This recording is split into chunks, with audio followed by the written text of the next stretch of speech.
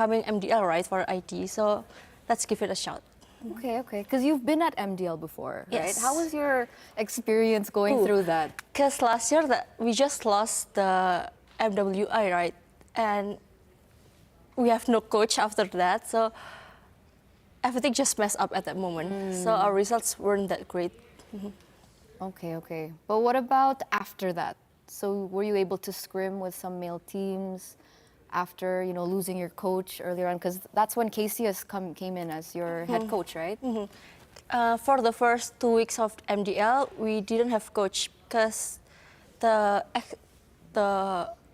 new coach can be welcome on week 3. What was the most difficult going against scrimming against these male teams for you personally? I think they have better decisions and faster decisions. So if we could just step up our game, I think we could, put a fight against them. So more to decision making. Yes. But what about micro ability? I think for MDL ID, for the macro, I think we can. On par? Against them. Okay, they're on par. I like hearing that. So, Sanford, coming into MWI, were you able to catch some matches? Yeah. Okay. What did you feel about what happened at MWI? Well, right now, it's really different. They played a lot, and I think their game style right now is really improving. And I think, they just keeps improving. Keeps improving. Do you think it's gameplay overall, execution, drafting? What really stood out to you the most? For me, it's the macro play, and they really play men's team. And I think if they scrim with us, I think they can even beat us. Yeah. Oh. I really think. So when's your scrim schedule? Any scrim schedule? Tonight? We can do it. That's so cool. So you're talking particularly based on what you saw from Vitality and GG, so grand finals. What did you think about the meta? The Akai popping in, is that something that you think could cross over to MSC? Well, I think yes, because we can play damage XP if we play tank utility meta. So I think it's more on flexible meta right now, and anyone and any hero can pick right now. Okay, so it's more flexible meta. Do you agree, Dilar? I think you were watching MWI quite closely. Yes, I agree on that. Yeah, because right now there's a lot of hero that you can flex it. Did you guys feel like there was a hero that was used at MWI that you don't think could make it to MSC? Akai? Akai? Yeah. So you guys are of a didn't different expect opinion. I think the Grok one. Grok Rome, yeah. Grok, okay. What about anything else that stood out to you from MWI maybe? Were you following MWI last year? No. No, this not is my really. first time. What about other female competitive games? Maybe before I watched their game in MDL. Yeah. Do you see any differences maybe so far? I think because that's first time, so maybe kinda different on their play style, something like that. Play against style. man. Yeah. Do you feel that way? I personally think that because we just lost MWI, so we have we're not ready for anything yet. So big question here. If you were to scrim against Vitality, do you think you guys can win? Well, I think it's gonna be a hard series, and I think they can keep up. I think they can tie the series, but I think the edge that we have is the experience because we always play in international stages. But I think they can keep up, Oh. and even beat us. Yeah. Oh. Thank you. Even. I'm excited to see. If you guys have scrims, let me know. I want to know. Okay. I want to know the result. We'll Tell stream it. coach. Do you think, for you personally, Dilar, you were playing very competitively as well, right? And then taking a look at the progress from, the female teams, not just Vitality, but the rest of the teams here at MWI, do you think that they can compete on an MDL level? For me, I think, they can compete right now, especially right now. They already have a lot of experience, Even their draft, they are really good right now. So I think they can play against men. Okay, I'm excited to see. Because at MDL PH, there's no female teams in MDL, right? Not yet. Not yet.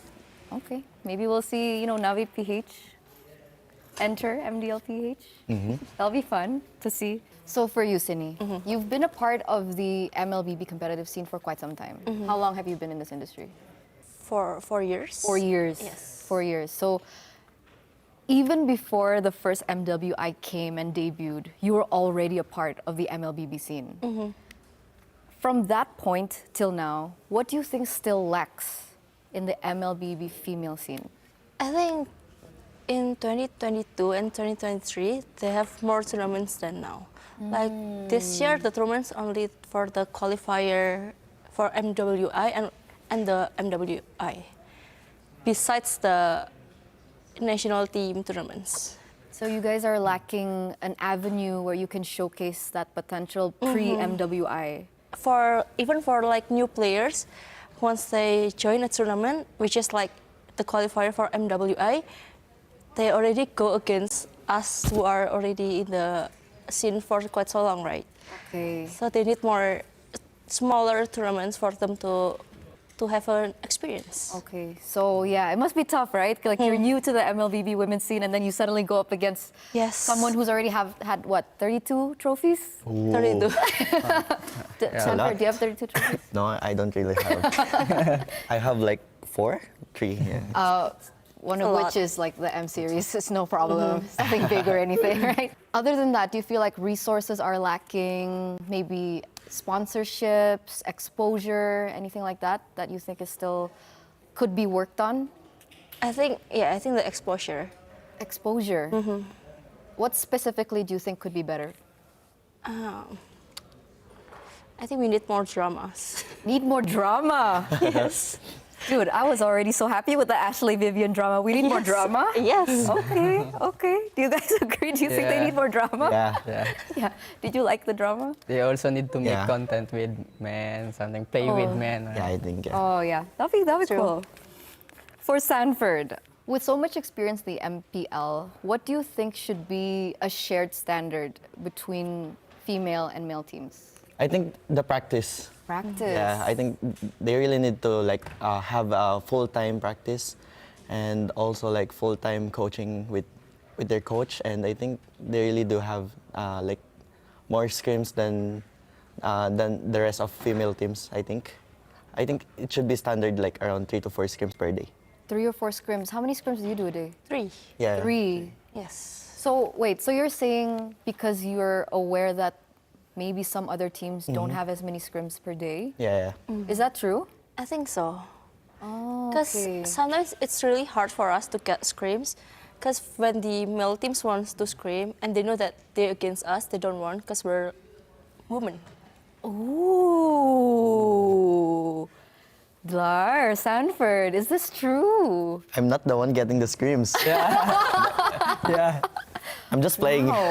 Sometimes we got rejected by a couple of teams. Okay, interesting. Why do you think that is? Do you think because they feel like there's a gap of I skill? think so, yeah.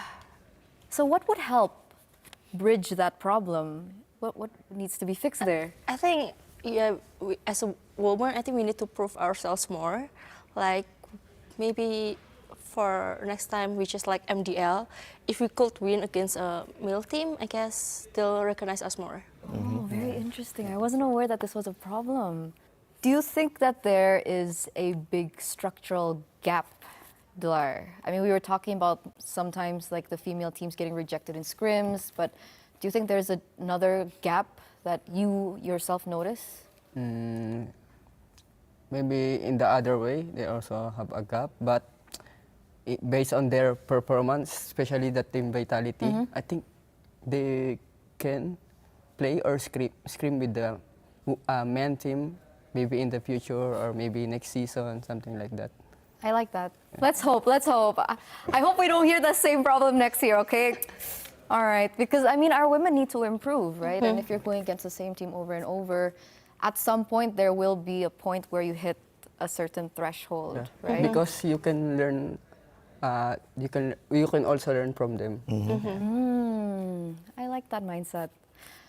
Now, I have a really spicy question for all 3 of you. I'm gonna ask you last, but let's start with Sanford first. Ooh. What's that? Do you think that there is a difference of play style between female and male players?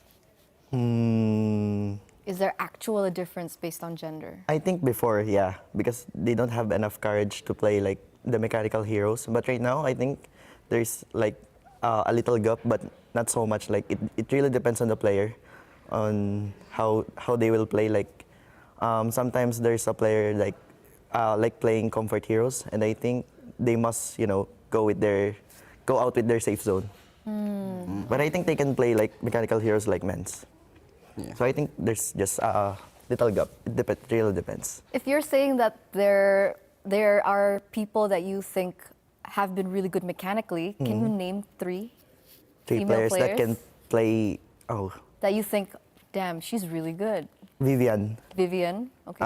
Ramichi, Ramichi, and wait, Nicolette. Nicolette. No, Me? You're given. You're given. He's the top one. He's champion, so he doesn't need like recognition. So I think, Okay. yeah. No need recognition, already champion. Also, you recognize Vivian. She's also Oh. the champion. That's true. Yeah. Uh-oh, Sanford. I always watch him play. Watch her play Cho. So I was like impressed. Okay. How can you play Cho like that? Like, yeah, it's impressive. Okay, okay. Okay. What about you, Dilar? For me, yeah, top one, Chini. Because it's just right next to me, right? No, because it's really hard to play mid lane. You need a good positioning, reflect, yeah, something like that. How to react with. What's with your different favorite sensitive- hero that she's played? Kimi. Yeah, Kimi. Okay. yeah, I Much agree. better than Sanji. Oh! So I'll trial for the liquid Oh. next time. Okay, let's do it. That would be so cool. That would be so cool. So, okay, Sini. Sini, Vivian, Vivian. and also Fumi Echo. Oh. Because before, back then, I play against her in ranked game. And Ranked? I felt that, she play like man. Oh. Yeah, something like that. In Indonesia server. Because technically you both are sharing the same role, right? Yeah. XP laner. Yeah. So, what did you think was so special about Fumi? I think her mechanics, because I saw her play Arlot. Yeah. Sanford, you know. Yeah, she can really manage the dashes. Yeah. She's really good. But what about the first question? Do you think that female and male players play differently? What's the difference between men and? Like, do you feel like there's a difference? I think reflect, react depends on the situation, something like that, and aggressiveness. Aggressiveness is different. Yeah. Like, in what way? In what way? Like, because most of the men are pushing their limit and maximizing their hero. Depends on the situation, something like that. Yeah. And yeah, that's all. That's it. Yeah, that's it. What about you? How do you feel about it? For me, also like Drar, because the response, I guess, like females, like they need to think first before reacting to what is happening. I think. Okay. And also the decision making. Yeah. So is that like a good thing or is that a bad thing? It is actually a bad thing, though. It's a bad thing. yes. Why? Like sometimes if the enemy does something unexpected, we also need to respond it right away, right? Oh. Yeah, and I think females is lacking in that way. So like reaction time is a little Yes. stalled sometimes. That's what you notice. This is primarily for Dlarsky. Okay. Okay, ready? So since you've been watching MWI and you've been following, right, all the games, what do you think was the most surprising thing about the meta? I think their draft. anything. I didn't. Actually, I don't expect that they will pick something like Akai in the first two picks, something like that, or. So you don't like Akai? No, Yeah. I like Akai, but it depends on the team composition, something Right. like that. Okay. Yeah. So maybe they are prioritizing Akai so they can also play like Arlot, something like that. Or I think that's it. Just the Akai pick was like really weird Yeah, for you. I didn't expect that. Because I think we had a lot of unique heroes. What else did we see? Glue with the flame shot. There was? There was? Yeah, glue with the flame shot. Really? who's playing it? I forgot. Oh, the Myanmar team. The battle Oh, for the the third Queens. place. Yeah. The XP. Really? Oh, she brought flame shot. Flame shot glue. Really? Okay, talk about that. I mean, you're an EXP later. Well, I think it's because of when you like use the ultimate, like the grub, and then you are like just gonna press the first skill and then flame shot. I think that's the combo that she wants to do. Yeah. So it's like a cheese thing. Yeah. Can that be applied at MSC? I don't think so. I don't think so. Well, let's see. Okay, so that's what surprised you guys the most. If you were to coach an MWI team, Dolarski, are you interested in coaching? Would you consider coaching? Yeah. Yes? Ooh. Ooh, that would be so fun. What about in 2 years' time? Where do you see the MLBB women's scene? There's just one tournament, and women can play on that tournament, and also men. Okay. Oh yeah. It's one Cool. tournament. In 2 years. Yeah. Do you agree? Yeah. Yes, hopefully there is. Hopefully we can That's say that. that's the goal. That's the desire. I think. Ready? In 2 years, yeah. 2 years, yeah. I mean, if you scrim against Sanford like every day, I think it's possible, right? Ooh. Can be. I'm gonna call my coach. No, he's gonna call Liquid Woman. No. Is there anyone that you look up to for MPL? Oof, that's tough.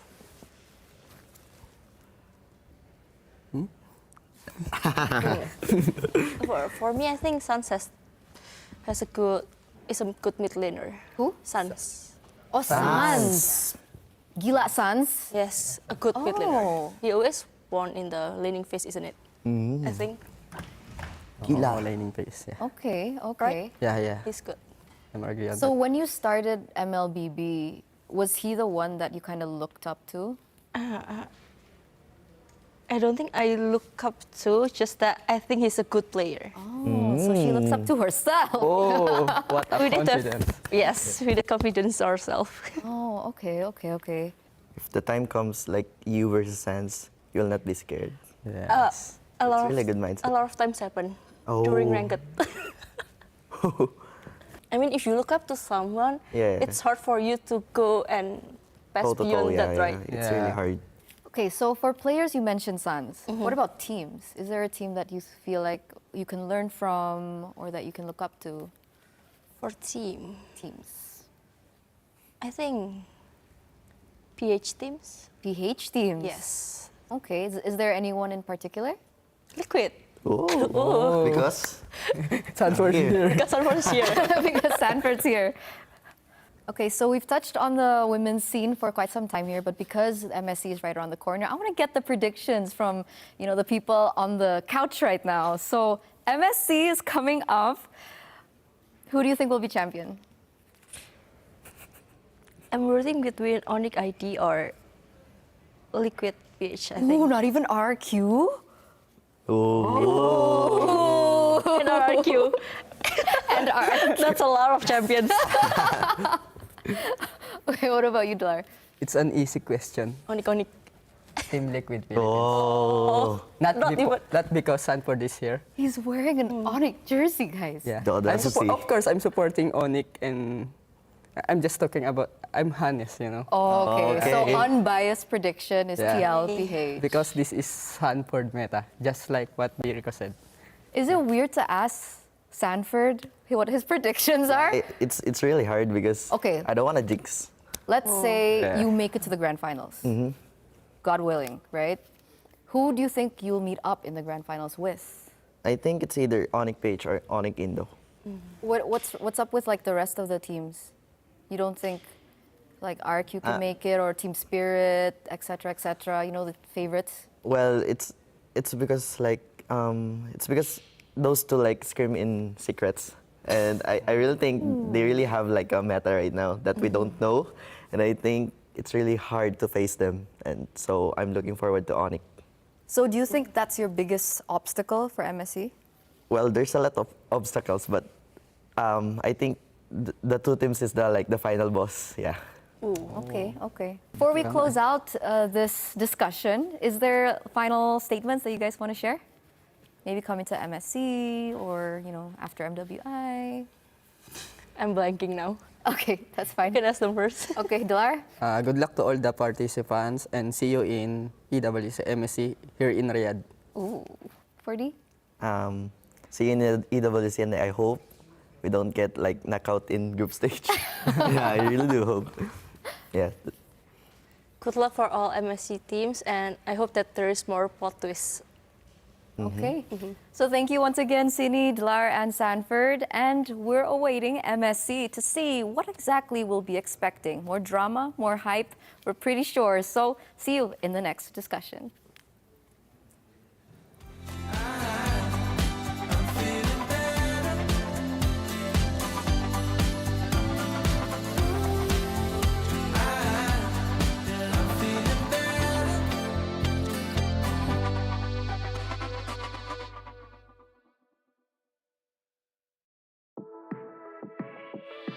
We're shining, no different than light or diamonds. It's just who we are, no stopping us. Supernovas don't burn out.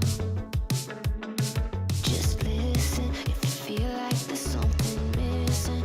We live only once, so live it up. Time won't come back around. We don't need four-leaf clovers, luckily to be. Living in the time of our lives. This could go a little too right. Illuminate the room like 1,000 stars. Running like a river through ya. Feeling you can't describe. You've no time to waste, so try not to wait too long. Yeah, you make a wish, you'll get it. Closest thing to heaven's right. In your hands like it's magic. Imagine that happiness can happen. All this time, just look around us. Yeah, everything is right. We don't need four-leaf clovers, luckily to be. Living in the time of our lives. This could go a little too right. Illuminate the room like 1,000 stars. Running like a river through ya. Feeling you can't describe. You've no time to waste, so try not to wait too long.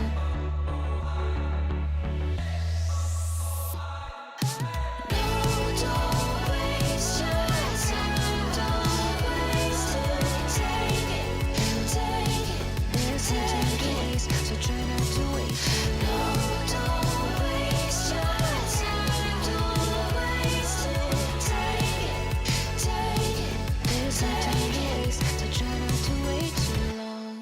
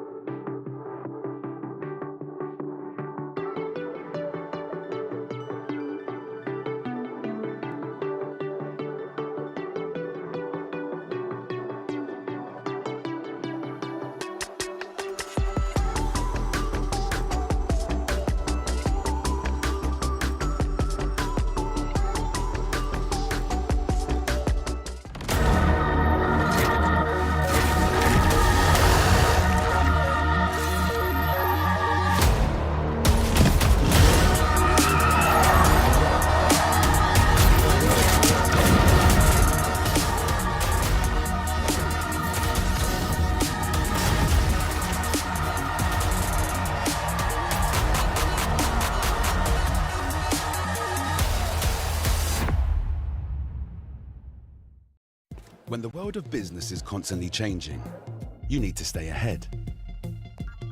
So what about AI to generate new possibilities? Machine learning to predict what customers will like. Or expand your business by forecasting delivery routes with real-time data. With the power of the cloud, imagine how AWS can transform your business.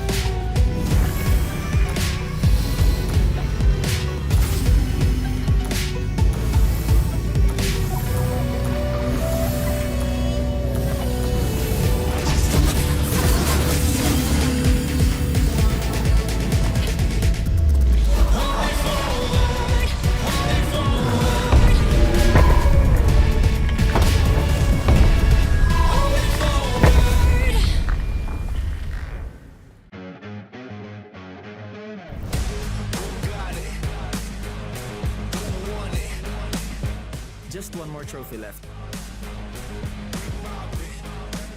Nobody expected this. That's fine. This time, it's our year.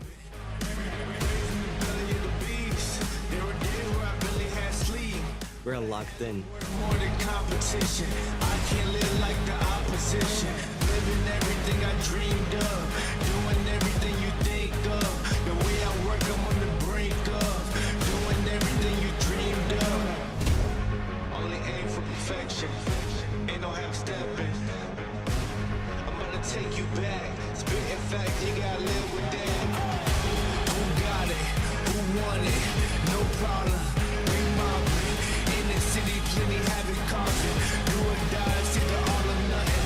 Best believe I'm leaving out with something. Anytime I got the crowd jumping. Throwing rage, you know they fist pumping. I'm the king of this function. It's comeback time! What you do if you have my life?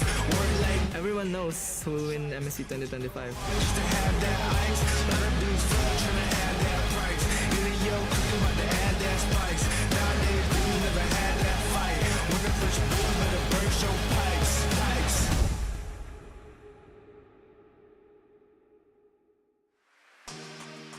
Coming off of an incredibly surprising day number 2 for our group stages here at MSC at the Esports World Cup, we now go back to Group A, where by the end of the first half of our broadcast, we are actually going to be seeing which teams will be able to qualify for the knockout stages first, because our first set of matches features the teams who have already won 1-0 in the Group A bracket, meaning one more series win, and they are qualified for the knockouts. Welcome back to MSC. My name is Redmar. I'm here with Mirko and Brigida.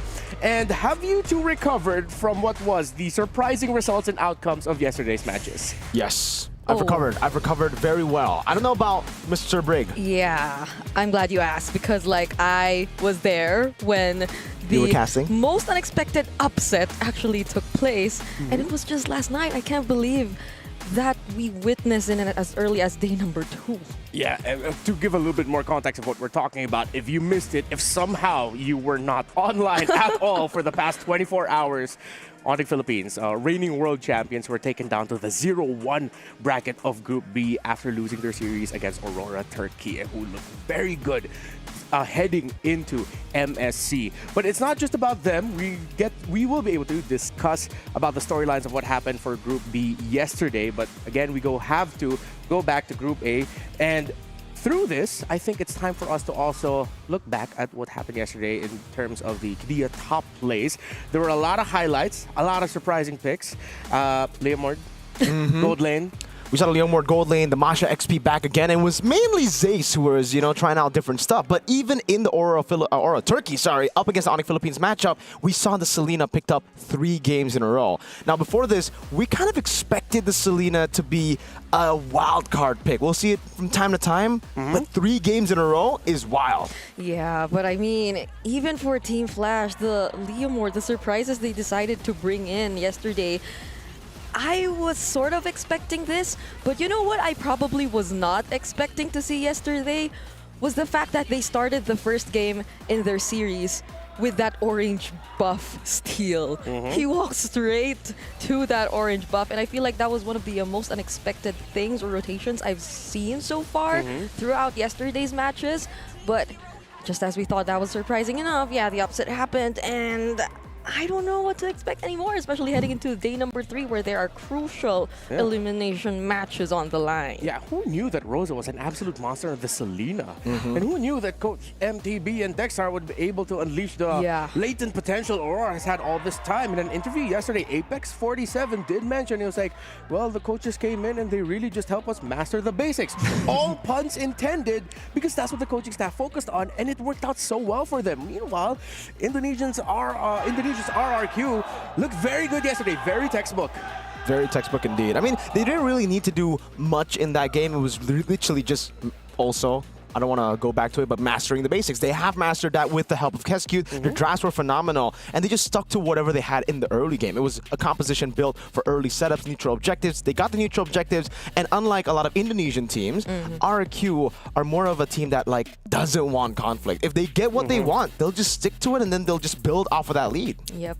And I believe for like the other teams who lost, though, their first few matches have already revealed much about what they have to address. I feel like this is most applicable for teams such as Jianfeng Yaoguai, Area 77, and it's gonna be very hard because they'll only have like a day to adjust because they're having their matches tomorrow. But hopefully that'll be enough time because it's now or never for them. Yeah. Remember, under the banner of the Esports World Cup is MSC. Well, they're sort of like together, MSC and the Esports World Cup. But I think it's time for us to update our club championship standings because that is one of the things that really have to look out for. RRQ at the 12th. Their win yesterday puts them just a step closer to being able to, you know, get more club championship points depending on how well they perform at the knockouts. Team Spirit also, I'm pretty sure, very happy as well with their victory yesterday against DFYG. And I'm looking at other organizations. Oh, wait, no, yeah. So Team Spirit and RQ, those are the ones that we're looking out for as of now for the club championship race because Team Vitality is still lording everyone. Yeah. I mean, we're still in the second week, right? Yeah, of like the 4 weeks of the Esports World Cup. But Team Vitality, they're looking too good at being the only team at more than 2,000 points. Yeah, just winning recently the MWI, that was a massive one. 1,000 points, so half of the points came through from that win alone. Yeah, remember, it's a lot of bands that are going to be given to the teams. A total of 27 million are up for grabs with the grand prize of $7 million up on the board. Team Vitality looking good. Meanwhile, Team Falcons, last year's club champions, actually, they're getting the points, but they haven't gotten that win they need yet to be qualified for the status of being worthy to become club champions by the end of the Esports World Cup. Now, if you want to feel like a champion yourself by contributing to our successes in esports, then go ahead. Please vote for us in the Esports Awards. esportsaward.com/vote. We're nominated for 3 categories. We've mentioned it so many times how amazing it's not just even a year, it's like a year and a half plus ongoing. It has been for MLBB. We thank you. Again, day number 1, we already broke viewership records. We're getting closer and closer to inching to that 2 million mark, and hopefully you could tell your friends to join us so that we can get some more eyes in here and to enjoy all the stories and the action that the teams bring to the table here at the Mid-Season Cup at the Esports World Cup. Now, I think it's time to also recap just very quickly how the format works so people understand how we are right now from the group stages moving forward into the playoffs. Yeah, we got the group stages here. This is where we're at. We're at day number 3 with a double elimination, best of 3 in the group stage. Again, so teams losing on day 1 and day 2 can still come back today and tomorrow to make it to the playoffs, where it'll be a brutal, classic MSC format of single elimination. Yep, and especially for a lot of the viewers, I think they have their eyes set on Group A because Group A, for some, they may have labeled it as the bracket or group of death. And if you're already in the lower bracket, that just increases your chances of having to go through all these champions, all these MPL champions around the world. So it definitely will not be an easy task for those already in the lower bracket. Yep, champions all across the board. You can even make an argument for Virtus Pro in Group A as a champion of the wildcards, you know? So that's true. It is the champions group, if you look at it. This time, the prize pool for MC, 1 million for the first placers. But similar to what I've said in the past, echoed in the past, if I ended up in second place, I would not be complaining. Definitely not, man. That's still $500,000 happy. US. Third place, 250K. I wouldn't be complaining if I was third too. I mean, to be fair. But yeah, this is life-changing money here for every single player. We saw just how much that impacted SRG last year with a win, right? Oh man, they were living life after going back from Riyadh to Malaysia. Yeah. And if you look closely at the 5th to the 8th place, that means just making it into the knockout stage means you will be assured of $100,000 US already for the teams. At that point, that's somewhat close to MPL prize pool for the what we would call the quote-unquote big three regions in Indonesia, Malaysia, Philippines. But yeah, just making it to the knockout, you're already like, all right, let's go. MPL trophy. Yeah, that's enough motivation for me.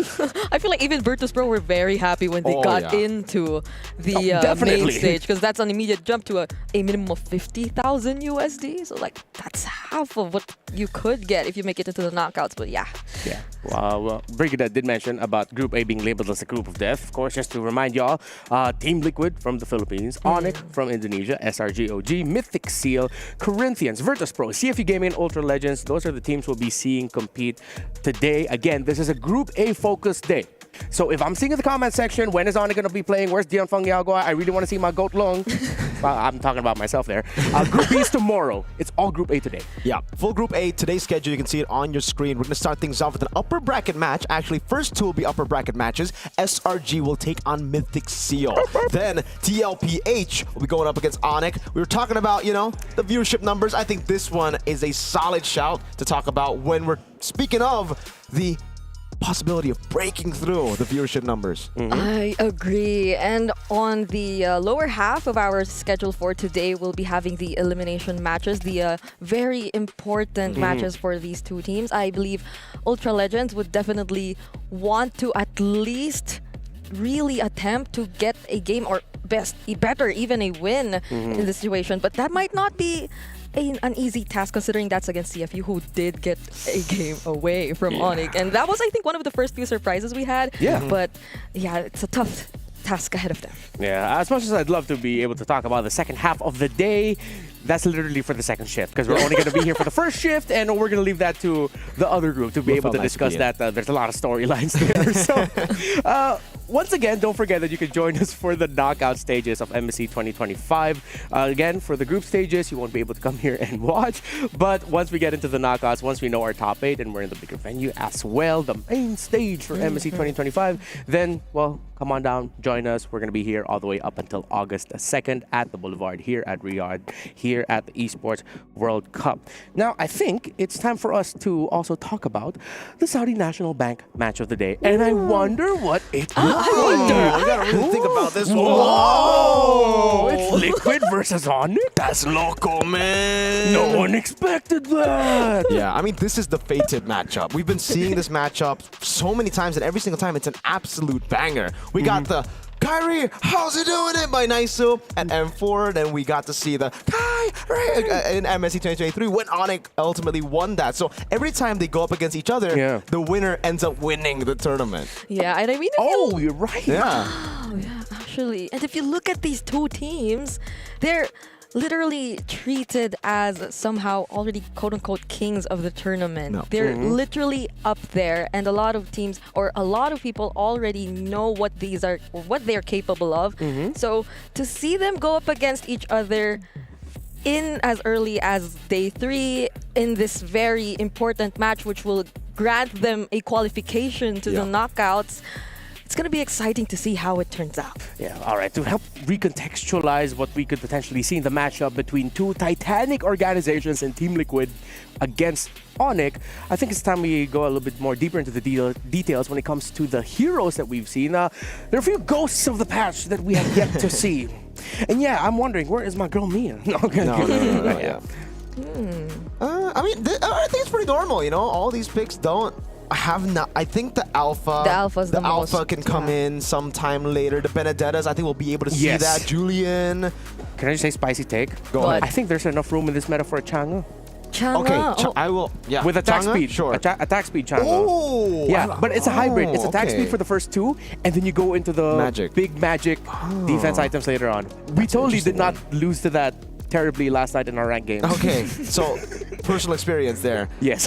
But I think for the most part, yeah, I've been hearing a lot of shots for Dairot too up against utility junglers. Oh, yeah. So that might come through. That was a way that Onic was able to counter the utility junglers back in MSC 2023 with boots and XP. Yeah. I think for me, it's the Rafaela that I was, at least when the patch was released, was thinking that it might come out more than we expected it to because of the new passive. But apparently it's not enough just yet, or teams really just don't consider picking it up. Yep. So we're not seeing any Rafaela so far. Yeah, it took a while for my boy Akai to become a staple yet again, you know. So I mean, I can hold out for Rafaela.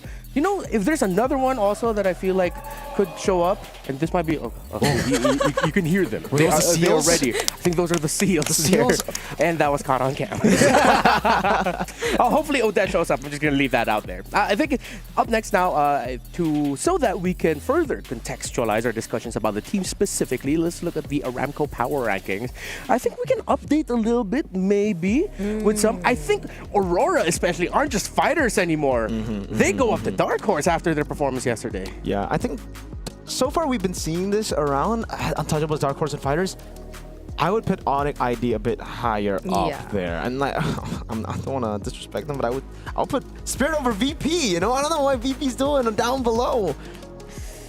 I mean, I think even Renmar the other day before VP did play, he mentioned something about, yeah, I think there's this great macro coming in from VP, and we saw them actually get a game away somehow still during their first series. So there probably needs to be some things fixed or tweaked here and there, but I also think that VP might still be able to find a way to adjust. Why so hesitant? You can just think, just say it. Just No, go because- ahead. Just go ahead. I mean, we Remember, only have 3 categories. She's so. the kind one here. all right, yeah. Yeah. Just a Yeah. little more, vindictiveness. Okay.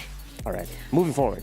We got this. We All can, right. we can. No, but I'm glad we see eye to eye for VP. Unfortunately, we will be seeing them today, right? Yes. Yes, we are. But first, coming up next is our time for Selangor Red Giants versus Mythic Seals. It is the defending champions of MSC that are gonna be coming up, and based off of their performance from day number 1, no one expected that they would be dropping a game to VP. I think I sort of echo what Gideon was talking about. There were some funky situations in their drafting where it's a little bit too ego. But hey, if the ego works out for you, why not, right? They were still able to get the win in the end, although they were tested. But I feel like that game 3 that they showed against Virtus Pro in day number 1 was sort of like a heat check where it's like, all right, you got a game from us, but no, we have to remind you who we are. Yeah, I think it's kind of like that meme where the guy's relaxed in the back, and then after game 2, it's like, oh, okay, I got to get back in this. And the coach is definitely locked in, because I feel like in game 3, it was a complete outdraft for SRG. Yes, they played really well, but the draft was phenomenal. Really gave me a glimpse of what we saw from SRG just last year. With Arcadia and Veki, those two are always just really, really good in the drafts. Very creative, understands the meta too. So it's a good mix of unorthodox picks with the foundation of those really top prio. Yeah, and that moment where they were like too relaxed, I feel was most evident really in game number 2. When that Fram died. I could not forget and get rid of that Uranus First Blood onto Krav. So I feel like those are the small things that, are probably a bit of confidence, but things we should not see from them anymore moving forward. Were you able to cast a series in this one? Yeah. Okay, No, if there was a real quick one player each from SRG that you really just want to highlight, you don't need to highlight it, but just one player, go ahead. Go first. One player each from SRG. I feel like I'm still gonna go for Sekais. Sekais, okay, what about you, Marco? Man, it's tough. I feel like this is weird. You asked me to say one, but I'm just going to say 5 because like all 5 of them, it's a very team-based game right now for them. It's no longer, the one-man show that we saw with Innocent popping off hard, because even yesterday we saw a lot of little mistakes, micro mistakes from Innocent, and the others were able to cover that weakness up. Same thing for Skies. The others came through. It's all about covering each other up. I feel like I'm just really excited about Sekais because of that challenge that Mythic Seals did mention in the interview towards SRG. Yeah, So. especially since Mythic Seals has a prolific jungler in their own right in Ken, who so far in this tournament, and for a good amount of their qualifications, has only played Joy. He's also just stuck with Joy. I think the 3 games that we saw against Corinthians. So he has not done himself any help. He hasn't helped the narrative of him being a Joy merchant, dude. Yeah. But that's the thing. This is why we're all watching out for what Ken has in mind, because he's the one who challenged Sekais to an assassin matchup. He said that in this interview that, let's use assassins. But what now? if we've only seen the joy from him. I really hope SRG don't bite into that interview. Like they don't say like, okay, you know what, let's go Assassins, because that's Mythic Seals play style. I think play your own game. Skies, he's not. He's better on Assassins, obviously, but his utility isn't bad. Ken, on the other side, we've not seen it. Ask that question. Yeah, it's tough now to continue analyzing Mythic Seal because like there's always that thing of like joy. Then how many other heroes can you continue to play around the joy to really help it work? Hopefully they decide to also look into Nico, maybe having a little bit more of an active carry role. He was one of the saviors of their qualification matches, so hopefully we get to see some more changes from Mythic Seal there. We will look even closer to the matchup between the challenge, between the Skyperns and the challenge that Mythic Seals brought out to him. Yep, we're not kidding, folks. It's just joy. One unique hero. Well, Sekais has been able to show off with the Hayabusa and Lancelot added to that. You might be thinking, all right, but talk about the other times that he's picked other heroes, though. No, legit, in the grand finals of MSL MM Season 1 that I got the pleasure to cast with Renmar and LaFell, all the wins came with a joy. So we're not joking here when we talk about the joy and how important it is to Mythic Seal. That's why I think for SRG, respect it. Pick a Frederick, pick a way to just count in the joy. It's okay. I don't know why Corinthians didn't do it, but yeah, do it. Yeah, well, Mirko got to mention it. We were able to cast the finals of MSL. So let's look a little bit closer into the journey of Mythic Seals and how they got here to MSC at the Esports World Cup.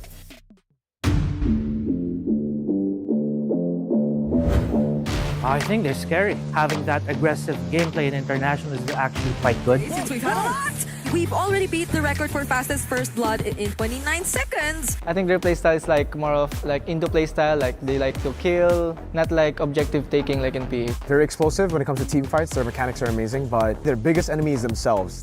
I really feel like they're a team that has a lot of excitement within them. So I really feel like they're a team that plays with emotion, and that can be good, can be bad. I think their Golden is a really good player. If we face them, I think it's going to be an intense match. New nations actually on the rise. It's between the Philippines as well as Myanmar. There's a lot of strong teams, so right now I don't know if they can do what they did back in M2. Actually, there's a chance because Myanmar people are good in Mobile Legends. We'll make sure that they don't. I think all other countries will make sure that they don't get that chance again. Well, I'm glad that we actually got to see more of what the rest of the battlefield thinks about Mythic Seals. Even Innocent himself is looking at Zippy and saying, I think it's going to be a tough one for us here. But I feel like based on what we've seen so far, it's hard to agree with Innocent in that case. Because based on what SRG showed compared to what Mythic Seals has showed so far here in MSC, I would be surprised if even Mythic Seal would be able to get like a game out of SRG in this state. Oh, yeah, I mean, in a way, I agree with you. Mythic Seal, they're weird because they dropped the game against Corinthians, but they're the type of team to actually rise to the occasion. For me, it's always weird for Mythic Seal and just the Burmese teams in general. They would lose to teams you wouldn't expect them to lose to, but then they would win against the teams you wouldn't expect them to win against. Yeah, I mean, being the kind person, you know, I wanted to have that mindset, but there are just some matchups which really make you think that, yeah, it might be a little hard for them too, but ever since yesterday happened, I'm just going to double down on this entire idea that, yeah, maybe teams can. All right, just a bit, we're going to be seeing the draft. Just a quick reminder, yet again, within the game of Mobile Legends Bang Bang, we have our Dino Planet event. It's a really fun event, although there are some mechanics out of it that, you know, can be frustrating in game for me personally. But I know a lot of people enjoy it. That's cool. Join us. Really good prizes. I just got my Jawhead skin yesterday. It's really cute. Oh, man. I am still very far away from the Popple and Koopa skin, but I will keep playing so that I can get it. Join us for the All-Star 2025 Dino Planet event. Now, I think we are getting closer and closer to the draft, and it's time to talk about the big pick in the room. You did mention SRG OG might just give the joy and just think about counters for it. What about you, Brigida? Should they go for the counter route or should just straight out ban the only hero that Ken has played so far in this tournament? I mean, if it were day one SRG, I'll be leaning into the idea that they'll let go of the joy. But if it's SRG who wants to compete with, again, fastest game time, which I believe matters a lot when it comes to getting into the knockouts and choosing who your opponents are going to be, might as well just take it away. All right, here we are. SRG, I feel like they're leaning a little bit more towards the counter route in this regard. Although Phoveus is a very powerful pick, it could also be one of the heroes that you could show up as one of the softer responses to the Joy. And they take that out, while Mythic Seals are just doing housekeeping right now. I think for the story of the red side in MSC so far, it's really just been about housekeeping for the first two bans most of the time. It's Isun Shin, and then up to you if you're also going to ban the Baksha and the Uranus, or just give one or the other. Yeah, I agree. But here, actually, there's another route that we haven't been talking about. Skies could just pick the Joy up, right? Like, we're talking about banning, countering. Maybe you could just deny it, pick it up. Skies did amazing in their first match. Yes, they dropped the game against VP, but was part of their hero lineup in the Joy. Like, Skies has been phenomenal on this pick, even in the M6 World Championship. Yeah, I feel like that can be, especially as I feel that is actually one of the biggest differences between these two teams in the first series that they played. SRG never used the same hero twice in that entire series. So that just goes to show how deep of a hero pool they have. But Mythic Seals, that's going to be the challenging part. But looking at it now, I mean, their go-to options, the Joy is still out there. They can potentially pick it up later on. Also, usually bans on EXP or Flex Prio and then a Farsa ban, they could also still go for a first pick mage, either Juicin or even a Kimmy, as a means to just take it away from Nico, as we've talked about, could also be another focus for Mythic Seals. So Baksha still left up for grabs now. Mythic Seal, they banned the Kalea. They want to trade things out. You get the Baksha, we'll get something else here. SRG, do they bite on the Baksha? Again, Mythic Seal have challenged them. Ken has challenged them openly in an interview. Let's go Assassins, guys. Yeah. I mean, the Arlot, the Jushins, those are also still available. So they pick up the Arlot instead. Solid choice. Okay. And this sets up for a Fredrin pick, right? You go Arlot Fredrin, you've already done the housekeeping of banning out the Phoveus. That means you've enabled this composition to go through. And it's great against the Joy. Yeah, so Mythic Seals right now, if they're thinking about picking up the Joy, they might have to wait a little bit longer, because so far you're already seeing picks. Even if SRG decide to go, all right, we'll go Arlen, Frederick, Moscow for our first 3 picks. And then if you pick up the Joy already for Mythic Seals, like, come on, man. I just want to play Mobile Legends. There are going to be too much bodyguards for the Joy to go in and look for the targets. Oh, finally, a new hero there. Yeah. For Ken, we get the Lancelot, we get the Assassin. I love it. And as we expected earlier, it's going to be Nico with the Juicin, a hero that he performed very well with during the MSL. Hey, the Lancelot has been terrorizing the Lanadon, man. Like, for the most part, we've just been seeing 10-0 games, 7-0s. It's been phenomenal for the Lancelots. Even in their losses, Lancelot losses, you can see like a steal from Super Ken early yesterday. Stuff like that. It's just really weird. This pick is so good, so mobile. And if you have the mechanics to pull it off, you can be the super hyper carry that I think Ken can be, because this was, well, the build that we're seeing for Lancelot now was the build that he kind of started, pioneered back in MSC 2022 with the hybrid. Yep, there were some Lancelots who indeed went for the full damage builds. However, those damage builds enough to shred even Hilda in the late game. But SRG complete the Fredrin Arlot lineup. And even with the Kimmy, it's like they've set up for such a nice start in the first phase of the draft. Yeah, we each called those 3 heroes, Arlot for Brigida, the Fredrin for Mirko, and then the Kimmy for myself. And I like that they're deciding to just focus or give priority at the center of the map. When you're up against teams that maybe aren't as refined in that aspect, having something like a Fredrin Kimmy together at the center means you have priority there. But good thing Mythic Seals pick up a Juicin as a way to see and test just how good they are at that aspect. While their last pick for the first phase is going to be a CC. And so far, I like the drafting fundamentals showed by all these two teams. They've checked some certain conditions, strong front line, strong back. And I think the CC pick, more than anything, should be one of the things that Mythic Seals will be playing around from the early to mid game. Yeah. Oh, okay. Wow. They take up the Granger. I thought they might be considering that, since they might want a bit more range for their lineup. Most of their heroes are actually melee, and even their mid laner is. And you might want to play from a distance if you're looking at an Arlot Fredrin comp. Yeah.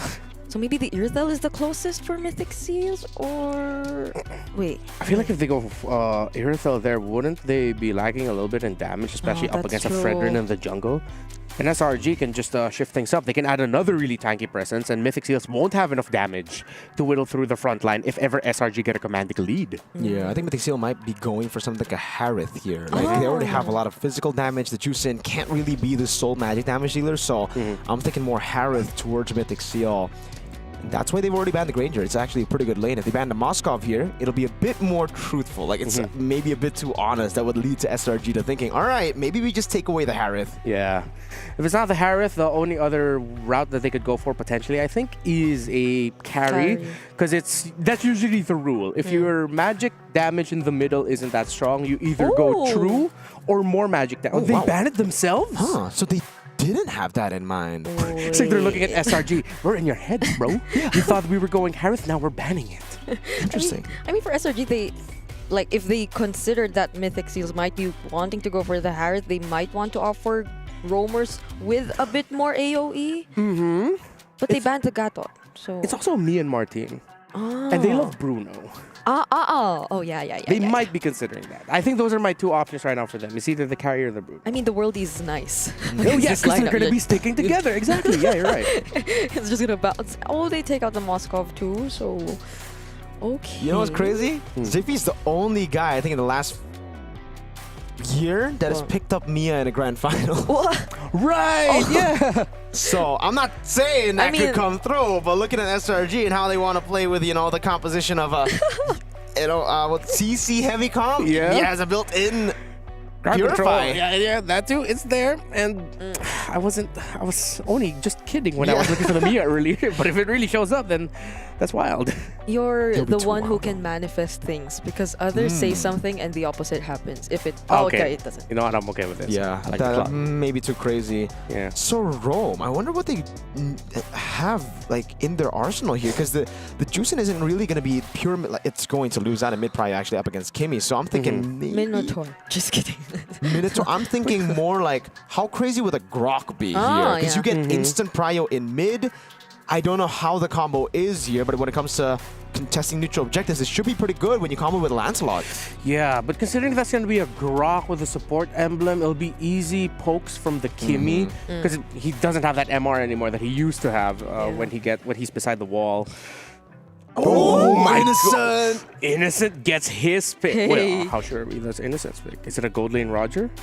It should be. It should be, unless it's a Fredrin gold lane. Okay, no, yeah. Let's stick with the gold lane Roger push. Oh, okay. And the Badang for Yomes. Oh, Bro, man. this lineup of SRG, just looking at it, it's so annoying to fight against. Yeah. It really is. And you'd be worried for the Claude. Like, Oh, this is a horrible lane matchup for Claude, yeah. that's why I said the Minotaur, because there's an immediate knockup. But even without the knockup, they have other ways to cancel it out, like the Final Slash or even the knockback from Cram. So, okay. I think SRG have drafted a very deadly composition from early all the way up until late game. Early, they might not get some crazy wins, but they will bring you down low and they will still be healthy. Mid game, you watch out for that Roger and Kimmy, and all the way up into the late. So Mythic Seals go for a pick-off tank when they are playing a Juicin. Easier lineup to pull off for SRG. I agree. Very demanding win conditions for Mythic Seal. Very, very demanding win conditions here. And, well, I don't know. For Mythic Seal, they're just going to have to try to out-team fight the boys from SRG. The winning matchup, that Roger, was literally what got them the title last year. Yeah, it was the iconic pick. Innocent asked for it. Coach, Roger, trust. He got it, and they got the championship. Let's see if they can replicate with wins in this game number 1. It's SRG versus Mythic Seals again. Whoever wins this series will be the first team to qualify for the knockout stages of MSC 2025 here at the Esports World Cup. Mirko Brigida, let's go. Thank you, Renmar. Welcome, ladies and gentlemen, to the first match of Day 3 of the group stage here at MSC 2025 at the Esports World Cup, where we have pretty similar draft to their championship run just last year for Selangor Red Giants OG Esports. Yep. We're up against the dark horse from Myanmar, Mythic Seal. Now, what do you think? What are your 2 cents on the draft break? We didn't get to hear much earlier. Yeah, I feel like I'm watching out for the Roger. We haven't seen much from the Roger in the past few games at all, at least in the group stage. But in this current situation, which we did mention that the lineup from Mythic Seals does seem demanding, and if they don't get to pull off at least a decent early game against SRG to prevent the snowballs from happening, then it's going to be very difficult for them to manage this Roger in the latter portions of the game. So I think that's what I'm watching out for in the first few minutes of this game. Yeah, no purifies here for the side of Mythic Seal. They're going full mobility. Whoa. Heck, even the Claw that you would expect Sprint Purify on has gone for another blink in to try to get close towards that back line. Mythic Seal just want to dive. That's what they want to do, right? The Cho, Juicin, 4 out of 5 picks want to dive. The CC's kind of like, I'm in the middle. Somehow. And you could expect that even their jungler would have to do that, because that's essentially what you need to expect from the Lancelot in order to carry out what they need to do. So let's see who gets to pull off the more aggressive tempo in the start of this game, because I feel like even for Mythic Seal, you're not necessarily going to be able to convert it into kills just yet, but at least to manage the tempo would be a big part in how this game turns out. Well, here we go. Ladies and gentlemen, welcome to the Land of Dawn for game number 1. Mythic Seal versus Selangor Red Giants OG Esports. In a very brutal battle, I would say. You know, this is a battle for qualification to the knockout stage. It's a very important match for those who no longer want to go down to the lower bracket and might have to risk their chance at getting into the knockouts. So taking a quick look at the emblems, I feel like Mythic Seals, even with this lineup, just really want to play aggressively. I mean, even for Zippy, that's a damage line. That's a damage combination from the emblems we're seeing right there, together with the Master Assassin. Not the type of Claude to play it a bit more safe, or to mostly rely on mobility, I'd say. The emblems are very creative on the side of Mythic Seal here. Master Assassin, like you said, but to pull yourself together on Nico. So I guess he's expecting to flicker in more times this game than usual. We see the Inspire from Kun too. So again, expecting to just brawl it out. They want to battle. They want to fight Selangor Red Giants. OG Esports. If you think about it, like, if they keep diving in, if they keep surprising SRG, then that might work for them, because SRG might have to set things up a bit if they want to start the fights with either the final slash or the setups from Yumes. But even these skills, right, they're gonna be great counter engages or counter setups as well. So Mythic Seals, they have to be careful either way. Turtle 1 will spawn in the game. Kun has rotated to the mid lane. Nico gets 4-2. A bit of prio more from Mythic Seal. Boye doesn't decide to go up top to take the mini wave to get level 4. Yums is very close to level 4. Traction pulse over to Kun. Final slash. Oh, they committed it right in front of Kun, and he will get bursted down. Crab gets first blood, but will Nico also survive? Gets to at least use the Crimson Beacon and the Flicker to reposition himself. But Cram, will he get punished this time? There's the knockup coming in from Boya, but he's still not level 4. Oh, the Phantom Execution gets denied from Ked, and they might have to walk away because things are not looking too good for them. Nico! Gunned down by Stormy. A clean win early on. What a set from Yums. Final slash to the back. Cram looking for the kill.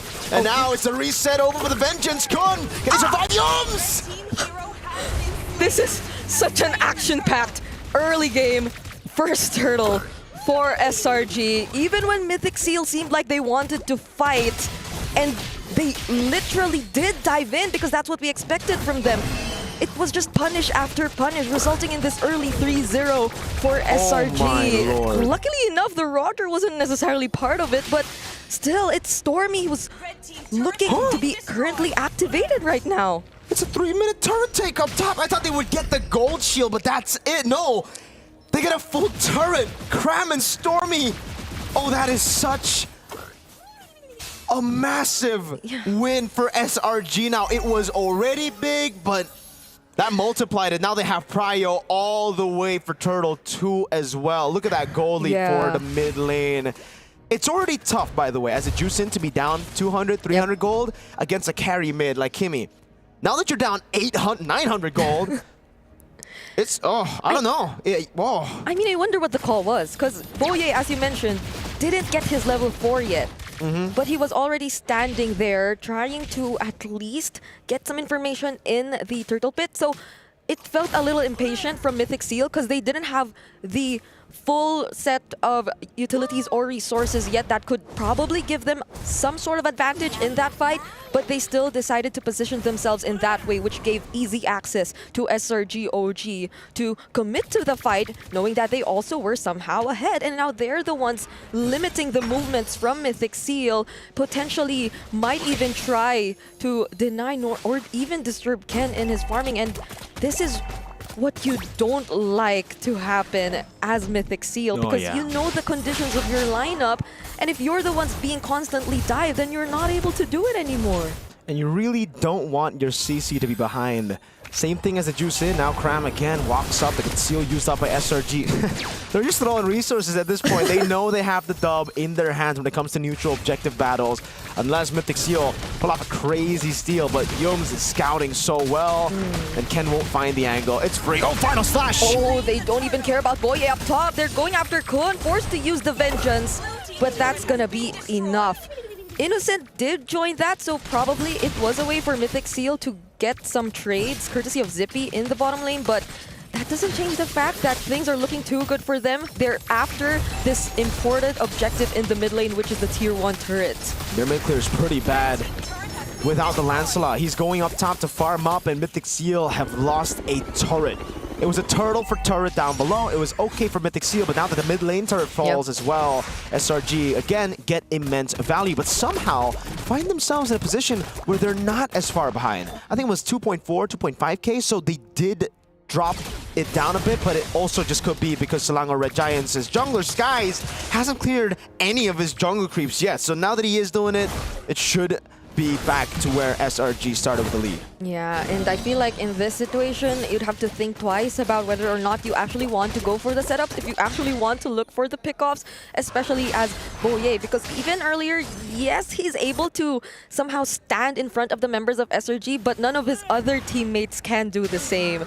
It actually feels like Mythic Seals are quite hesitant at this point, but that might be the best way to go. If they feel like they don't have enough resources yet, they're probably gonna wait a bit more for Zippy to get the items, because I mean the backline access is there either way, but you have to be wary of the potential ways that SRG can cancel you out if you intend to go for those dives. And turrets are falling like flies for Mythic Seal. Their turrets, SRG, sieging so well, utilizing the strong arm early game composition to get everything they want and to snowball out of control. So far, 5 objectives taken, 3 structures, 2 neutral, and there's no response by Mythic Seal. They got a turret down below, but that's about it now. Cram with the final slash. Good shot, Boo.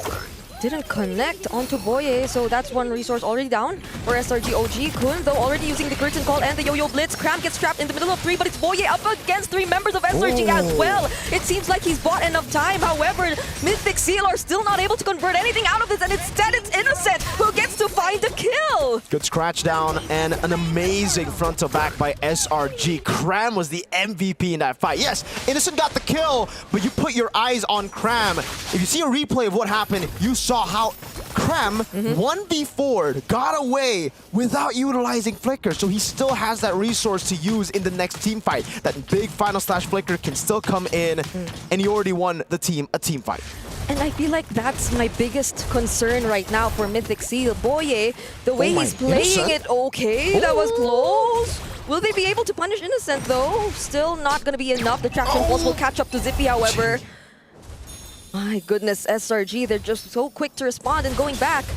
Boye seems to be a little too, I don't know, far away from his teammates. Oftentimes, like, I understand the attempt or the intention of wanting to look for a setup, but the others just can't catch up. They can't keep up. They're being zoned out too well by Cram, as you've mentioned earlier. So tough for Mythic Seal now, as SRG are controlling all the tempo on the map. And a big concern for Mythic Seal is the fact that they also just don't have damage. They isolated an Arlet. Now, Arlet is tanky, sustainable, but not that tanky to be able to usually survive a normal 4-man dive on him. Cram, that's a stun. Final slash into the traction pulse. Clean from SRG, and Mythic Seal can only just get to tier 1. Boye couldn't do anything. Nope. And imagine the first one who spotted him out was actually Stormy, which normally would have been very dangerous. Because Stormy was already right in front of him. He didn't have the flicker though, and there was no one near to really provide the follow-up, but that's, I guess, game sense. Game sense from Yums, doing his best to really scout wherever Ken could potentially come from. But does Mythic Seal want to attempt contest this upcoming objective though? I mean, in terms of levels even, if you look at it, right? Ken is surprisingly ahead of Sekai, so might they have a chance, or would they want to risk it? I mean, that's just the beauty of the Lancelot. You're so good at farming and maneuvering in jungles too that you get a lead either way when you're behind or ahead. That's why it's been able to snowball out of control in games that you get 2-3 kills early. And even in the games you lose, you still have impact. Nico, Crimson Beacon. Final slash coming down as well though. Cram wants to go in. Lantern Flare. Okay, but look at the fist crack. Catching Kun. Ken gets to dash away though, but the Blazing Duet coming in from Z, dealing a lot of damage. But Boye is actually going to be the first casualty. Cram nearly takes out Kun, but it's not going to be enough. Innocent though, I feel like the moment they saw Innocent, they felt like they had to somehow walk away. Zippy still wants to go for it. A greedy move that he has to pay with his life. CP walks up, thought he would have the BMI in time, but needs to respect Stormy and that mobilization. It was an attempt on the steal too. Ken didn't want to fight for longer here because he wanted to get an angle to go for the retry steal, but unfortunately he timed it wrong, and I guess Skies is just way too clean with it. Look at this, the gamble by Ken, throws out the Thorn Rose, it becomes a 50-50 on the retry. Skies held down the composure of the Sky Prince. Zippy, yeah, we see that one more time. That's a Crimson Beacon as Cram walks up. Ken? Yep, Cram gets to find Ken, but will still be able to puncture his way out of danger. But that was a very interesting decision made by Zippy there.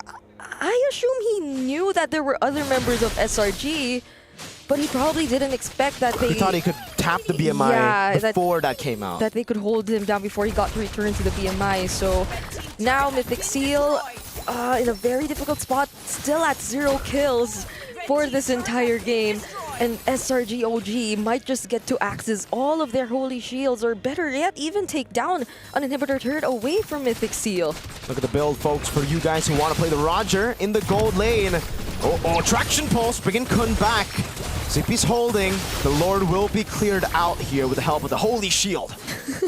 That was already half HP for Kun right away, but the final slash connects onto 2, forces out the Crimson Beacon. They didn't need to do much, but Mythic Seal already burned so many of their resources just to get away. Ken trying to defend, doing his best, but they're just gonna settle for that inhibitor turret. So clean. Selangor Red Giants OG Esports. Just go with the classic. Take the base turret in the far lane, set up for the next neutral objective, and back away. There's really no unnecessary risks here from SRG. They can play it as clean as they can. 7-0, by the way. Look at the damage dealt for Cram. 34,000 and 620 damage. This is why the Fredrin Arlet combination is just so prio.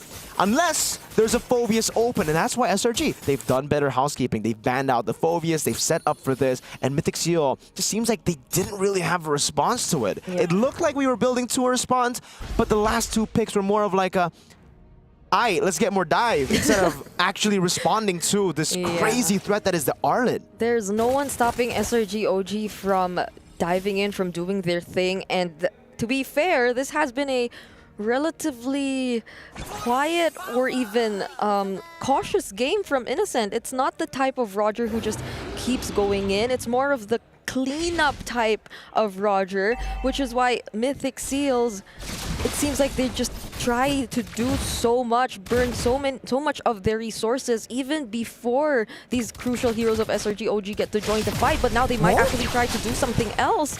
Ken spots out Stormy there, tries to go for him, but there are too many members of SRG trying to protect him at that point. Brute Force breastplate there for Ken. So he is going to go for the hybrid build. Should have enough damage to start to threaten a few of the SRG members. but that I'm also confused about because Innocent already gets a rose gold now. Kun walking up, curtain call down already. Oh, they come in from both sides in an attempt to surprise SRG, and they might have successfully did. Fourth Aya Praisers right out of Sekai's, and they actually take him out. That's the jungler of SRG OG. Mythic Seal are finally on the board after 14 minutes in the land of Dawn.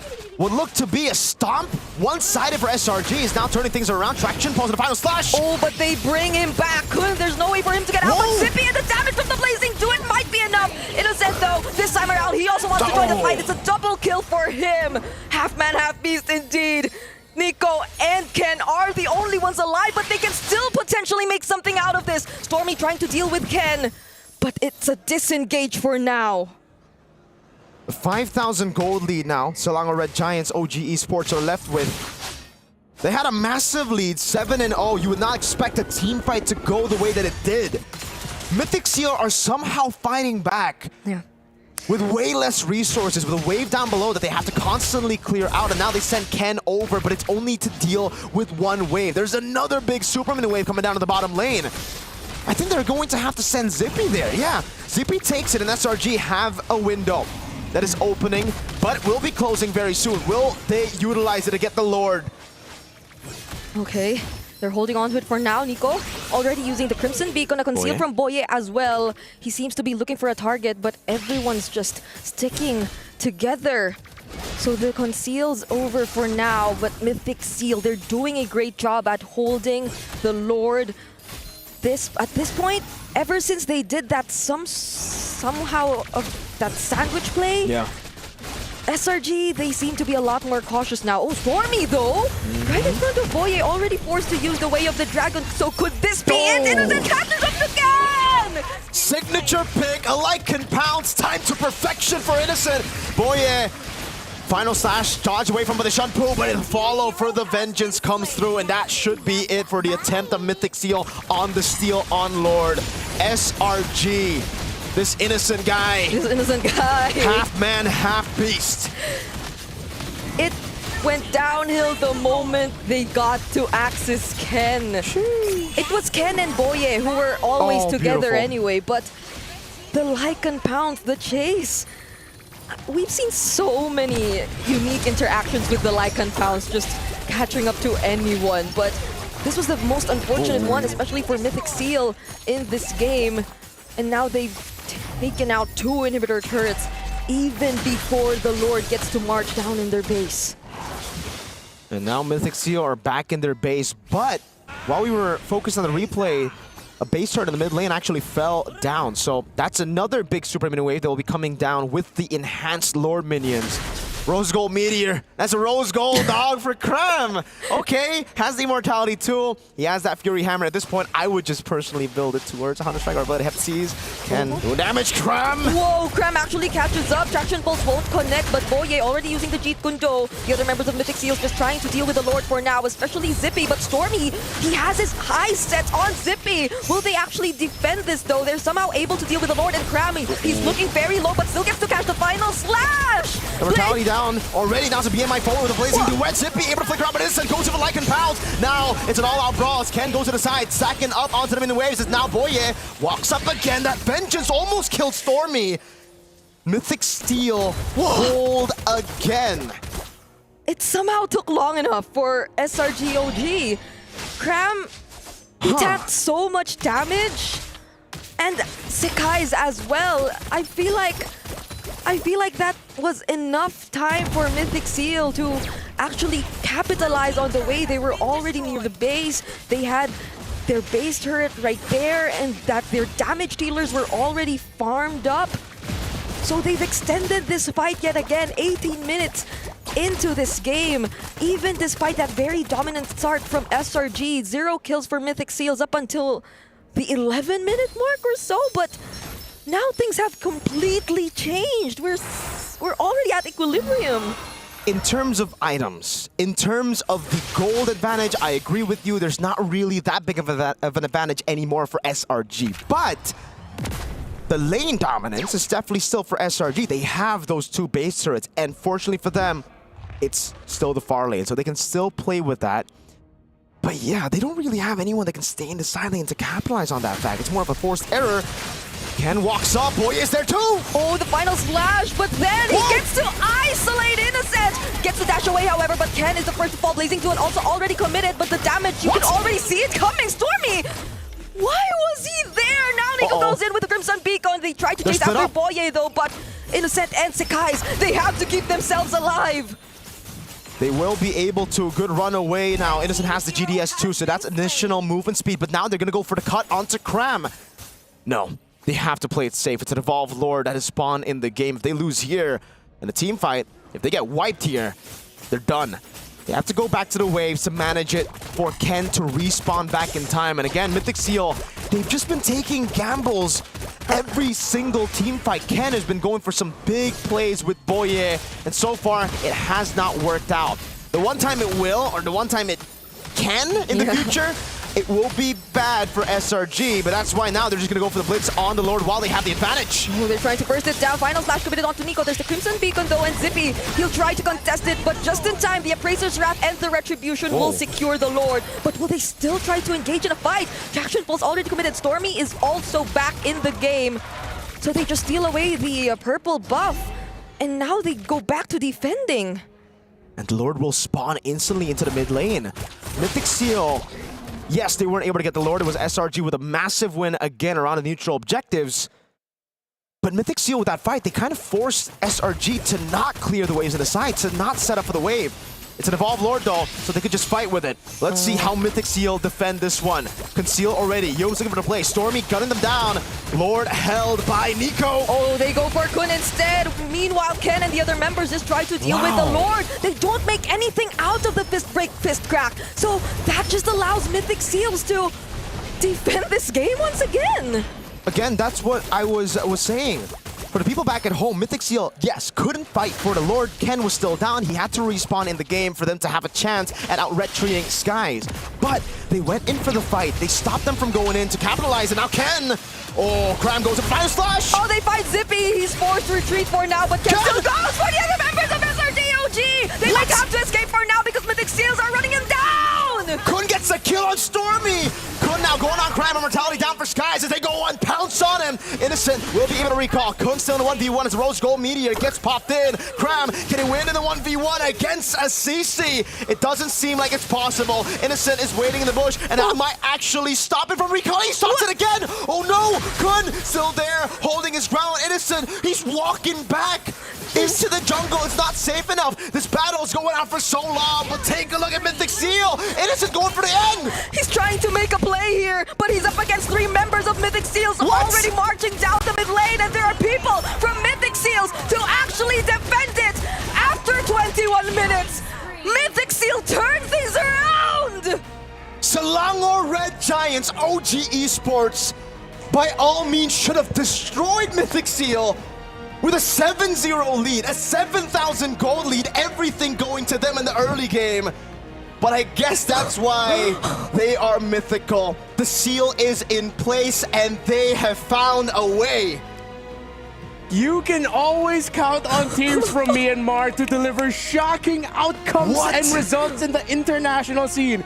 Miracle, tell me, this feels so much like we were watching the MSL Grand Finals yet again. Just when you think they're down, they find a way to turn things around, mainly built around, well, 3 things. The curtain call of the CC, Zippy and Ken staying alive, and Nico being Nico on that signature juice in at this point. Just the read as well, by the way, the communication, crisp, clean from Mythic Seal, the reaction. Yeah. Like here in the early game, really in the replay, you're just gonna see SRG. It was a stomp show. It was SRG completely outclassing Mythic Seal. And we were even doubtful of the draft. We were like, all right, Mythic Seal, you've got a draft where it's like, it's so hard to pull off. It's incredibly hard, but when you do it, you see the reward. You don't get rewards like that without a risky comp like this. I mean, I knew that the Dark Horse thingy runs in their blood, but the Dark Horse thingy, yes. The Burmese Dark Horse thingy. The Dark Horse thingy. But like, it's different now. It's no longer a lower bracket run we're seeing even. It's literally comeback after comeback in a single series. Yeah, folks, The Selangor Red Giants are the defending champions of MSC, and they dominate a majority of the game. Mythic Seals somehow pulled through. This is the first time I've ever seen a team willingly give up map control to just beat their heads against the wall of, we will always contest objectives, and still somehow win the game through sheer force of will and defense. Mythic Seal, wherever you are, you need to give Mythic Seal a round of applause. That was a very good game of MLBB. Yes. Not in a normal way, right? Because I think in the past, the way that we've seen MLBB games is like, all right, the PHPH macro game, the Indo micro game. This was a mix of both, and also just mythical fights going on. Dude, how they hold on to an Evolve Lord? Like, they defended that like it was nothing. And look at Boye, he's 063, but all this. Yeah, dude, the chat was literally calling the Cho dark system. Everyone's like, bro, what is this Cho? Ha ha ha. And now Boye gets the last laugh. Yeah, he's like, I still got the win, guys. 063. That is the KDA of MVPs. Oh, man. But look at the KDA of Nico and Zippy. 3-1-6, 2-2-6 for Zippy. And they were two of the major conditions as to how Mythic Seals stay alive. You also really gotta appreciate how Mythic Seals, especially in that second to the last Lord push, where they managed it in such a way that they split themselves. They sent two guys to pull the Lord away from the base as far as possible.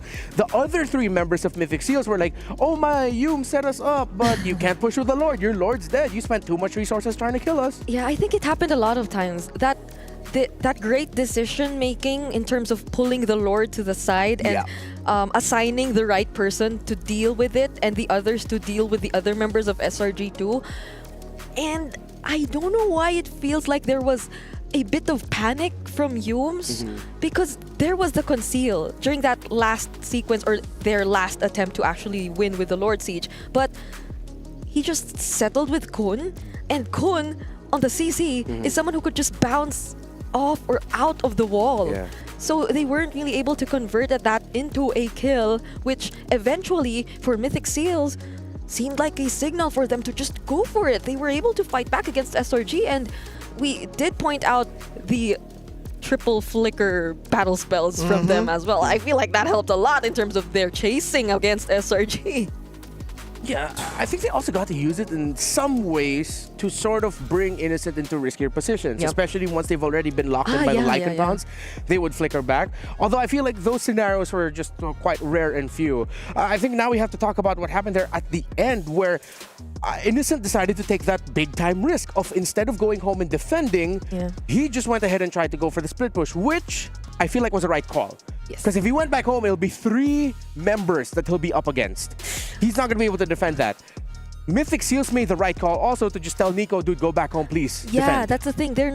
They didn't tunnel vision into like bringing all of their members in the mid lane and just forcing it through, because the others could do it anyway. So I like how they were still aware enough to let some other members defend, because whatever you say, the waves, they still do favor SRG OG, and that was when Innocent was clearly unable to win out on that intention, on that decision of him trying to win by split push. They had the kill lead, they had the neutral objective lead. Guys, by the way, Mythic Seal got 0 neutral objectives. That was 0. No turtles, no lords. There were 6 in total in this game, and they didn't get a single one. You know what?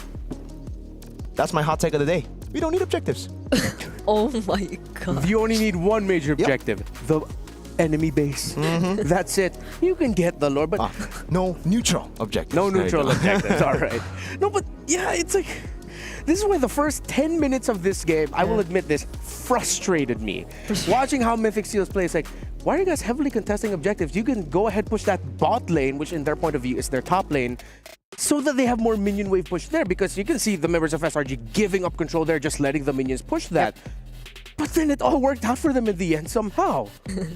This perplexes me, and now I am more terrified of Mythic Seals as a team and a concept. Because how can a team that willingly gives up objectives tell me win a game of Mobile Legends like that against the defending champions? That's up to Eterna, man. She has to ask the questions. That's not our job. Let's ask Eterna. Eterna's got to ask that question if they win, okay? Because we saw a mythic comeback in game one. Mythic comeback. We'll see if SRG can pull off an immortal comeback to reverse sweep this game because, again, this is high-stakes situation. I don't know how to answer that question, Remmer. I'll be honest with you. Even with the shakes, I still couldn't think about it. I was like, I don't know. I can't explain it.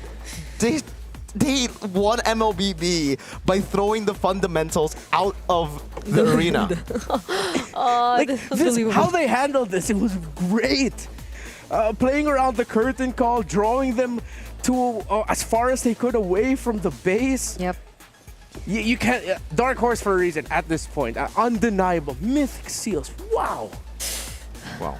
I feel like Ken really does want to XP tier, challenge by the way. guys. Oh, wrong Ken. Sorry. No, it's a different Ken. It's a different Ken. Close enough. He wanted to save my boy so He bad. is my boy, though. That's my boy. Yeah. He's been rooting for Ken since 2022. Everyone is his boy, but yeah. You're my boy, Remmer. Thanks, bro.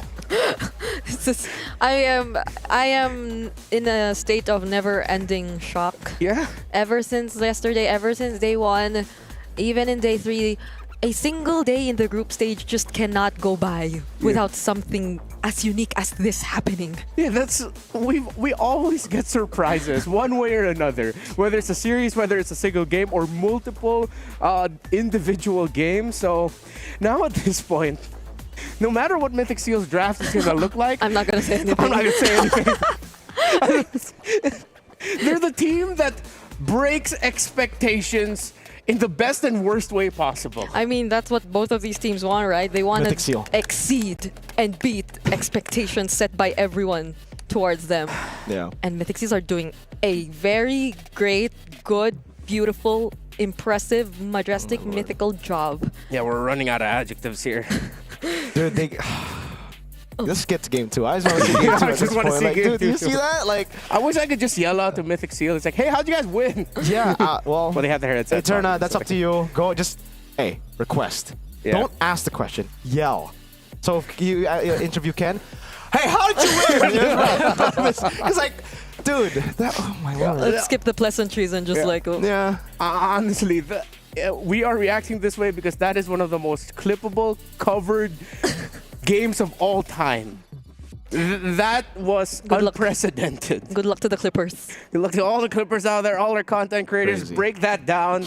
That is really good. Head into game number 2. Now, at this point, I can't even criticize the draft I don't anymore. want to. No, because we actually liked SRG's draft a bit more than, so it's like, and we actually didn't like Mythic because it was like, oh, super gambly, high risk, high reward. It's too difficult. You still make it work. It's not from Mythic Seal. They're like, difficult. What's that? Yeah, this draft Not in is the easy. Burmese dictionary. Yeah, we just extend the game, what, 17, 18 minutes, Yeah. and then we somehow beat them in their own game. You know, that's all Give part of the plan. every neutral objective. Give every neutral objective. And what was that? All their wave clear in the end was just on Zippy, but it worked. Yeah. That's Zippy another great point. It's 2 heroes, Claude and Dexter. No, that's true. I think that's one analytical point we missed out. Claude is actually 2 heroes in 1. So SRG, we're at a numbers disadvantage. Wait, what about Roger? He's one dude that can transform Into It's another dude. Yeah, that's different. It's not like the wolf is like, hey, wolf form, go out there. It's like, hey, no, it doesn't do that. Yeah. It's actually not a wolf form, it's a gun form.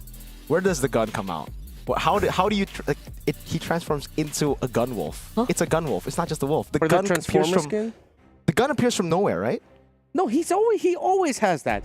This is how crazy that first game was. We're at this point of analytical debate. Wait, sorry. Because even When he goes human form, the gun appears yes, from nowhere. Oh yeah, and where does the gun go when he becomes a Exactly. werewolf? Oh. Wunton. That's a question for you in the lore. Okay. So how's the weather today? what would you do with $1 million? No, I swear, I feel like. Thank you for bringing up the Okay. draft. We need to just Thank let's go. you. Let's go. Come on. All right. Okay. Same things.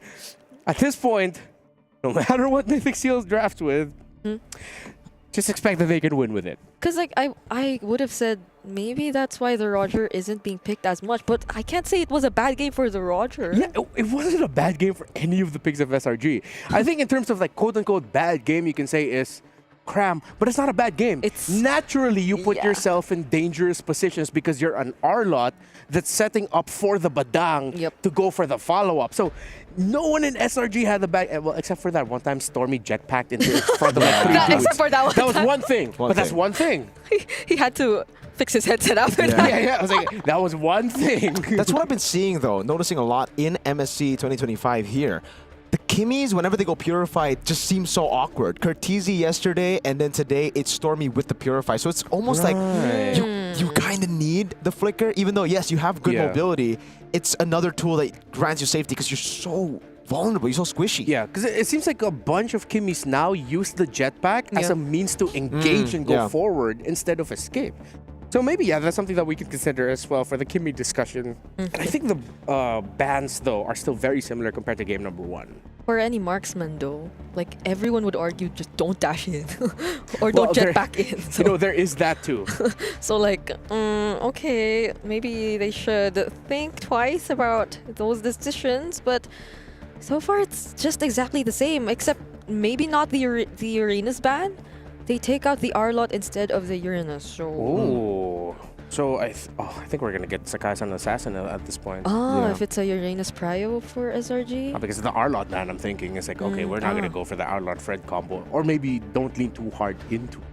Are you a fan of changing like that much of the draft, though? Like, because this is going to be an entirely different one for SRG. Because I feel like in that game, it wasn't really, an outdraft situation. They kind of won. They won hard in the early game. It was just the clinical discipline and also now they have the read on Mythic Seal of what they want to do. But it will be a gamble to go for the same draft again, to be fair. Exactly. Although usually, maybe because of just my philosophy on things, it's a little bit too much of a change. It wasn't broken. Again, the game 1 draft of SRG was not broken. It's just that Mythic Seal, they outplayed you.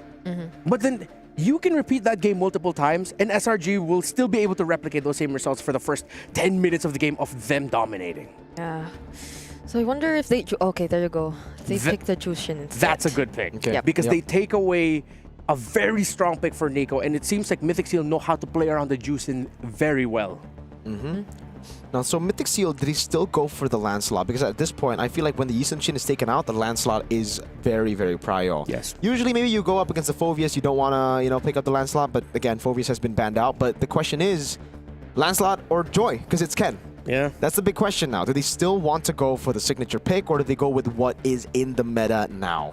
Yeah, if they decide to go for the signature pick, oh no, they're still going to go towards a Lancelot, and this time a Moskov. Very early. Are they expecting that SRG is going to go something like the Fanny or the Joy? That's usually one of the reasons why you rush the Moskov. I guess, I guess that's what they're expecting, because usually we do see the Fanny ban against Skies. They have left it open. The CC gets picked up with the Joy, so it's a good read by Mythic Seal. They're picking up the Moskov now. They've revealed so much already. I mean, both of these teams, it's such a straightforward way of drafting. It's so honest for them. Not unless Mythic Seals in this part of the draft decide to pick up a flex hero. Yeah, I think I'll ride on that idea too. Good flex. No. Okay, that's not flex anymore. That's clearly a mid lane. Unless Kimmy Rope. No, no, we're not going to see that. Yeah. So far, so good, I would say, for both these teams. Mythic Seal, again, I think sticking true to their identity from game number 1. Very greedy lineup. All of them need a lot of resource, a lot of gold. It's a lineup that, if it were any other day, I would be... Oh, okay, revealing a lot already in the first phase. But like now, after game number 1, I'm probably not gonna say that, because one of the ongoing discussions has been that damage, as long as you have more damage, things are gonna be better for you, I guess. And maybe that's what Mythic Seals are trying to bank on, because Moskov, Kimmy, and Lancelot look like a lot of damage. Yeah, you already have a triple carry set up at this point. So I think it makes sense that if they wanted to lean in on this idea, that they save their Roam and EXP for last, because you get to adjust as much as possible. Clearly, it's SRG having to adjust to the 4th pick first. But then that means whatever the 5th pick of a Mythic Seal can be an absolute checkmate pick up against what SRG brings out. Heroes such as the Gatot Kacha are still on board. We might get a surprise, and maybe this time it's Hume's turn to play the Cho, because, well, seeing what you're up against Mythic Seal, if you have the Cho and Joy together around the center of the map, that's a little bit better for the pickoff. Actually, they banned the Gatot Kacha, yeah. So does this mean Mythic Seal are going for something like a glue in their composition? What Maybe else the is Lapu Lapu there? that we saw from day 1, yes, when we saw Kun on the Lapu Lapu. Glue, Hilda. But there's a CC though, but... Yeah. Oh, SRG. Oh. Wow. Consider that the Franco could have come up for Boye. Oh, yeah. I'm just thinking like harder, tougher tanks, really, but up against that CC, what can you bring to the table? Not even the Kufra looks okay. There's a CC on the other side. In before SRG picks up Lolita or something. I mean, At this point, I just want to enjoy what they want to go for, right? Like, because what? They banned the Gatot. They go, oh my lord. Again. Oh, yeah. Hey. Yeah, I mean, hey, it worked in game 1. KDA is just a number. KDA is irrelevant, ladies and gentlemen, all right? Oh, That is magic damage over magic damage. A lot of damage. And the Hilda. There you Hilda go. Rome against the Cho. Oh, this is gonna be so scrappy. Yeah, this is so SRG are trying to double down on that, right? They think, all right, Mythic Seal just want to brawl. Let's try to fight them out. Let's try to out-mechanic them. Mythic Seal, last pick in XP. What would enable? I honestly feel like the glue. Yeah, the glue. Yeah, maybe. it's like the last best bet, because there's I think that out of all the EXP laners available, that's the only one that can match what CC brings to the table. Because the Curtain Call is such a powerful ult for this kind of playstyle, all that brawl that's going to happen. That I think it's just glue. Unless they go for surprises again. What's a crazy XP that could work here? Next board? No. Freya. Oh, no. No, you just go all Freya. damage. I think you need a bit more crowd control here. Yeah, in you this do. lineup, right? Engage. I think mainly engage. What do you... That's not really... in a way it is, Falling Star Moon. Okay. Good against the Harith. Good against the Joy. There is a lot of shields on SRG. Yeah. It is pretty meta too. Yeah, kind of anticlimactic, but it makes a lot of sense. It does. It really does. There you go. Esmeralda. Okay. All right. Okay. So that is the playing field for these two. Again, if you're only joining us now, Mythic Seals surprise selling our Red Giants by somehow, some way taking game number 1. That means they are at match point and they could be the first team to qualify for the knockouts. Or will SRG, the defending champions of MSC, force this to a game number 3? Mirko and bring it on. Let's go. Thank you, Renmar. Ladies and gentlemen, welcome to, again, the game. We're getting ready to get and jump into the game. Brig, what do you think about the drafts this time? Last time you said, yes, very greedy lineup for the side of the Mythic Seal gang. I feel like at this point, I'm just preparing myself for the amount of clashes we'll be seeing in this game. Earlier, it did seem like there were already a lot of clashes, but not a lot where Mythic Seal were able to respond early on. We saw how it took them a while to get their first kill on the board, so now I feel like it's a bit different. It's a lot more committed fights that can come from both of these two sides. Well, here already a brawl in game number 2. Ladies and gentlemen, yesterday in Group B, we saw the reigning world champions of MLBB get dropped down to the lower brackets in Group B. Well, now, the defending MSC at Esports World Cup champions be thrown down to the ground in Group A. Yep, that is going to be the question for now. Mythic Seals in the mid lane. There's a lot of pressure going on. I feel like the mid control is another thing we definitely will be having to look at. But before that, the emblems look pretty much the same. Yeah. Even for Nico on the mid lane Kimmy, it wasn't anything like a pull yourself together emblem he used earlier on. Yeah. So By the way, it worked. Yeah, pull yourself together, juice in last game. That was how they were able to gap close so well and also escape so many times against SRG. So now let's see. SRG are actually already pushing the tempo. Sky's walking up. Oh, doesn't get to steal it though. yeah, Ken still gets it. But this is SRG literally pressuring Ken all over again, whereas Cram he's doing such a great job all alone. Forced Nico to provide some help even because of just how well he's been managing Kun on the EXP lane. So would contesting the first objective really be an option for Mythic Seal? Because even looking at Ken, Stormy and Yumes, they're just blocking his way. Cram also just winning out on this lane against Kun. It's going to be very tough to get to the turtle. And again, just like in game 1, it'll be SRG to take the free first neutral objective. Skies picks it up, instantly rotates over to the purple buff. Hasn't used the retribution yet, so this should also be a steal. Quick by Skies. Okay, this isn't something new to us. Mythic Seal, they do tend to let go of the objectives.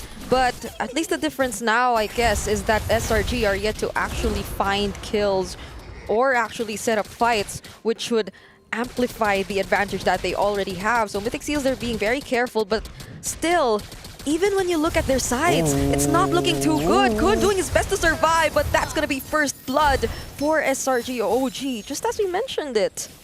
Deja vu to game number 1. This is the 3rd minute rotation from Stormy into XP after getting Turtle. And they're going to get a whole lot of shots over to the turret.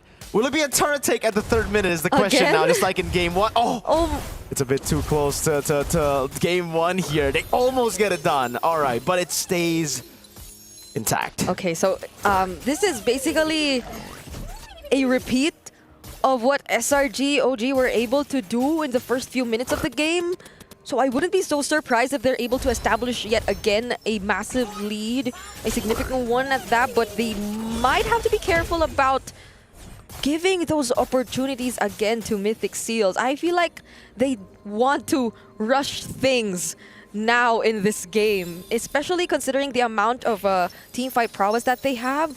So forcing fights might not be such an issue, but Yumes, instead, he'll be the one targeted here by the way of the Dragon Thorn Throws as well, committed onto him. But Boye, it seems like the pickoff took some time. Sekai's on the other hand too, found some kills, but that's a 2-for-1 trade so far. Maybe could be 3 kills, but there won't be enough damage from Kun, and there's a respo from Cram as well. Yeah, good traction pulse. It's a kill traded in for a kill plus a turret in the bottom lane. Cram was able to get it down, so still very, I would say still advantages towards SRG. Yes, this does give Ken a bit more breathing room in the jungle. Uh-oh, Cram. Oh, that's half HP for him. Another way of the Dragon converted into a successful pickoff. That's one member down for SRG. OG Yumes also half HP, but Sekai's gains access to Ken and the other members, but will settle with Boye for now, but it's a double kill for Boye. Sekai's will he be able to secure the objective? It seems like it's a no, it's a triple for Boye actually. What a redemption from him from game number 1, but Innocent making it just in time. Finds the kill onto Nico. Gets the kill back. Mythic Seal again turned the gold lead around. SRG had the 2,000 gold lead, and now it's going to be the punish for Zippy, 2 up top. I'm trying to think of who... Yeah, obviously it's just worth it for Mythic Seal. It was an all-out win. They lost Nico, but that's about it. But the biggest question of all, I mean, I understand. They just pour in all of their resources. I mean, who gets the last hit doesn't matter, I guess. But it all went to Boye. Like, yeah, the Ken got none of those kills. I mean, got the objective. No, not even the objective. It was Kun. It was Kun. Hey, man, Ken has taken a big brother role, as was said by him yesterday in an interview with Eterna. So that's part of the big brother role. You let your little bros pick up kills, pick up objectives. You just sit on the side being like, all right, brothers, you got it, right? And really for Mythic Seal, a win is a win, right? They still just want to equalize this goal lead, get a bit more time so that they can scale up into their mid to late game power spike, which is going to hit quite big. SRG are going to have to rely on Innocent now very early on. Innocent's still farming really, really well, so don't count him out. Don't count SRG out. They still have a... Oh, wait. Zippy's actually taking a shot. All right. Just gets away. That gold lead. There you go. Big one only on Innocent. Kun. Oh. Is he actually gonna fight this? Yumes is here, but are they aware that Nico and Boye are as well? Get some vision because of Stormy. The way of the Dragon is committed on to Stormy instead. And Nico, there's the follow-up. It's not gonna be enough though, so... Yeah, I feel like SRG needs to really reset after this. We're seeing a lot more responses, reactive ones, coming in from them. So for Mythic Seal, they've already done the tough job of getting the gold lead into And even standing here, through team fighting, they've been able to get that. Now it's SRG's turn to try to turn things around. Yeah. But Mythic Seal have the hold on side lane at this point of the game. You got to remember that the Moskov will constantly be in the side lane. Mythic Seal could actually just give turtles and trade it for turrets. Like they did in game number 1. And finally find a way to turn things around come late game. But Sekai's, though, successfully takes the objective. But this is going according to plan. If you're Mythic Seal, Boye, though, there's a lot of damage coming in from Cram. They might have to respect that, but a beautiful falling Star Moon and the follow-up damage coming in from Nico. They're able to deal with SRG, even with the limited manpower that they have. All things might change this time, though, because Zippy might go in. Still won't. It's a... Okay, they don't risk it for now. But again, Mythic Seal... The problem in game 1 was they were just so far behind. They lost a bit too many fights in the early game that it was difficult to find any trade that was actually worth it, right? Like, turret for turtle is very, very even. Sometimes you would actually give the advantage to the turret. Game 1, they were too behind to get those advantages. They were just getting wiped and wiped every single team fight. Now it's a conceal hold up. Oh yeah! But will they be able to make it, though? Yums is doing a great job at zoning out Nico and Zippy. There's the Zaman Force also committed by Innocent, and it seems like Boye will be punished. So those are great responses coming in from SRG. And again, folks, remember the triple kill from Boye. Innocent didn't just pick up a roamer. He picked up a shutdown on a roamer. That's massive for Innocent. A good bounty. Ken? Whoa! Starting to deal a lot of damage way earlier in the game compared to game 1. And again, to go back to the point before the team fight started, it's all about now being in a better position to come back, right? But it's for both teams now. For SRG, it seems like that game 1 has woken them up, the sleeping giants that was in game 1. Yeah, I was supposed to say even for Kun, SRG seemed like they were having a hard time to deal with Kun right now. The Esmeralda seems like it came to a point where it's really tanky, but oh no, Boye gets isolated. Zippy will try to provide some help, uses the Spear of Misery, but Sekai's nearly catches up. Fortunately, he survives though, and could this be an opportunity for Mythic Seal? Crab is also very, very low, but there's an upcoming objective they might have to reconsider. They're just splitting up the map. Ken doing a good job at trading on the other side of the map, while SRG trying to get Pryo down below. But I think he might be staying a bit too long. The rest of the team are here. Ken has a puncture. Will be able to puncture out now. 1-2 gets taken down, and the fight goes for SRG. He indeed took too long, and just in time, SRG got the best possible pickoff, which allows them to secure this objective without any contest. Okay, I saw that in day number 1. It could have happened again, but at least it didn't. Zippy will settle with tier 2 turret down bottom. Zippy, is he late to the recall? Oh, yes, he is too! They catch him even when he used the Spear of Misery. And that makes 2 kills for SRG and Daylord. WSRG, they've read through the playstyle of Mythic Seal from game 1, constantly looking for trades instead of fighting in the first few minutes of the game to hold the lead down from being too out of control. SRG just make the quick rotations. They just stay decisive, and Mythic Seal were the ones to be overconfident in the bottom lane up top as well. Ken now, Innocent pops in his Zaman Force. Oh, Innocent looks like he can deal with Ken even on his own at this point. Just dodging all those punctures and all those thorned roses. But now Mythic Seal, could they do what they did in game number 1 in defending and prolonging this game? Oh, Falling Star Moon won't connect. But that is going to be the question, because this time around, SRG, this is a 3K gold lead, and they have to make sure they don't repeat the same mistakes they did as well in game number 1. Holy Defense already down in the mid lane. Now in the bottom lane, they are going to go for the siege. Yums walks up, Holy Shield pop again. Ken walks up, Kun, able to get away, Ken, with a puncture. That's a lot of damage coming in from Innocent. But somehow, someway, they're still able to hold on to their inhibitor turret. So again, Mythic Seal, they're back in the same situation of just trying to prolong the game. This isn't a Claude anymore, however. It's a Moskov and a Kimi. I feel like that's still a decent amount of wave clear if you're Mythic Seal. Oh, Stormy! What? Again? Wait, they actually find the kill! that was so delayed. He ends up popping the Purify, and Boye goes in too. Doesn't want to go, doesn't actually get the proper angle. But yeah, Stormy, I think it was either like don't Purify and at all or Purify earlier, right? I think that was just like a, unfortunate mistake from Stormy. It's during these moments where Mythic Seal just find the turnaround. So SRG, they must have learned from these kinds of situations. They can't they didn't overstay in the base or near the base, but they were somewhere Mythic Seals could immediately or quickly access, because you still have to consider that Mythic Seals, their lineup, they're very high in terms of mobility. They have the Lancelot, they have the Cho, and most of the things start with the Cho or the Esmeralda. So heroes like Stormy should be in better positions if put in these kinds of situations. So SRG still have the lead, still have the advantage when it comes to the side lanes too, remember, in this game. Just like they did in the last game, they have to stay clean. They cannot be making those kind of mistakes with one person overextending. And luckily for Stormy, the Purify will be up anyways in the next fight. So that will be a big resource that he won't be able to utilize. Wave will be pushing up top though.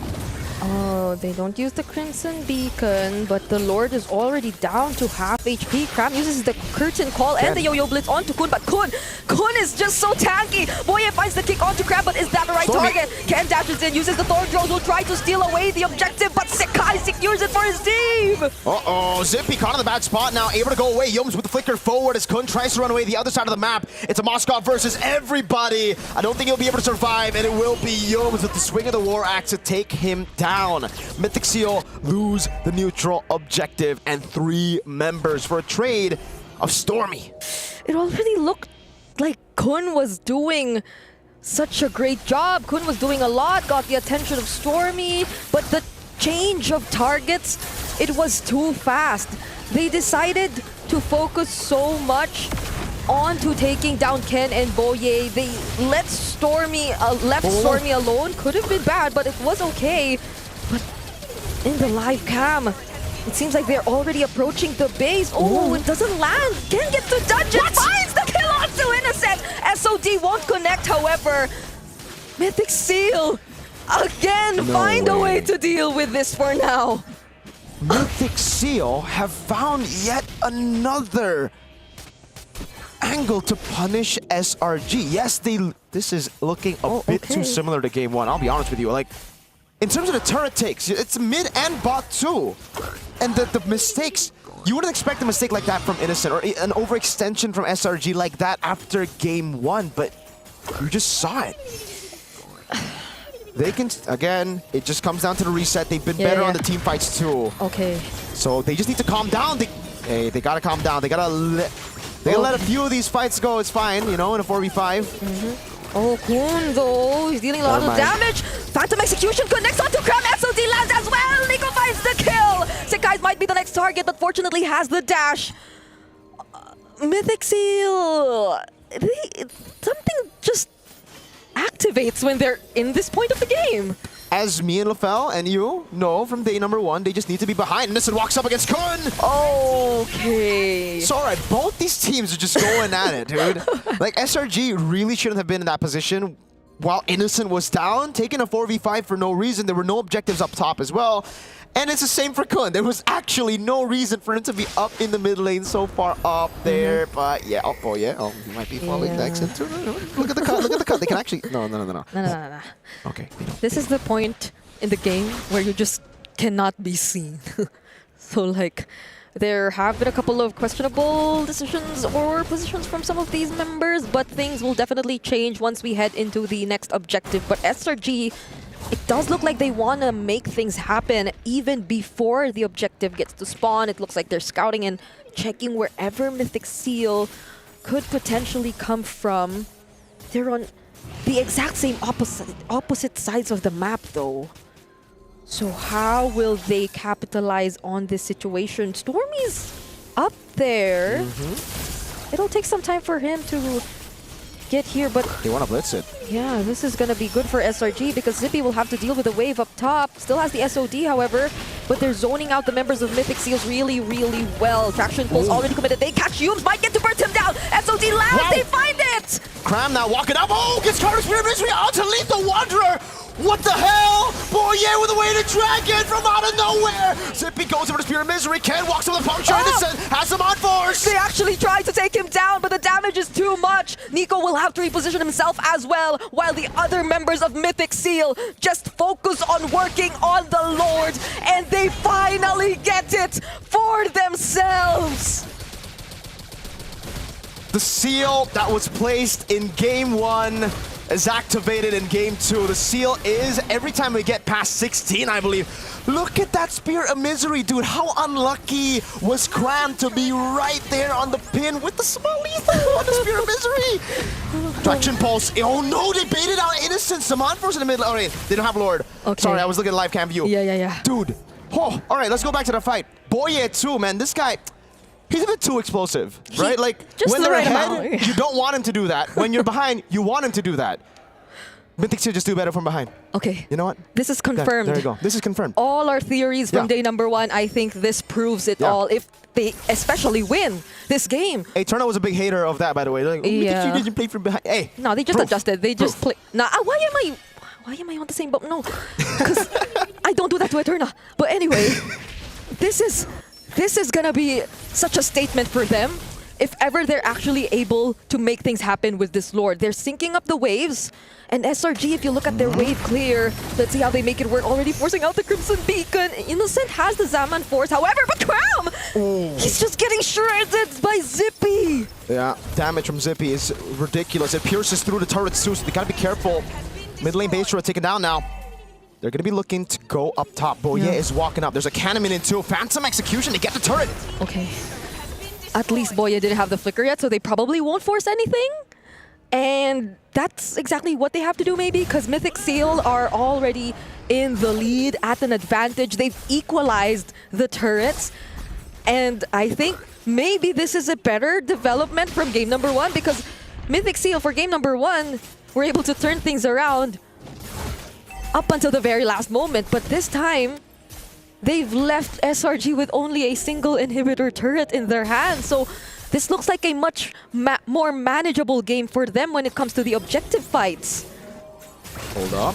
Cram's walking up, gonna be stunned up, and just pops in with a Crimson Beacon too! Oh, that's a lot of damage, but who will be bursted down first? Sakai tries to reach for the targets from behind, but gets bursted down instead! Zaman Force also laid by Innocent, but it's a retreat for SRG after losing their jungler.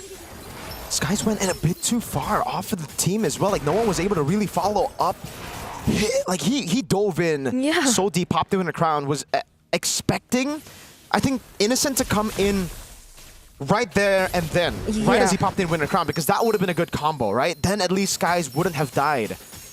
20 seconds on Skies. This could be Mythic Seal just pushing in. And like you said, Brigitte, yes, they only got 2 base turrets from Mythic Seal, but it's actually good for Mythic Seal here because the lane up top is the one that they got the base turret in. That's the far lane. 5 seconds on Skies. Mythic Seal could just force a fight right here now. They're gonna try to burst it. But Innocent and Yumes, they might want to do something else. They're trying to look for other angles, but Boye, he has it covered. He knows exactly where they're trying to go from, but that buys them enough time to reset the Lord and allow Sekais to actually make it. Now, what is going to be the play for SRG, OG, and Mythic Seals? Zamanforth already committed onto Kun.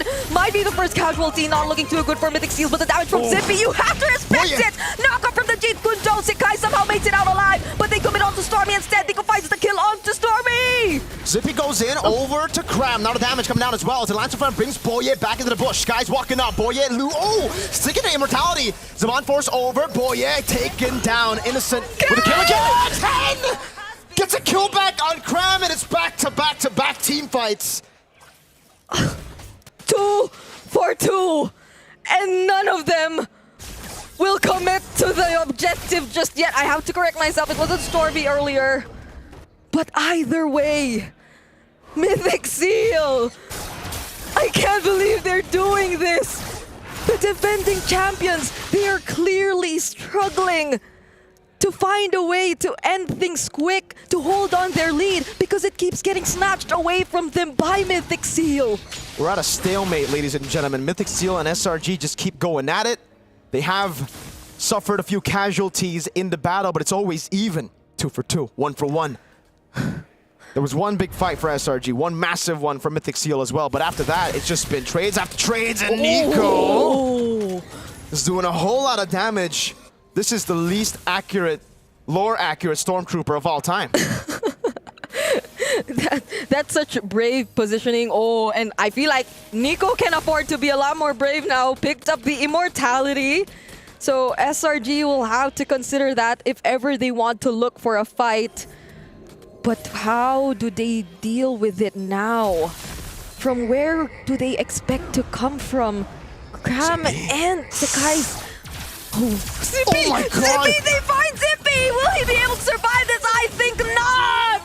What a read by Skies and Cram to hold their position up top, knowing that there might be a Moskov looking for the play. Now they want to collapse.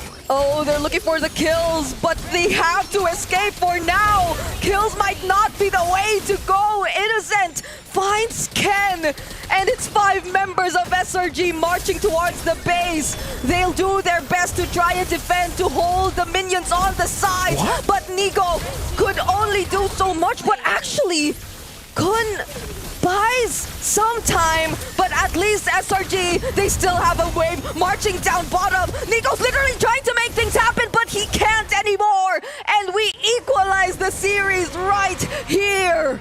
SRG refused to go down like that. They turned things around yet again after a crazy back-to-back-to-back-to-back team fight, back-to-back lead. Welcome to MSC 2025 at the Esports World Cup. This is the level of play that we have. That is the outcome we deserve. 3 games for what has been an absolute banger of a series so far. Just when we thought that the final seal would get broken, the Red Giants refused to be overshadowed. And what a replay of game number 1, except this time around, Mythic Seal were taking care of the map a little bit better, which is what triggered a lot of the difficulty points for SRG. The fact that they weren't now just having to find a way to outplay Mythic Seal in the objective fights, they now had to take care of their map as well. There was so much, and it came down to just one moment there for the Moskov, right? Like, these games have come down to one big play, one little mistake from both these teams that end up being crazy for the other. Like, it's all about punishing little mistakes, and I think Mythic Seal, whenever they were ahead, would just make these mistakes. For some reason, again, the pattern stays true. They are a team that only works when they are behind. It's the one big moment for Mythic Seal. That could have been one if the SOD got to steal away the objective. But yeah, I really agree. This game has mostly been a replay of what we saw in game number 1, only with a few more improvements from both teams, particularly Mythic Seals, because they've been more efficient in terms of balancing out or equalizing the game. They've been a lot more faster in terms of that, but same goes for SRG. I think a lot of times in game number 1, there were crucial errors, and we did not see as much of that here in game number 2. Yeah. But it was one of those games wherein the few errors that you saw were very glaring. And I think that sets a precedent of where we find ourselves right now and the quality of the match that we're seeing, wherein those little mistakes actually look so massive because they're not giving a lot of give to each other. There's not a lot of room for mistakes, where that one mistake could just look like it's absolute game ending. For SRGOG, I think this is where we're seeing a little bit more of their veterancy, the fact that they were reading Zippy's split pushes very well. 3 or 4 deaths on the side of Zippy came from the fact that SRG was like, wait, we know that the Moskov is here. Let's take him down. Oh man, I would love to see the replay again of that moment, because I wonder if if it was just Skies dashing into the bush by mistake, it was accidental, or they actually made that read. Zippy too, though, he canceled the recalls a bit too many times up top. Like, he was holding that position, really wanting to punish if it was a solo Joy. Yeah, and interestingly enough, it's already happened twice. Even in the bottom lane. Even the bottom lane, another one earlier in the game in the top lane. So at that point, Zippy should have just realized that I need to go back. They know what I like to do, split pushing and trying to threat a potential split push end. Yeah, I'm not sure about the duration of the recall in that first moment down bottom, but I feel like he could have made it, but he decided to throw out the Spear of Misery instead, so that delayed him, or I don't know, that was probably a decision thinking that it was just Sekai's who was trying to go after him, but I don't there think were like 3 members. yeah, I don't think that's ever gonna happen anymore with SRG, because at this point maybe they just really respect what Mythic Seals are capable of doing, and so they'll send out more members as needed. They will, or I know they don't, but after what they've experienced, you just cannot underestimate anyone anymore in this team.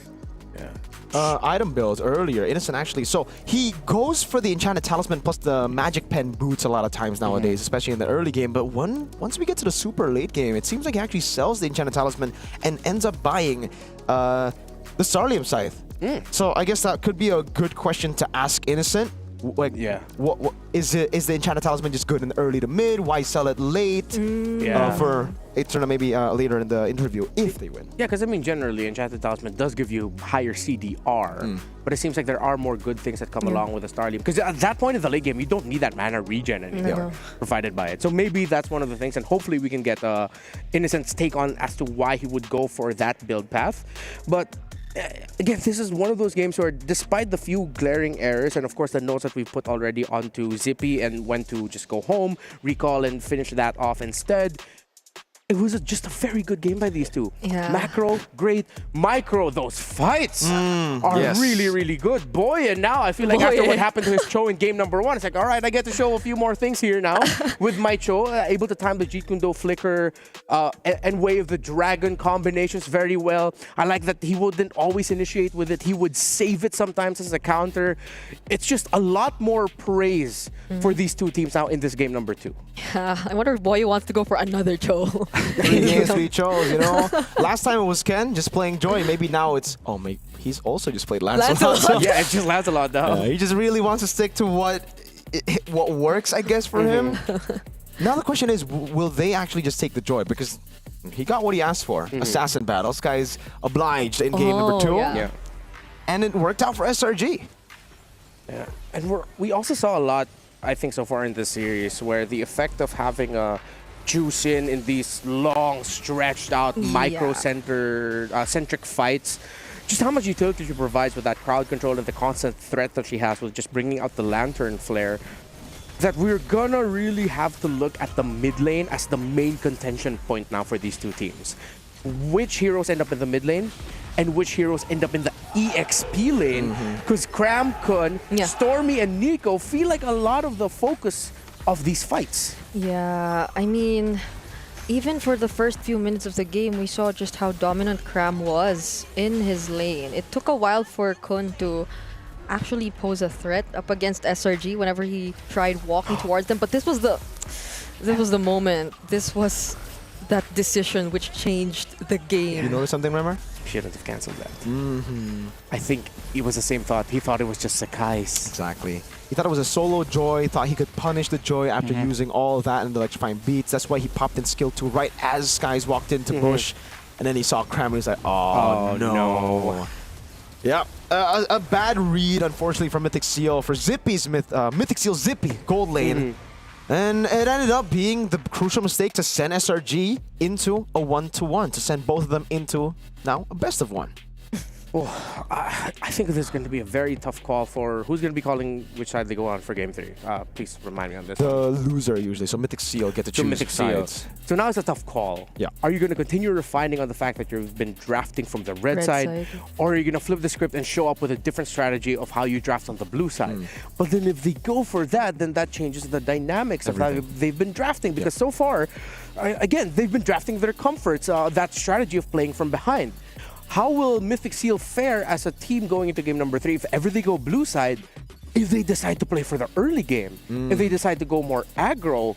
Because even historically in MSL, a lot of their wins came from the fact that they were coming from behind. Exactly. And that's why I'm pretty concerned for Mythic Seal right now, because fundamentally the better team of from the 2 games that we've watched has been SRG. Like SRG are the better fundamental team. They just know how to set up for neutral objectives, especially early game way better. So Mythic Seal, this is the big question mark on them. Are they just a team that does well through team fighting and coming back in mid to late? What if SRG, again, get a lead similar to game 1, but have a better composition to siege and end the game? Yeah, because even when we saw the Moskov fall into the hands of Mythic Seal, and they did attempt to manage the macro every now and then, which I feel was a bit successful in a sense, majority of the prowess from Mythic Seals comes or stems from their abilities to just prolong, defend, and fight back. It's mechanics. It's just mechanics that we're seeing from Mythic Seals. So yeah, in just a bit we're going to be seeing the draft for game number 3. You are waiting alongside us for what has been a fantastic series so far. So if you have time, hop onto your game right now. Open up your MLBB client and do the All-Star 2025 Dino Planet activities available. If you haven't opened up your eggs, if you haven't done the little dinosaur jumping across, claim the dice roll, claim everything that you can claim through the event so that you don't miss out on the Proto Hunter Popol and Koopa skin, the skin that I know I will be definitely missing out on unless if anyone from Moonton wants to make it magically appear in my account. Or Moonton, you can make it buyable. Make it buyable. Or maybe like down the line. he got the Jawhead already though. Yeah, but I haven't had to even get got the that. Jawhead. I had to get the pass for that. There's a Dino Planet pass as well. Yeah, we saw the Jawhead skin here in MSC also by Louise, I believe. They lost though. And it was a loss. Yeah, 0% win rate so far. But hey, don't worry. Zetian was at a 0% win rate yesterday. 100% for Juicin. Now, today it's been the Juicin has just been winning games. Yeah, and Zetian has not appeared at all. Not banned, not picked. Teams are finally realizing, you know what? Yeah, maybe we can let go of her. It might be better to just get the Kimmy and the Juicin. And I think, going back to what we mentioned earlier, that might be the main focal point trade. Kimmy, Juicin, Farsa, going around those 3. I agree.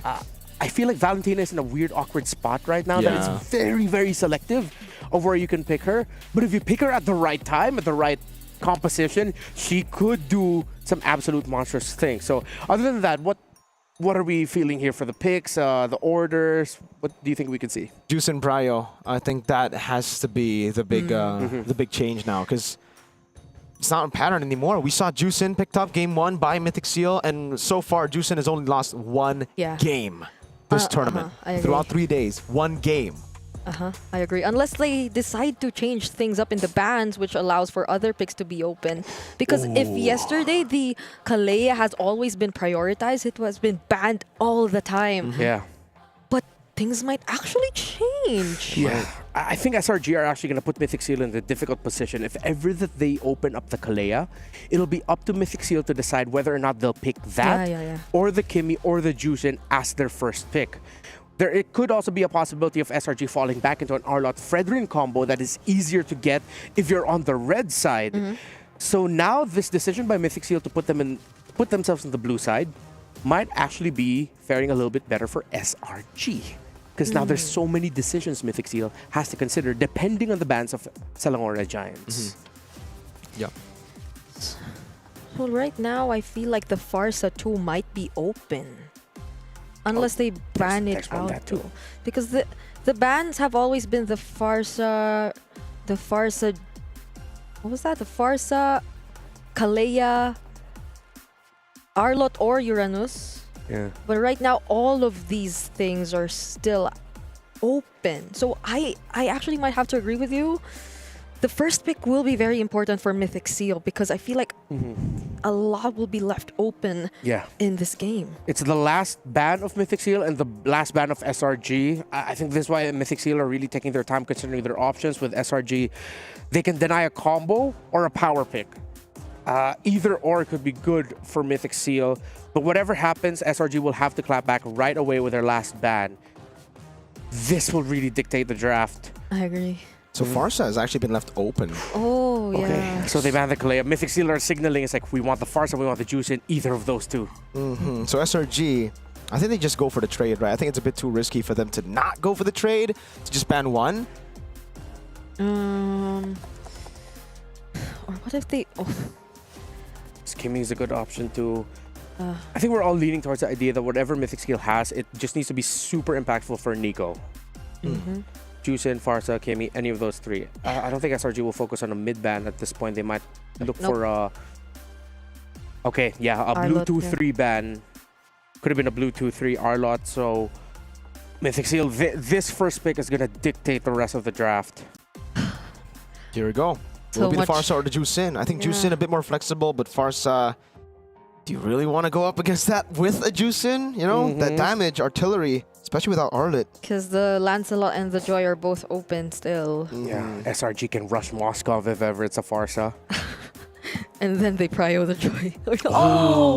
They force SRG to make the choice. They're like, all right, you go. We'll just go with our comfort, which is Lancelot. Interesting. Not the Joy Not after the that Joy. game. Yeah.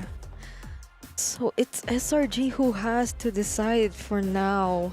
Other than that, though, I don't think Cram wants to use the Uranus. Like, I just have a feeling they're not gonna be picking that. Yeah, I agree. So They go Juicin. okay. And that leaves the choice for Mythic Seal. Should be the Farsa. Yeah, but that makes the first two picks of SRG really good. Both divers, in a way, are Juicin and Moskov. Usually we see the Moskov as the response to a composition that is playing around a Farsa.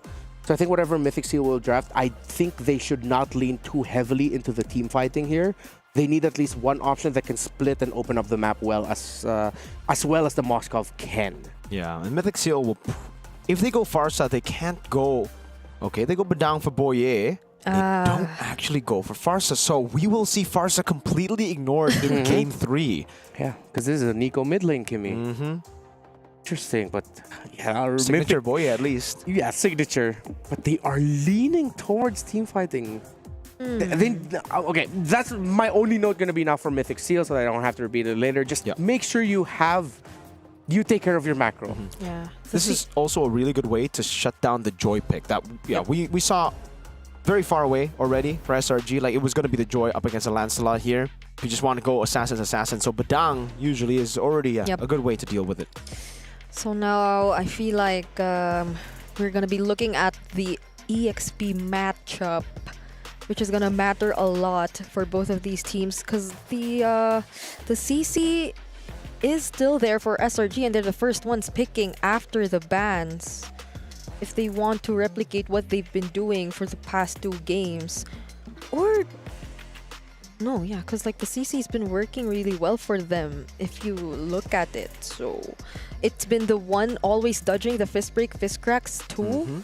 And now we see that in Mythic Seals again. But let's see if Mythic Seals lets that through, because they have a chance to take it out and change the dynamics of the EXP lane matchup. Yeah, good Harith ban. There you go from SRG, taking away a counter against the Joy. They've already picked up Moskov as well. Yeah, the CC gets taken out, so... Cram. I'm gonna have to think about heroes for him, because he has just been doing better on carry heroes over, you know, the Uranus's enabler picks. Yeah, it can't be someone who stays in the back. It needs to be someone to front. Someone that he can spam recalls with. Like, go up front, spam recall, put the sleeping liquid sticker up. So maybe the Hilda could be an Maybe, option yeah. if they really want to go for a team fight. Then that puts the pressure onto Yumes to go for a harder tank, or at least follow-up. They can go Hilda, Gatot, Gacha. So you put the Hilda on Crime, you put the Gatot, Gacha on Yumes.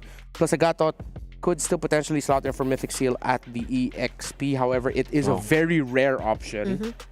We usually see the Gatot, Gacha now as a roam. Yeah. They're respecting the flex potential. There you go. They actually ban out the Franco. They think the Badang might not go to the hands of Boye.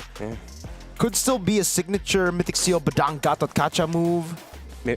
I will do it again. There we go. Let's go. As the official preacher of the Church of Akai. Oh. Put Akai in the EXP lane. For Mythic Seal? Oh, yeah, for Mythic Seal. Yep. Put your Badang on the roam, put Akai in the EXP. If they want to secure the first few neutral objectives, actually, I agree with you. And it's great against Joy. You already have one way to beat it. Put in one more. So this is going to be a surprise if Mythic Seals does not actually play from behind and just actually win. It's going to be a Hilda for the last pick of SRG. So you go Gatot Kacha and Brody or even Beatrix at this point. Oh, wait. Yeah. I don't know about that. Zippy. It's good in lane against the Moskov, the Brody. The Vitrix is a skill matchup. But do you want to go without a Purify? Without it? And then this is where they bring out the Bruno. They go Granger and Glue. There you go. Okay, less crazy. Yeah. Less crazy, more orthodox. But yeah, this is a perfect setup for Hilda XP. Like, this could not have played better into SRG's plan to go Hilda. Yeah. Lance, Kimmy, and Granger, that's food for the Hilda. But I guess the Glue could be the way to... I think Mythic Seal, they're thinking, all right, we're going up against the Hilda either way. We have enough peel to deal with the Hilda, is what they're thinking. Yeah, probably. But it seems like they're still thinking. Yeah, because of the peel, because of the Glue too. If you go Hilda here, yes, you can counter these 3 picks in the Lance. There you go, yeah. They need anti-CC. They're scared of the Glue mount. Yeah. You needed the Raging Slash, a CC immune on the Lapu Lapu when using Bravest Fighter and the Raging Slash. Great last pick, Swerve, and this allows Cram to do Cram things. Yes. Carry, stay in front, and set things up. It needs a lot of communication from these two. Thank you for joining us so far. This has been a fantastic start to day number 3 of MSC at EWC. Remember, who wins this series secures the first slot into the knockout stages. Will it be the defending champions Selangor Red Giants, or will it be the champions of Myanmar in Mythic Seal? Wherever you are, make some noise and show your love for these two teams, because I'm sure this will be an absolute banger. We agree here, me and Brig, for your second official, hopefully, crazy bang bang game. Because I don't know, game 2 was bang bang Rooney, game 1 was too, but I want this to be the more of like game 2 where both of them fight back, not just a one comeback sweep. So here we go, ladies and gentlemen. You heard what Renmar said. We're getting straight into the land of Dawn with Natan flying in the air to bring us right here. Yep. I want them to bring in the unexpected for this game. I don't want it to be a replica of the flow for the first 2 games, wherein it's always Mythic Seals playing from behind and just forced to defend up until the objective. But we'll see if they're able to do just that with the minimal amount of time to reset. Okay, there you go. Very aggressive start again from Mythic Seals. Early flicker burnt out for Stormy here. And Mythic Seal will just utilize this. That's going to be a pickup. Whoa. What are you going for Stormy? There's so much pressure. Yeah, but okay, that's the thing. They cleared the minion wave too early on, but this is the matchup we've been talking about. I feel even in the draft, finally a Lapu Lapu returns up against the Glue, and I feel like it's gonna fare pretty well for Cram, but doesn't take the fact that it doesn't take away the fact that it's annoying. Like, the Glue is gonna be annoying whatever you do. Very annoying. Anyway, it will be very, very annoying. So for SRG, they got to be careful. Whoever gets mounted will be very tough to deal with here, especially considering, again, Gatakacha, immobile roamer. If you go in with an AOG, or if you get mounted, you can't even use the AOG. I think like the Glue will just stop those AOGs constantly once you channel it. Yeah, the amount of crowd control that Mythic Seal can put to stop. You almost put in early kill onto Zippy. Things are looking good, but on the mid lane, they traded out Stormy as well. Yeah, so they get a trade. It's going to be Zippy for Stormy, but that means Mythic Seal can capitalize straight off the bat with a Turtle start their first Turtle in a game. In the series. Yeah, in the series. Ladies and gentlemen, game 1 and game 2, they lost the first neutral objective battles. This time, it changes. Mythic Seal have gotten a bit more value than SRG early on. That's what we're saying. That's a clear change in approach from Mythic Seal. They no longer want to just let go of the objectives as much as they can. Boye has the Fizz Crack but won't use it just yet. That's enough for Fumes to be forced to recall though. This is really great pressure coming in from Mythic Seal so far. Except the fact that Zippy was taken out in the bottom lane.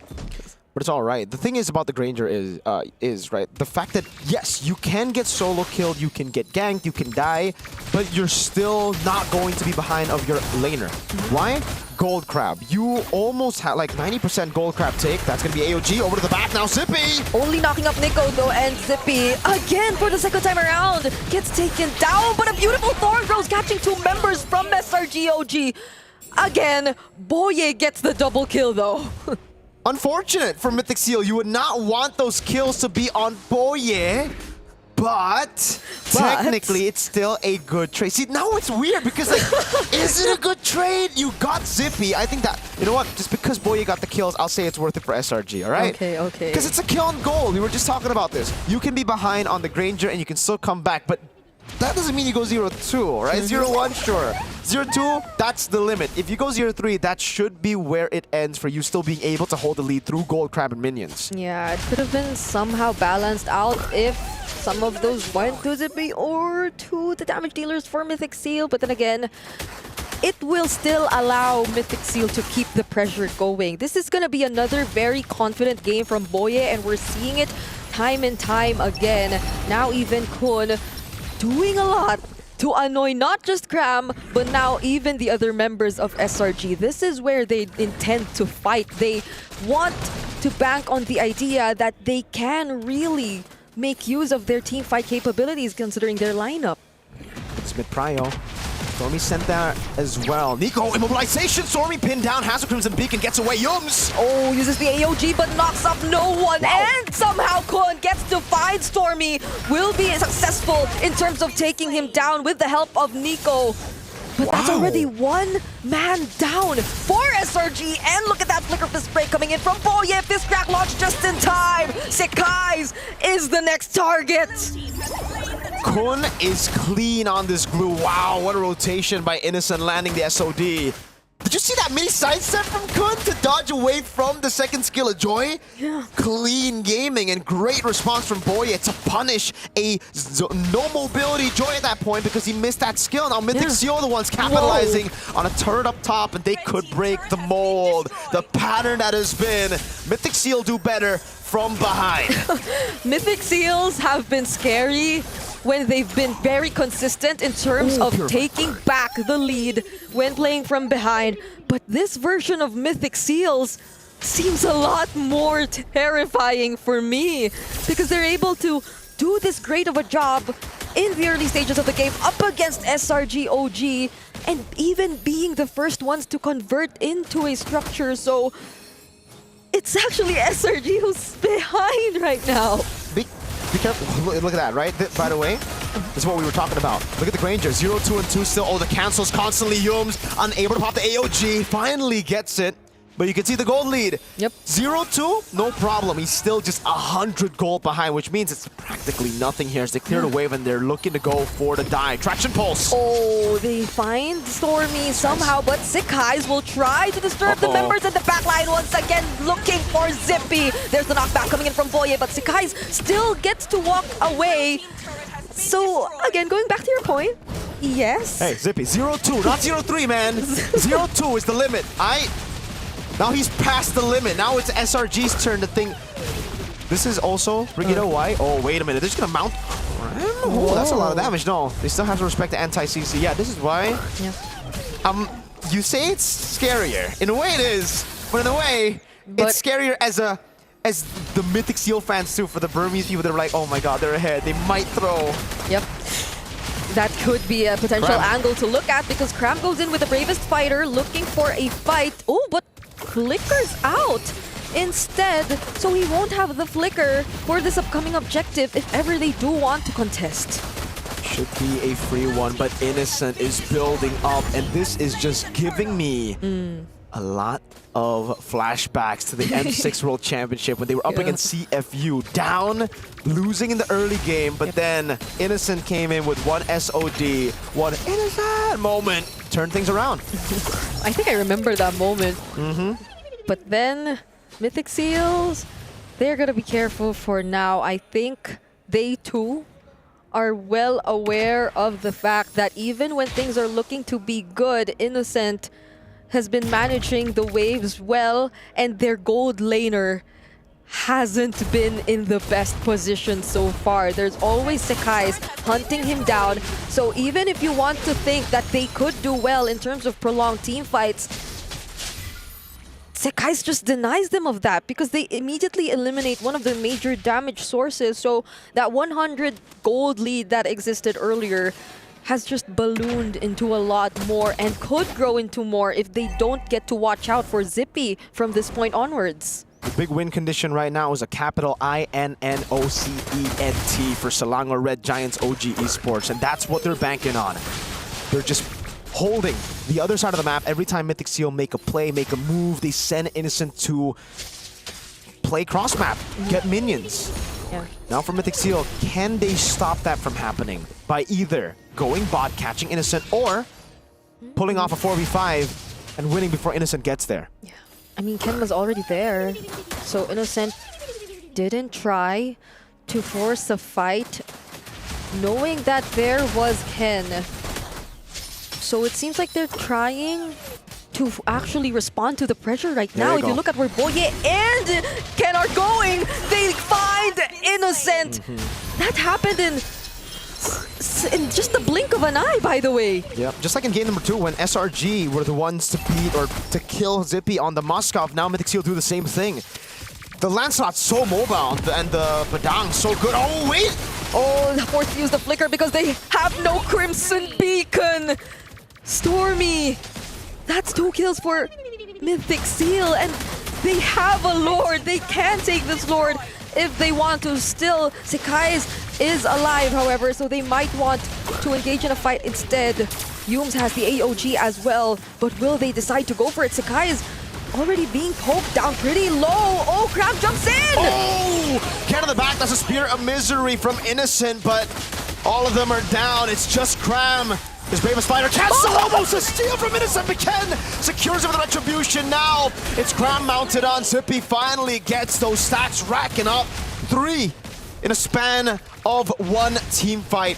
Mythic Seal are well and truly the ones holding a position to send SRG down, but mainly to make it to the knockouts. Man, Ken on the Lancelot. Whenever he picks a hero in game 1, everybody should just settle and say, all right, that's what he's going to be playing the entire series, because he gets better every game.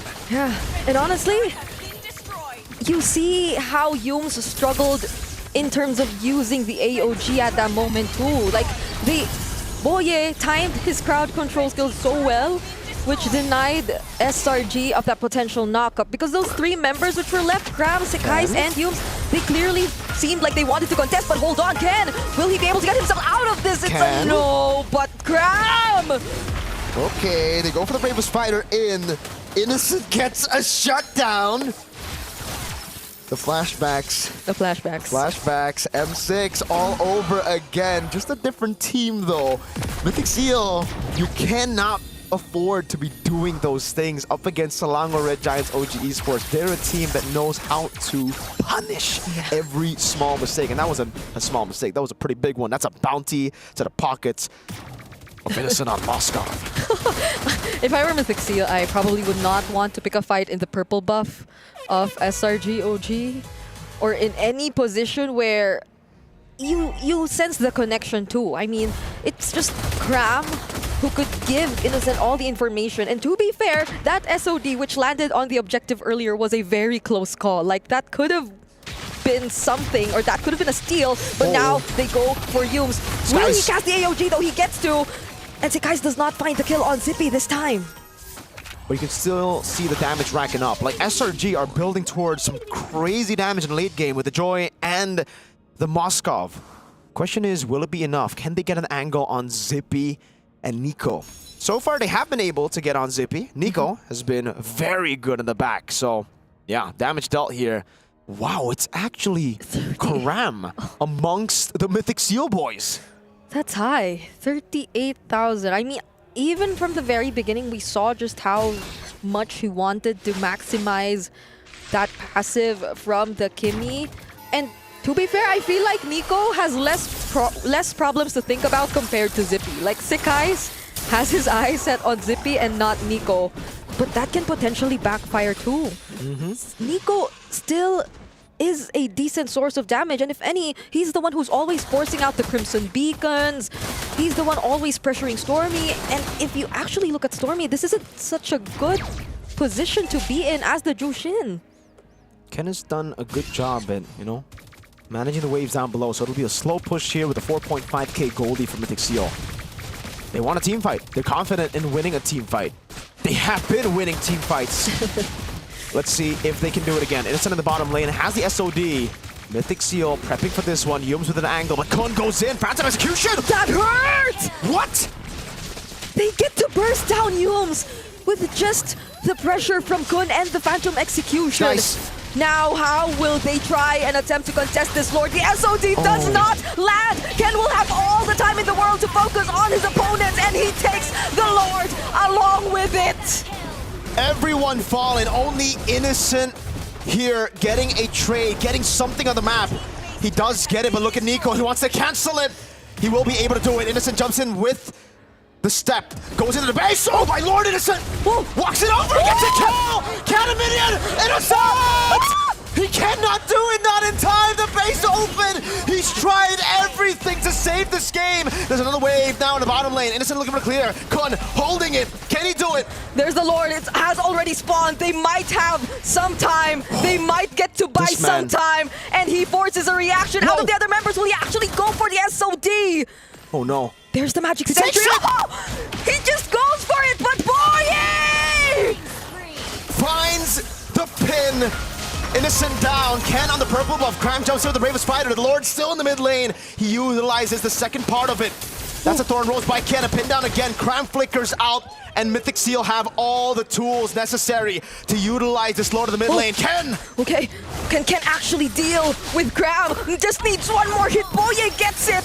Sekai's, Yums, and Stormy, the trio mid, they're the ones who have the responsibility of holding things down and holding things together. But Yums, he won't be able to knock up anyone. They're gonna go for the base! Ilago Red Giants OG Esports fall to the dark horse! That is the Mythic Seal! Planted in Game 1, fully sealed in Game 3. Mythic Seal will move on to the next stage of the tournament. What an upset, what a performance. The final seal has been broken, and Mythic Seal has fired the warning shot heard across the world. They are the first team to go into knockouts and carrying the legacy of the Burmese. Mythic Seal with the biggest shocking result of the tournament so far. This is such a statement for Mythic Seal. Even from the very beginning, even when many have possibly favored SRG OG over them in this matchup, they did not make things easy for the Red Giants. They made them struggle to get the win. Okay. And the mechanics, we said it probably could be somehow a limitation, but in this game, in this series, they proved that it's actually not in any way a limitation for Mythic Seals. They've been overpowering SRG through these mechanics. At this point, they're not just dark horses nor fighters. They have launched themselves into a position where Mythic Seal can definitely be considered a contender now. The first into the top 8. When I put them in my top 8, I had conditions for Mythic Seal to improve in certain aspects, and they did just that. We'll now toss it on over to Eterna with what seems like to be Nico and Ken from Mythic Seal for the interview. Thank you so much, casters. We're here with Nico as well as Ken, and apparently Ken is translating?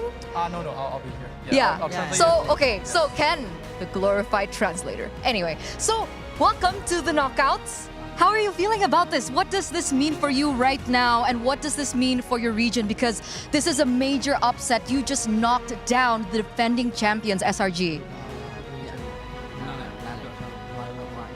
ပထမဆုံးတစ်ခုအနေနဲ့နောက်ကောက်စိတ်ကိုတက်သွားတော့ပြောပါအရင်လည်းပြောပါပြီးတော့လို့အတင်းကြီးနဲ့ဆော့ထားပြီးတော့ပြန်မလို့တည်မလား2-1နဲ့နိုင်တာဆိုတော့တော်တော်ရင်ခုန်မှုကောင်းတယ်ပေါ့နော် We're very happy and we're very pleased with the result, but we still have more to show. And I feel like today we haven't showed our best performance. I think Game 3 was where we really showed our real performance.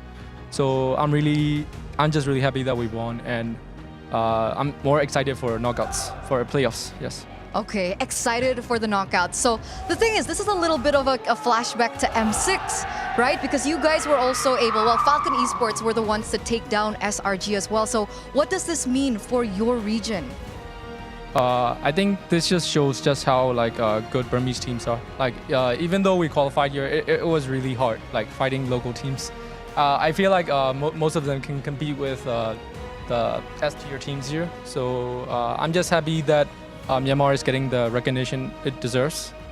We hope that you guys will keep supporting Myanmar MLBB.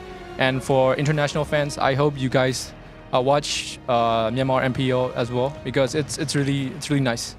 It really is. It really is. Everyone is still shaking right now. Nico, do you agree with that? Do you have maybe a personal statement towards everyone for your region?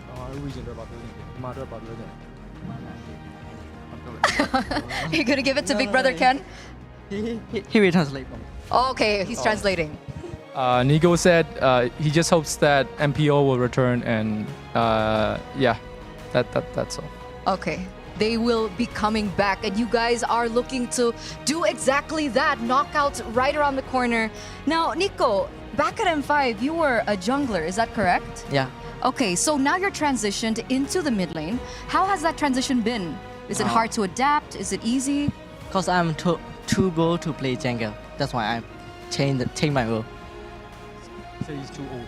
Too old? Too bro. Oh, too what? Oh, too bored. He said Too bored. Oh, jungler is boring. Yeah. So you gave it to Ken. It's like, nah, don't want it. Yeah. Okay. Nico said the reason he doesn't play jungle is because he doesn't want to play the tank jungle.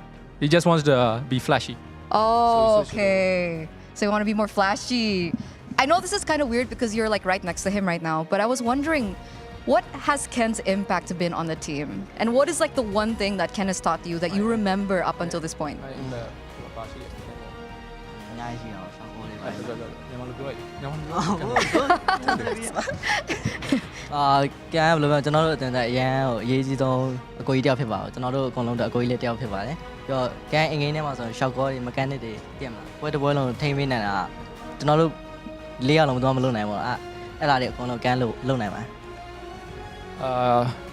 I'm old man slow hand, so I just use my macro. That's all. Oh, okay. So Old man more slow of the hand. macro Yes. style of it. Okay, very quick question to end this right now before you guys, start preparing for the knockouts. Who do you think you'll be facing? Do you think it will be Onic, or do you think it will be Liquid PH in the knockouts? Onic. Onic knockouts? Do you agree, Ken? It's hard to say because both teams are so strong. But if I had to pick a team, I want to face maybe Onic Indo.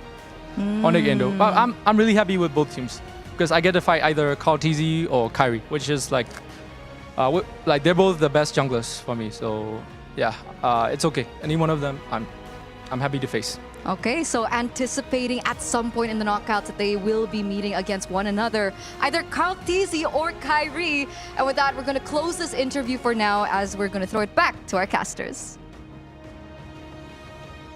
Wow, great to hear from Big Brother Ken and Nico. Short he may be in stature, but he plays like an absolute giant against SRG. Every time he would see Yooms in front of him, he was like, no, yeah, you're going now, bro. Look at that KDA, 1-1-1-1-1. I don't believe the old man's low hands thingy.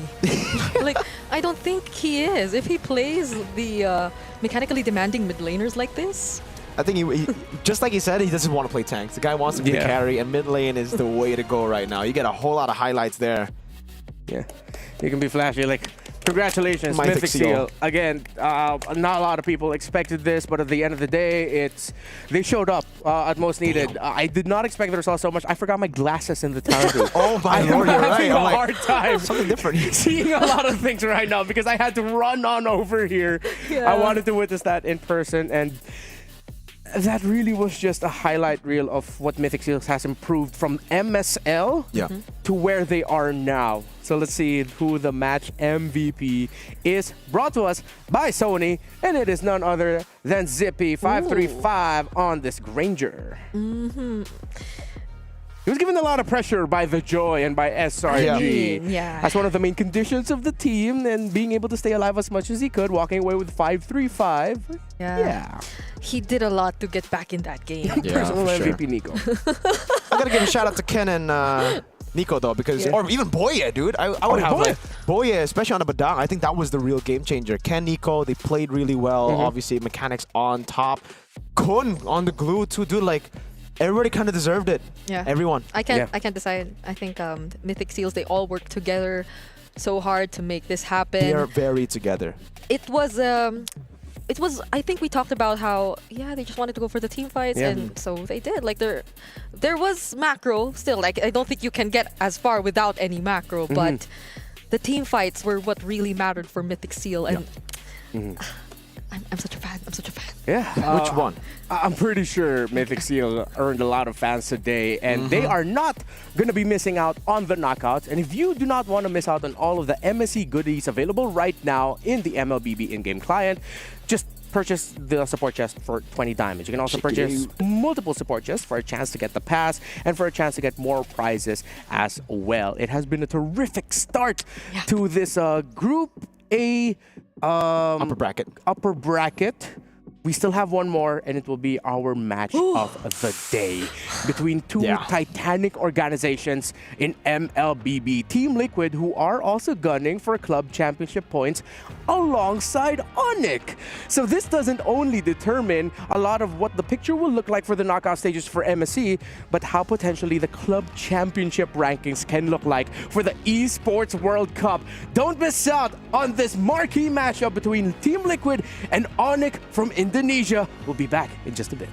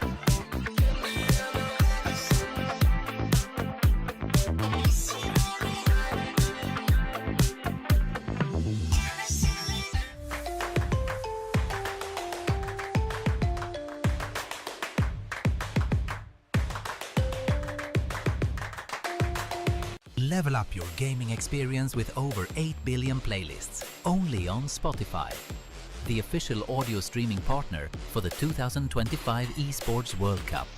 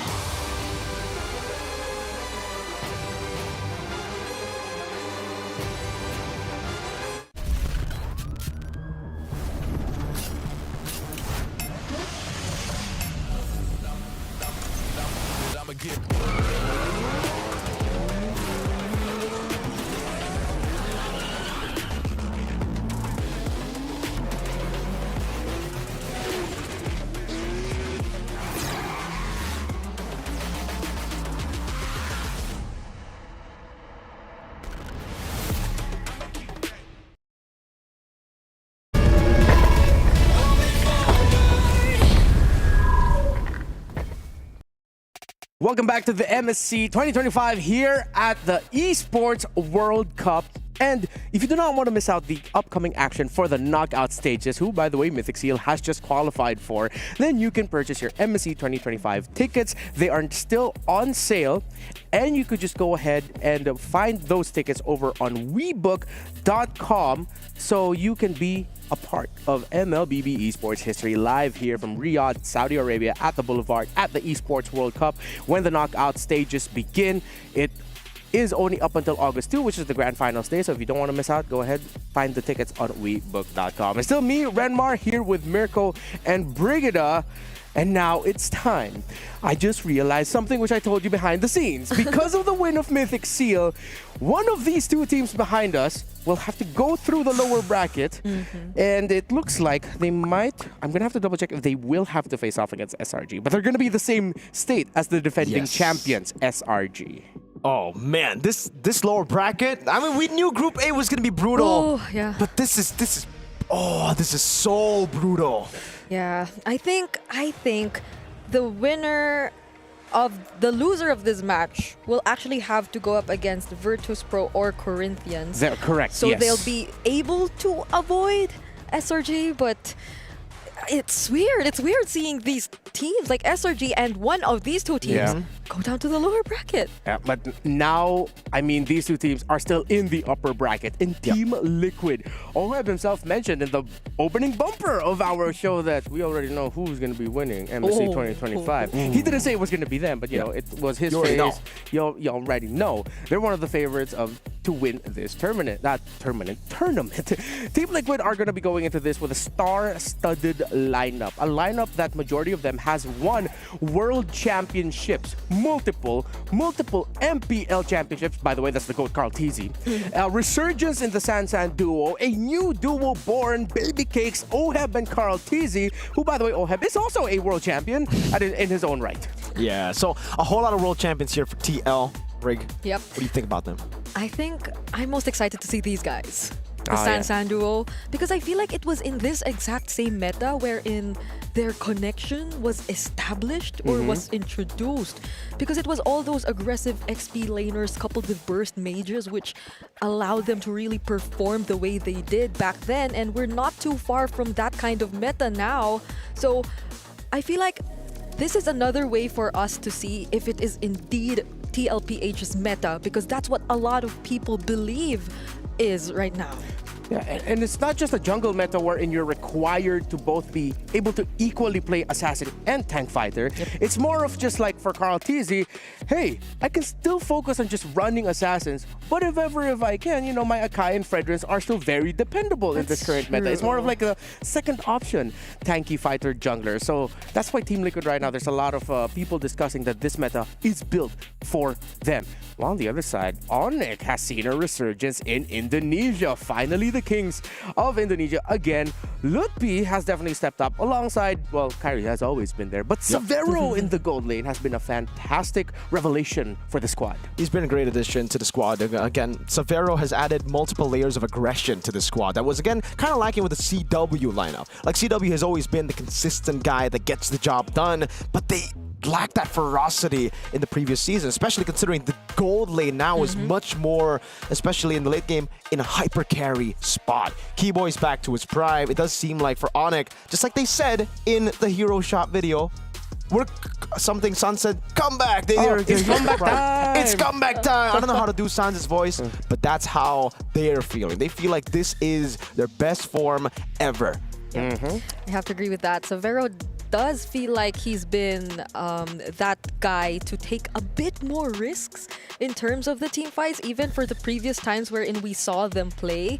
And I know there has been a conversation of him being the X factor, but I kind of have my eyes on Sans right now as well, because like even for previous matchups, even for other teams, I feel like a lot of our focal points have been on mid or EXP, as you've mentioned.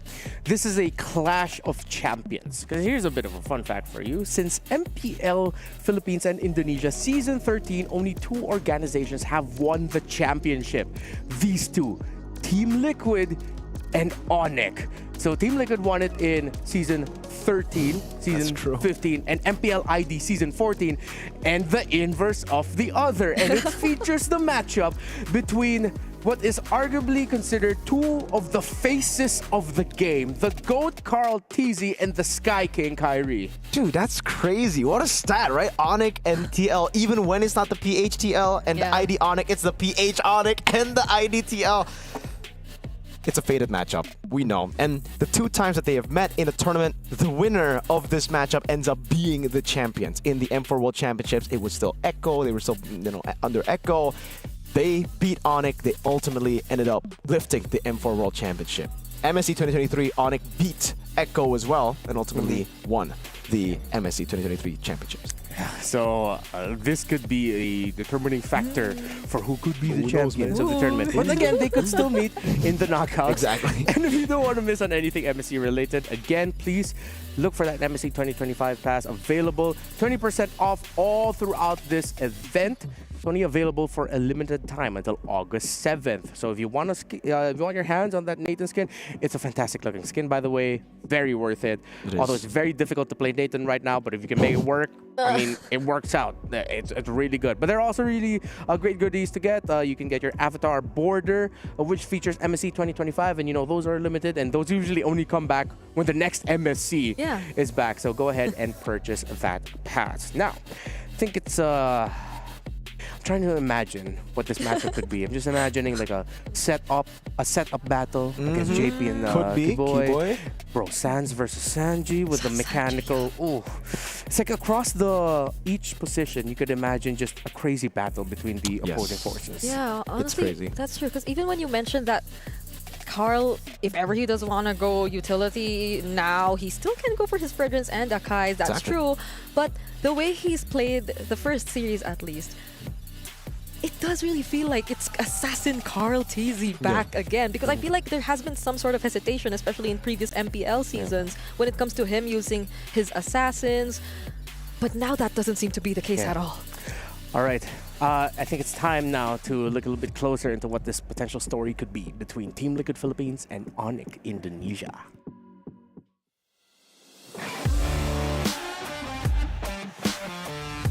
A wipeout from Team Liquid. I'm confident and excited because we've been practicing very hard lately, and I think it's gonna be a heated match because we are both the champions in our own region. Kalau pede sih yang pasti happy sih, pede banget ya satu tim. Ya excited juga soalnya lawannya kan juara MPL PH yang ngalahin Onic PH. Nah, ya kita pasti bakal ngasih yang terbaik buat di semifinal biar ya bisa lolos playoff. Looking for Detective, they'll clean out the lane. Onyx playstyle is very micro based because they're very good with mechanics, but us in TLPH we're very good in macro because our playstyle in Philippines is very like objective style, while in Onic Indo, they're very like skirmish style. They always take fights even if it's early game. So yeah, I think it's gonna be an exciting match. Oh, Keyboy jumps on into the base. He gets taken out. Kalau gameplay mereka ya mainnya agresif banget lah. Dari ya kita nggak bisa bikin mistake yang kayak lawan CFU kemarin yang miss di early game yang bikin mereka snowball lah. Soalnya mereka kalau udah snowball ya pressnya bagus banget. They wipe them out. A great fight for Onic. My message to Onic Indonesia is let's have fun and let's give the people a good fight. Buat Liquid PH kasih game terbaik aja buat semifinal, dan buat OHEP ya kasih 100% kekuatan lu karena gue pede banget buat ngalahin lu. My message to Sapero is train hard because I'm training even more hard.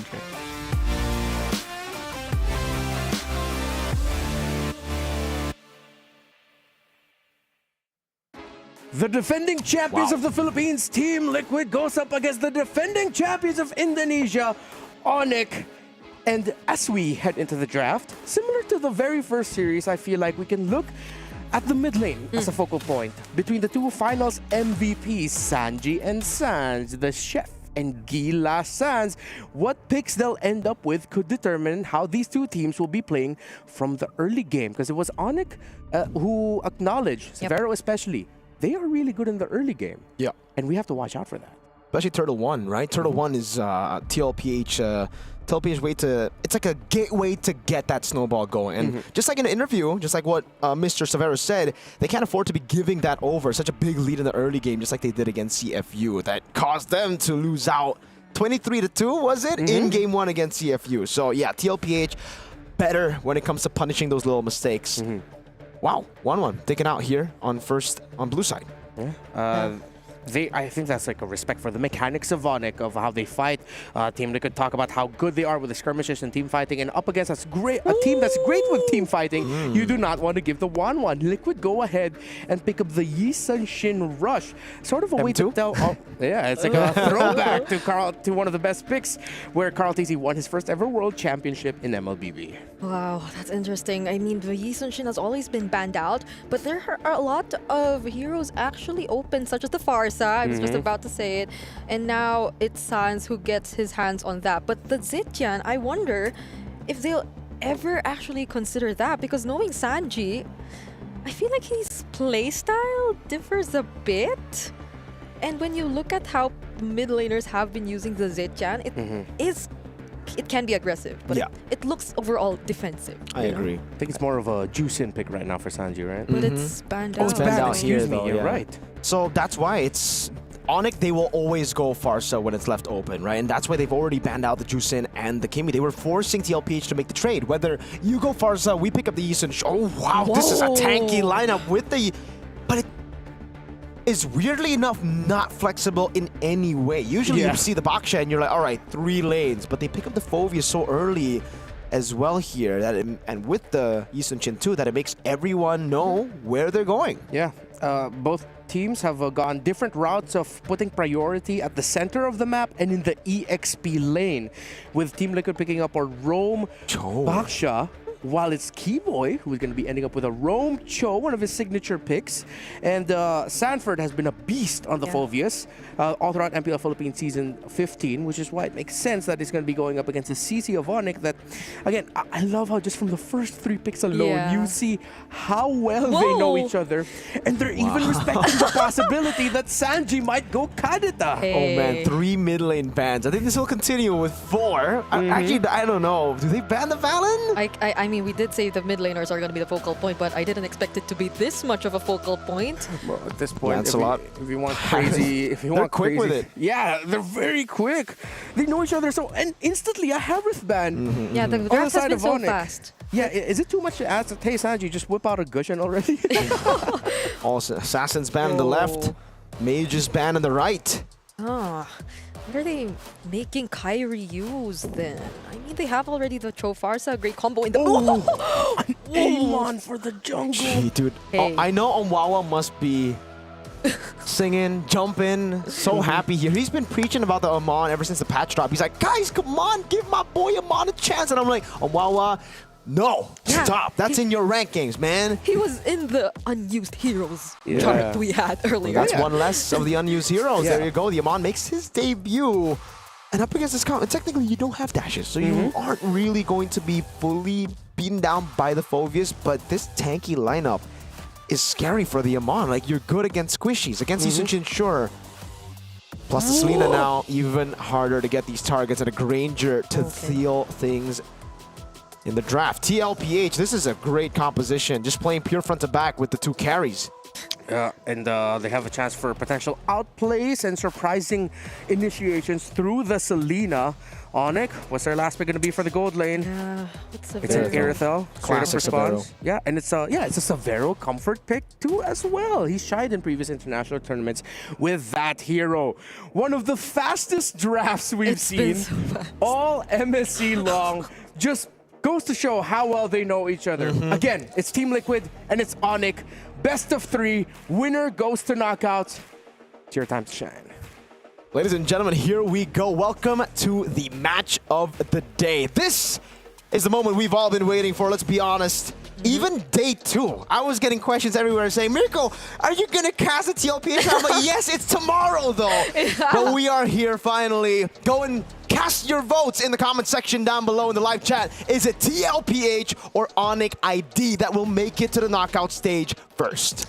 They had an entire day to prepare for this match, Mirko. I'm pretty sure they've also prepared way back And that draft was a testament to just how familiar they indeed are with each other. I'd say the most unfamiliar we are with in this game would be how the Amon would play out, because it's the first time we'll be seeing it in a while.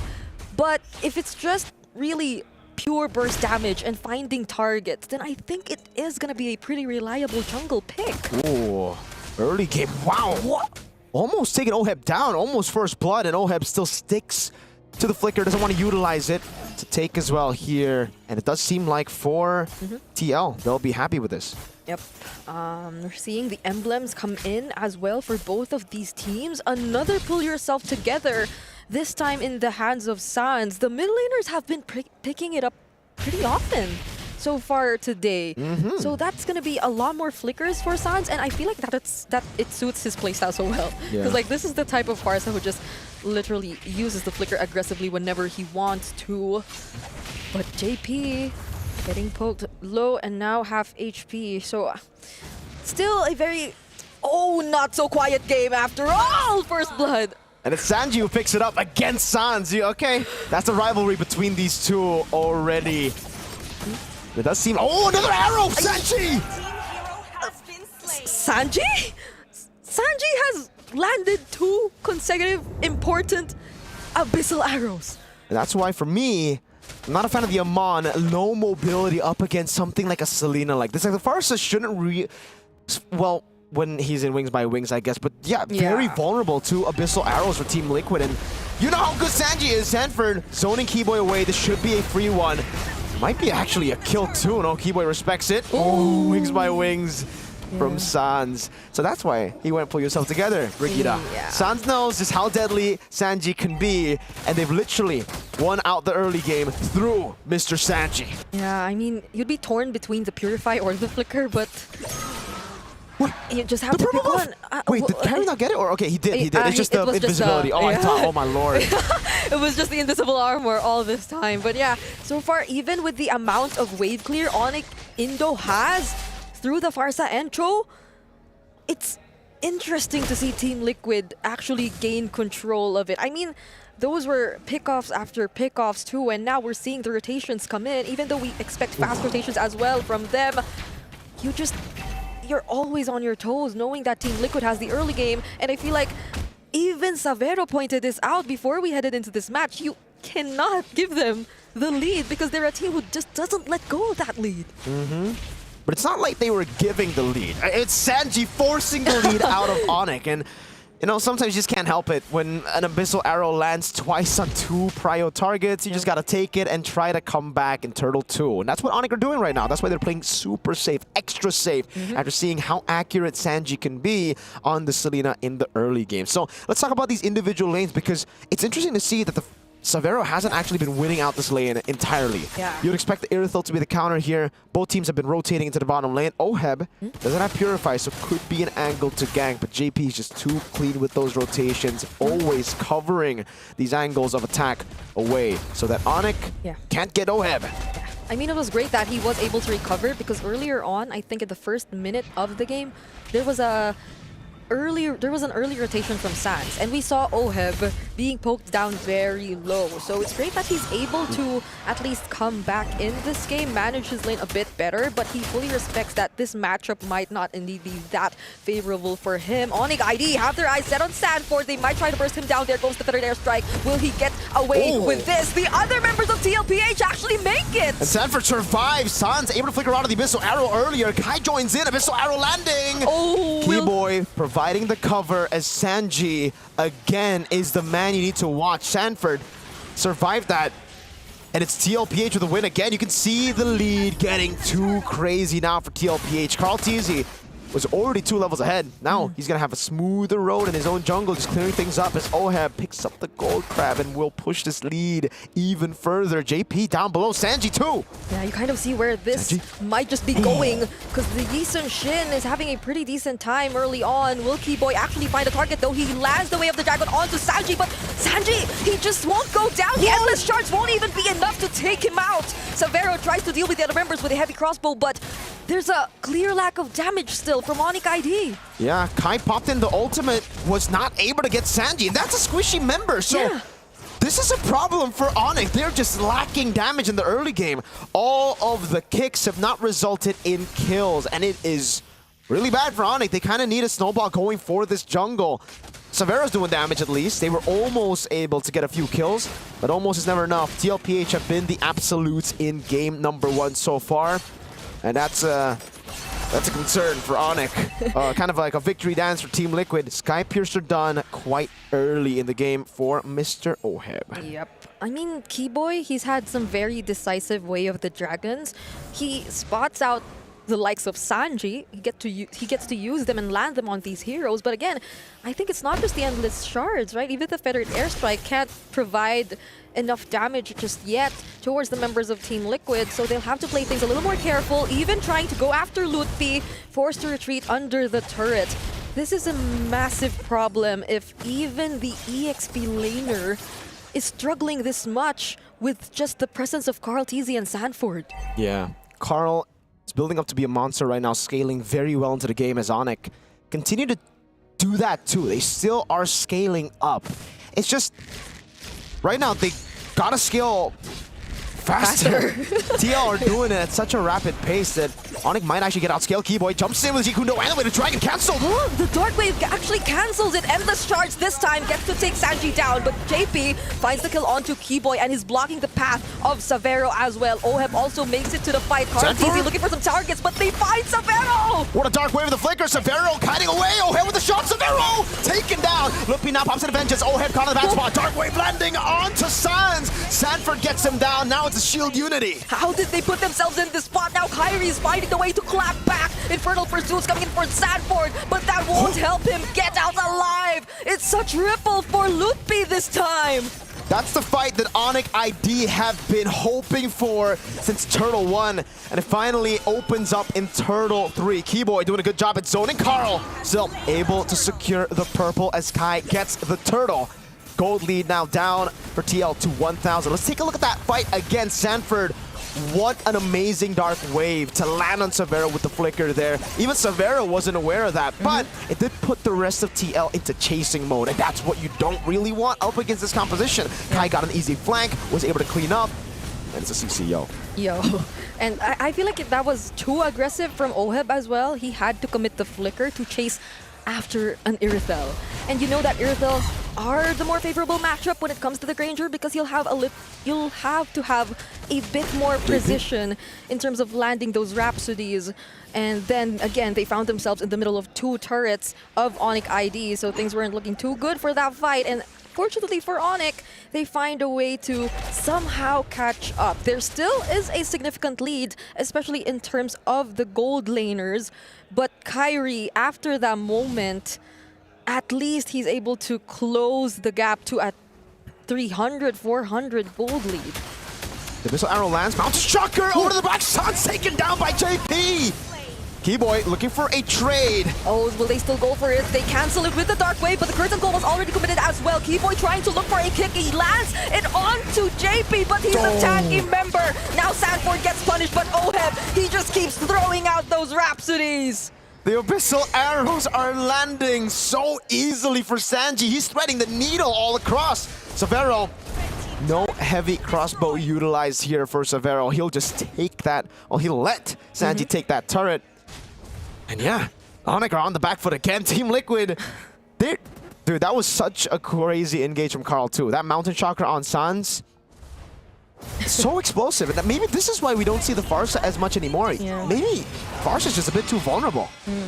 A lot, or if not almost all the members of Team Liquid can just try to close in on the Farsa, and it wouldn't be that much of a problem anymore because you force out either the flicker or the wings by wing. So he somehow gets to escape, but Sanford, denying the conceal immediately. Abyssal Arrow nearly lands, but JP, he might just get bursted down this time. Lutfi trying to take him down, but there's the Feathered Airstrike to finish him off. 1-4-0, but the Abyssal Arrow lands in the back. Sanford with the flicker forward, Sanji doing the same. The San duo working. Dark Wave from Sanford! That was literally a flicker to take down Sans, and now they find the kill on Kyrie as well. Not even Savero with the heavy crossbow can do much. This is clearly an opportunity for Team Liquid to take the objective if they want to. It's a small win left, small win right, then a massive win with an explosive Abyssal Arrow. Again, Sanji is just too darn good on the Selena. Ladies and gentlemen, there were 3 mage bans earlier in this game, in the drafting phase. And now with the Selena, he's putting his mark down. Sanford, let's take a look at this again. I wonder how they coordinated that dive. Because like Sanford went in with the flicker, and so did Sanji with the flicker. And then the Dark Wave. And then the Dark Wave and everything else followed. Carl TZ nearly died there too because he had to take the endless shards. But we just go back to the entire idea that they're still trying to chase Team Liquid in terms of items, in terms of damage. So yeah, the idea behind the Amon was there, but we're yet to see it in this game. TL will continue to push now. Enhanced Lord of the mid lane. Pushing down JP, walking up a bit too aggressively there. They're just trying to set up for the Abyssal Arrows, really. Lutpi's doing a good job though, curtain call! Oh, he gets to use it on Sanford and JP, so they might have to retreat for a bit. There's the Conceal too, however, so Onic at least able to deal with the Lord, but that doesn't eliminate the threat of the Abyssal Arrows coming in from different angles and Team Liquid still having the superior amount of damage. Just look at Oheb and look at Carl TZ. 7,000 gold lead now for Team Liquid, but Sanji just keeps on landing these big shots and it stops Onic ID from even going for picks. Usually with the Cho, you should be able to just walk up even when you're behind. But Sanji just landing it so easily, and again, it spots Keyboy out so many times. In-game equipment check here. See Halberd pick up. He wants to just go through the front line before getting through the back, so no BOD. It'll actually be, is that an Athena shield buildup for Oheb? On the way, yeah. Okay, Onic ID might actually try though. There goes the curtain call and the feathered airstrike trying to bring down JP and Sanford's HP. But Team Liquid, they know that Onic ID actually want that, so they'll be trying to disengage for now, waiting potentially for the next objective. This is just such clean execution from Team Liquid overall, even during times wherein we feel like it is a bit too aggressive. It's not like they completely lose out on the fights anyway, so this is going to be a struggle for Onic ID to find how they can set the tempo. We did see how Boye did try to do that though with the Cho that was playing from behind, but it's a different lineup right now for Onic ID. And it is an Athena shield, right? So good against the Amon and the Farsight. That's literally the only 2 dudes that can get to Oheb right now. He's so safe in the back. That's what we said in the draft here for Team Liquid. They're just playing a proper front to back. It is a very honest front to back, but it works, especially when your backline's so good in the early game. 007, Carl TZ, Oheb 4-1 and 4, Sanji continuously landing shots, and Sanford and JP peeling for the team. Twilight Armor picked up by Keyboy as well. Lutpi, I feel like whoever he decides to use the curtain call on will be such an important decision, and he might decide to use it now, but maybe not because Team Liquid decides to engage in the fight. They go for Lutpi and try to burst him down with the flicker. Jade Kundo from Keyboy, is that going to be enough? Endless Charge already committed. They don't get any kills until now. Sanford down. It's going to be traded for Keyboy now as Oheb walks up, picks up the killing spree, another stack on the Sky Piercer. Onic forced back. That was a pretty good fight, I would say, for Onic. They only lost their roam for the XP, and it was because of Kai. He zoned 3 of the carries behind as he walked up, tried to go for the Endless Charge. I think it was a mishap. He wanted to go on Carl TZ, but he did land on Oheb in the end. The Athena shield stopped that from happening, stopped the kill from happening. Now Abyssal Arrow lands on Lutpi. A few shots over. Oh, could they stop this from happening though? Oh, even with the Athena's shield, gets blasted with the Endless Charge. Sands will still survive, and Savero this time making things happen, but Carl TZ finds the kill onto him as well. Such a back and forth. This is the battle that we've been waiting for, and now we know why we've been waiting for, why this matchup has been so anticipated. Team Liquid, for the majority of this game, are holding onto the lead, but it never felt like too big of a lead for Onic to just stay in their base. They were constantly walking up, farming as well, finding their power spikes, and now it's Onic on the Lord. They're the ones, the Sky Kings, marching in. JP with a shield unity, Sanford with a Dark Wave. Oh, but Keyboy nearly fights Sanford though. but he gets to keep himself safe, but that will not keep them alive. There's a difference. Carl Tizzy trying his best to find the targets to deal damage, but will he be able to, though? Both Sanford and JP have been taken down. Lutpi still deathless. Team Liquid lose their front lines, but keep their carries, and that's why Onic still have to respect. There's no push in. Savero versus Carl. It's just a few shots with a crit passive. Sans in the bush. Okay. This is a very intense back and forth between Team Liquid and Onic ID. It's still Onic ID clearly in control of the Lord Pit, however, but how does Team Liquid approach this without their frontliners in this match? They will have to forfeit this objective. Onic ID, even after playing from behind for quite some time, are the first to actually get the Lord here. And now it's Onic with the lead. The gold lead at the start of the game, all towards mid, is gone. Great item with the Athena shield, but I guess that's why they still went him on, despite knowing there are a few items that can counter it. It just goes through, dude. Yeah. Like, he's gotten to a point where he's just penetrating through the magic defense. And this is why Divine Glaive and the Genius Wand is shielding into the back line. A full dive on Sans! Oh, they successfully eliminate Sans, and Carl Tizzy goes and finds Kyrie! The Lord in the hands of Onic, but TL don't care!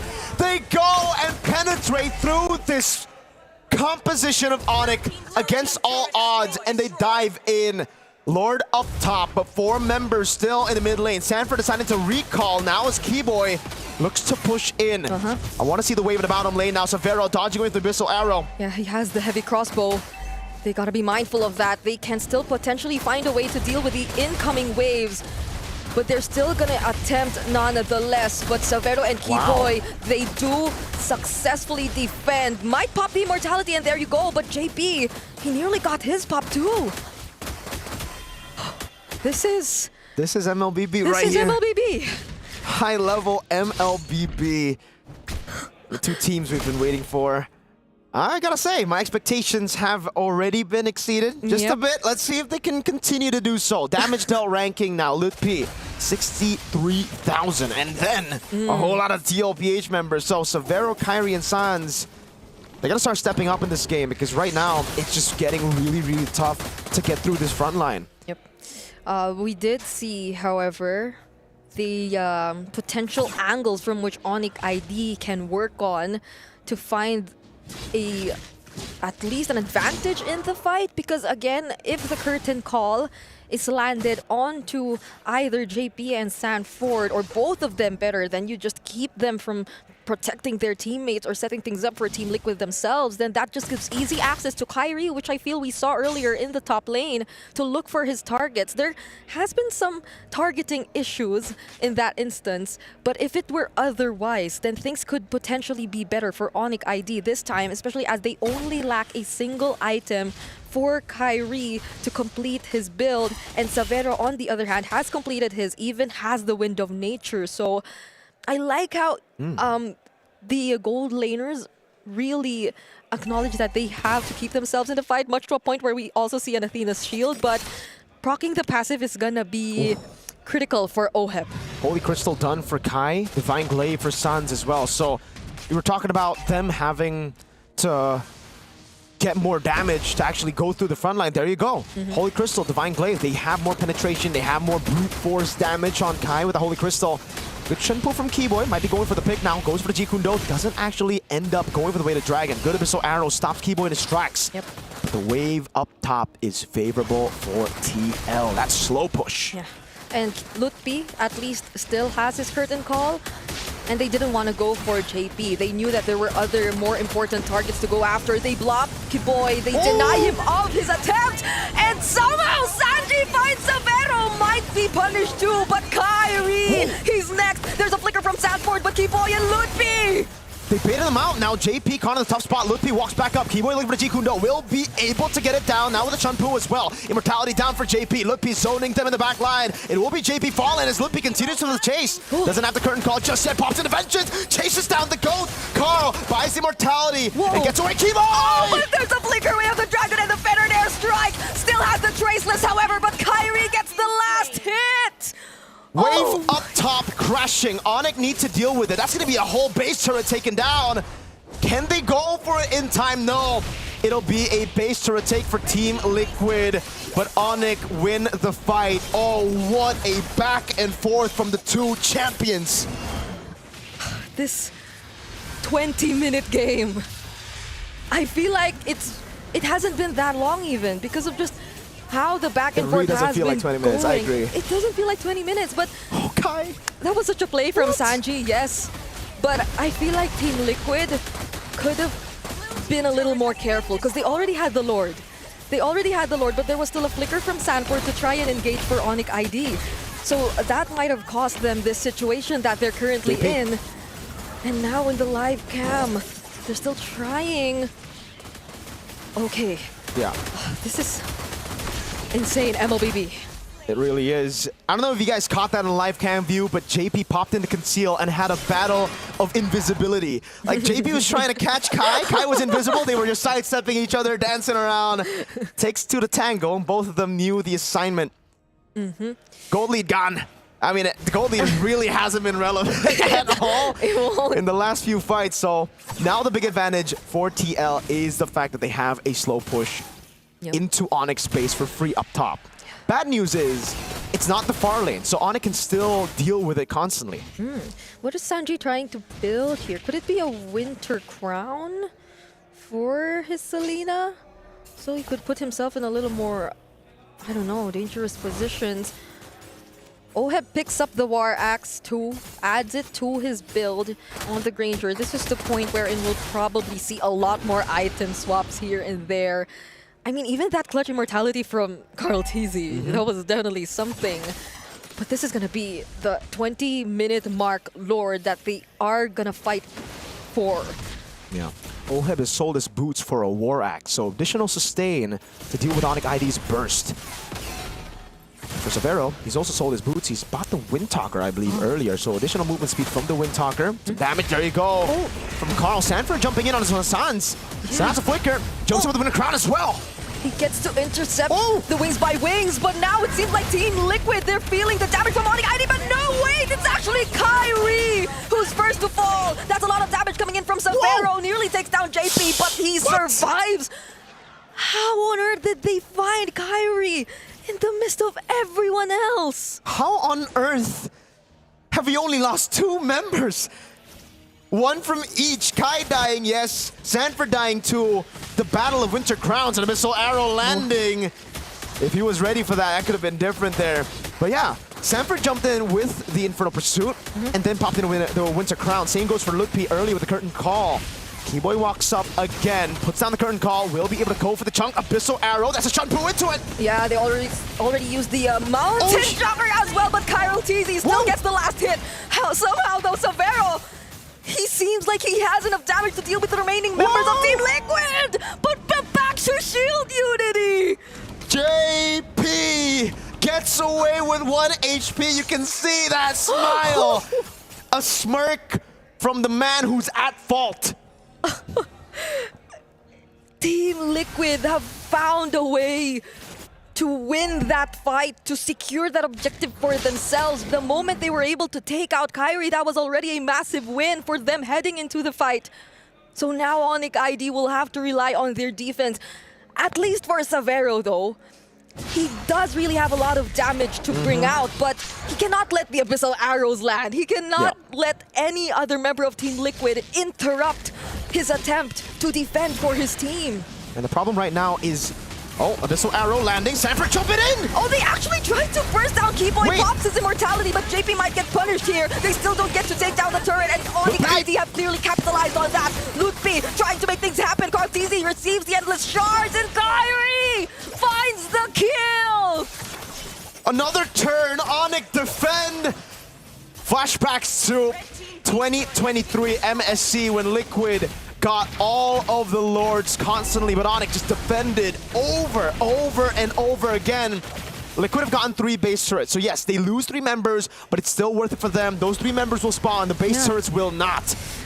I don't know about this. Was this necessary? Did they really need to do that? And if they wanted to, I think they should have just done it around the Lord. Oh, Keyboy with a kick over to Sanji. No one there to follow it up in the live cam view. Yeah. And then, wait, they want to go for it. 3 members still down. Onic!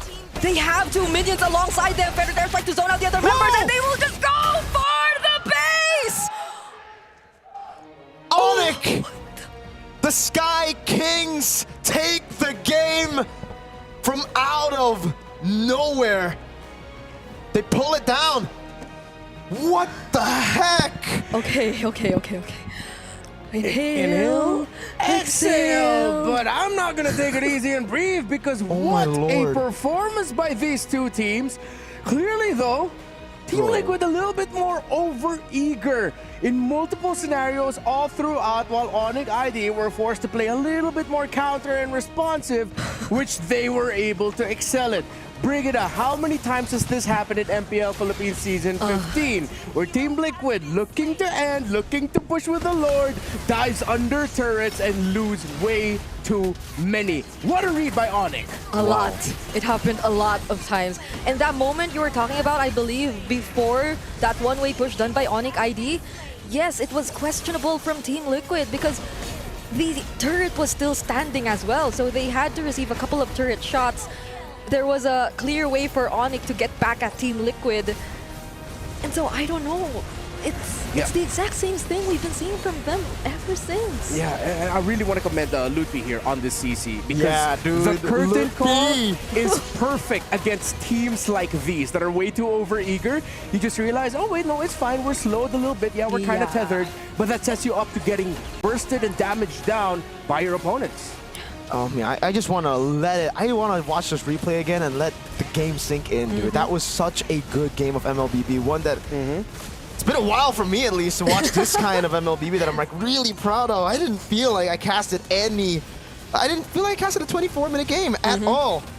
This is beautiful. Beautifully done by Onic. Again, like you said, Renmar, the counter engages, the setups, I think the zoning individually as well by Kyrie. It's a very underrated part of this game where, yes, you have Litpi zoning in the back, but it's also Kai. You never know where he's coming from just because of the invisibility. And multiple times you get to see the micro plays constantly from both these teams going at it head to head. My favorite was actually during the live cam view while we were in the replay because JP was concealed, Kyrie was concealed. Both of them were just like dodging from the shield unity. JP trying to get it. Yeah, they were just trying to fight each other. Weren't able to fight each other, however. But I think what I also really appreciate about Onic here is that every time that feathered airstrike by Sans comes up, you sort of see this instinctual, all right, let's protect our captain, guys. They just put up a wall enough to stop the cavalry or buy time for themselves. Meanwhile, for Team Liquid, the signature Team Liquid playstyle. The aggression, Team Liquid folks, in case you didn't hear it, are very vocal in this arena, especially after how Sanji started things off with the 2 kills. A lot of words were said, but all in good nature of the game. And at the end, it was their over-eagerness to win certain conditions, certain skirmishes, especially that final siege that bit them. What a debut for the Amon as well, I guess. Sure burst. It's sure burst. It did struggle a bit in the first few minutes of the game, or it lacked in terms of the damage, but once it built those magic penetration items, I mean, the mere fact that you're able to force your gold or the opponent gold laner to build an Athena's shield, that's probably something, right? Because it could have been more damage for Oheb too, I guess, but then you literally forced them to play a bit more defensively. And this is where you get to see why mid laners have been going pull yourself together even on heroes that you wouldn't expect them to, right? Usually you see the pull yourself togethers for the Petrify mid laners, but here, back-to-back games, Nico in the previous one with Jusin, here, Sans with the Farsa, goes pull yourself together for the flicker. That was Keyboy, by the way, the one that goes, ow! That's his thing, he does it every time in MPLID. Yeah, so back to it. Pull yourself together helped Sans. He was getting caught way too easily in the early game, but it got harder as the game went into the later stages just because of the stacks. You gotta understand the pull yourself together change here. With the change, you actually stack up the cooldown. Yeah, and for people wondering, how come there's no Purifies on the side of Team Liquid Philippines? Well, more priority is on repositioning than it is just being able to take away crowd control effects. You're gonna wanna be able to avoid certain things before they even happen instead of actually cleansing it, and especially since you're going up against a Farsa, that repositioning is incredibly important. You saw just how closely contested this game was. Team Liquid Philippines, hopefully they had enough of a heat check though. Because again, too over-eager, and clearly Onic are ready for that. Yeah, there have been a lot of times. Some have been good, have been in sync with the other teammates. The San connection, we see that. Even Carl TZ dashing in every now and then.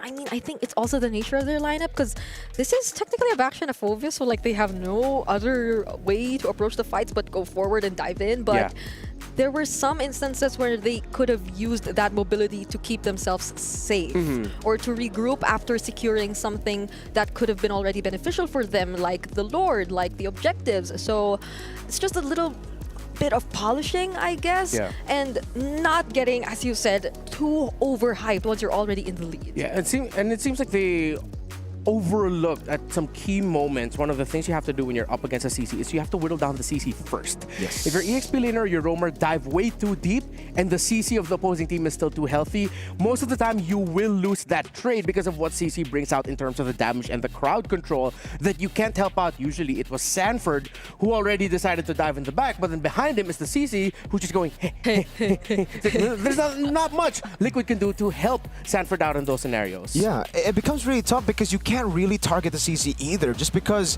Onic drafted for a composition with too many carries, too many ways to deal damage, so you end up targeting Lutpi, Kai, Sans gets free hits all around, Severo too. That was the moment. Yeah, also a bit of a head scratcher for me as to why Sanford decided to go with the flicker in that scenario when, again, they already have the Lord, they could have backed. Clearly, Liquid are overheating right now, and Onic are just playing the game of, let's be patient. They're a little bit more like Mythic Seal now. And Mythic Seal. Mythic Seal. While for Team Liquid, they're a little bit more SRG with the aggression that we're seeing from them. Wow, except that there's a Farsa in this game. Yeah, except there's a Farsa. And I really want to bring this Amon pick into, I want to talk a bit more about it. So in the past, against Yi Sun-shin, it's been always really, really good to have an Amon, like Endless Shards. You have a target skill, and usually the only way to deal with it is Winter Crown. You take it like a boss by buying Athena or Immortality, or just die. Yeah. Right? Like, so on the Yi Sun-shin, you have a dash, you don't have a blink, so there's absolutely no way to get out of it. In the past, it was a way to counter the Yi Sun-shin, and I guess that was the angle. Yeah. All right, a lot more that we can talk about, but for now, we have to talk to someone on the stage. It's Eterna with, it's Celiboy. Thank you, casters. It's no longer Sally Boy. It's actually Sally Dad who's in the building. But welcome, Sally Boy. Hello, hello. Hello. So the thing is, coming into this match, it is very interesting, right? Because it dates all the way back to your personal rivalry with Carl TZ that went all the way back to MPLI 2020 and then M2. Yeah. So do you remember that moment? Yeah. Aku masih ingat. He still remembers. So coming into this, what do you think about the, I would say, journey of Carl TZ until this point from 2020 to 2025? Dia masih konsisten ya. Mungkin ada beberapa season yang dia agak underperform, cuman ya itu namanya pro player kan, kadang di bawah kadang di atas, cuman hebatnya dia bisa balikin performanya aja sampai sekarang.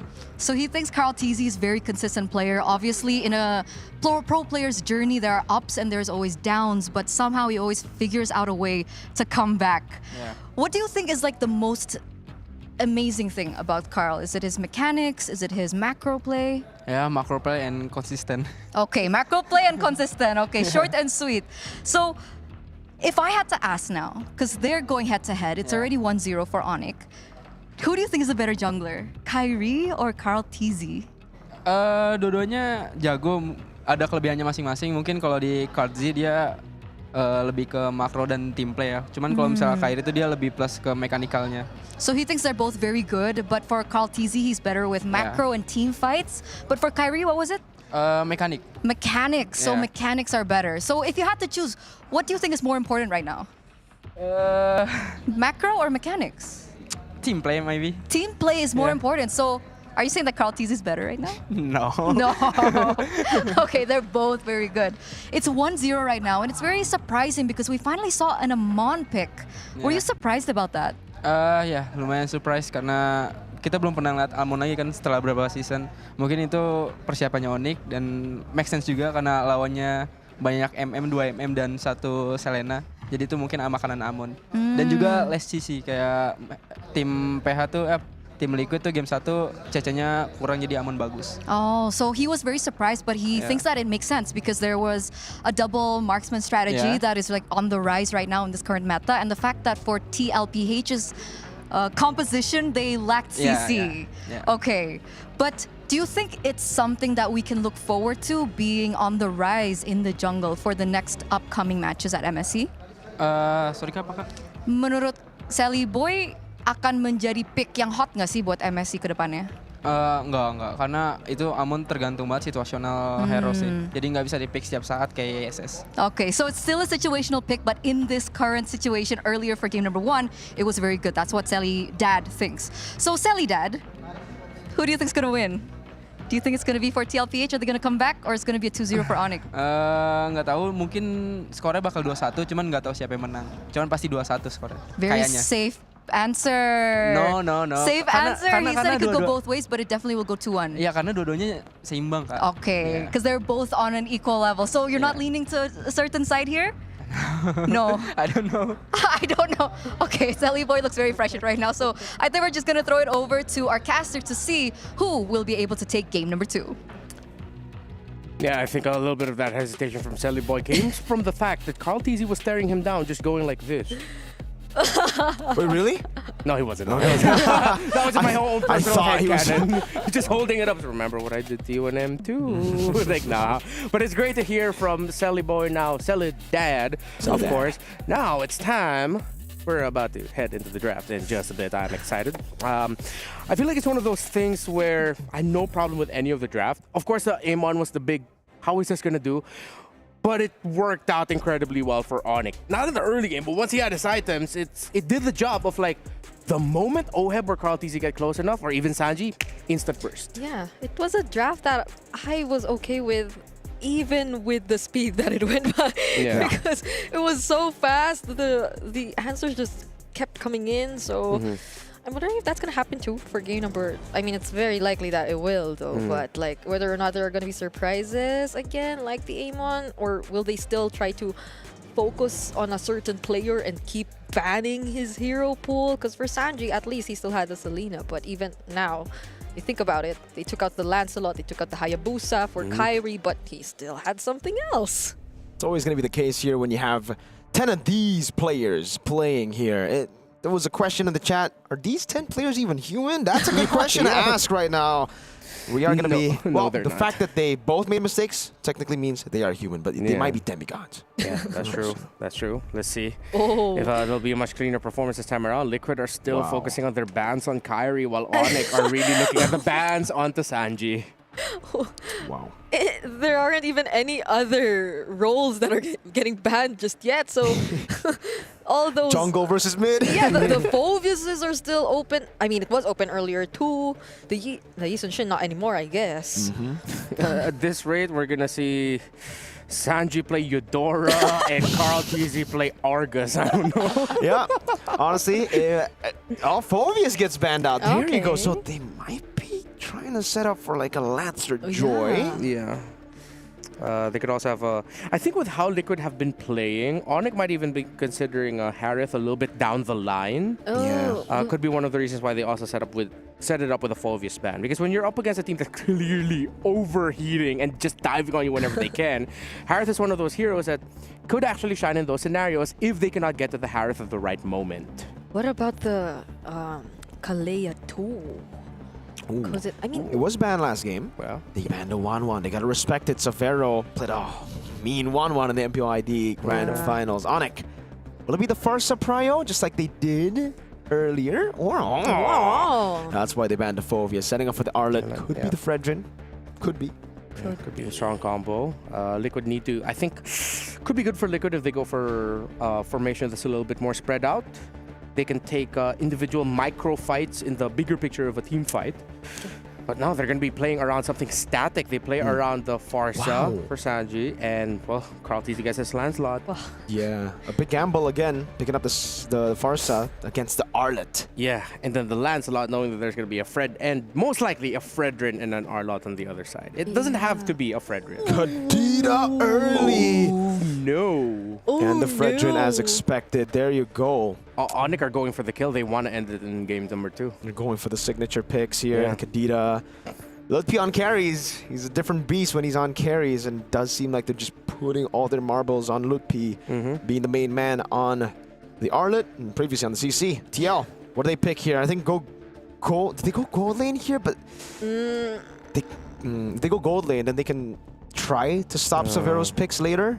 Yeah, part of me is thinking maybe EXP Prio. I mean, CC and CC Glue are both open, but Glue, yeah. Yeah, because they're still going to be red 4 anyway, so they can pick their gold laner later, but they still go for the Baksha for JP.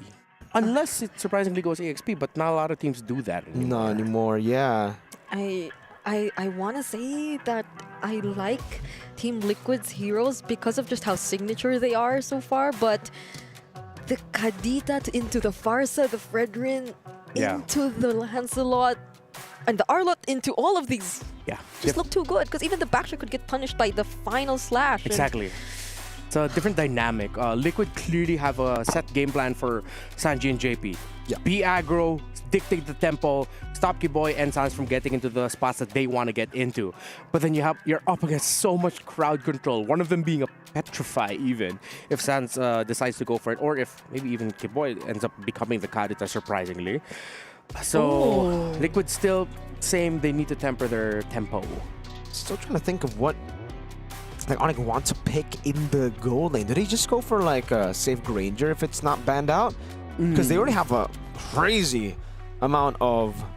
But no, the Lancelot will just get to him, no? Yeah. But there's so much dive in crowd control that maybe you can just pick either the Granger or anything static really. As long as Onic talk about them making sure that someone is with Severo, they should be safe from Carl TZ. Could this be a Claude angle too if they really just want to dive in against the Farsa, right? Yeah, that's a possibility. Although Moskov is also still open. Yeah. Which I think Liquid might want to consider stealing away. Yes. Yeah. Thinking about the Moskov too, honestly, but Onyx so far have banned out the Lapu and Uranus. I was hoping to see the Lapu from TLPH in the latter portions of the draft, but now they might want to ensure the matchup since they've been limited this much. So is it gonna be the Moskov or the gold lane pickup here for Oheb, or... I think at this point they build for their draft. They can't be too concerned about like the 9 picks. They need to just build for what they're strong for. What they want to. They want some crazy map presence. They said macro, you pick up the Moskov. Yeah. If you want to focus a little bit more on making sure your team fighting is strong, good, and set, you pick up the glue later on. There you go. Moskov pick for TL. For Onic. So where does the Arlot actually go? They could still just go for like a Harith too, right? Yeah, we did pose that possibility earlier. The Farsa. That's the tough thing. And then the glue will be there. Could just be another Irithel. If it's just the safest option, then... Hilda. Rome. Yeah. Against the Farsa and the Lancelot. There you go. You see the players go for the high fives. It is going to be the Claude for Onic to dive in, breaking this front to back. I'm liking the draft of Onic a little bit more. Even if Liquid decide to go for a glue, not a lot of picks will change how this might turn out. Onic have drafted incredibly well. We called the last 2 picks of Liquid. Got to call the Claude. Great. Onic, though, might be able to take this out. Mechanically demanding, but that is their comfort. Liquid, they have to play a much more conservative game. Balance out the aggression they showed earlier, lest they be punished by all the crowd control and damage that Onic has. It's match point for the Indonesian champions. Will they be the first team to make it to the knockout stage after Mythic Seal? Or will Team Liquid force a game number 3? It's a give and take, really. If Liquid tone down the aggression, they lose out on the early game. And I don't think you want to give this composition in particular of Onic the early game. At this point, it comes down to just both teams playing towards their strengths. See who's better. It's mano a mano as we get ready to jump into the Lanadon one more time for the people back at home. Are you part of the Cavalry or are you part of the Sonics? Leave your votes in the live chat below. TL win or Onic win as we dive into the Lanadon with Natan flying over.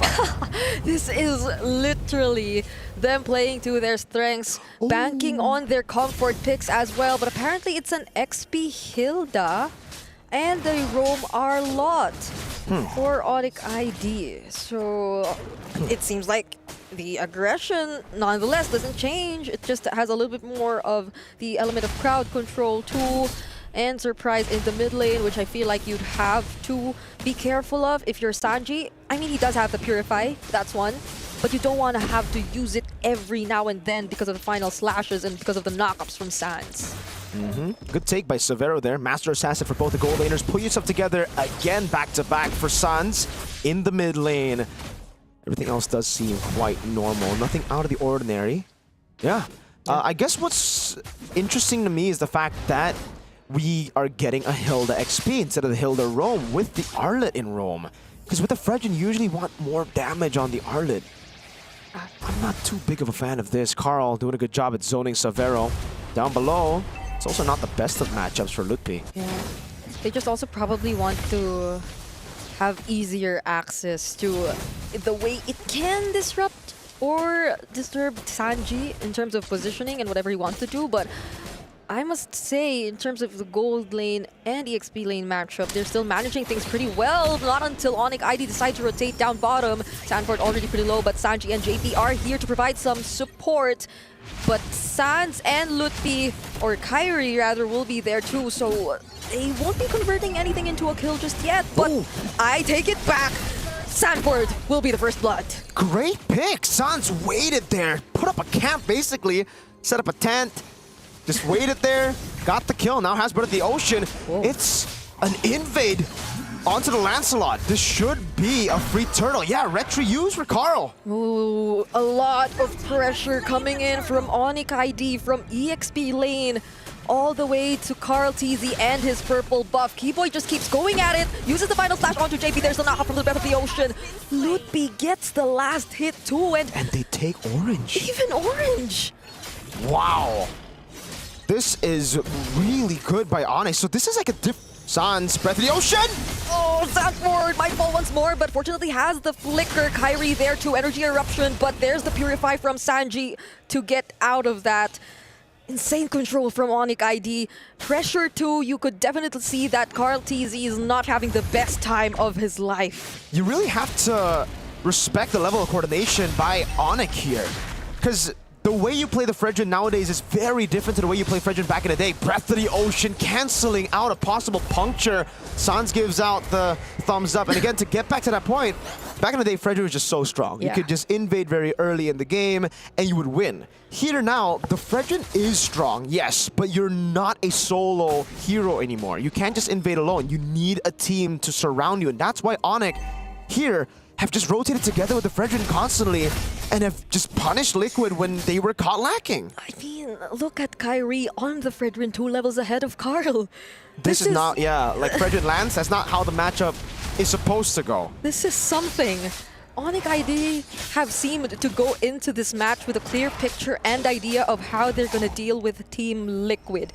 I mean, that confident pickup on the Kadita in the first phase of the draft, that to me already seemed like something from Onic Indonesia, and now they're showing us how it's done. Not even Sanford gets to go out of his lane first or as much.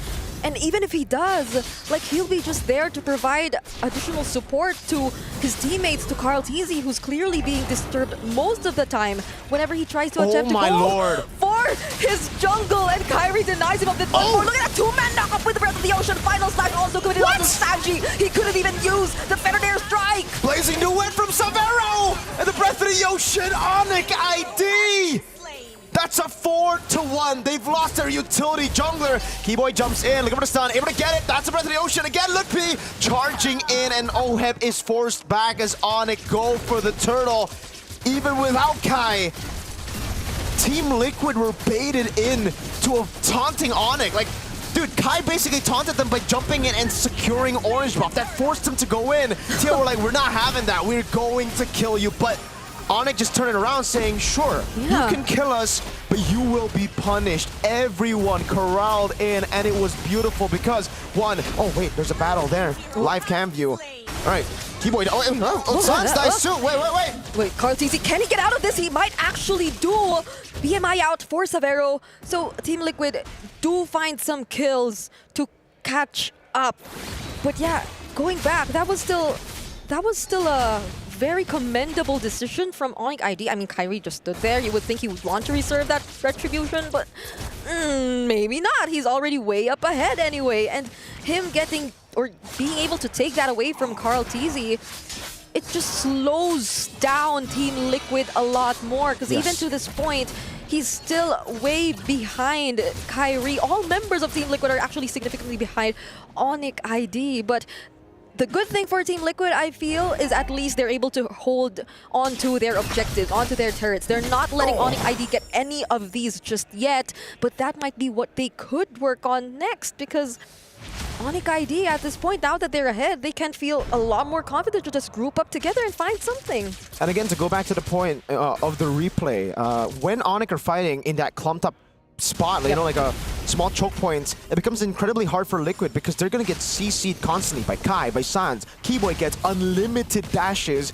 and their AoE is ridiculous with Savero. Again, the Arlo with the final slat, it's just too much AoE. You have to try to fight Onic in a big spot on the map. You don't want to be in those clinch points.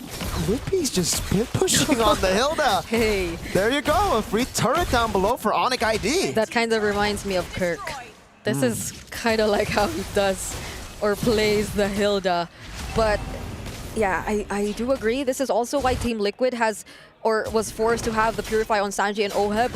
When things get too messy, it's almost a guaranteed way for Onic ID to get the pickoffs because they can just layer their crowd controls after one another. Sanji already uses the wings by wings, and they can only do so much, get some information.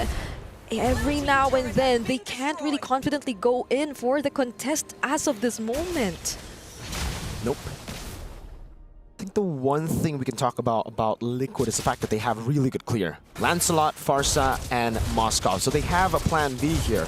If Onic ID get a crazy lead, Onic will still have to team fight their way into a victory. Like, there's no way they can just purely siege with this kind of composition. They're gonna jump on Sanford. Oh, look at the chain, CC. We just mentioned it, but there's a split somehow. Sanford gets to walk away, but Onic ID, they seem to fear no one. Even Sanford looks or can be a target for Onic ID at this point. Even if you look at the items that Savero currently has, just needs one more item to complete that Trinity build, and you could already expect the damage, his potential to shred down even the tankiest members of Team Liquid. To think that we already saw the Blazing do it too once in this game, I believe, and it was already dealing a decent amount of damage, so Team Liquid have to be very careful about this. Sans goes in, bursts down JP, might actually finish off the kill. There's the counter predator strike coming in from Sanji. Carl TZ, he doesn't land the Phantom Execution onto Zavero because he's still at the BMI, and Keyboy still finds him! A mount down as he brings him back under target. Keyboy still getting the kill! And now Lutpi, it's Kyrie who tanks the turret to ensure Lutpi gets away. Keyboy for Carl and JP. Sanford walks up, Breath of the Ocean landing, now with a knockup too. Blazing away from Savero! OF won't be able to make it out alive! San duo, they have to walk away! And as you've seen it, that Arlot, that was... I don't know if it was just a roam Arlot anymore. It literally had decent amount of damage too. It was the one able to get that last hit onto Carl TZ, dived in, took that risk, forced the fight even under the turret for Team Liquid, but yet again, JP, he could barely move, he can't do anything with all these final slashes and Breaths of the Ocean. Kyrie wants to go for more, for the airstrike coming down as Keyboy goes for the side, able to go for the stun now. Constantly putting it down, another vengeance on Carl, he jumps in, almost. Maybe getting the kill! Save saves the game for Liquid. That's a breath of fresh air. Okay, I apologize. That was a surprise steal. Too much of a surprise from Oheb. I can't even recall if there was anyone who could have gave out the information to him.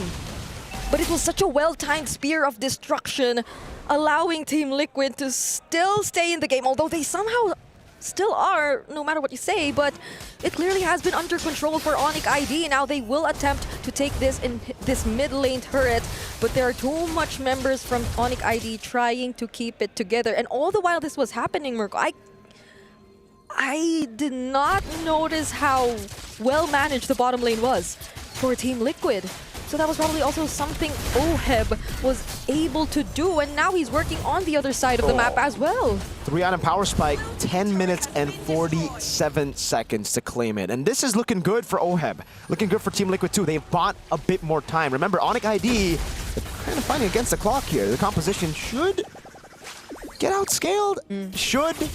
I'm not sure. We'll see, because it should, right? The Farsa should have a better late game than the Kadita. Everyone, except for maybe the Claude, right? So it's a battle of prolonging the game, and Oheb literally got them a get-out-of-jail-free card with that steal. Yeah, and Team Liquid at this point have also probably realized that they should be picking where the fights take place, because in those very narrow spots, it's clearly Onic ID who gets the advantage, and I think we talked about this earlier too.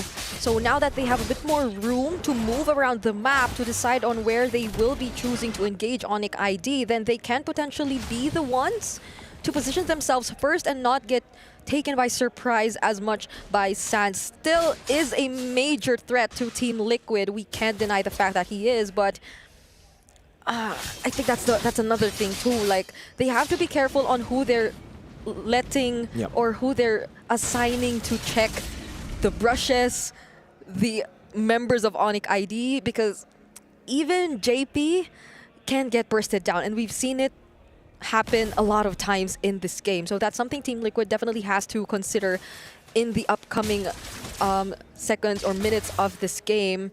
But so far it seems like all they want is just to manage the map and the macro before the next fight breaks out. Yeah, because they know Oheb.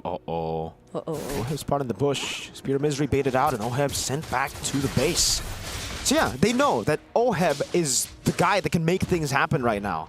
Clearing out the side lanes, appearing in fights, stealing lords. Mans can do everything.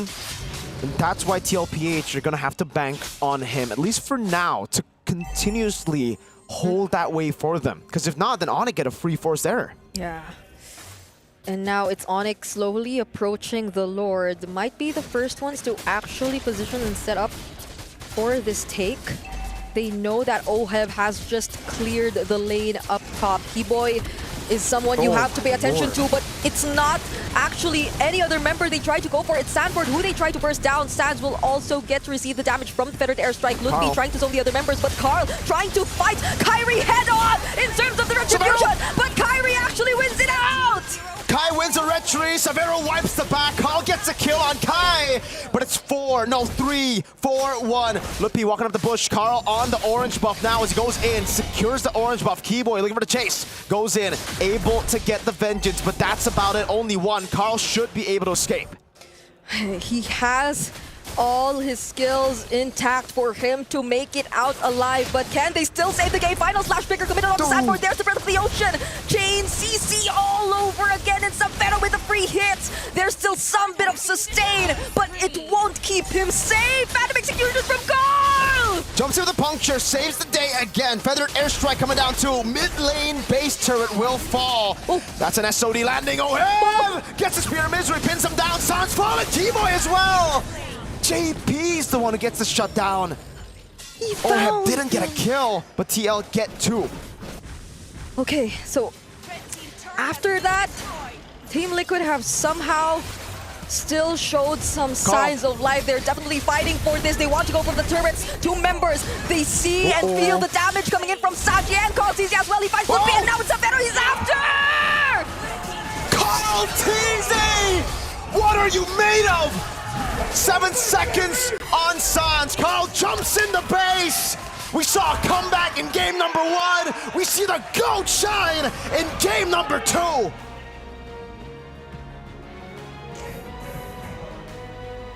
Time after time, proving why he's the greatest of all time. And this titanic matchup is forced into a game number 3 by Carl frickin' TZ. You have to put the frickin'. It's... Yeah, because if I said another word, I'd probably lose my job. No, I was on you with that because of just how well he performed in this game. And to think that he's been constantly bothered in the jungle for majority of the game. He just looks for that one opportunity and opening to turn things around. That's great. This.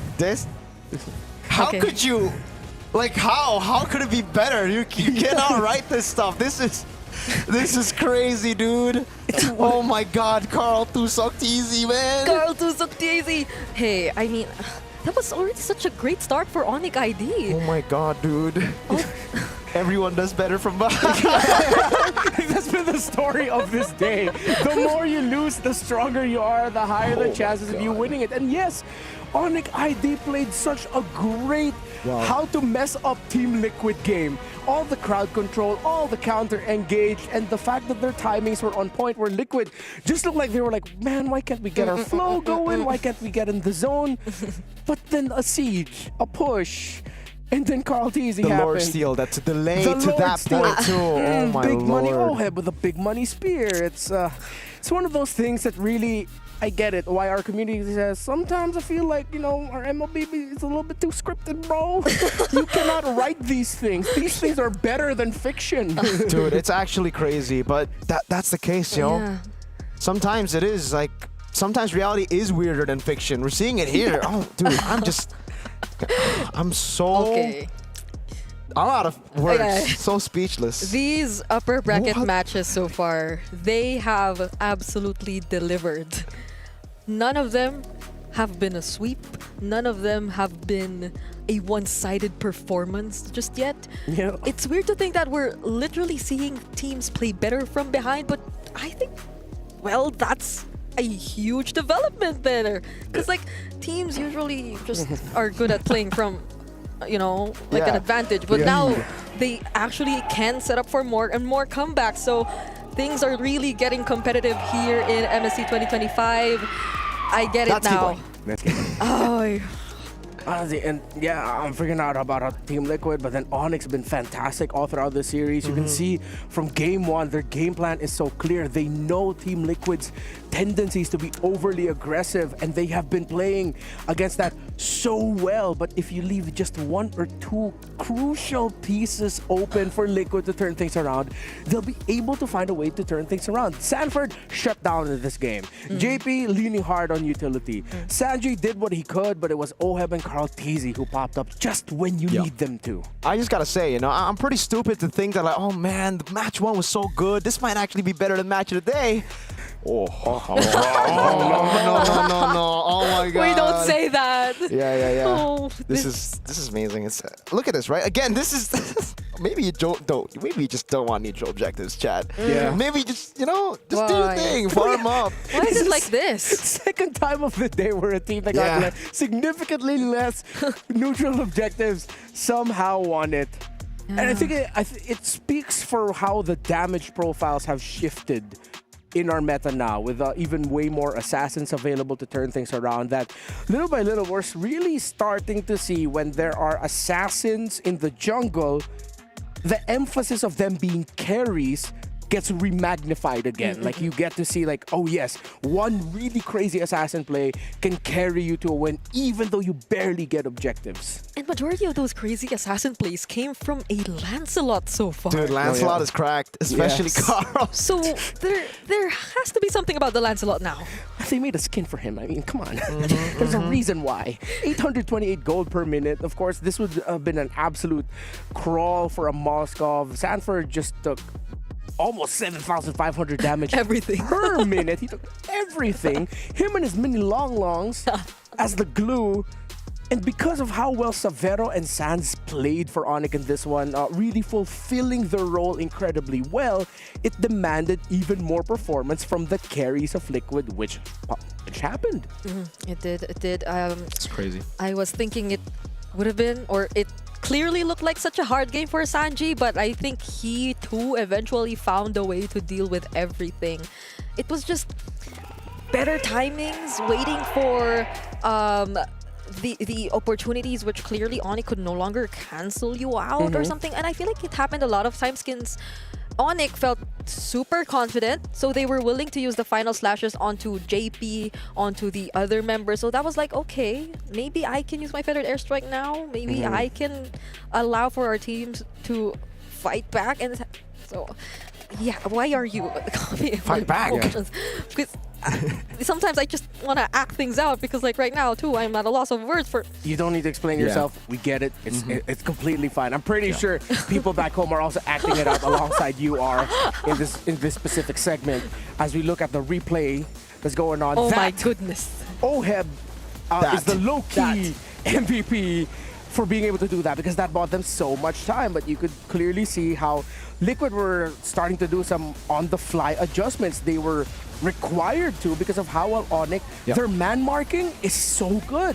Their skill conversation is world class. And it's also the fact that Oheb, again, a silent MVP, definitely. Karltzy stole the show. But the fact that he also followed in to kill Sans and Lutpi in the mid lane. Karltzy did all he could, but he would not be able to teleport in. The SOD landing meant that Oheb could, again, get those 2 kills that set up for this. Here, oh, it was Keyboy and Sans, sorry, not Lutpi and Sans. Then, Onic, I think at this point they were thinking, yo, we have such a big lead. There's no way we should even give them a turret, but they ended up giving them the game. They defended tier 1 a bit too much, like they committed onto that. And hey, you make a small mistake even when you're ahead 4 or 5k gold against TL, they'll take it. They'll punish. Usually in scenarios like that, you want to defend a little bit closer to tier 2. Yes. Because you're waiting for them to overcommit instead. But Onic, I feel like that was them heating up a little bit. That was a little bit of overheat in the defensive mindset of like, you know, we're in the lead. I think we can handle this. Bam, they all just stood together and got taken out.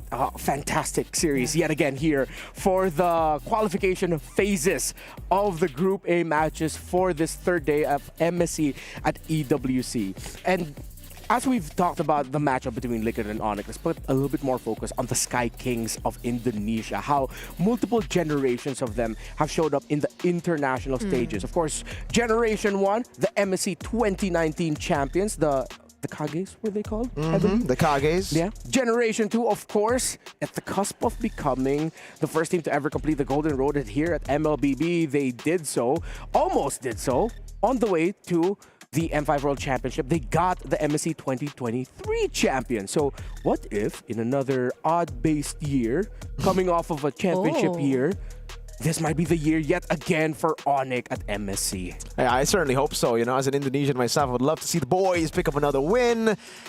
But, you know, they're up against monsters too. So at this point, it really comes down to just who's better. It's no longer about those, you know, the storylines are cool, but it's not about patterns anymore. It's about who's just better at MLBB, who's better at tapping their screen in the land of dawn.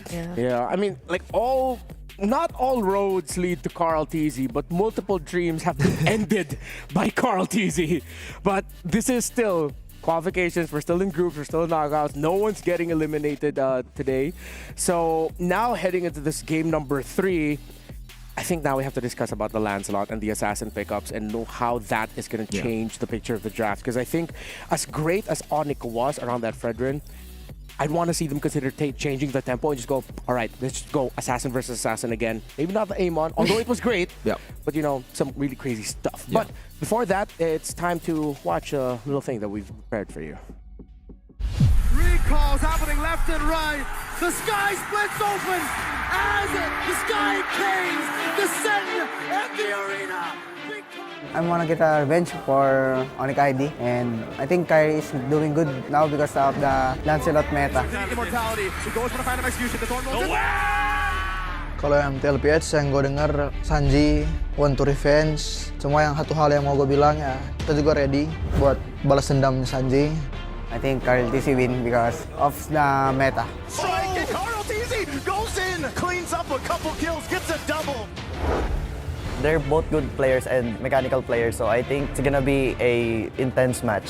I think Arauto will win because he's the GOAT. Dia menang, tapi kita menang. In stage, we're like equal. Even if he's my GOAT, yeah, but if we're competing, we're all equal. Sobrang consistent niya simula nang nag-Indo siya. Kahit naman dito sa Pinas, talagang kina-consider ko siya as one of the greatest, kaya ang galing niya. Good luck, Kyrie. I will invade your jungle. Kyrie, galingan mo sa laban natin bukas and good luck sa ating dalawa. And last words to Kyrie, good luck to us and hopefully we give a good match and I hope we win. I give the best. I'm waiting the God. He will beat you. Good luck, have fun, Carl. As heated as this match has been, especially on the stage right now with the words being exchanged, it all just comes from a place of mutual respect. They know how good each other are. They know how there are monsters on both teams that needs to be respected and played well against. So of course, we're getting full intensity, some of the best MLBB we've seen in a very long time, although we always see a lot of great MLBB, but something about this is just so special. We're heading into game number 3 now, into the draft. We've talked about the jungles, Assassins. We've talked about importance around the mid lane. Pharsa seems to be like the go-to pick right now. Yep. I wouldn't be surprised if one of these teams actually decide to ban it. But if one of them decide to leave it open, whoever can take it will definitely rush that Pharsa. I agree. I think the Pharsa is of immense value. That's why I thought the Pharsa would actually be first pick, but it turns out they went for the Arlet, they went for the combo. Again, Arlet roam, still not a big fan of it, even though Keyboy did a good job on that. Still think could have been a bit more, it could have been better with, again, the Fredgen, with the, they already have that. More damage would have, they banned it out, would have done them a bit more. But hey, it did give us game number 3 here. Oheb and Carl, we have to thank them for that. Stealing the Lord and Carl doing good things. Fanny. So I guess it will be pretty similar. Should be the 1-1 still in one of these bans, or particularly from Team Liquid Philippines. I think TL. It's interesting they took out the CC here immediately too, though. So I'm guessing we'll have to look at the other heroes which haven't been as open. The game 1 had the YSS. That might be another one too. But Onic can ban it out here. Regardless, there are still so many picks that are still open. But Hisunshin, Kalea, I'm looking at those two for Team Liquid. I'm looking at Team Liquid to maybe take a page out of Mythic Seals' book. Just rush a Lancelot if it's open for Carl, man. Just pick it up. I think the Lancelot is a very hot commodity, maybe the hottest commodity now, especially when the Arlet's banned out. There's no combo. Maybe even up against the Pharsa, I'll take Lancelot over Pharsa. In that matchup, I think it's easier for the Lancelot to get to the Pharsa. So you really have to shut the Lancelot down early for him to not do anything. Will they actually go for that this time, though? I feel like we'll need a bit more time to set things up. By the way, I loved how JP said, "I'll invade your jungle, Kyrie," but it happened, or the complete opposite actually happened in game number 2. Maybe this time around we'll get to see Team Liquid with a pick where he can invade the jungle a little bit more consistently. You have to temper that a bit when you're a Baksha, because once your shield unity's gone and you use that to get into the jungle, it's like a long, slow walk back to, okay, I need to get to my side of the river, but you're taking so many hits. Let's see if it's going to change things up, because there's 2 games in a row now we've seen JP on a Baksha. Actually. Really? Maybe 3 games in a row. Maybe he'll pull a Ken and... pull a Ken. Yeah, pull a Ken. Pick same hero all 3 games. Yeah, but you could also see how much utility the Revitalize brings to the table for the team. How much time it can buy, especially considering that they were up against a lineup that had a lot of burst and ultimates, that if you aren't able to get your target down quickly enough, a Revitalize would be great for it. Again, we're just making sure our teams and players are set up for the best possible condition. Play this game. Again, very important. Whoever wins this qualifies for the knockout stages and will be joining Mythic Seal. And then whoever loses will not get eliminated, but will have to face off against the winner of Virtus Pro versus Corinthians? Yes. This is literally the last qualification match for today. Oh, it's Virtus whoever Pro, loses here. Yeah, we'll go up we'll against see. whoever wins against Virtus Pro or Corinthians. But this is indeed literally the last qualification match we'll be seeing today. Those who lost earlier, and those or the team who will lose now at least still get to stay in the tournament. But that's gonna change when we head into our last 2 matches. But going back, okay. Okay, Juicing gets taken out. Of course, one of the strong priorities for a lot of the teams here in MSC. Yep. As we wait for the bans and the picks, I think it's a good time to remind our viewers how the pickings will work later on at the end of knockout. So the 2-0 teams will pick teams who have ended the group stages with a 2-1 record. So 2-0 teams pick from the pool of 2-1 teams. There is no region or group lock, and the fastest total game time win will dictate the selection priority. So when the 2-0 teams start picking which 2-1 teams they want to go up against in the first round of knockouts, that order will be decided through fastest total game time wins. Right. So Yi San-shin gets taken out, and Kimmy gets taken out. Okay, so it's like Onic low-key trying to bait the Farsa rush. Or the Lancelot. Or the Lancelot. Or the Lancelot. Or Lancelot. Because they took out the YSS anyway. Oh yeah, that's true. And it's usually on Red's side, right? Like the ban on the Yi Sun-shin. But isn't there a slight... Oh, right, the 1-1! That was often banned out because they don't want it to end up in the hands of Severo. Now ends up in the hands of Oheb, a 1-1 that has a 100% win rate in MSC so far. Oh. Now I think for Onic, this is a good pick by TL just because it confuses Onic. They only have 2 picks here, right? And it's weird because if you want to go Farsa Lancelot, obvious prio, the Phoveus is still open. They could counter the Lancelot and just shut him down. But if you go Farsa and something else that's not Lancelot, that means it's a Lancelot for TL too, and maybe a Phoveus there. Yeah. So that's why the only confirmed one is Farsa. Now they're really thinking about this, like what to go for. They go for the double counter on 1-1. Yeah. Okay. Heavy counter immediately should be Lance picked up. So could or should be Lance here. I was worried about the Phoveus too, since I feel like Could be both of them. Can still go up against the 1-1 nonetheless. Could be the Lance and Phoveus. Or Team Liquid can pick it up here instead for themselves. I think if it's not going to be the Phoveus now, I'd be quite surprised. But they don't go Lance. They're going to go for the slow front to back. They want to play around Oheb with the Fredrin in the jungle.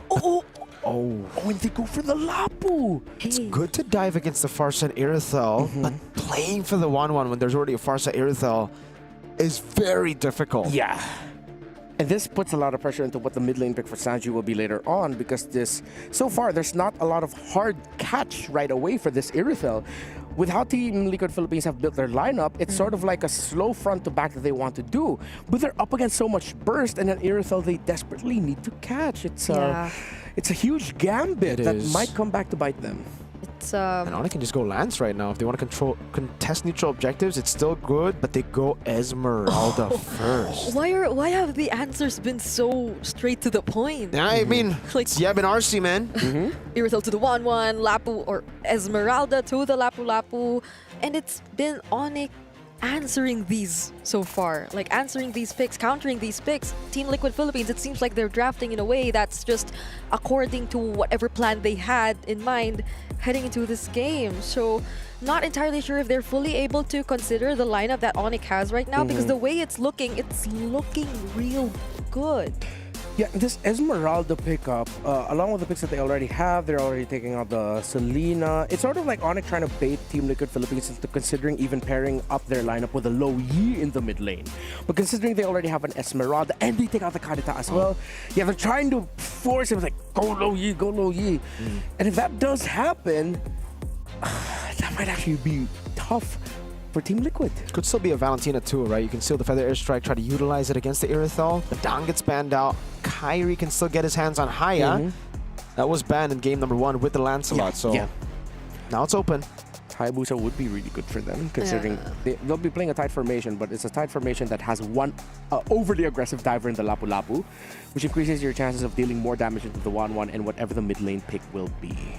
And if they do get the Hayabusa, though, you'll have to consider your pick if you're Sanji, although there's a lot of pressure on your pick. Wait.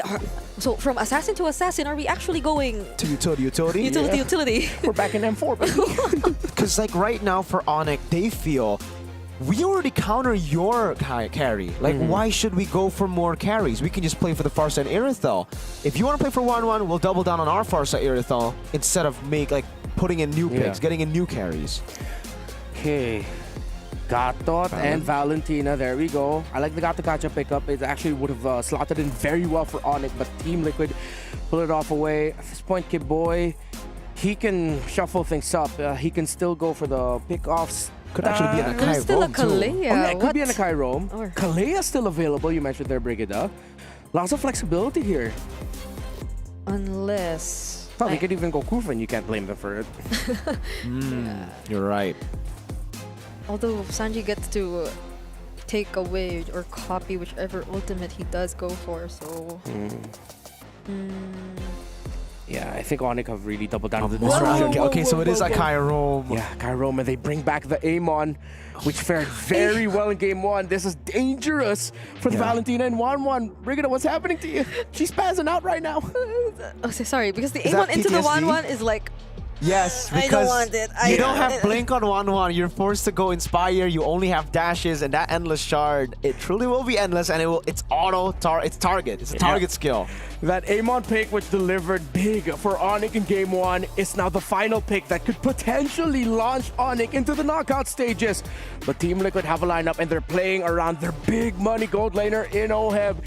I'm just excited to witness this titanic game number 3. It's Liquid and Onic. We're at the climax point of the match of the day, ladies and gentlemen, here at MSC 2025 at the Esports World Cup. The GOAT brought us to a game 3. Can he bring his team to the knockout stages, or will Onic be able to prevail here? One last time, welcome to the Land of Dawn for the final game of the series of the match of the day, the classic fated matchup of Onic versus TL. It has been such a roller coaster ride for the entire series. And I bet we're all looking forward to see how it ends here and who gets to qualify following Mythic Seals in the knockouts stage. Yet again, we're surprised by the sudden Akai Roam coming in from Keyboy, but you see the idea again, you see the intention, it makes sense up against Team Liquid, who again, we've previously mentioned in the draft, clearly want to play around Oheb on this 1-1. And as you can see, he definitely has no other way to go than Inspire. So hopefully he gets to keep himself safe, because for sure the Amon in the later portions of the game is going to be a huge problem. But in as early as now, actually, I think the bigger problems are the laning matchups. Yeah, Esmeralda just dominating the Lapu Lapu. Lippy up against Sanford. He's got to be careful, man, because Turtle 1 will be super important for both these compositions. Yeah. If Onic were able to come back with this composition in game 1, what can they do with a lead? It's gonna be very tight for Sanford to get out, or to try and get out of his lane. Because again, the first few objectives are going to matter a lot. That's a pull yourself together for Oheb, by the way, on the 1-1. So we're seeing the need for the Inspire to be available often for him. It's clearly an escape mechanism, but also a way for him to survive, because you amplify your lifesteal once you get hold of your Inspire. This is going to be an immediate burst on the Turtle though, for Team Liquid. So Onic ID, maybe they feel like they don't need to do much just yet. It's a clear advantage for them lineup-wise anyway, and even wherever you look at the map. Yep. There's no real reason to, force out neutral objectives when you can't, when you're in a position where you're not strong enough. This is the thing about the Akai Roam. You are very good, I think, Turtle 2 onwards. Turtle 1, pretty mid, pretty bad, actually. Because without the ultimate, you're useless, straight up, on the Akai. You need that ultimate, especially up against a Valentino who can just steal it away once he gets level 4 for Turtle 1. Yeah, I think the only thing I personally do like about the Akai in the early stages of the game 2 is the amount of damage he can actually bring out against anyone who he sees on the map. But from Team Liquid, I feel like they just are very cautious about where they position themselves at this point. It's very important for them to get through the laning stage, because they're clearly playing at a disadvantage. You see how Sanford is clearly being dominated here by Lutpi even. It's great to see that he's actually keeping up in terms of EXP. He got to level 6 first even, up against Lutpi on the Esmeralda, but no action happening just yet. Sanji, though, really low. Okay. That was a flicker. Explosive mid lane matchup we expected between the two final MVPs of their own region, Sans and Sanji. Keyboy able to escape. Flicker for flicker, but it will be faster for Sans. Pull yourself together. So that needs to be a point that we have to remember in the next fight. Yeah, no heavy spins just yet from Keyboy. So that's something we're also looking forward to see in the coming matches. But again, the next hurdle is gonna spawn here down the bottom. Kyrie still taking his orange buff, and Carl TZ seems like he just wants to take it all for himself all over again. Onic are already nearby, but Sanford and Sanji, San duo pin down Savero. That's gonna be first blood. They also look for Sanji on the other side of the map, and Carl TZ gets the turtle. A disaster for Onic. Lutpi gets away with Falling Star Moon. They lose out Turtle 2. Liquid are pushing with their lead now, 2-0. No kill on Oheb just yet, but yeah, crazy pick from Sanji. Knows that Savero doesn't have Purify. Could have been greedy on his part, but he kind of needs it too. He needs that mobility up against this kind of composition that wants to dive on him. Yeah, but Onic will just play slow. That was such a great call. Amazing call. He literally used the heavy spin in that spot, which denied Onic of whatever the intentions they had of wanting to contest for that objective. And this is a pretty interesting take to, or in terms of our expectations looking at the draft, because Team Liquid, after those two objectives, even without a massive team fight breaking out just yet in this game, they've already established and secured the lead for themselves. Oof. JP walked up, trying to go for the taunt. Yeah. Now for Liquid, it's again just the waiting game. They know that they are very strong around team fights when it comes to neutral objectives, just because they also have the Akai ult, right? Yeah. It's not just Keyboy who has the Akai ult, and Sanji knows that that is the more important ult to take over the Feather Airstrike. And man, even without the Feather Airstrike, almost got a solo on Sans. Our mid laners are very aggressive in this game. Oh, yeah. It seems like they see no one else but themselves. Bravest Spider coming in from Sanford might actually get to take down Lutpi through the help of Carl TZ. Sanji, too, nearby if ever they needed help, but they didn't need any help anymore. Nope, Sanford does enough damage, especially when Carl TZ is there to pin Lutpi down. Kyrie's gonna walk up, Sanji sees it, runs away. Clean game for TLPH, are really winning. Keyboy! Oh, that's a beautiful catch onto two members, though. Carl TZ goes in energy reaction onto two, and the AOG from JP. Oheb finally finds Keyboy. Endless shots coming in on Sanji, but he dodges it. Now Sanford with a stun onto Kyrie.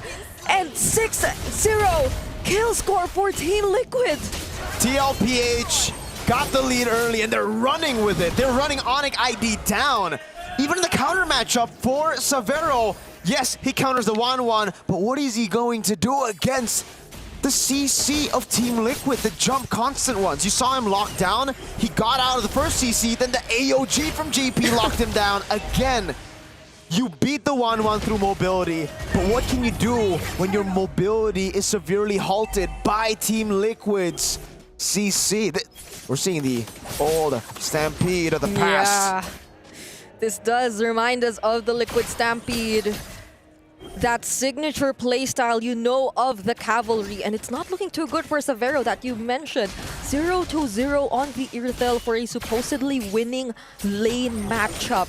So it's gonna take a lot more time for him to actually rack up on those items, on those goals. He's actually 2K behind Oheb in this point of the game.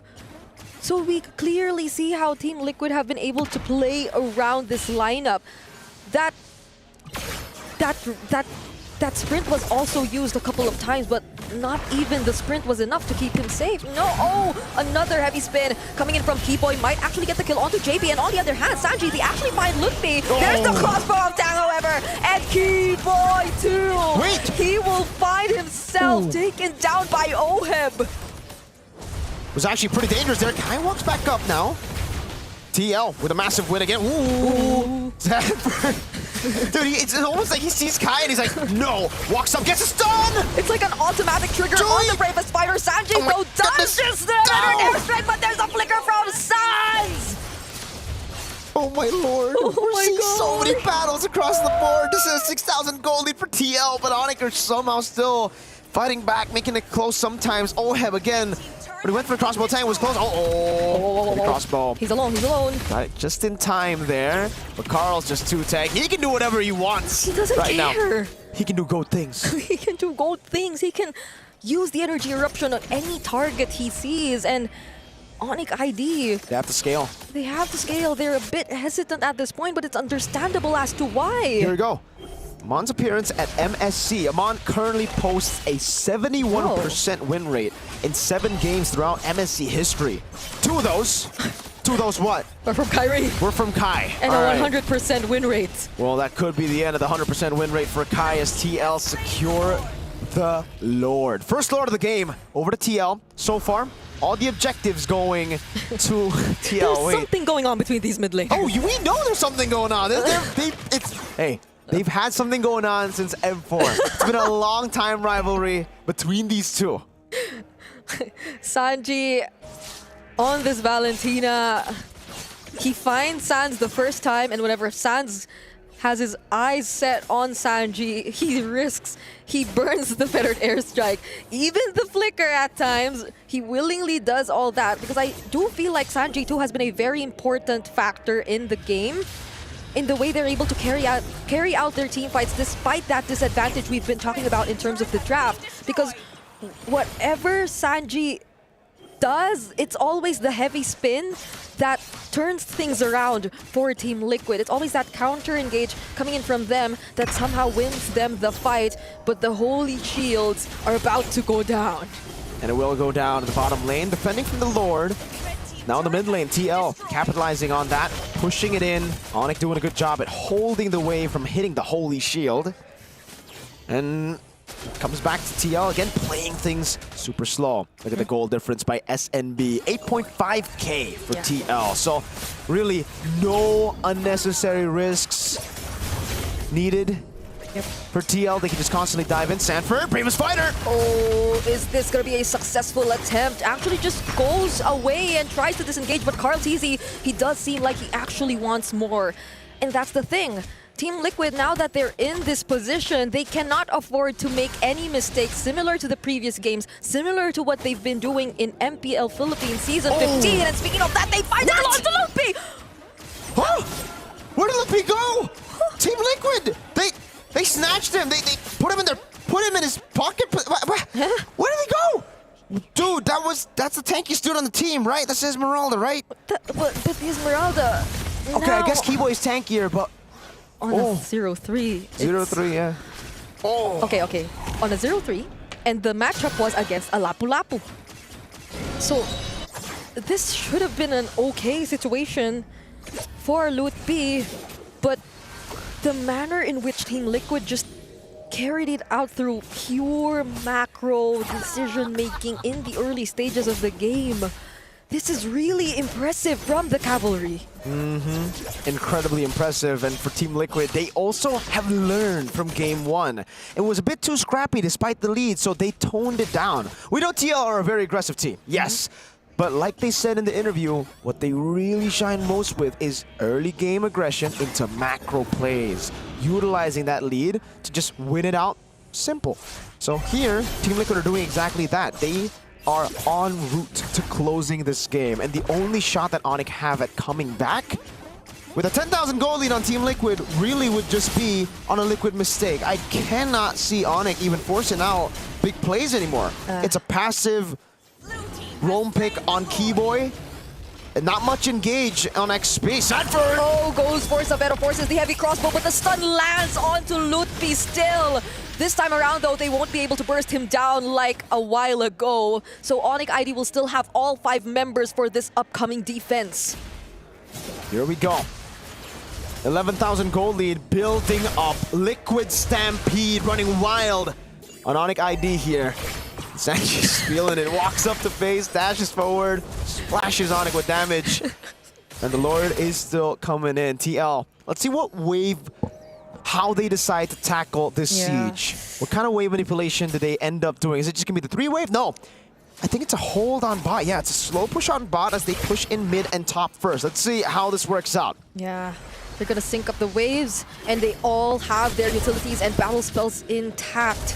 So Onic ID will have to be very particular in how they defend this. But Kyrie, he might have put himself in a very difficult spot. Gets taken down by Sanford, and there goes the AOG from JP. There's a flicker from Keyboy. Somehow keeps himself alive, but not even the damage from Severo is enough. Sanford, too good at video games. Gets it down, Carl. Oh, will they still actually try to fight this? Because even right under the base, the cavalry won't let up. And this might just be it as Team Liquid secured the win. The Liquid Stampede is back. Liquid with a win, a reverse sweep up against their bitter rivals. First game with a comeback, second game, another comeback, but for the side of Liquid, all smiles for the Cavalry here. And Onic will be sent down to the lower brackets to battle for a qualification to knockout stage. Game, set, Cavalry takes the series. A titanic matchup. And yes, spicy as they are, sportsmanship at the end of the day. They know how good both of them are, and they just really want to show their best. And in the end, it was Team Liquid with their best foot forward in their last game. And it feels like a character arc for Team Liquid, indeed. Because they've learned from the mistakes of Game 1 and even the mistakes of Game number 2, despite having losing matchups in both side lanes. They stuck out with good decision-making and macro. This is a different version of playing from behind.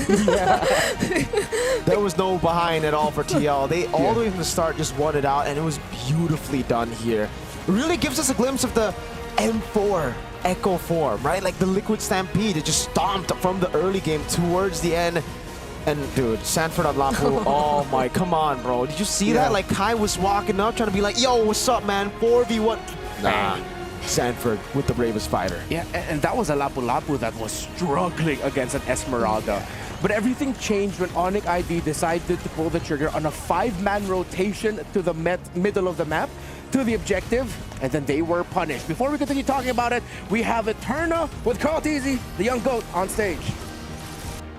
Thank you, casters. We're here with the young GOAT. Congratulations being the second team to secure knockouts. Carl, how does it feel right now, or is this something normal for you? It still feels normal, but it's Onic, so I feel really good. You feel really good. I mean, we were hearing it, right? A lot of battle cries, a lot of shouts, even from game number 1. What was going on there? We just made a little mistake on the game 1, and we bounced back. Okay, so a little mistake in game number 1, bounce back. Was the Amon a surprise pick for you, or did you see that coming? Yeah, it's a surprise pick, but it gave us a really hard time, so I might consider trying it, maybe. Ooh, a Mon pick for Carl Teasy. I guess we're waiting here. Now, a lot of people have started making comparisons. Kyrie versus Carl Teasy. And now the big debate is the face of MLBB. So with this win, does this make you, Carl Teasy, the face of MLBB now? I think not yet, but I want to be the face of MLBB. Maybe winning MSC. Winning MSC to complete the cabinet? Yeah. Okay, it looks like you're on the way, already securing the knockouts. So how were you able to bounce back from game number 1 to game number 2? Because, I mean, looking at the players earlier on, I think Oheb was feeling a little bit down too. On game 1, he made a mistake on the Lord, but his game 2 Moskov, the spear, really made us bounce back and give us energy and hype because of his steal. Oh, is that why you guys were screaming? Yeah. Because of his steal, that was really crucial. Crucial steal. Is it true that he's not feeling well? He's saying he's not breathing well, but I don't know why. Ever since we came to Riyadh. Maybe because of the weather. Okay, get well soon, Oheb. And I bet he's really happy celebrating right now. So at this point, Onic could possibly go 2-1. And the cool thing about MSC this year is, since you move forward, you guys get to pick who you are going up against. Is Onic a possible pick that you might want to go for again? It's one of the picks, but I want to fight other stronger team. Stronger teams. Who are we talking about here? I think Onic, PH, and SRG. Also RQ. RRQ. What about Aurora? What do you think about Aurora Turkey right now? Because they made a huge upset yesterday. Yeah, also them. I don't want to fight them because they're so annoying to play against. Okay. All right. They're going to go up again. So once again, congratulations, the young goat. We're going to throw it over back to our casters and good luck in the knockouts. Thank you. Get well soon, Oheb, and congratulations yet again for Team Liquid. Again, this wasn't an easy match for the majority of the first 5 minutes laning phase, but then continuing our conversation earlier when Onic ID decided to go for the 5-man rotation to the center, to the objective, and they did not get that win, facilitated by some really great play by Sanji, JP, and Carl TZ especially making the most out of the taunts. Well, that's when the stampede began. This was such a Liquid Stampede style of playing the game, and to think this was even with the lineup that they had, which again we kept emphasizing wasn't really that advantageous even on the side lanes itself. So clearly maybe we can answer the question now if it is their meta or not. Yeah.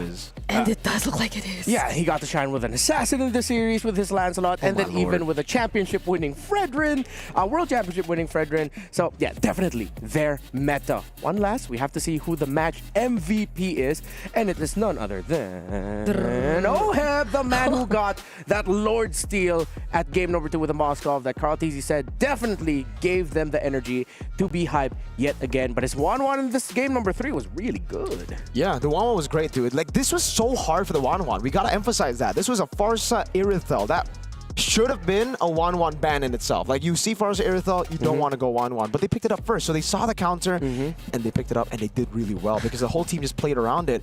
And this is a good example of how they play, how to play with the 1-1 well. Rotate down below, constantly give him farm, shove the Irithel back, and I think Irithel went like 0-2 before the big team fights even started. So yeah. Yeah, and with that, Team Liquid secures their slot in the knockouts alongside Mythic Seal of Myanmar. That's 2 out of 8. No more qualifications for knockouts today, but up next we are going to be seeing eliminations from Group A. That's going to be Lafel, Naisu, and Gideon taking care of you. But on behalf of Mirko and Brigida, thank you so much for joining us for the very awesome first half of day number 3 here at MSC at the Esports World Cup. We'll see you in a bit.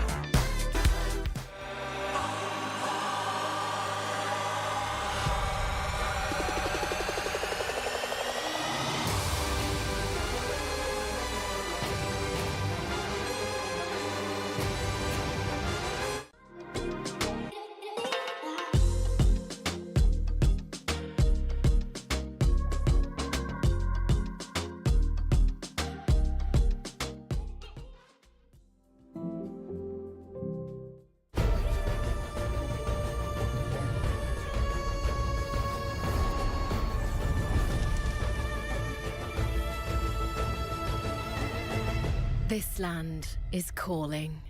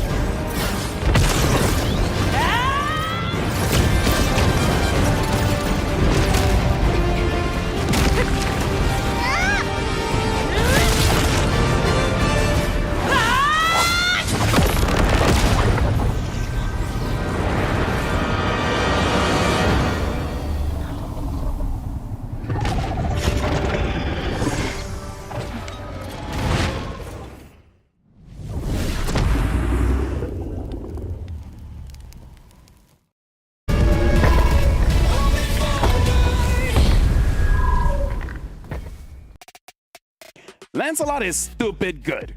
Really giving me that Bruno M6 vibes. Now, we are excited to see the two teams moving over to the knockout stage. But now, it's elimination. Welcome to MSC here at the Esports World Cup. My name is Afel. Alongside with me is Gideon as well as Naisu to bring you guys the two other games for today. How are you feeling, Gideon? Honestly, I'm a little nervous here. You know, at least for the first shift of Talons, they got to see, you know, high-quality games, but now the pressure is on. These teams are backed into a corner, and they have to win to move on. I know the three of us were glued to our screens. With the first match even, and then of course the second match. But yeah, now I feel like everybody is, because especially this is now, like you mentioned, LaFell, this is elimination time. Can we just talk about the second one? Or the first? It's since you say or, it's an option. Let's talk about the matchup right now. CFU going up against Ultra Legends. Now, here's the thing. CFU, at least they got a win under their belt.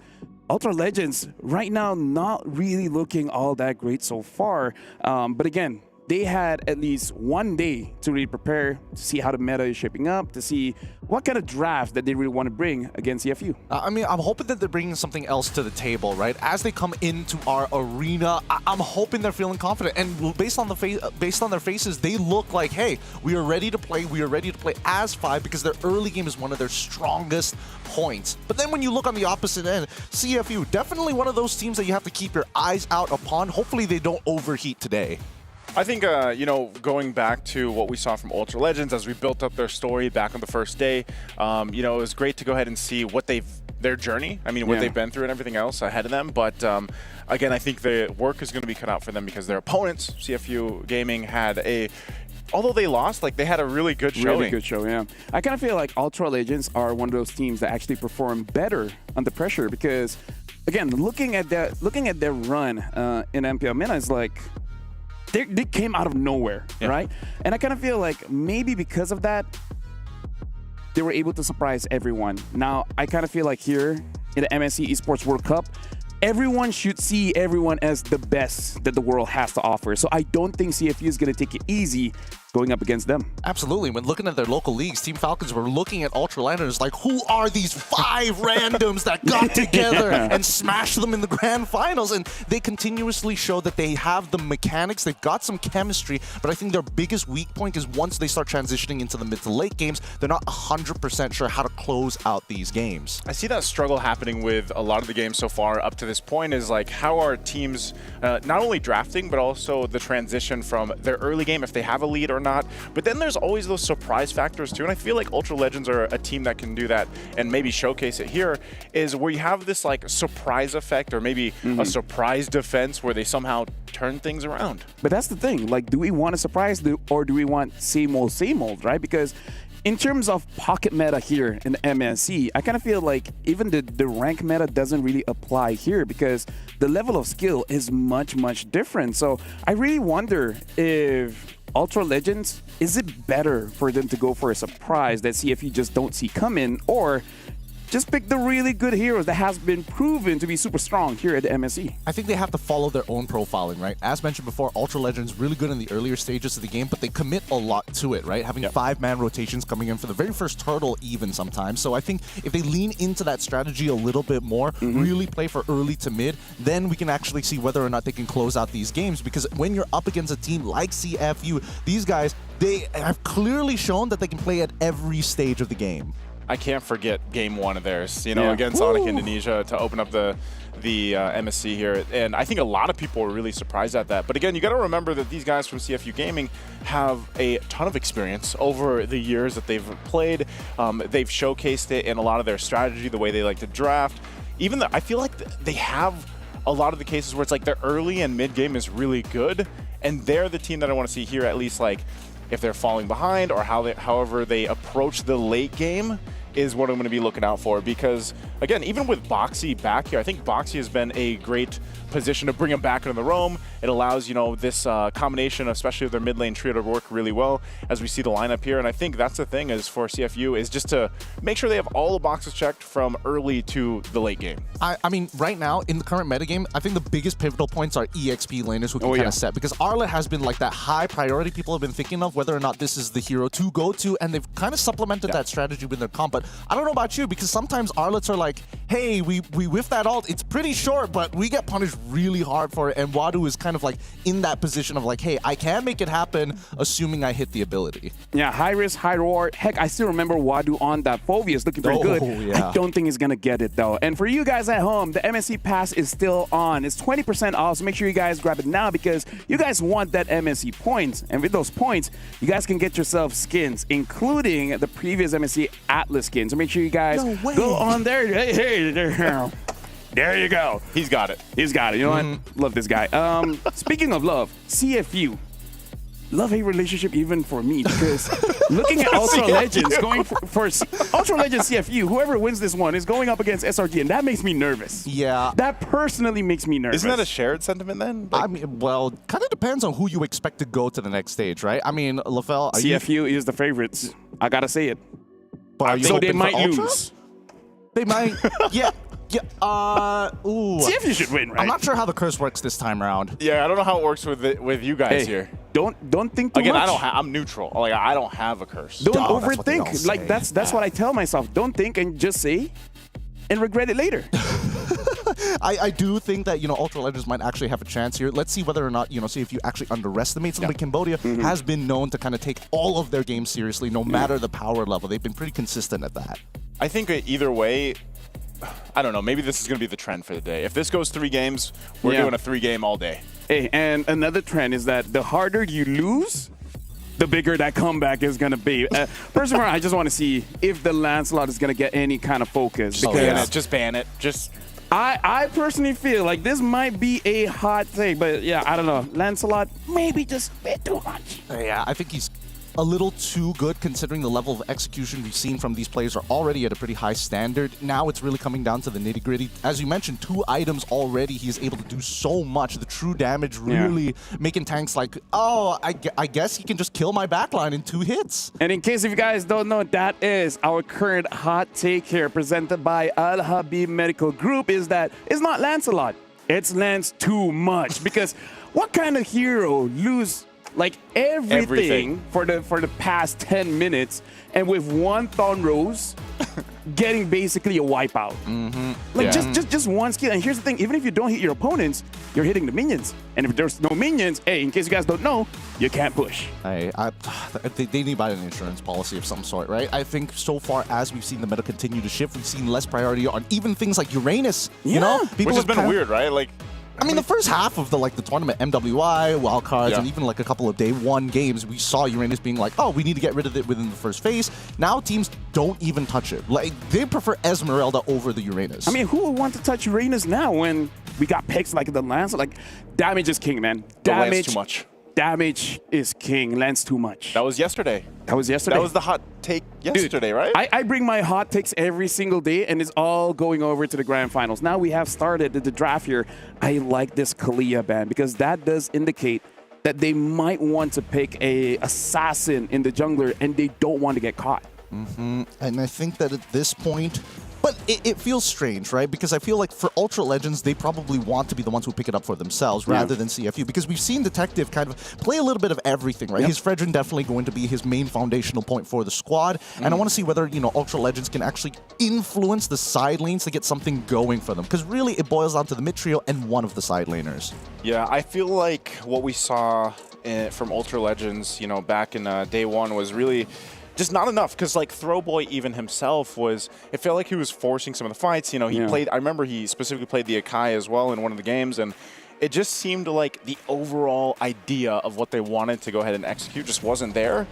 So maybe, like you mentioned, LaFell, like this time frame that they had was been a day or day and a half where they've been able to go ahead and find some adjustments for them, and being priority pick.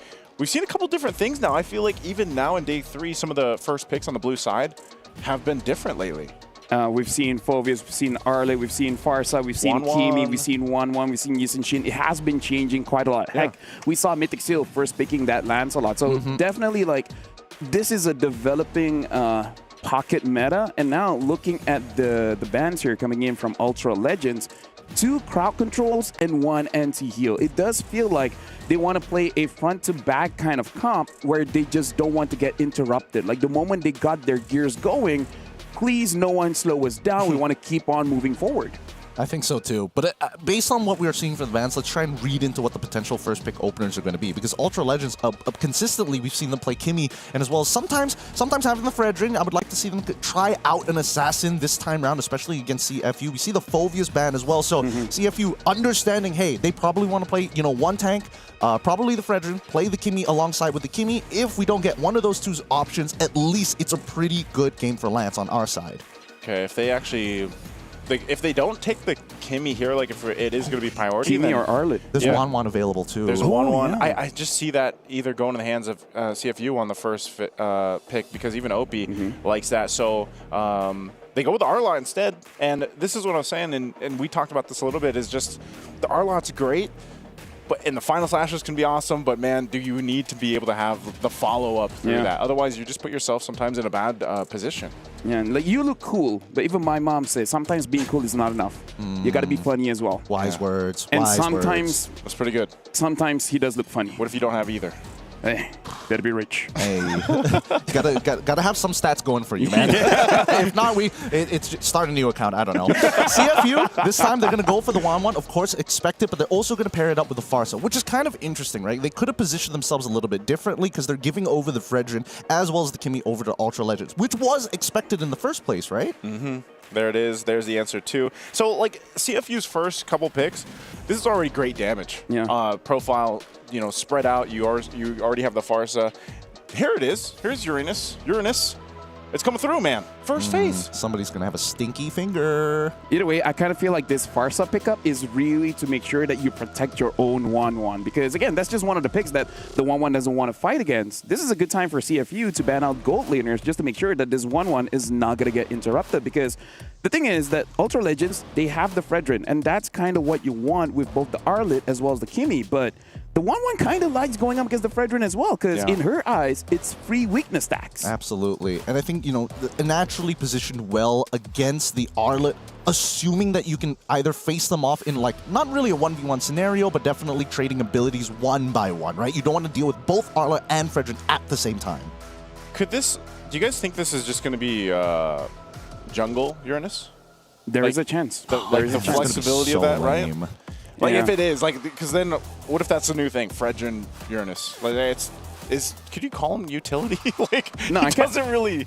I kind of feel like if he's a jungler, it's more of a zoning kind of jungler where you want to play for the turtle, but you want to play in an extended fight. You know, grab your stacks, grab your stacks, grab your stacks, and then once everyone's there, you go for a fight. Because I kind of feel like having a Uranus inside of the jungle incentivizes fighting, but it's continuous fighting. You can't stop. It's kind of like having Alice in the jungle where you want to keep on fighting even when it doesn't really make sense. Sounds more like a breakout of Pink Eye to me, but I think for the most part, for the most part, at the end of the day, it works well and synergizes. This is like an old combination of Uranus plus Farsa, right? Yeah. You slow down your opponent, shred their MR, Farsa gets good feathered airstrikes down. So really, it's just how do we stop this feathered airstrike? That's the key point for Ultra Legends. And I think even for the side of CFU, they understand that, right? Let's get rid of the Lapu Lapu, make sure that we have ways to ensure that our Farsa can kind of hold her ground. Actually, now looking at it, Uranus will make it very difficult for Fredrin to survive a very long fight as well. Yeah, that's why. So I think it's still flexible, but you can see like Ultra Legends goes and bans out a couple of more junglers.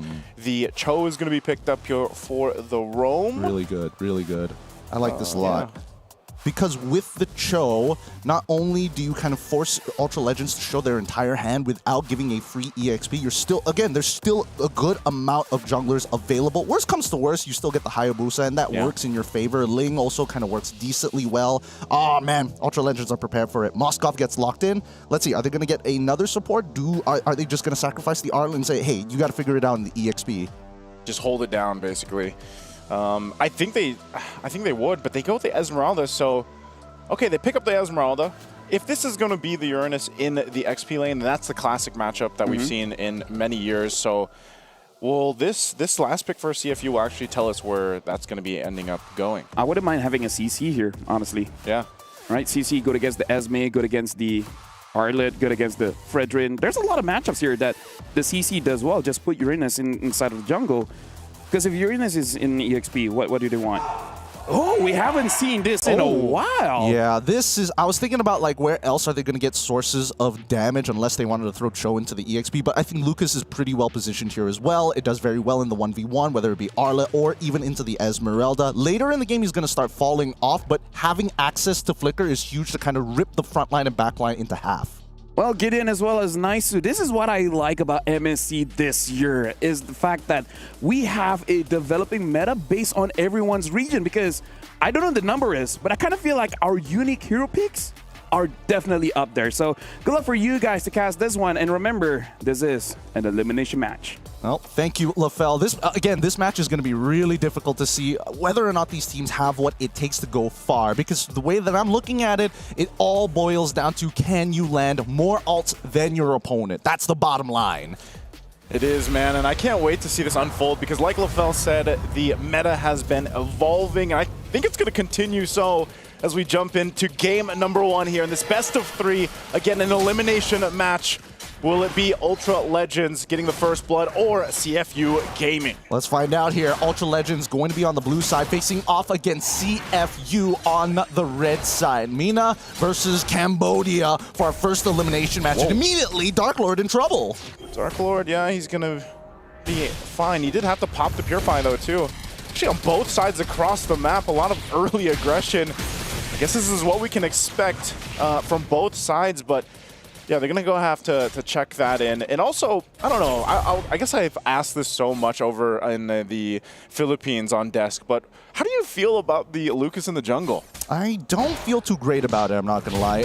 Mainly because you don't... The only reason why you want to have Lucas is so that when you are contesting neutral objectives, the CC immunity is always such a powerful tool, and he's great at creating space forcefully. There's nothing you can do to really stop that, which is great for OP side, but now...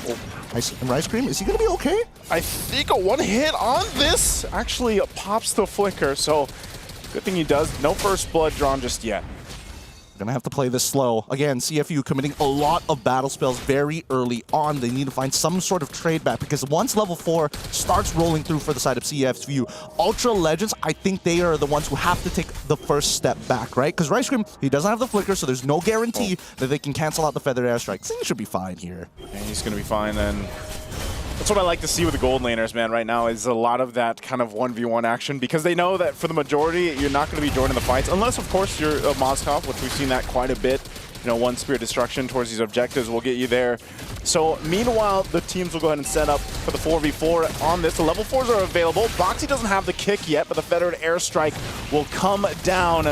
Boxy takes a little bit of hits. Wadu trying to zone them out, but it's already going to be the first blood for Rise Crim. Throwboy does fall, but Detective will get the turtle. And it looks like we're going to take a quick little break here, but looking at it, they trade kills across the board and then an objective for CFU.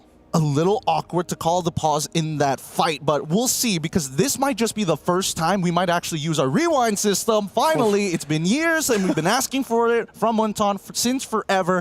If it does come down to it, we'll leave our marshals to handle that. But in the meantime, yeah, coming to those level 4s, I'm surprised that Ultra Legends were fighting for position, right? Yeah. It really comes down to, can we take control over that river brush connecting into the mid lane? And it's such a powerful position because now Farsa either has to play on the far end by Tri-Brush to get access to her Feathered Airstrike without getting disrupted, or has to walk through Purple Side. Either or from Purple Side is a very volatile position when Flicker's available for that Arlet. At the end of the day, Lucas still at level 4. I'm expecting him to be the one to secure this upcoming turtle, but again, big assumptions here. So, depending if we jump back into this game or not at the current time, like, he did secure it, I believe. He was able to secure the turtle, but that's the thing. You have such an advantage around the Feathered Airstrike early on, and I think they play that route. And it would have been maybe a little bit different if Boxy was actually level 4 and he had the kick available, but him and Wadu did a good job at just zoning out Ultra Legends. Oh, whoa. I hear sounds. Okay, we're back into it. So Rise Crim will go down. It's a double for Detective.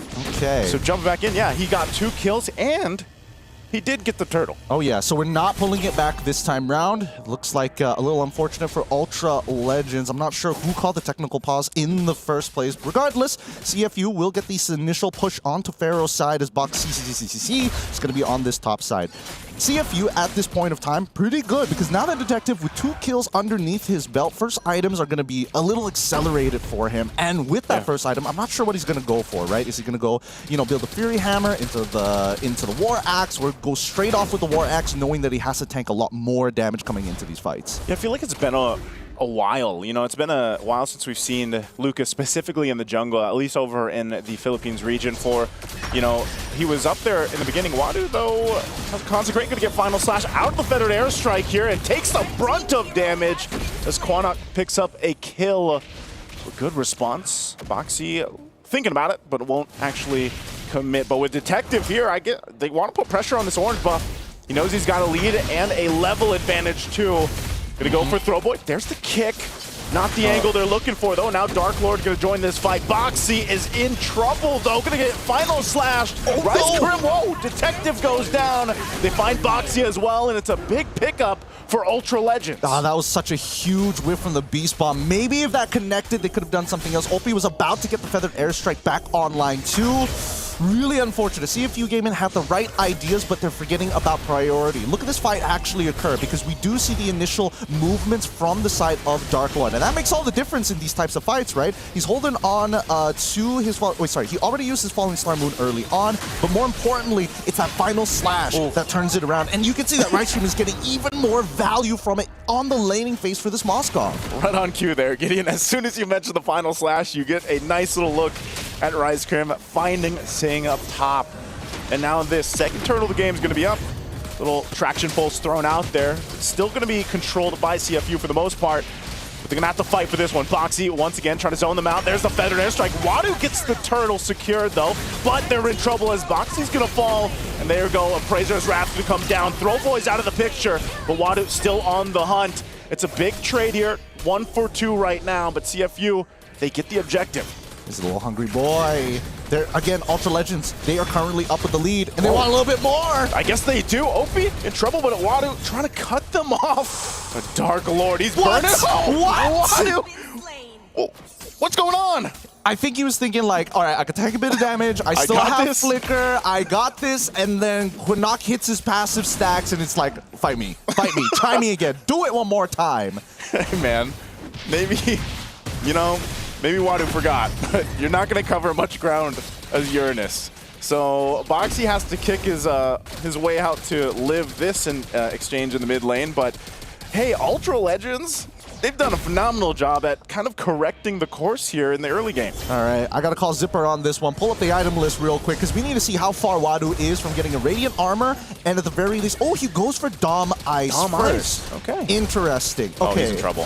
He's in a lot of trouble. Yeah. Because again, this Dom Ice is not going to help him much. He's just getting punted around. Okay, he's going to go ahead and use that Consecrate. He still survives. Somehow, someway, Detective's going to join the fight, jumping on in, looking for the Blast Wolf. Landed though, but the Feathered Airstrike will pick up the kill anyway. Detective still working on Rise Crim, and there's the kick also from Boxy.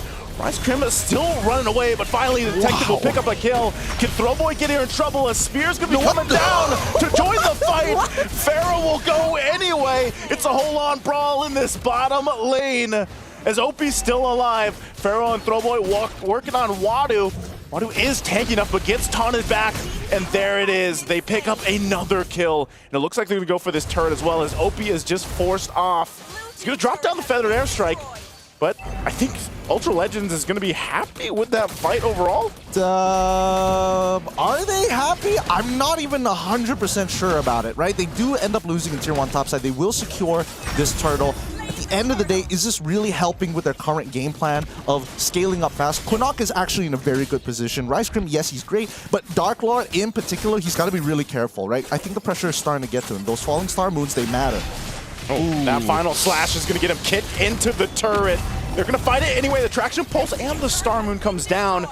They finally get the turret. Spirit Destruction just lobbed on through. But it's an objective, ultimately, which Ultra Legends gets, and that's what they needed. Yeah, because majority of the lead is going over to Dark Lord, but he's not the main carry for the squad, right? A lot of it really boils down to whether or not this Moskov can start scaling now rather than later. Wanwan has been a non-factor for a majority of these fights, only being eliminated once, and you can tell the gold lead isn't that far away between both of the gold laners, right? It's only the 100 to 200 difference so far, and Opie is comfortably scaling, right? He's already gotten his second item ready to go, and right now we really need to see Wadu start building into the Blade Armor as well as the Radiant Armor. He needs it so bad so he can start peeling Quinnock without fearing him. Good eruption there, but still not enough. Feathered Airstrike dropped down in mid lane. They'll get blasted to bits. Crossbow tank popped off as well. Wadu holding the front from Throwboy. They find Dark Lord, and they're going to be able to find Throwboy as well. Ooh. And Appraiser's Wrath will not have enough damage to pick up anybody from CFU. Yeah, unfortunately, Pharaoh a little bit late to the fight here. CFU Gaming was able to recuperate and regroup a lot faster despite the initial damage being thrown out from Ultra Legends. Boxy is playing a strong game. Let's look at this replay one more time, right? Because we see Boxy start off by taking down Ice Cream to ensure that Opie is going to be fine. The Feathered Airstrike got max value onto Rice Cream as well as Quinnock, which is the big issue, right? Ultra Legends must understand, if we are going to initiate these fights, it's very ult dependent. This is tough too, you know, ult dependent or not and everything else. Ultra Legends, now they're starting to get picked apart. And it feels like, you know, they're going to have to kind of hone back in. And this is what I was mentioning back when we were opening up the segment here was, you know, they kind of need to hopefully refine their mid to late game transition. And so far we have to see that happen because the Lord is up now. Ultra Legends is fighting for space. They're trying to fight for, you know, the fact that this Tier 1's almost going to fall here. And CFU knows to punish this. They might initiate this fight. They're going to drop down a Feathered Airstrike. Again, the flicker forward. Spirit Destruction to follow through. Pharaoh joining the fight. He's going to go ahead and help out, but the crossbow tank popped off on Dark Lord. He tanks up a ton of the hits, and now they're still going to be going as Quinnock's gone. A big blast once again. They have to retreat under the Tier 2. They're just going to fight it out anyway. Throwboy keeps them in check. Now Opie looking for his own opening. It doesn't have the Feathered Strike just yet, but they'll force him off. The Lord is for the taking for CFU. Really nice play coming in from CFU side. They initiated this fight understanding that if they can push them in between their Tier 1s and Tier 2s and nobody is there to actually clear the wave for their mid-Tier 1, that's such a powerful position. Once Quinnock goes, they know they've got the green light. Once the final slash Rice Cream comes out, then they can do whatever they want. That gives them the passport that they're looking for to disrespect Ultra Legends battle lines. Now, Wadu in a phenomenal position. I've seen both of his item pickups, the Blade Armor as well as the Radiant Armor. He is in a phenomenal position and Quinnock cannot deal with that. He greeted out for this guy Piercer, but until he has a Divine Glaive, he's not going to be able to cut through. And like you mentioned, that's what Wadu really needed. He needed to be able to go ahead and be that kind of just front line for the most part. And Aboxy's been doing a great job too on this Cho, as difficult that it is to sometimes find those angles. He's going to go ahead and get traction pulsed in onto the turret. He could be in trouble. Tries to get away, but the turret's still going to be work done. They find it finally, but there's the crossbow of Tang as the airtime is there. Still under the turret. Sing not able to pick up Throwboy though. So they traded out the 1-for-1, but the objective's secured. Shields are going to be popping up here, and they still have to deal with the Lord. These conversions from CFU are so very, very good. I got to give it a Rice Cream. He has an eye to punish his opponents. He's very similar to Boxy. However, he can't get into his own head. They need to sacrifice these outer tier turrets. Inhibitors are by far the most important at this point after your mid-tier 1. Therefore, CFU Gaming, as you see them attack, they're not attacking head-on. They're attacking in these side angles. Look at this! Traction pulse once again. The energy eruption going to be able to find Sing. It gets out though. And the final slash will whiff it. So nothing to convert there for Ultra Legends. See, this is what I'm talking about. It's final slash versus feathered airstrike. Both of these effing ultimates. It's just, they're really, really pivotal for these squads. Now, Onic, he finally gets the Holy Crystal ready, set, and to go. And Dark Lord is actually doing a decent amount of damage throughout these fights. I saw his item build earlier, right? Enchanted Talisman Oracle, he's got the Sustain. But then, does he have the right items to actually get in front of Detective? Is he strong enough to deal with Sing as well? No, he really has to go in and out compared to Wadu, who literally will T-pose on his opponents. Yeah, I think even at this point, they're just forcing these fights. Look at this. Rise Crimp pops the conceal, goes in with the final slash. He's able to find 2 though, but Pharaoh is out of the picture. Not the timing that they were looking for. Even with that final slash, this has been the constant struggle that we've seen from the Arlots that are picked up so far through MSC. Now the base turrets are set here. CFU's going to work on the mid turret. Detective takes quite a bit of damage. Now Wadu has to jump on out of the base. The final slash again will find Sing. A good pickup and a response from Ultra Legends. Do they want more? They stop OP from the feathered airstrike a little bit longer. Throwboy will jump on forward, but that might be all they get. Marksman for marksman on either side. Seeing you gotta be careful, right? Because it's really hard to react to the final slash. Even though you have an inbuilt Purify, you're still going to get disposition unless you got really fast fingers. Even if you're dispositioned for half that second, that's more than enough for Ultra Legends to really jump upon you, because their whole lineup, every single person, has CC.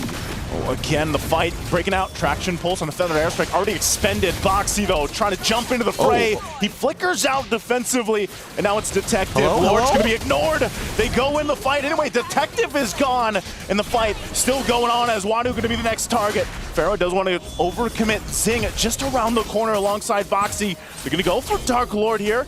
Can they actually get this kill? Looks like they're going to be able to secure it. Dark Lord just trying to buy it time. The shields are not enough as another kill goes in the hands of CFU. And what did I tell you, right? Dark Lord cannot deal with the raw damage coming out from the side of CFU in comparison to Wadu, who literally is T-posing in the middle of these fights. It's starting to get a little frustrating, but we do see that Ultra Legends manages to find an initial punish, right? Keep in mind, Lucas, his big mechanic, I can only pop my ult when I have enough energy, when I have enough of those stacks on me, right? Which is the little bar you see underneath him because he doesn't have mana. Cool. I definitely need more of those type of heroes in this game. But for the most part, Detective, again, I think that CFU game could have just let Ultra Legends take first position. Oh, final slash again. Forcing the fight, a Spear Destruction. Pharaoh's going to join the fight, but Rice Crimp could be in trouble. Detective now going for Pharaoh. He pops the Wind of Nature, though. He's still going, but he has enough damage to pick it up as Quanok is gone. But Throwboy came in, got the Lord, but they're losing the fight. 4 down for Ultra Legends. Going to be making it 5 here. It's going to be a wipeout as they go through, as Dark Lord doesn't have enough. And CFU Gaming might have lost the Lord, but they're going to get the wipeout they needed. The mid turret goes down, and they have the push with the minions. They'll take first blood in this best of 3. Really great target prioritization coming in from CFU. You could see the forward thinking in a lot of their plays. The itemization was good, and even so, Ultra Legends, they just fell in between the smokes and the mirrors, and they couldn't tell how they needed to play it out. I kind of feel like, to describe this game, it's close but also very scrappy. And I kind of feel like it's a very hard game for either marksmen to really shine, because every single time they're in the fight, someone's targeting them, and they're, more often than not, they're the first to actually go down in the fight. And it's hard to make a team fight look good when your marksman is the first one to go. Absolutely. And I think, you know, they were trying to overthink this, right? It's like, oh, we got to worry about the final slash. Oh, we got to worry about the feathered airstrike. And then all of a sudden, I think CFU came to the realization of like, actually, we don't really care about the final slash. I think if we can get Zing into that back line, we can make this work because OP, every single time, even if he just lands 1 or 2 shots of the feathered airstrike on Quinnok or Pharaoh, they're basically down to like 1/3 of their health. Yeah, and it worked out too because, you know, we mentioned it back in the early to mid game where like Zing, aside from getting that ganked once, like he just had a pretty good time just farming up, and then he goes in and uses that advantage of I have my items, I can get the positioning I want to. Especially, I think a big part of it is, as you mentioned, Gideon, once Wadu got those defensive items, the Radiant Armor and the Blade Armor, he was enough to go ahead and zone out a lot of this. And then Detective, like you mentioned too, was a lot of the timing when he has that ultimate available and he can actually put pressure on the right targets. And a lot of times it was Pharaoh. He was able to pop out the Wind of Nature. He was able to get a lot of the battle spells out. And that just worked out really well for the fighting plan of CFU Gaming. And I gotta say, like, looking at the draft, there's no real counter for Zing on his 1-1, right? No one know.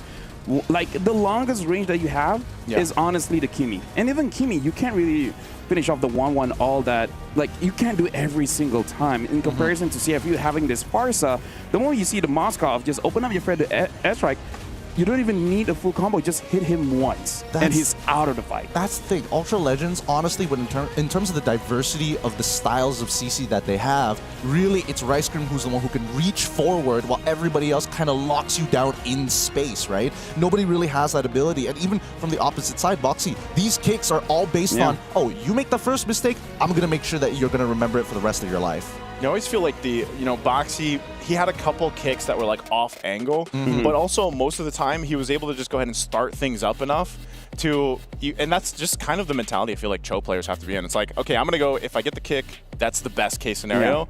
But if I start the fight up, then at least I force this fight and hopefully the team can follow through.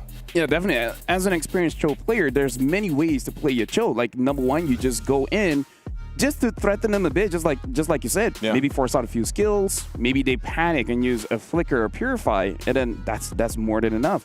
Looking at the draft here as well, I really feel like for Pharaoh, maybe just because even yesterday we talked about this, the Moskov is very hit or miss.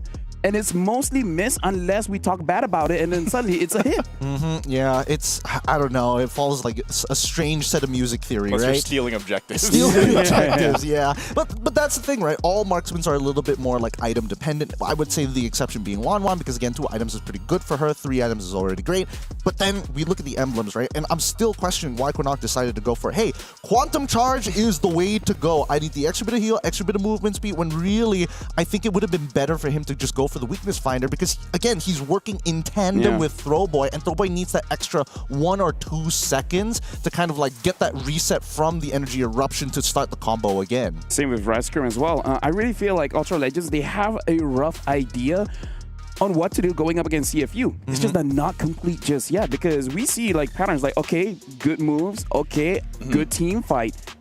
There are moments, but again, just that missing piece. I really feel like if Pharaoh had a better time in this game, it could have been them winning this one. Oh yeah, it totally could have, right? And let's talk about the items here. This is where I have a bit of a bone to pick with Dark Lord. As much as I didn't like the fact that he was missing some pretty pivotal falling star moons, his build is very traditional in terms of the rank setting, right? He goes for the Enchanted Talisman, the Dom Eyes, into the Oracle. I would have liked to see a bit of a switch up here. In terms of the anti-heal, I get why he has to take the Dom Eyes this early on, but I think that the Oracle could have been switched out for a Athena Shield, or maybe even slowly built up eventually to a Blade Armor to deal with Zing for the most part, right? Just absorb a bit of the damage and eventually you can get the Winter Crown later, or just go for the Winter Crown early, right? Because everybody on the side of Ultra Legends were really worried about it when she was up in the air, throwing his, in that crossbow of Tang, and then chaining it together with everybody else, especially on the squishier targets.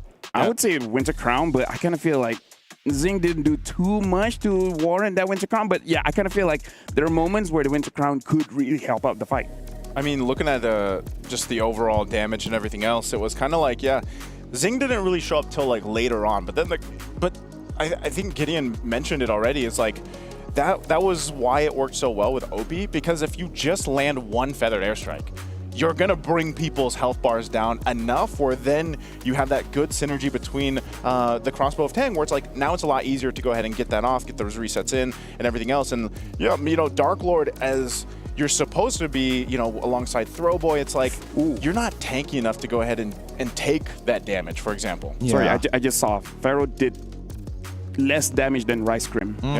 So that's Dark Lord at least did 84,000 damage. Now that's very impressive, and especially considering OP is the highest damage coming in from CFU, 85,000. So honestly, Dark Lord did a lot in that game. It's just that, like you said, maybe some different item options just to make sure that he can stay in the fight longer. Yeah. And maybe we could have seen a different kind of result here. Yeah, again, it's not about going in and out of the fight. That's something that Ultra Legends don't really want to do. If they take space, they want to hold that space for as long as possible. In terms of macro, they could have shifted their attention down towards Moscow's side of the map, and I think that's what they really needed to do. Like, sacrifice a couple of these objectives. It really doesn't mean much to you at the end of the day. Work on your economy, and eventually you can look to outscale CFU, because that was the main idea for Ultra Legends. Now, this is a rare sight. Seeing the mid laner as the carry, sure. But mid laner as the rich guy. Oh, yeah. We definitely don't see this every day. The mid laner is the rich guy, is the carry. I mean, why do an Boxies and as wingman? Like, it still makes sense, but my God, let's talk about OP, man. Like, he got a lot of gold in this game. That's why I say, it's interesting when, or as much as we've seen, like, for example, the Farces not go through so much, or still these mid laners that are so proactive, and I feel like OP is that guy. I mean, when we saw their journey videos back on day one, he was the spokesperson for that, and you can see it in his gameplay, and I mean, the most apparent to me so far was even on his Kimmy. It was phenomenal. So now that he gets his hands on the Farsa here, and running with the emblem set that he did, he had the lethal ignition. Like, he had so many opportunities to work with space. A lot of times it was him just joining these fights, walking up, and he was very active on the feathered airstrike. I mean, just look at these off angles, right? It kind of forces Ultra Legends to kind of pick and choose which side of the battlefront that he must address straight away. And I think, well, let's not forget about OP's gold, right? He's getting a lot of this gold because, again, Zing not farming as hard, getting caught off every once in a while, and then there's Detective with the Biju bomb vest ready to just jump at their opponents, because that's the thing. The only time we see Detective end up dying, it's either he makes a silly mistake like, oh, I'm 1 HP, I'll walk back into the fight, or I don't have my ult, maybe I'll just try and create some space and then realize I don't create as much space without the ult form. Yeah, and I gotta say, like, OP has basically played every single role. Maybe some of the other roles, habits bleed into the mid. Is like, I need to farm, right? Yeah. Right, and like minions are good, right? I need items, I need to carry, right? Like, I really feel like it does help him out a lot, understanding how each role thinks, making it so that it's easier for him to actually capitalize on everyone. Yeah. I think looking at the positioning here too in these highlights, it's just like, he does a really good job at just finding the right place to set up for the most time, and dropping down the feathered airstrike, and even dropping down the stuns. Like, it was good enough for OP, and that really shows just his experience again as a player. Yeah, I think at this point, Ultra Legends, if they are going to try and bring this 5v5 against CFU, they need to make sure that CFU Gaming is questioning their macro. Do I have to split them, or do I have to stick together? That's the main thing that we need to see from Ultra Legends. I mean, right now I want to bring it back to everyone coming here, coming to the MSC, into the EWC. Everyone has their own stories, has their own struggles. And I kind of feel like for Ultra Legends, I want to see, like, how did they get here? So let's actually check out the road to EWC for Ultra Legends.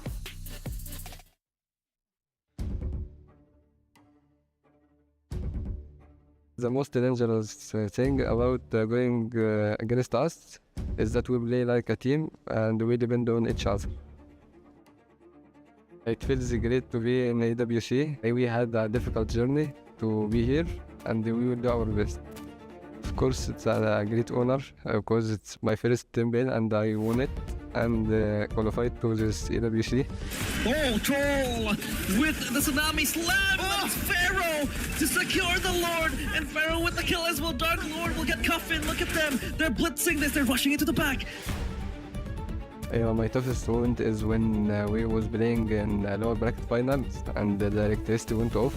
So we had to go in the car and play in wild data. We had a hard group and we won. But look at Rice Cream, he has the shortcut, they will jump in and just brawl at you. Pero gets the kill towards Troll, and that's a Sky Piercer popped as well. Dark Lord getting Sanji, it's Sano screaming in pain. Agony is in their eyes as Falcons, they will get their wings clipped.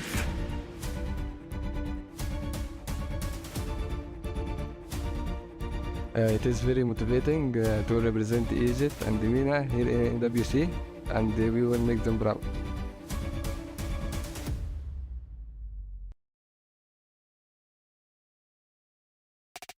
Talk about a story. Not just did they win against Falcons, but they had to do it in a car. Like, if you look at their story, it is absolutely amazing. But speaking of which, for you guys at home, I hope you guys are playing MLBB after this game, because we still got to see who makes it through, because the All-Stars are still here, but it's only up until the 5th of August. So just a little bit after MSC. So make sure you guys play now and actually complete all those tasks, because there's a chance for you guys to get a Popol and Koopa skin.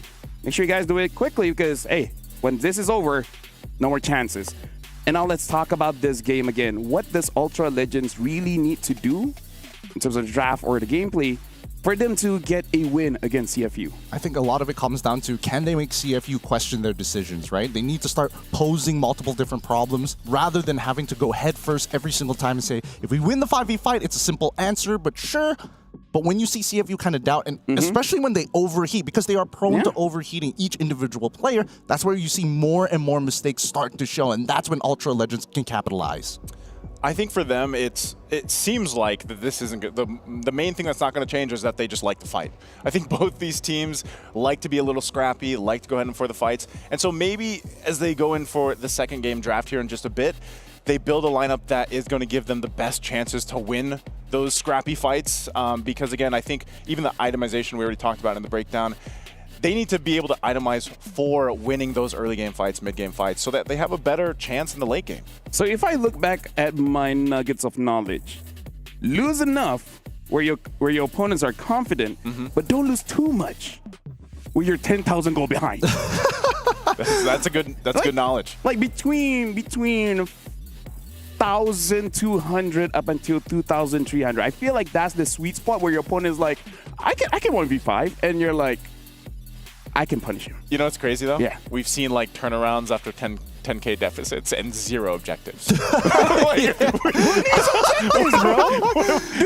are important. Is there a nugget of knowledge for that? Or? Yeah, kills are more important. I mean, especially when it comes to the late game. Because this one I kind of feel like for most professional players, they know. But in case you guys are playing rank at home, I would say 16, 17, 18 minutes, those are the times when kills are more important, because for you to get objectives, you want to make sure no one is defending them.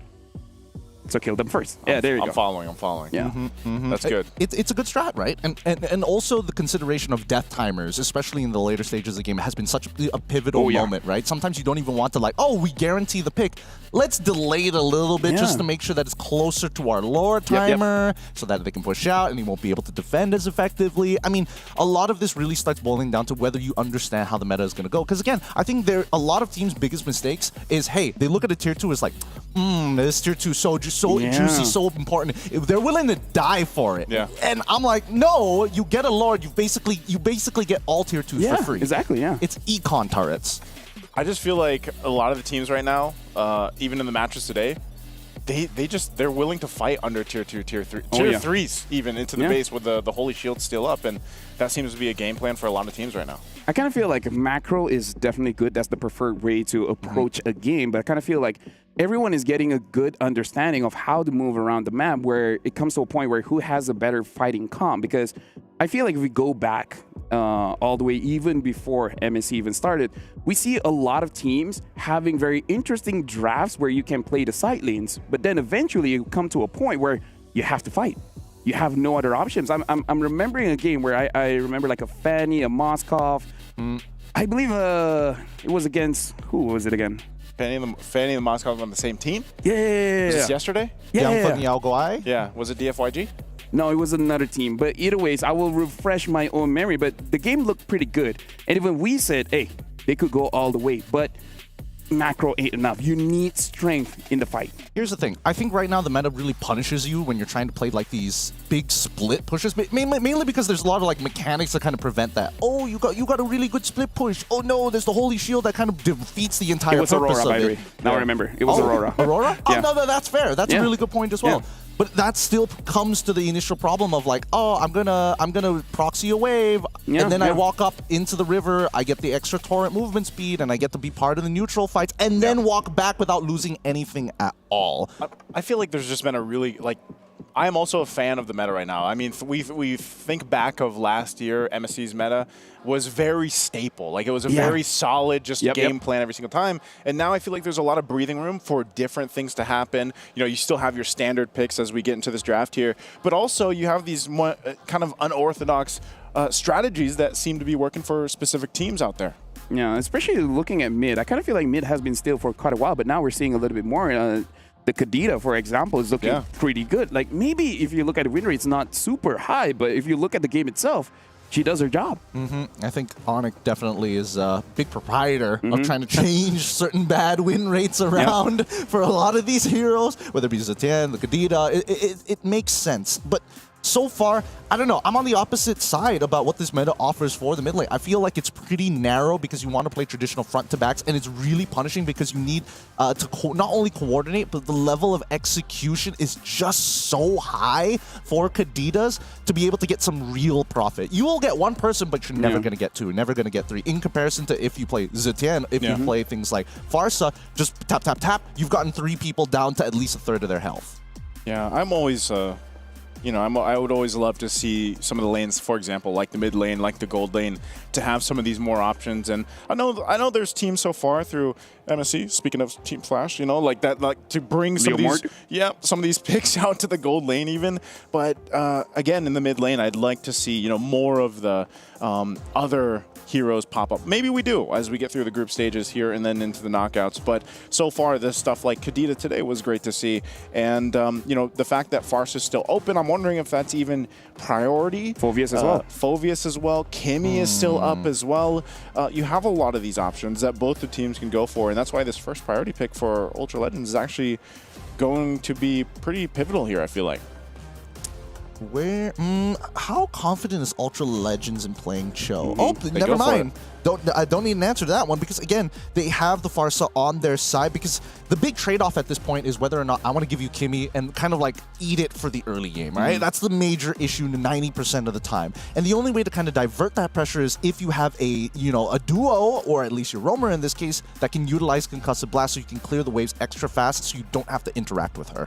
I mean, at least at this point, they have more range, able to actually go for the gold layer, which is definitely a big problem in the previous matchup, especially considering that they don't use an assassin inside of jungle. I want to see if they want to go... Oh, definitely CFU favorite here, personally for me. I think it's everybody's favorite. I feel like Jujin Lancelot, pretty good opener. Yeah. You go with the Lancelot. Yeah, interesting. Especially Phoveus here. Yeah, he's got the 59% win rate right now, so that's definitely something that Ultra Legends wants to go ahead and build the rest of this lineup out dealing with, because there's only so much you can do against the fact that Lancelot can just Thorn Rose. He has all the mobility in the world, especially with the Phantom Execution and the punctures and everything else. So, but then you add that layer of protection because the Jushin does that so well. We've seen some of the teams that do pick this up do great at peeling for their junglers or their gold laners, and that's something you're going to have to deal with if you're Ultra Legends. They take the Uranus, and then they go with the Granger. Yeah, I kind of feel like this is already Ultra Legends having this mindset of winning every lane, right? Because I kind of feel like Farsa, yes, might have some trouble against the Kimi, but overall is able to control the lanes very, very well, especially with the wings by wings. Able to go gold or EXP, just make sure they win it out. And now having the Granger as well as the Uranus, it really feels like, let's just win off raw mechanics. Let's win off the lanes, and then we're going to be looking good. And now CFU picking up that CC, so can fight back against this Uranus. I guess, unless they flex the Uranus once more, which I think in this particular case is not the worst thing in the world, mainly because your matchup against CC is already pretty terrible, but more so until Lancelot gets 2 items, he kind of does nothing to you, right? You kind of just absorb pretty much everything, and we don't see a large amount of burst damage coming out from CFU's side. They have the Jushin, and I think that Ultra Legends right now need to kind of skew the draft to make sure that their mid duo is able to not only move first, but in doing so, kind of opens up the option saying, if you get Irithel, for an example, if we let Irithel through, if there's a worse matchup for this Granger, we can actually double down and kind of buffer your lane while keeping the others a little safer. Yeah, I like the focus too on. I mean, damage-wise, I feel like Ultra Legends has that covered. Just with those picks alone, the Uranus, if it goes in the jungle, then maybe that's going to be best for them against the Lancelot. That might be their game plan, but I feel like still Ultra Legends waiting for the last couple picks here from CFU to balance out. But then again, what do they put in the roam to make sure that they're able to go ahead and peel out as well? Because some of the roam picks are obviously being banned out. They're taking out a lot of the utility that we're used to seeing. So again, what's left there for utility roam for Ultra Legends to make this work? Honestly, that's a very good question because worried that there's no crowd control here. And if you let Lance just do whatever he wants, like you said, Naisu, he has all the mobility in the world. And I don't know if it's because of the relationship with Odette and having to run away from her. Her swan song. She doesn't like it hurts. She's singing again. It's like, oh, you know what? Puncture all the way. Hey, if I was Lancelot, I'm like, hey, you do you. Let me just go buy milk for a bit. You do you. Some say penetration is key. Hey, look, I think that at least for Badang on this side of the map is able to kind of, it's more of a denial than anything else, right? When you look at the Ultra Legends side, they would like to have the extra bit of disruption because, oh, you can dash all you want, but if you happen to cross my fist, then we can knock you out of position and maybe even get a free cancel if it knocks them out of the way to not get another stack. So his puncture doesn't go entirely through. Hayabusa gets locked in for Ultra Legends, so they're telling, hey, I'm sorry, Dark Lord, if you're going to play Uranus, you're just going to have to eat it. Just deal with GG, that's all you, dude. Okay, there's the answer. It's a Hilda roam. So no crowd control. No crowd. No crowd control gang here. So what are we going with? Damage. Yeah. That's... Killing them is the biggest CC. Hey. Death is the best CC. Because they're not on the map. They're not on the map. So they're technically crowd controlled to death. They're not even in the game. That's a good way to look at it. I guess that's the hot take. Killing them is the best CC. Hey, man, Ultra Legends with the Beaver comp, man, because damn. They got to try their hardest here. I don't know, LaFell, do you like this comp? Here's the thing. What I'm actually looking out for is that every single team, when they see a Lancelot, they pick up the Hilda. Has it worked? No. But hey, one day we'll see it work. But now I got to throw it over to you guys. And just to remind everyone here, CFU already has game number 1. One more win. They survive, not going through just yet, but they survive. But the same can't be said for Ultra Legends. Well, that's a good point. Thanks, LaFell. Once again, great reminder here for all of the fans who are just tuning in. Ultra Legends facing off against CFU Gaming, currently at match point. If Ultra Legends, now is the time to clutch up, to pull it to a Game 3 as we head on into the Land of Dawn here at the Mid-Season Cup 2025 at the Esports World Cup live in Riyadh. As you can see, Throwboy, the jungler for the side of Ultra Legends, starting off on his orange buff, while Detective from CFU on the red side starting on his purple. So, mirrored sides of the map. You know, Gideon, I feel like Ultra Legends went with the perfect life advice that's thrown out there all the time. Just put all your eggs in one basket, right? You know, they just went full damage. Boxy is going to feel that damage as he has to go ahead and flicker out already. So that might be the game plan. Ultra Legends overloads on one thing. You get the damage off. You have great profiles early game, especially if Throwboy can somehow, some way get an early snowball rolling. I feel like that's going to put Ultra Legends in a really good position, especially when these objectives come up. I totally agree here, right? Because right now, Ultra Legends are just making sure that they're bypassing and kind of cheating the early levels by saying, Dark Lord, he's going to struggle at level 1. So let's quickly get him to level 2. And once he's out of that level 2, now he can out-sustain Wadu. Wadu can build up as many stacks as he wants. Dark Lord can say, whatever, as long as I'm taking damage, I can sustain in this lane. Now, I think they need to start shifting all of their attention down to the bottom side, right? Oh, OP, gonna get Shadow killed, and there it is, first blood. go into the hands of Throwboy. This is exactly what we were just talking about.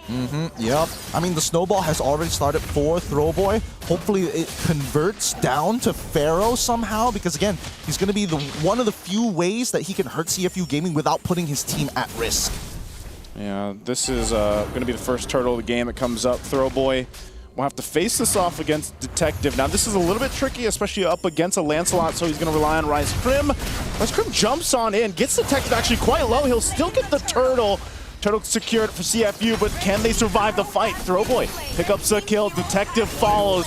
They're all quite low here. CFU's trying to run back to the turret as OP falls next. A massive pickup already for Ultra Legends. No! Wadu, what are you doing here? And Zing jumps in, flickers out, it gives him another kill, and make it another. As Ultra Legends just gets everything. Zing was looking to correct his mistakes from the previous game. It's like, sorry guys, I extended the last game a little bit longer than I should have, but this time it's going to be different. I swear to you. But as we saw this fight progress, they're just a little too tanky. The base damages from the side of Ultra Legends, like Dark Lord, there is no killing him at this point. You clearly do not have the burst damage to do it. Detective needs 2 items. Wadu needs War Axe. Alpi, probably never going to kill Dark Lord unless he's got he's fully stacked on his Sky Piercer. But he's 3-0-2 now. He's 3-0-2. He's kind of strong. He's going to be a big problem. I mean, he's going to definitely dominate the top side of the map. Yeah. That's basically your lane now, if you're Dark Lord. And hold on, another play in. They're not giving him a chance to breathe. OP will fall, make it 8 kills now in total for Ultra Legends. Hey, I think they are following the game plan. Just throw damage at CFU. Yeah, and right now the walls are crumbling down for CFU. This snowball lead is actually really good. 3 minutes into the game, 3.7. That's one of the higher leads we've seen so far for this squad. And now they're transversing it down to the bottom side. Sing, I don't know if you're going to escape this. You don't have a flicker. He does get out of dodge. So now Rise Crim going to be in a bad position. Gets zoned out completely from the rest of the squad. He falls, so 1 kill now for CFU Gaming, and that was something they really need. I mean, Ultra Legends, they can afford that. It's Throwboy now here on the top side. It's going to go ahead and go for Wadu. Doesn't commit, though, so still, Turtle's now up here. I think that Ultra Legends got to be careful, right? They can't start diverting their attention. If they want a clean conversion for Pharaoh, they need to make sure they're working as 4. Okay, Turtle for the taking. Detective's going to work on it. He takes quite a few feathered airstrikes, but he will get the turtle. Can him and Opie get away? And it's just too much damage as Detective falls. And now Opie just throwing Dark Lord around. He's going to go ahead and use that flare. But Quanok could be in trouble. Wings by wings out. Throwboy joining the fight. Going to pop the shadow kill. Will be able to find Wadu. Now fighting under the tier 1. They have enough damage to just overload it. Dark Lord will go ahead and flicker on out. But the purple buff is what they want, as Ultra Legends looks to take more from CFU. Nicely played for the side of Ultra Legends. Oh. Okay, Sing is going to go ahead and just get a couple shots of Throwball, but that's about it. Boxy did go down in that whole exchange. So this was all for the fight here. And another Opie. They are just falling apart. 5 minutes in. Run them down. That's how Ultra Legends should be playing this game, right? We don't care about these turtles. Turtles give you a little bit of EXP, maybe a shield if you're not in a fight, but who cares when you've got the base damage just to fight them underneath turret? Goodbye again. They're just sitting ducks at this point, mega sitting sharks as they pick up 2 more kills for Ultra Legends. 14-1. 5.5 minutes in. Proxy the waves, get ahead, continuously force CFU Gaming back into a corner, and this game will be yours. Ultra Legends can't afford to make a mistake now. Oh, again. Oh, Dark Lord, is he still going to survive this? Okay, the turret's pretty strong. He gets taken out.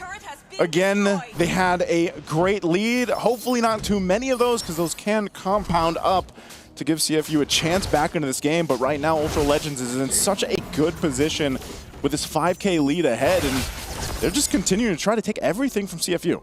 Ooh, Detective going for Purple Retry this time around. Wants to attack the max health and steal some, knowing that a majority of the members from the side of Ultra Legends actually have some pretty high max health. Now, Quanaka's going to get pushed back. Oh, he pops a feather in his strike. He sees Detective, and he's like, nope. I'm going to go ahead and stop that, but Throwboy, does he give the call? He goes in with a shadow kill, and the damage is too much. Overloads him. They pick up 1. Conceal on the run. They're trying to disengage out of here. Opie in trouble. Detective's going to jump in to try to distract them. He goes in. He does survive, allowing CFU to get back, but they might want more. Quanok Is he going to actually go for this? Again, CFU not in a good position to really do too much. This is a death march coming in from Ultra Legends. Nothing to lose, everything to gain, and CFU are feeling the wrath. Every single time they walk into their jungle, they're seeing 3 to 4 people. Oh, good flicker from Pharaoh. Good flicker. He's still going to be alive again. Oh, Detective will go ahead and pick up the kill anyway. They desperately needed one. Pharaoh with out of the picture. Quantic could be in trouble. Opie, they flicker forward. They're able to find Rise Cream. This is a chance for CFU to turn things around. Dark Lord, quite tanky, but he goes down anyway. 3 picked up for CFU. What is this hero? What is this Lancelot? 1 HP, jumps into 2, chunks out Quantic down to 1% of his HP, walks away, and I mean, I get it.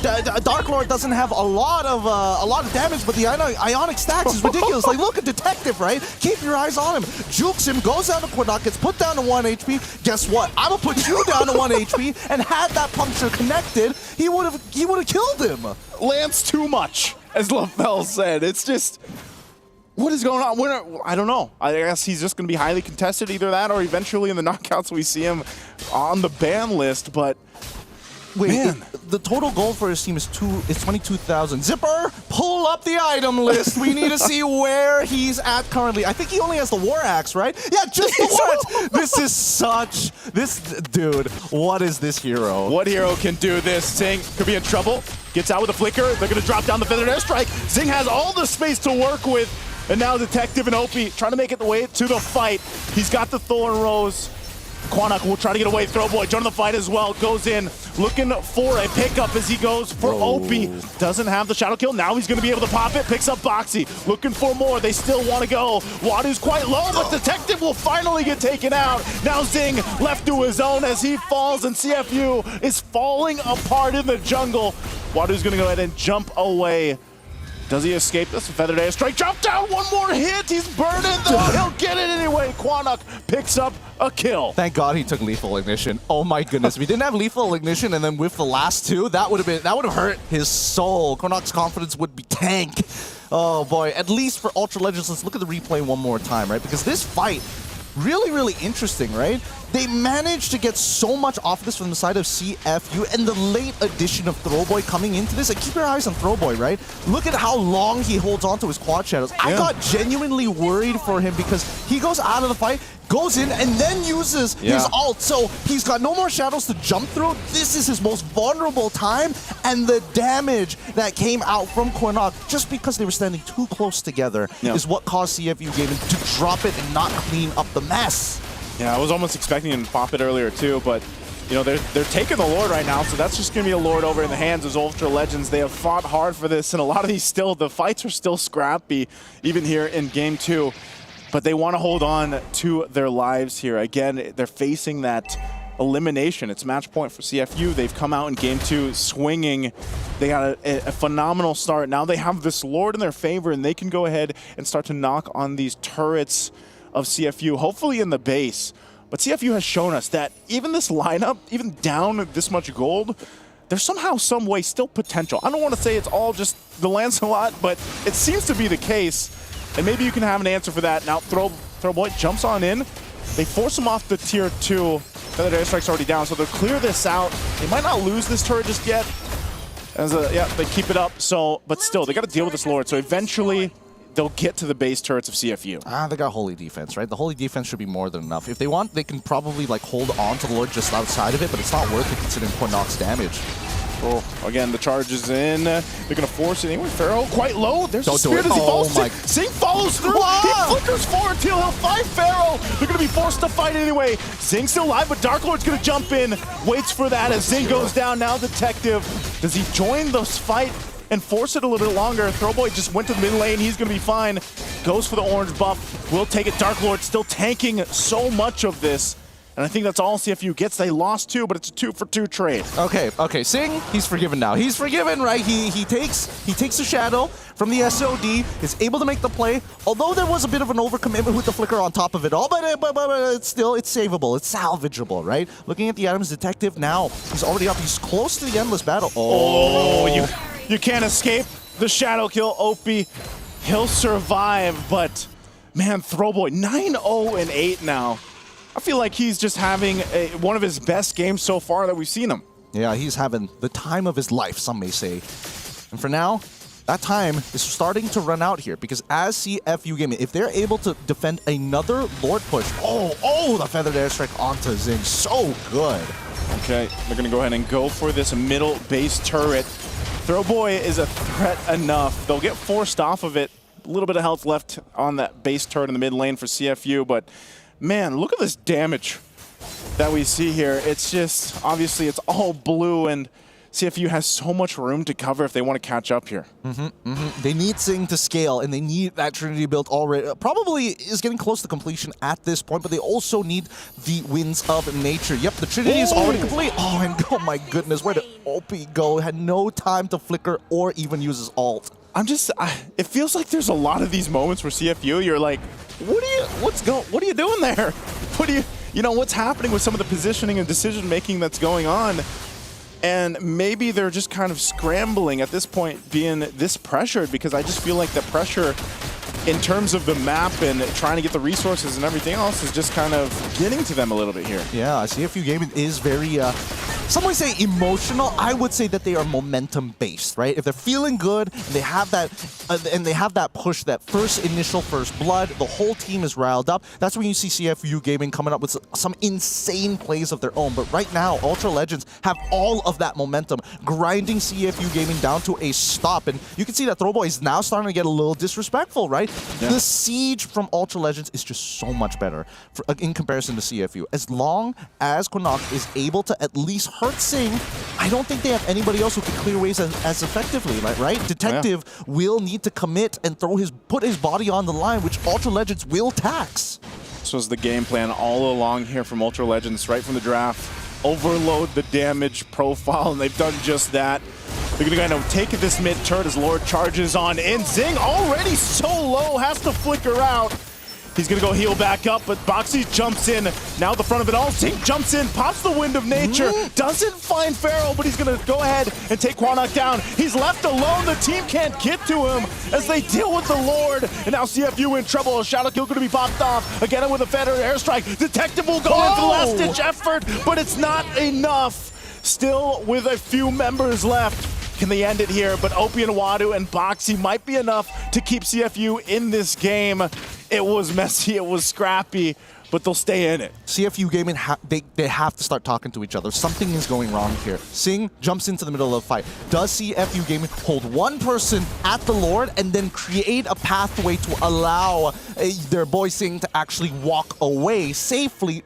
Or they could double down and try and commit to the fight. Because again, Pharaoh, he wasn't expecting to see Sing be that confident. As soon as the Winds of Nature was purchased, he's like, let's 1v1 right now. Hey, keep them guessing, you know? Like, that's if you want the best way to win, just keep them on their toes.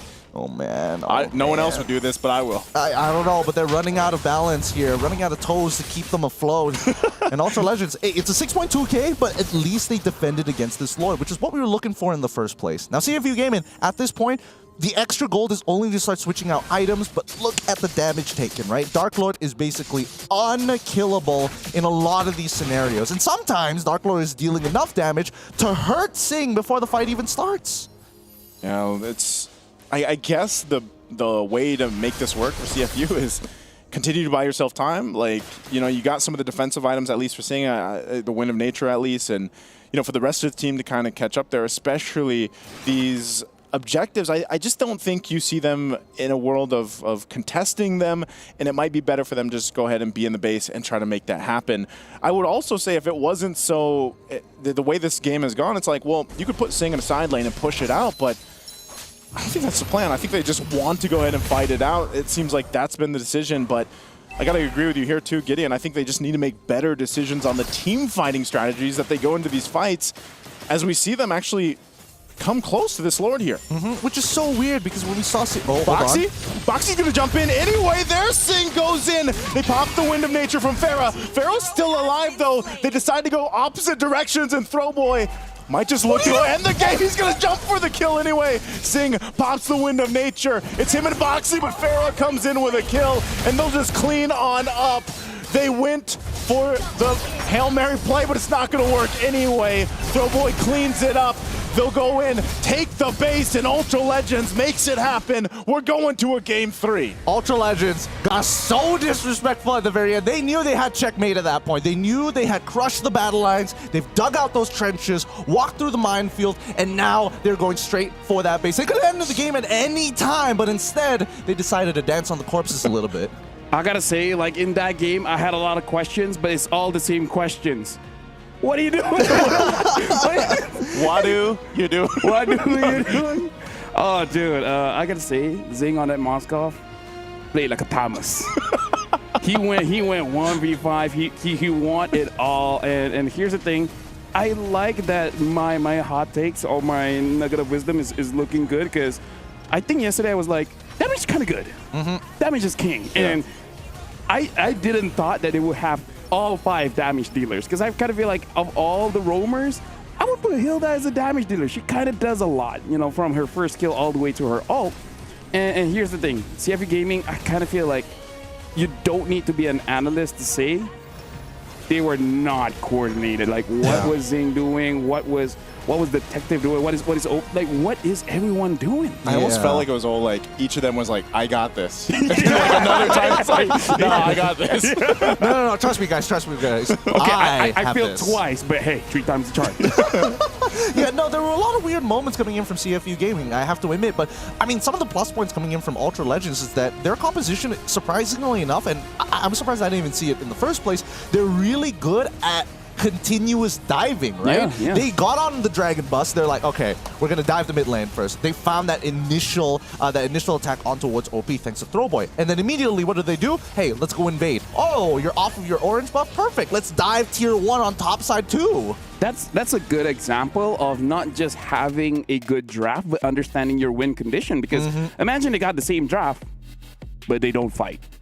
Like, what if they try to play the macro game, right? I like that no matter how quirky your draft is, as long as you play it as intended, hey, it's gonna be looking pretty good. Yeah, I like it because we all called it in the draft before we even jumped into the game. It's like, yeah, you're gonna put everything into damage, and you're gonna look to get this snowball going, and Ultra Legends did that exactly. So props to them for making it work, because there was a very tiny window where I was even like, oh man, like, yeah, it's still a Lancelot. Like, he's still somehow doing crazy things with, what do you have? Just a War Axe, right? Just a War Axe. Like, just a War Axe. And it's like, yeah, if that gets too out of hand, then you're going to have trouble. But Ultra Legends does a really good job at starting strong and then continuing to put the pressure everywhere they need it to be. Also a sprinkle in of, you know, what's happening? What's going on? What's going on? Like, so that just ended up working really well for the lineup and the strategy for Ultra Legends.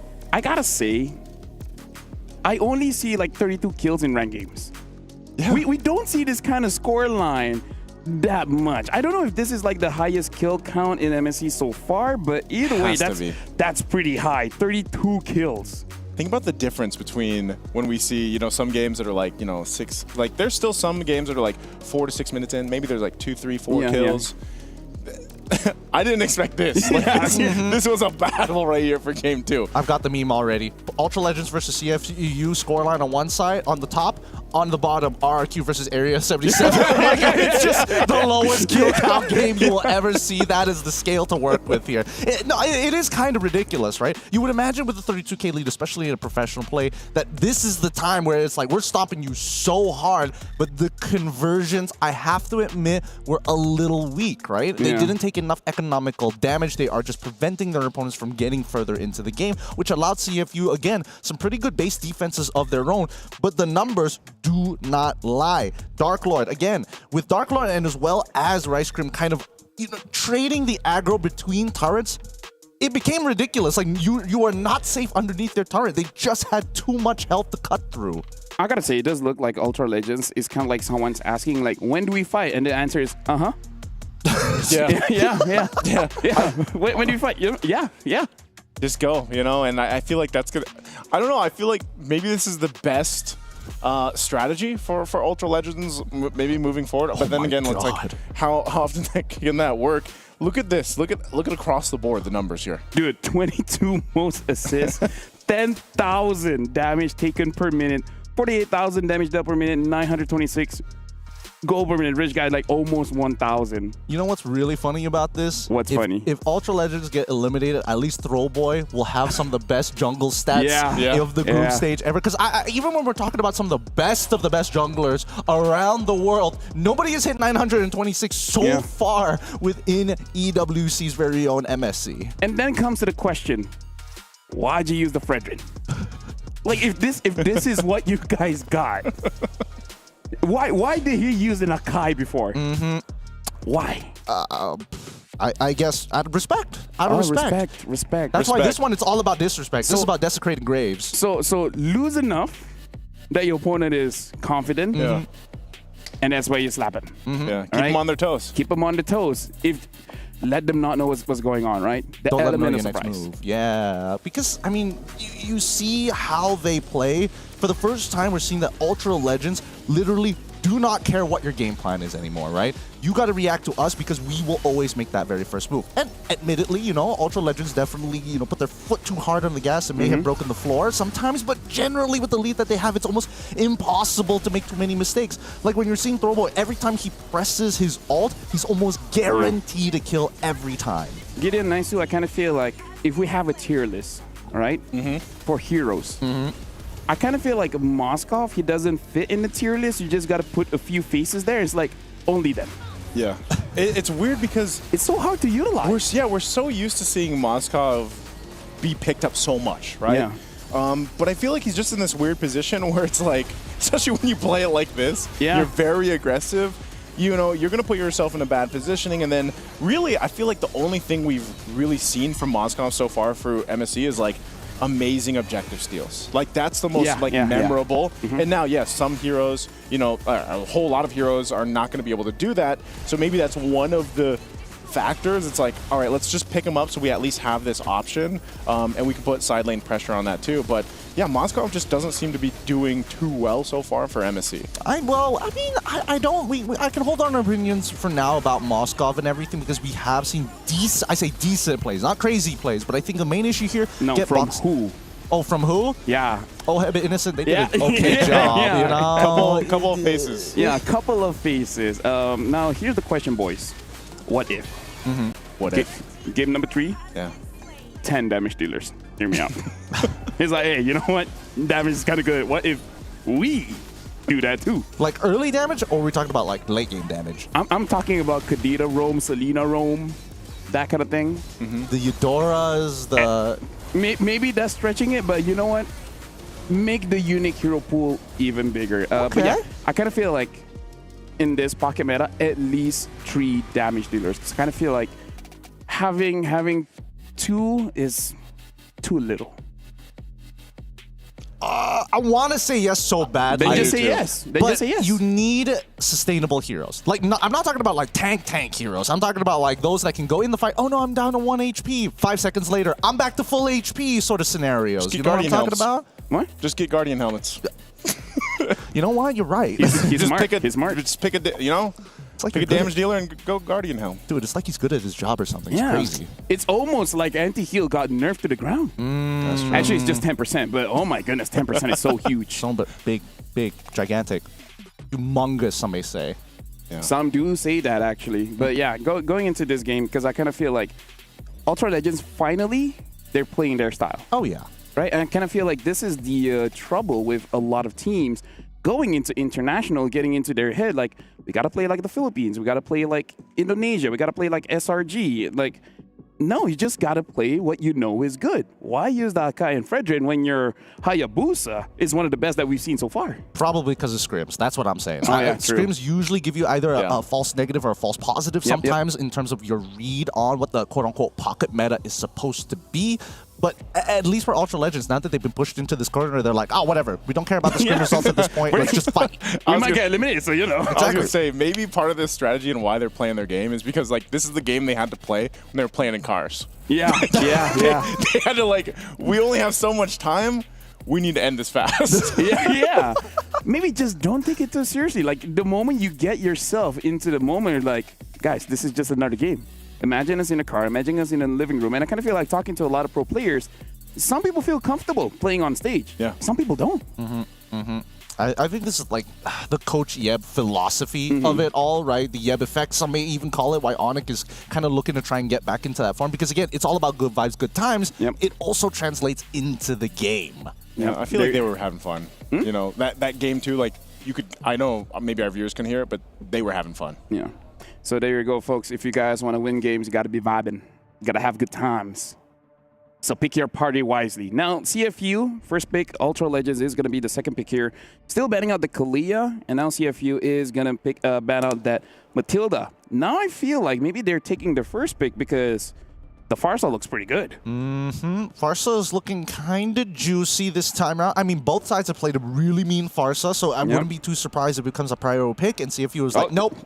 Okay, so they could have taken it first, but then they banned it out. So what is, like, Arlet, Phoveus?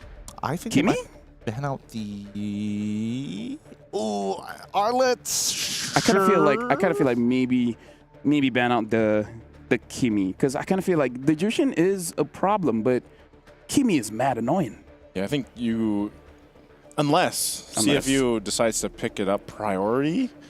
I don't know, man. It's so hard to say like first picks for blue side because we've seen so many different ones, which I'm not going to complain because it's a nice position to be in where it's like we don't know right away which first pick is going to be. And I think these bans are very respective to what we've seen so far through the series. So CFU, they take out the Uranus. They don't want to deal with this anymore. I feel like it's also respectable ban. It's basically at this point it's just a respect ban from them. Yeah, maybe they just think Uranus is a little stinky, so they're like, ugh, gross, ugh, keep my hands clean all the time, right? And Ultra Legends, considering that they've already banned out the Kalia, they also get rid of the Wan. Kimmy is now a pretty high priority. I think if Ultra Legends, if anything, let's keep this really, really scrappy, right? Ban out the Fredrin, maybe even ban out the Boxia on their side. I would say that banning out specifically the Fredrin might actually do them more good, but it looks like they want to get rid of the innate problem, which is the high damage in Kimmy. Now they can still open up the options, right? If you take Boxia, if CFU do take Boxia this time around, then Fredrin goes into the hands of Ultra Legends, and that kind of sucks. Yeah, because Yishin Shin is still available. Yeah, now I wonder if they want the Phoveus or the Arlet or just wait. And pick something more prior. I mean, like, we saw Kyrie use the Amon to deal with the Yishin Shin, but I kind of feel like that's a Kyrie thing. I don't think everyone else can use the same way. I was going to say, they even had that specific statistic for it that, you know, he did have a 100% win rate on the Amon net. But, yeah, I don't know. I don't know if we see other teams pick that up. They're going to go for the Jushin instead, plus the Arlot. So they'll have that final slash to work with again. And again, a big part of that, making that work, is just allowing yourselves to have a follow-up of damage that they can have. And I think the Jushin really helps that because you can even beacon into it, and then, you know, of course, you can throw everyone around here. So I think I don't know, man. I think Ultra Legends, do they still want to go to Moscow, though? Here's the thing. You know what I don't like about Arlet? Is that usually when we see the Arlet, it's going to be a utility jungler. Yes. That's the reason why I don't like the Arlet. Yeah, I mean, not now. Not now. Interesting. I wasn't expecting Lancelot to kind of be part of this lineup, but I think that even for CFU side, they were like trying to make a hard prediction on it, right? Let's go for the Boxia, even though the Kimmy is already out, even though the Kalia is already out as well. Their only option is Fredrin unless they know Lancelot. And now that we do see Lancelot, it kind of compromises CFU's comp, right? Because where does this Boxia want to do at this point? You've already shown the marksman, you can't even flex the Yishin Shin at this point. Boxia has to go Roam or must play in the EXP, most likely the Roam. So, I think, and this has been the case, I feel like, for the series so far, is having one of the heroes that you could flex, but again, that you're up against the Lancelot. What have we collectively decided that is the answer to the Lancelot? Just because you... Huh? Mincetar. Have we collectively decided that? Cho. I probably should have started with the other two first, but I thought, that's my bad. That's my bad. On the way other side of the line there. Hey, you got to look at both sides, you know? You got to look at both sides. Keep it interesting here. And, I mean, when you're looking at Ultra Legends, I think they understand that I don't think that CFU is going to do it, right? With the Boxia lock-in, it makes it so safe for us. I kind of feel like the other thing that CFU has to watch out for is the possibility of flexing this Arlet over to Roam. and then a possibility of Ultra Legends picking up something like a CC, because I kind of feel like CC is still pretty good for them. Ultra Legends, if they ban out the Phobias, I would say it kind of forces this Boxia to maybe go to the EXP. Yeah, so they ban out the Phobias, so they're trying to make sure that this Boxia is in Rome. Yeah, because other than that, it's like what, Lapu Lapu? Yeah, Lapu Lapu, which we saw earlier today as well. I think CFU, they go and ban another gold laner. So this might just force, a Moskov again over in the hands for Ultra Legends, unless we see something different. They're going to hold that for the last pick, though. So a glue comes through, though. Why? Why for R4? They could have held that a lot longer. I mean, CFU have a couple of options now, right? They can either be like, okay, we can go straight into CC. We can double down with like CC and a Farmist to like absolutely annihilate this glue. Is it going to be enough considering that there's Arla on the other side? That's the scary part, right? Because if they even consider or even think about playing that Farmist, you're almost guaranteeing that Arla is going to get a final slash of 3 to 4 people. Yeah, I kind of feel like the glue is mostly because they're thinking that CFU will not have enough damage, or forcing out that Faramis, etc., whatever other picks that they have in mind. They pick up the Eve as well as the Hilda. So again, it looks like, doesn't matter if it's right or wrong, every single team. There you go, we can hear them. Yep. You fight against the Lancelot with a Hilda, and now another new pick, another unique pick is that Melissa, which I guess can protect you from the Hilda as well as the Boxia. So maybe just want to make sure that you're okay with that. I mean, like, you're still vulnerable to other things like Yusuchi and Eve and etc. But hey, you know what? Why question it? Because maybe this is the surprise. This could be the surprise. And honestly, there is a little bit of logic behind the madness here. I'm just worried about the laning phase, right? Because if you make a mistake in the laning phase, especially when you're up against that Granger, you get zoned out from the wave, it's over for you. So don't make a mistake, right? Simple as that. So now this is going to be the final game of this matchup.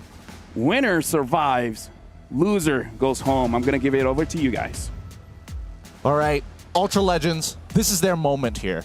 They could turn this all around, really subvert the expectations, and really crush the dreams of many Cambodian fans out there here at the Mid-Season Cup 2025. Riyadh is excited to see how this is going to play out as CFU on the blue side facing off against Ultra Legends now on the red side. Oh man, coming down to this. Interesting too, because we didn't have the little split screen. You know, we're actually seeing a lot of the action that happens earlier on, and this has always been the case for a lot of the games so far through the group stages, is early first bloods. And again, with teams like this, for CFU Gaming and Ultra Legends, they like to be a little scrappy. They like to go for these early kills to get that build up first.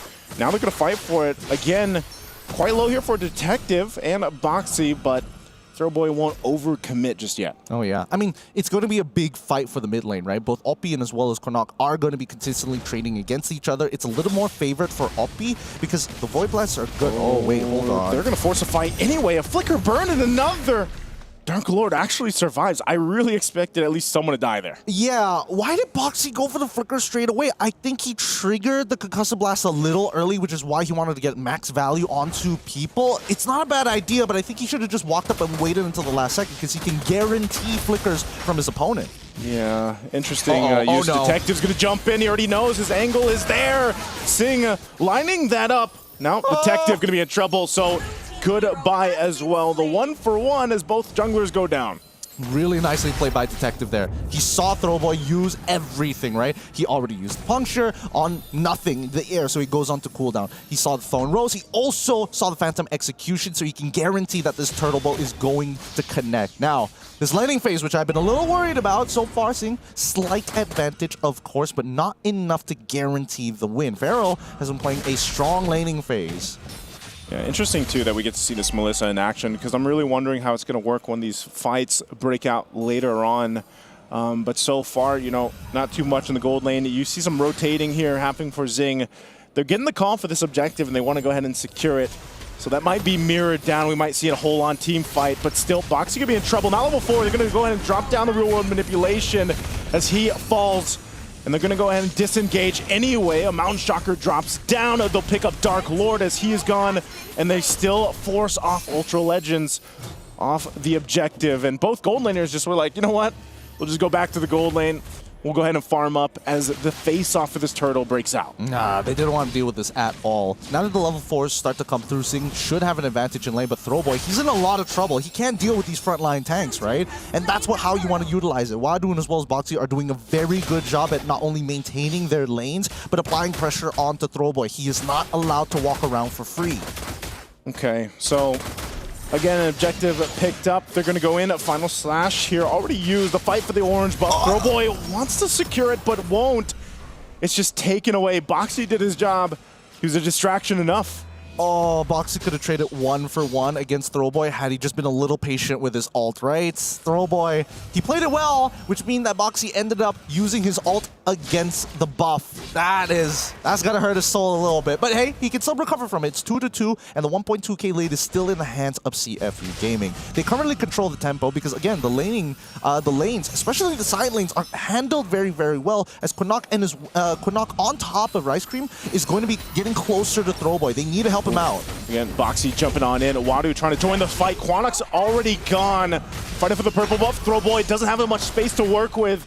He's in trouble. Final Slash going to be used just to take him out of that bush. But Ultra Legends, they're losing quite a bit early on here.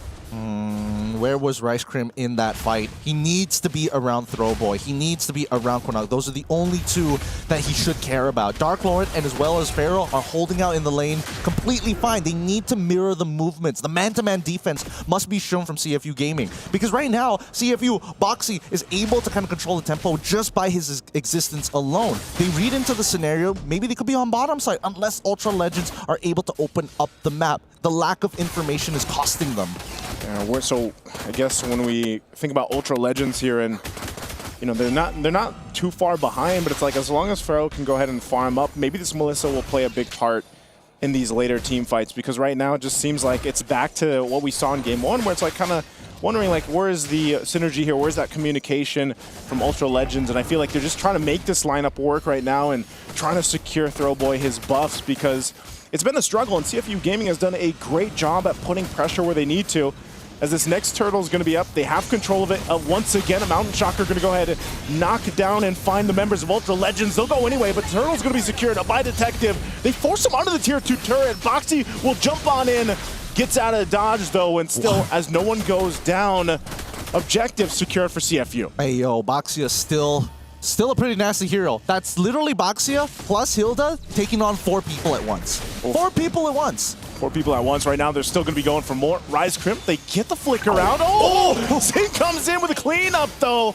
A great shot there with the Death Sonata, so good timing from CFU. Hey, a God-given headshot right there. Zing, not gonna miss it, right? He needs to be very proactive, must understand where his battle lines are, because his tanks are shredding. Like, they're not even peeling, they're absolutely shredding Ultra Legends, and that chafed skin exposes the sweet meat underneath that Zing must take advantage of. I mean, at this point, now that he's eventually going to build up, I'm pretty sure he already has a Sky Piercer at this point, or should at least be completing the Sky Piercer. Those stacks are going to be very vital, because Ultra Legends, as the game goes by, Dark Lord is going to be an ever looming problem for them. And unfortunately for Grangers, they really struggle to deal with glues until they get a Malefic Roar. And that's still pretty far down the line.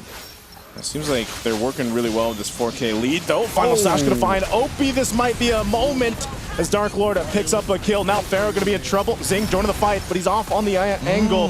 Pharaoh runs on back. They're going to force it anyway. They bring Wadu back, but Boxy is going to put pressure on the backside. Tries to go in between the turrets and will be spotted on out.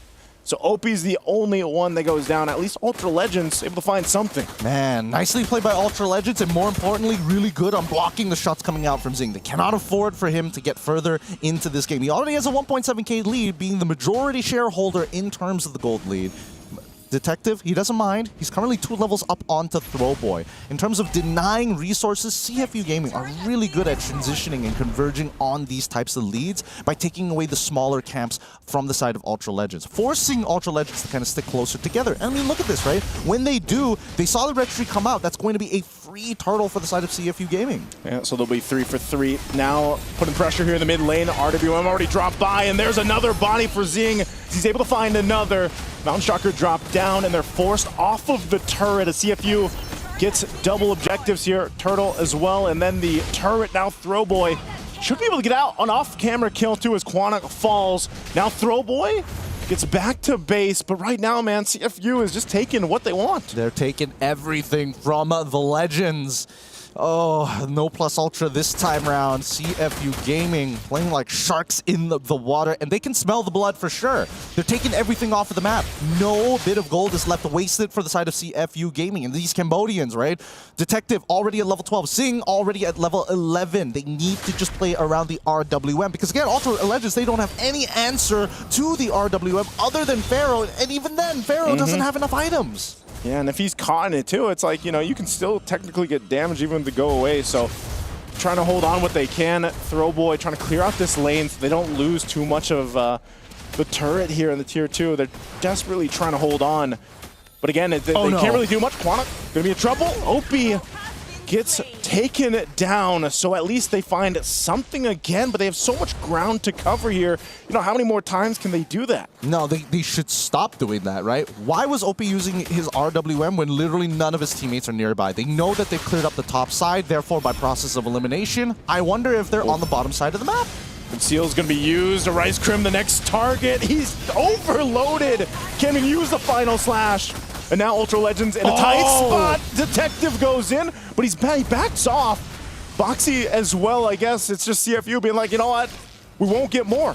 I don't understand why Detective didn't traceless into that, right? He could have killed Throwboy. He definitely could have forced Pharaoh to use his ult, but even with the two crits from his range, he should have been able to kill Pharaoh in 2 hits, no problem. So, I don't know. Kind of weird there. A little bit weird, but either way, it's a safe play from Detective, right? If you're not chasing for these kills, you might end up giving away your lead. Because keep in mind, he is 3 levels ahead of Throwboy, and the Lord is coming up. So the safe option is now, might just be the final nail that CFU Gaming could ensure to get an inhibitor turret early on in the game. Does Ultra Legends want to actually contest this despite being down so much here? 7,000 gold behind. You can see Throwboy's just going to be on that bottom side. Maybe puts pressure, but as soon as he's spotted, actually, you know what? CFU's just going to go for this anyway. They blitz the Lord. They see Throwboys down there. I'm not sure if they're able to force an interaction. A final slash will bring Wadu towards the turret, but they're going to be forced to fight anyway. They jump on in between everything, and they just fall apart. Double for Zing, and it's 4 down, and Throwboy just has to watch his team get dismantled by CFU Gaming. The shield's going to go ahead and pop as well, but they got even more. The Lord and the kills. They can almost guarantee an inhibitor take. Look at this fight, right? This is what we want OP to do. Drop the RWM when your team is nearby. With the Traceless, Detective, and the Mountain Chalker, most importantly, he can guarantee positions, but the extra movement speed can allow him to sneak around into that back line. The anchors of Ultra Legends, if they get caught in the RWM, it's a guaranteed win for the side of CFU as they hit checkmate angle 10.3k. This is going to be a tough one. Even though this is only that first Lord, they still have a couple Holy Defenses online. This will take so much work for Ultra Legends to go ahead and stay in this game, because it seems like CFU is just willing to go ahead and force these fights. I would be surprised if Rice Crim actually goes for a final slash and forces it. They should just hold on, clear these out, see if they can buy themselves some more time. I'm waiting for the RWM, and here it comes. There it is, concealed. There's the final slash. It's going to be on Wadu. RWM already dropped down. They force it in anyway. Dark Lord jumps in, separating from the fight here. As the Lord is still up, they're forced to go heal back up. Ultra Legends is still alive, but Dark Lord bought so much time. He'll flicker on towards the turret. As the Lord was cleared, Ultra Legends managed to stay true. No one falling. Quanok jumps on in. I think they'll follow through with this. They have to watch out for these shots coming out from Sing, though. But they stay in the game. They held on. They're looking for more. They find Boxy. At least 1 on the board now for Ultra Legends as they pick up a kill. What are we doing here? CFU Gaming, I get that you got disrespected and you are not going to take that lying down, but you cannot be throwing away these freebies over to Ultra Legends out of pity. This is tournament lives on the line. If Ultra Legends are able to scale, then this game ain't going to be looking so easy despite the 11k gold lead. Luckily, it was just Boxy, right? And nobody else, because their entire crux of the composition from CFU Gaming is on the RWM. You RWM, make sure you hit the anchors, you rush on in, turtle boat in, whatever you need. You can even start off with the Mountain Shocker to guarantee information to make this combination work. So just chill. Mountain Shocker going to be dropped down. Detective at half health. RWM forcing them to back off again. Zing goes in, picks up one with a Destinado. Are they going to be looking for more? Wadu inside the base. But Conceal was used as well. They got the waves pushing in mid and top. And without Throwboy, can Ultra Legends stay in this? Again, Turn Lives up for grabs here. CFU ready to fight. They're going to force Rice Cream on the defensive. They're held back, but Zing goes in forward anyway as Quanok has to go back to heal up. They got to clear out the minions. Quanok, there's the final slash from Rice Cream, but he's gone. And now CFU, the shark bite is too much to handle as Ultra Legends has to bow out of MSC. And that's the momentum we were looking for. Once the sharks smell blood in the water, they're going to be knocking you right out of the surface. Nicely played by the Cambodian squad as they take this game 2-1. Yeah, congratulations to CFU. They survived this onslaught. But yeah, like you guys said, unfortunately, this is it for Ultra Legends. And I gotta say, in that game still, a lot of questionable plays, but still, when Zing has a hero that he can just focuses on his own positioning and just staying back, definitely looks much different compared to something like a Moskov. In this game, CFU Gaming looks much more comfortable. Oh yeah, so much more comfortable, right? You saw that flicker at the very end. You saw the way that he played the laning phase. And more importantly, I feel like it was kind of... I'm not sure whether the weird moves were because Zing was like, hey, give me something. Give me some information. Boxy, walk up. Die for me if necessary. Opie, drop down the RWL. I will make it work. Because it just feels that he has a certain aura around him when he has that comfort pick. Yeah, it was pretty apparent. I feel like CFU, even with the lead that they had, there was still some, decision making where it's like, yeah, what's going on here? And I feel like Ultra Legends, if they would have somehow, some way, not to been so far behind with this kind of lineup, maybe they would have managed to stay in the game a little bit longer. But ultimately, it was the same story for CFU, where it's like, we have this kind of lead. Let's go ahead and take some of these risks. Let's make some of these fights happen, and be a little proactive on the RWMs and everything else. And maybe this also was just one of those games where it's like Zing's like, I might have made some mistakes the previous game. Let me come into this game and have a redemption arc of my own. And I feel like he did just that in Game 3. Yeah, here's the thing. I feel like there's a lot for us to talk about, but now we got to go over to the interview with Eterna. Thank you so much, boys. That was such a roller coaster of a match. Congratulations, Boxy, for that win. How are we feeling at this current moment right now? Good, feeling good. So he said he's feeling really good because this is one more step getting closer to the playoff. Oh, that was a very long translation there. Something fishy is going on. But I heard that there was a little fun fact that was going on, that apparently the more that Detective, Wadu, and OP eat, you guys perform a lot better. So what did you guys eat for breakfast earlier on? ចឹងគាត់សួរថាដោយសារតែ OP មួយ Detective ញ៉ាំអីគេព្រឹកហ្នឹងបានគាត់ធ្វើបានល្អជាងហ្នឹងធ្វើបានល្អជាងមុនអញ្ចឹងព្រឹកមិញគាត់ញ៉ាំអីគេ គាត់ញ៉ាំបាយ Oh, he said they eat rice. Oh, they ate rice. With what? What did you eat rice with? ញ៉ាំបាយមួយគេញ៉ាំមួយប្រហុកឆ្ងាញ់ He said that they eat something good. Oh, they ate something good with rice. Okay, keeping it secret. Okay, some secret recipe there going on. Boxy, you've been, you're a veteran. You're so shy. Is this, why? He said, no, he doesn't. Oh, he's not shy. Okay. Maybe I'm just reading too much into it. Here, so next up, you guys are going to be facing SRG. What do you think about their performance so far? Because everyone feels like SRG's performance has been a little bit shaky. ចឹងគាត់សួរថាយល់យ៉ាងណាដែរចំពោះ performance របស់ SRG ដែលសារតែប្រកួតក្រោយគឺយើងនឹងជួប SRG ហើយ SRG ឥឡូវហ្នឹងគឺមានអារម្មណ៍ថាគាត់លេងអត់សូវល្អដូចកាលមុនណាយ៉ាគាត់ឥឡូវលេងអត់សូវដូចកាលមុនអញ្ចឹង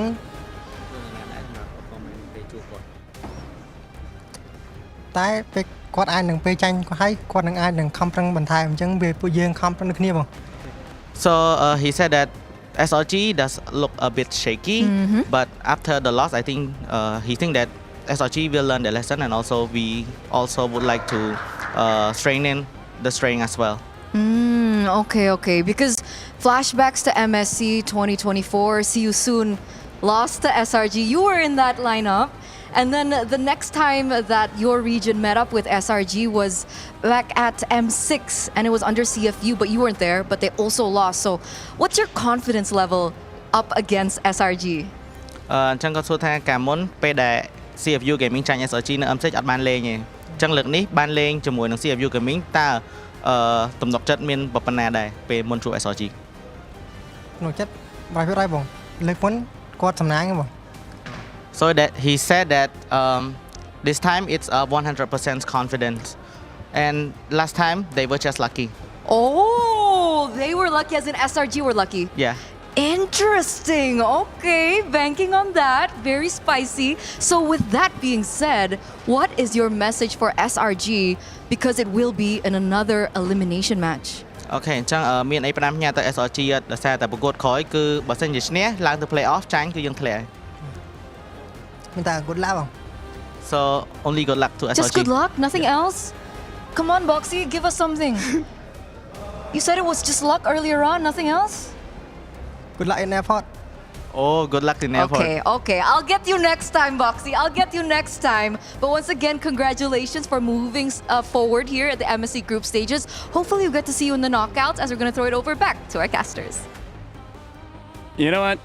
Shout out to Eterna. Yep. Right? I kind of feel like she handled that very well. Because, hey, Boxy ain't shy. He ain't shy. He ain't shy. And he ate. Like, he ain't.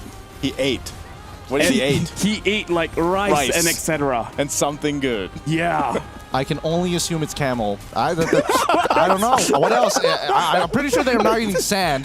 So that's the only possible meat that I can think of that is special. I mean, for me, I just ate omelets, yogurt, fruits. Did you have it with rice? Did you have rice? Yes, I did. I did. Are you shy? All right. Great words. Great words. I don't know, man. Cameras make me nervous. But now, speaking of nervousness, let's look at the match MVP for this one to see who really deserves it. Boxy got into it, but it's Zing. Notably on that Granger. Redemption. No deaths. No deaths. He's coming out with some pretty high GPMs at least, right? Hey, is that the highest? That's the highest GPM we've seen. 1,011. Oh my goodness. He was locked in. Holy shield. He's just like, guys, I'm so sorry. I'm so sorry for the past couple of games. Why don't we ask him what he ate? Rice. Probably split in half with Hopi or something. I don't know. That's probably why it only happened like in the latter half of the game. It's like finally it digested. Or just be like, I legit don't know what this is, but damn, it's good. Right? And then for you guys at home, again, there's a lot of teams left here. Some teams are going to get eliminated, but hey, make sure you guys grab that support chest. It's only 20 diamonds, and it is a way for you guys to show support to your teams, and more importantly, for you guys to get some goodies for yourself. Make sure you guys support us as much as you can, and after this, it is going to be another elimination match. Now, we're going to see if today is just going to be full of 2-1s. We're going for a short break, but after this, it is going to be the final series of the day.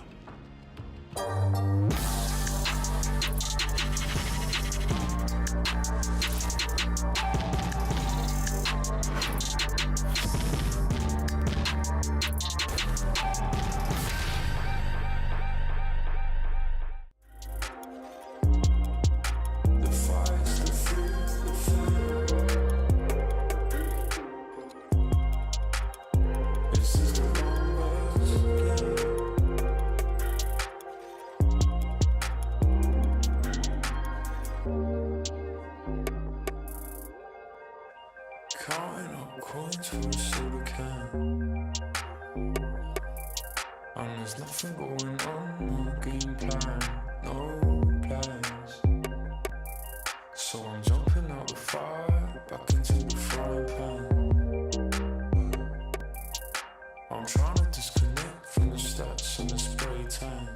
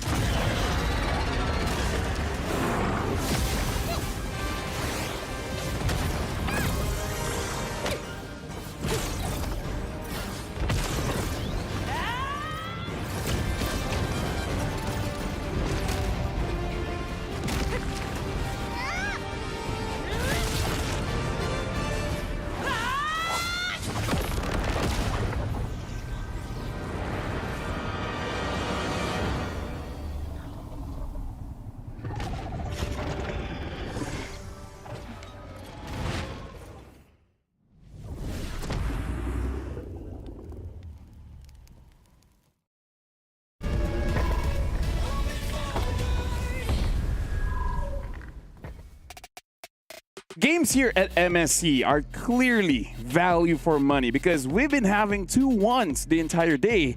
We gotta see if Corinthians going up against Virtus Pro will have the same story. Welcome back to MSC here at the Esports World Cup. My name is Phil. Alongside with me is Gideon as well as Naisu. And I gotta say, throughout MSC, not just today, we've been having a lot of games. Oh yeah, it's a lot of games, but it's a lot of fun as well because we're seeing the length and breadth of a lot of these teams. At least they get to show a bit of their personality, you know, especially since it is an elimination match. Can't wait to see the personality here with our two teams today. Hopefully we get to just have a full day of 3 games. Hey, you know what?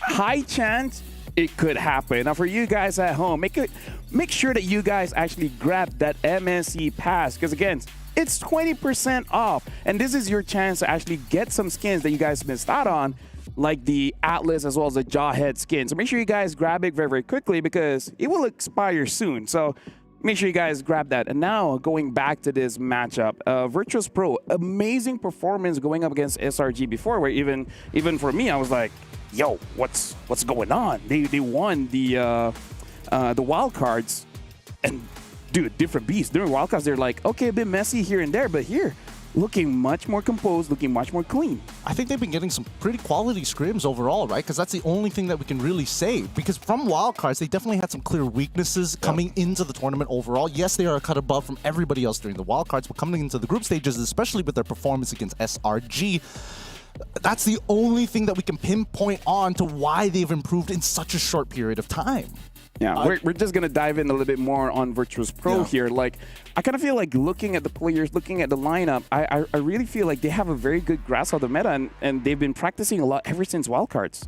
Yeah, they do. I feel like still, even when we look at that, and I know when we were watching them through wildcards and then eventually through their first days here, it was like they showed some impressive things, but maybe at the same time, again, they only had a very short time, I think, boot camping in the Philippines before they ended up going and competing here in Riyadh.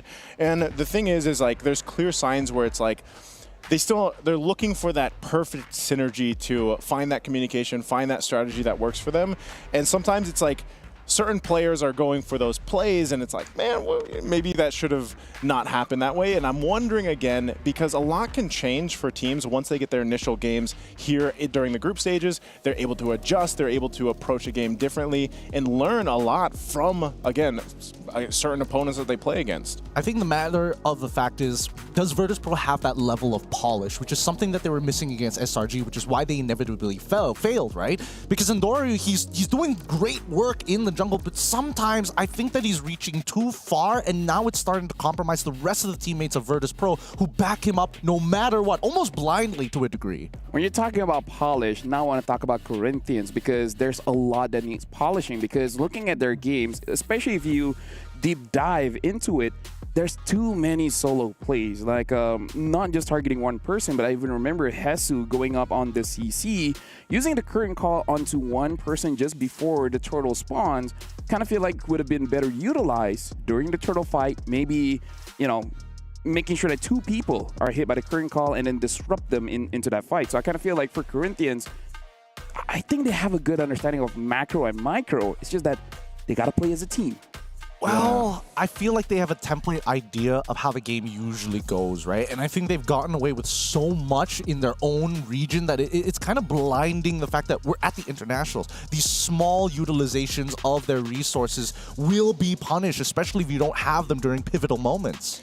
Yeah, and I think when we look at this too, again, like, you know, specific players here have more experience than others, and of course, you know, we have our imports as well, and there was some comparisons with Endoryu and Flick, of course, and their decisions on how they've approached their journey up to this point. And I think it's the same thing, even for Corinthians. It's like, even with all that experience, just like we mentioned for a lot of the teams here, it really comes down to just not getting stuck in tunnel visioning of like, it seems like there's some cases where some of these positions or players, they're so stuck on making things happen individually that, again, it comes down to making those plays as a team. And this honestly could be another scrappy game between the two. Honestly, it definitely could be. We're going to deep dive on more analysis on this game. But we also want to say thank you to you guys, because this has been a decade of success where we are being nominated for 3 different things in the Esports Awards. So make sure you guys go to esportsawards.com/vote, where we are nominated for Game of the Decade. No way. Oh, yeah, for sure. Yes way. And M5 World Championship as the live event of the decade. That's crazy. Thank you very much. And finally as well, Moonton as Publisher of the Decade. Who could have seen that coming? Us! But yeah, thank you very much to all of you guys, because, hey, a decade is a long time. It's a long time. It is a long time. It's older than a few people. For sure, yeah. I mean, I hope they get into Namely Mobile 9 Legends. years old and below. Yeah, anybody? 9 years old and 11 months to be really particular. Oh boy. Now we're getting into the draft here, and I do want to see how Corinthians want to kind of shake things up, right? Because I think that was like a real... it was a pretty big pain point for me watching them get away with how much they did in the draft and still honestly making it as scrappy as they did. This time around, we're going to have VP at least on the blue side up against the Corinthians on the red. Yeah, now Corinthians really becomes the question, what do they want to let go here? And I think this is good for the meta when we really don't know what is going to be first pick. But it does look like for both teams, they're taking their time, maybe utilizing this time to really understand what the opponents are really looking out for. Because VP banning out the Baxia and then Corinthians banning out the Yi Sun Shin. I wonder, because this is the, how do I say this? This is one of the good things of being second pick. You can hide your draft just by banning out the normal meta, right? You're not really showing what you are afraid against. But now we got to look at a fun fact here by Luis, also known as the Brazilian GOAT. Luis has the most MPL titles in their region, bagging 6 so far. He also has appeared in 8 straight grand finals over there. He is a legacy player for Latam. He definitely is a pillar when it comes down to, well, I mean, obviously we have our own. We start thinking about their own supports. Luis is the guy who's like, hey, I can take on the world. But international-wise, we've seen them struggle a lot. And it's a good point that you're bringing up the draft as well, because again, I'm seeing not a lot of bans into some picks here. And honestly, it feels strange that VP is the one looking to ban out the CC. Yeah, it does, especially with what we were just talking about. Yeah, maybe, I don't know. I'm going to have to agree with you, Lafal. Like, I enjoy where we are right now with the current shaping of the meta. It's still continuously forming. The Kimmy is banned out too. So depending on what Corinthians decide to ban out, you know, you have so many options left open. Also, we've seen teams really go for that R-Lot. Like, I'm wondering, again, if maybe it's Corinthians that wants to actually utilize that, pick it up, play a little more aggressively if they want. But even so, like the Farsa, for example, which we've seen just do really well so far in a lot of the matches today alone, can be something that teams consider here. So this last ban is actually going to leave a lot of things open regardless of what it is. So they take out the R-Lot, so there's going to be no contestation there. I'm just thinking VP. Do they just go for the Phoveus? Do they just take the Farsa? Those are two really good options. Just want to throw it out there as well. Not sure if it's going to be first pick, but Kalia is open as well. Oh, yeah. So this is going to be something that both teams have to consider when they're picking up their junglers. And looks like they're picking up the Kalia. Yeah, no surprises here. VP definitely, I think it's an extremely strong start, but I think right now the Corinthians are kind of forced in a position where they have to take the Farsa, right? It's just one of the easiest combinations that you can do. Feathered air, Tsunami Slam, Feathered Airstrike. It's just so good, so good. But what do they pair it up with, right? I think that's the real question. Do they want to get the Frederick? Because right now, based on what we're seeing in the bans, right, without the Kimmy, without having to worry about the CC2, if Lancelot shows up, then you can pick up Phoveus as the counter pick, unless Blue side decides to pick both of them at the same time. Good things too. I think if it's taken here in the first phase, there it is. The Lancelot and the Jushin are picked up. Interesting. Maybe, yeah, maybe you just... There's a good chance you see the Fredrin picked up here. Yeah, Phoveus, maybe Phoveus Fredrin? I mean, I don't know. Phoveus Farsa seems pretty good because Kalia and Farsa are a good combination, like rice and good things. Yeah. That is a good combination. It's funny because in Malaysia it's like rice and how do you say ketchup? Soy sauce? Yeah, like that's one of the combinations for Malaysia. But now, yep, the Phoveus does go through, but instead of the Farsa, they're going for the Granger. Why is there the neglect of Farsa here, right? Maybe they want a Selena.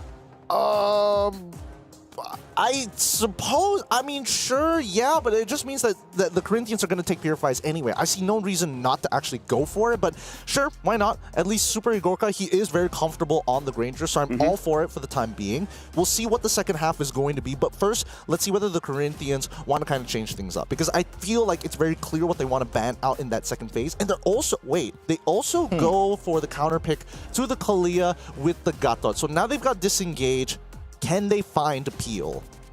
Yeah, I think either way, this is what I'm saying, man. Like, the first phase is so different from match to match. It's really nice to see here because now you're going to have VP going in, focusing on the gold lane, most likely, because the 1-1 was already taken out. You know, you picked up the Granger first, so you could actually, you know, force in some of those picks in the gold lane a little bit more here if you really wanted to. But also, I would say, just in general, there's still some quality picks-ups, and Corinthians are the ones to go ahead and take out the Farsa because I really was expecting that to be picked up in the first phase as well. So mid lane, I'm thinking for VP, if you want to go ahead and close in on, I don't know if it is actually going to be a Selena, but it does give you Kadita? A Kadita is good for burst damage and could work really well with the Kalea too for just pick-off potential.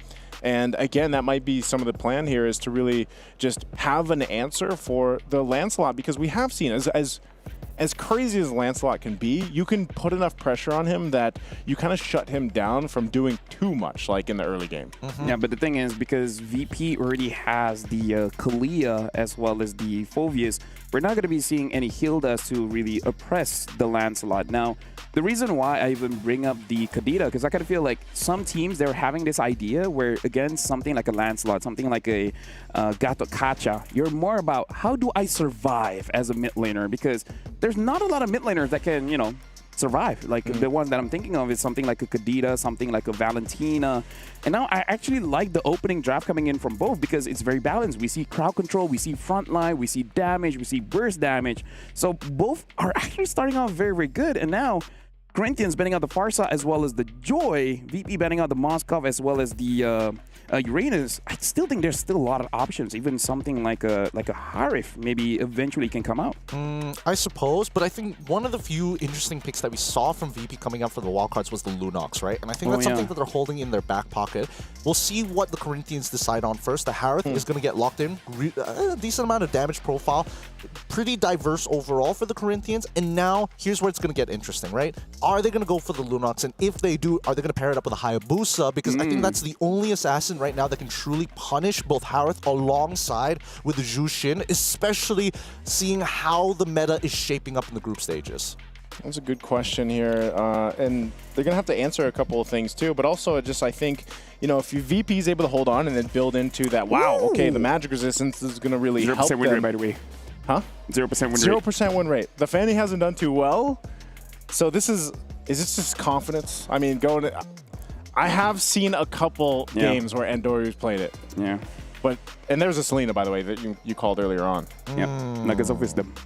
Interesting. All right, so right now, VP, they've concluded their composition, but with the Fanny alongside with the Selena, on top of having the Kalia, it really punishes opponents for taking the Purify, right? You're going to get out of the initial CC, but if you get hit early by an arrow, then it gives opportunities for this Kalia to take advantage of you. If you're low, the cleanup squad is expected to be this Fanny, and they don't have much of an answer for it from the side of the Corinthians. This has been set up very nicely by Real Solo, and they go for the Edith at the very end, so a very standardized comp from the Corinthians. Yep, some CC as well as a way to handle the Phovias. Not gonna lie, another pick that I was thinking of that could actually work might actually be the Terizla, but we haven't seen any so far. But hey, Unique Heroes has to rack up here. Virtus Pro going up against Corinthians. Again, this is an elimination match. I think for both teams, they have very solid drafts. So it really is about execution, which I kind of feel like for Virtus Pro, definitely a little bit more difficult. Now I'm going to throw it over to Naisu as well as Gideon to cast the final series of the day. Thanks, LaFell. All right, our final best of 3 to conclude things off for the day. Potentially 3 matches here if we're going. I mean, we want 3. We want to see it go all the way, especially from 2 squads who want to put their names on the line to brand themselves potentially the best team in the world. As we head on into the land of Dawn, once we're done with this series, only one team gets to move on. The other gets eliminated here. Live in Saudi Arabia, we go into a tech pause. Just real quick, just a short one. It gives us some time to actually talk about the comps a little bit. Yeah, the comps, but also just to throw it out there too, in case you guys missed it, the team that wins this will be playing against Onic. That's who they're gonna have to meet. So like, you know, you focus. I'm a firm believer in what a lot of the players have mentioned. You know, they're told, you know, just focus on one game at a time, one match at a time. But I'm sure they're also like, hey, darn it, we have Onic ahead of us after this. We won, but did we? Oh, I'm on. Okay, well, we're going in. Hey, thanks, LaFell. Always love hearing your input on this. Let's jump right into it, right? Because now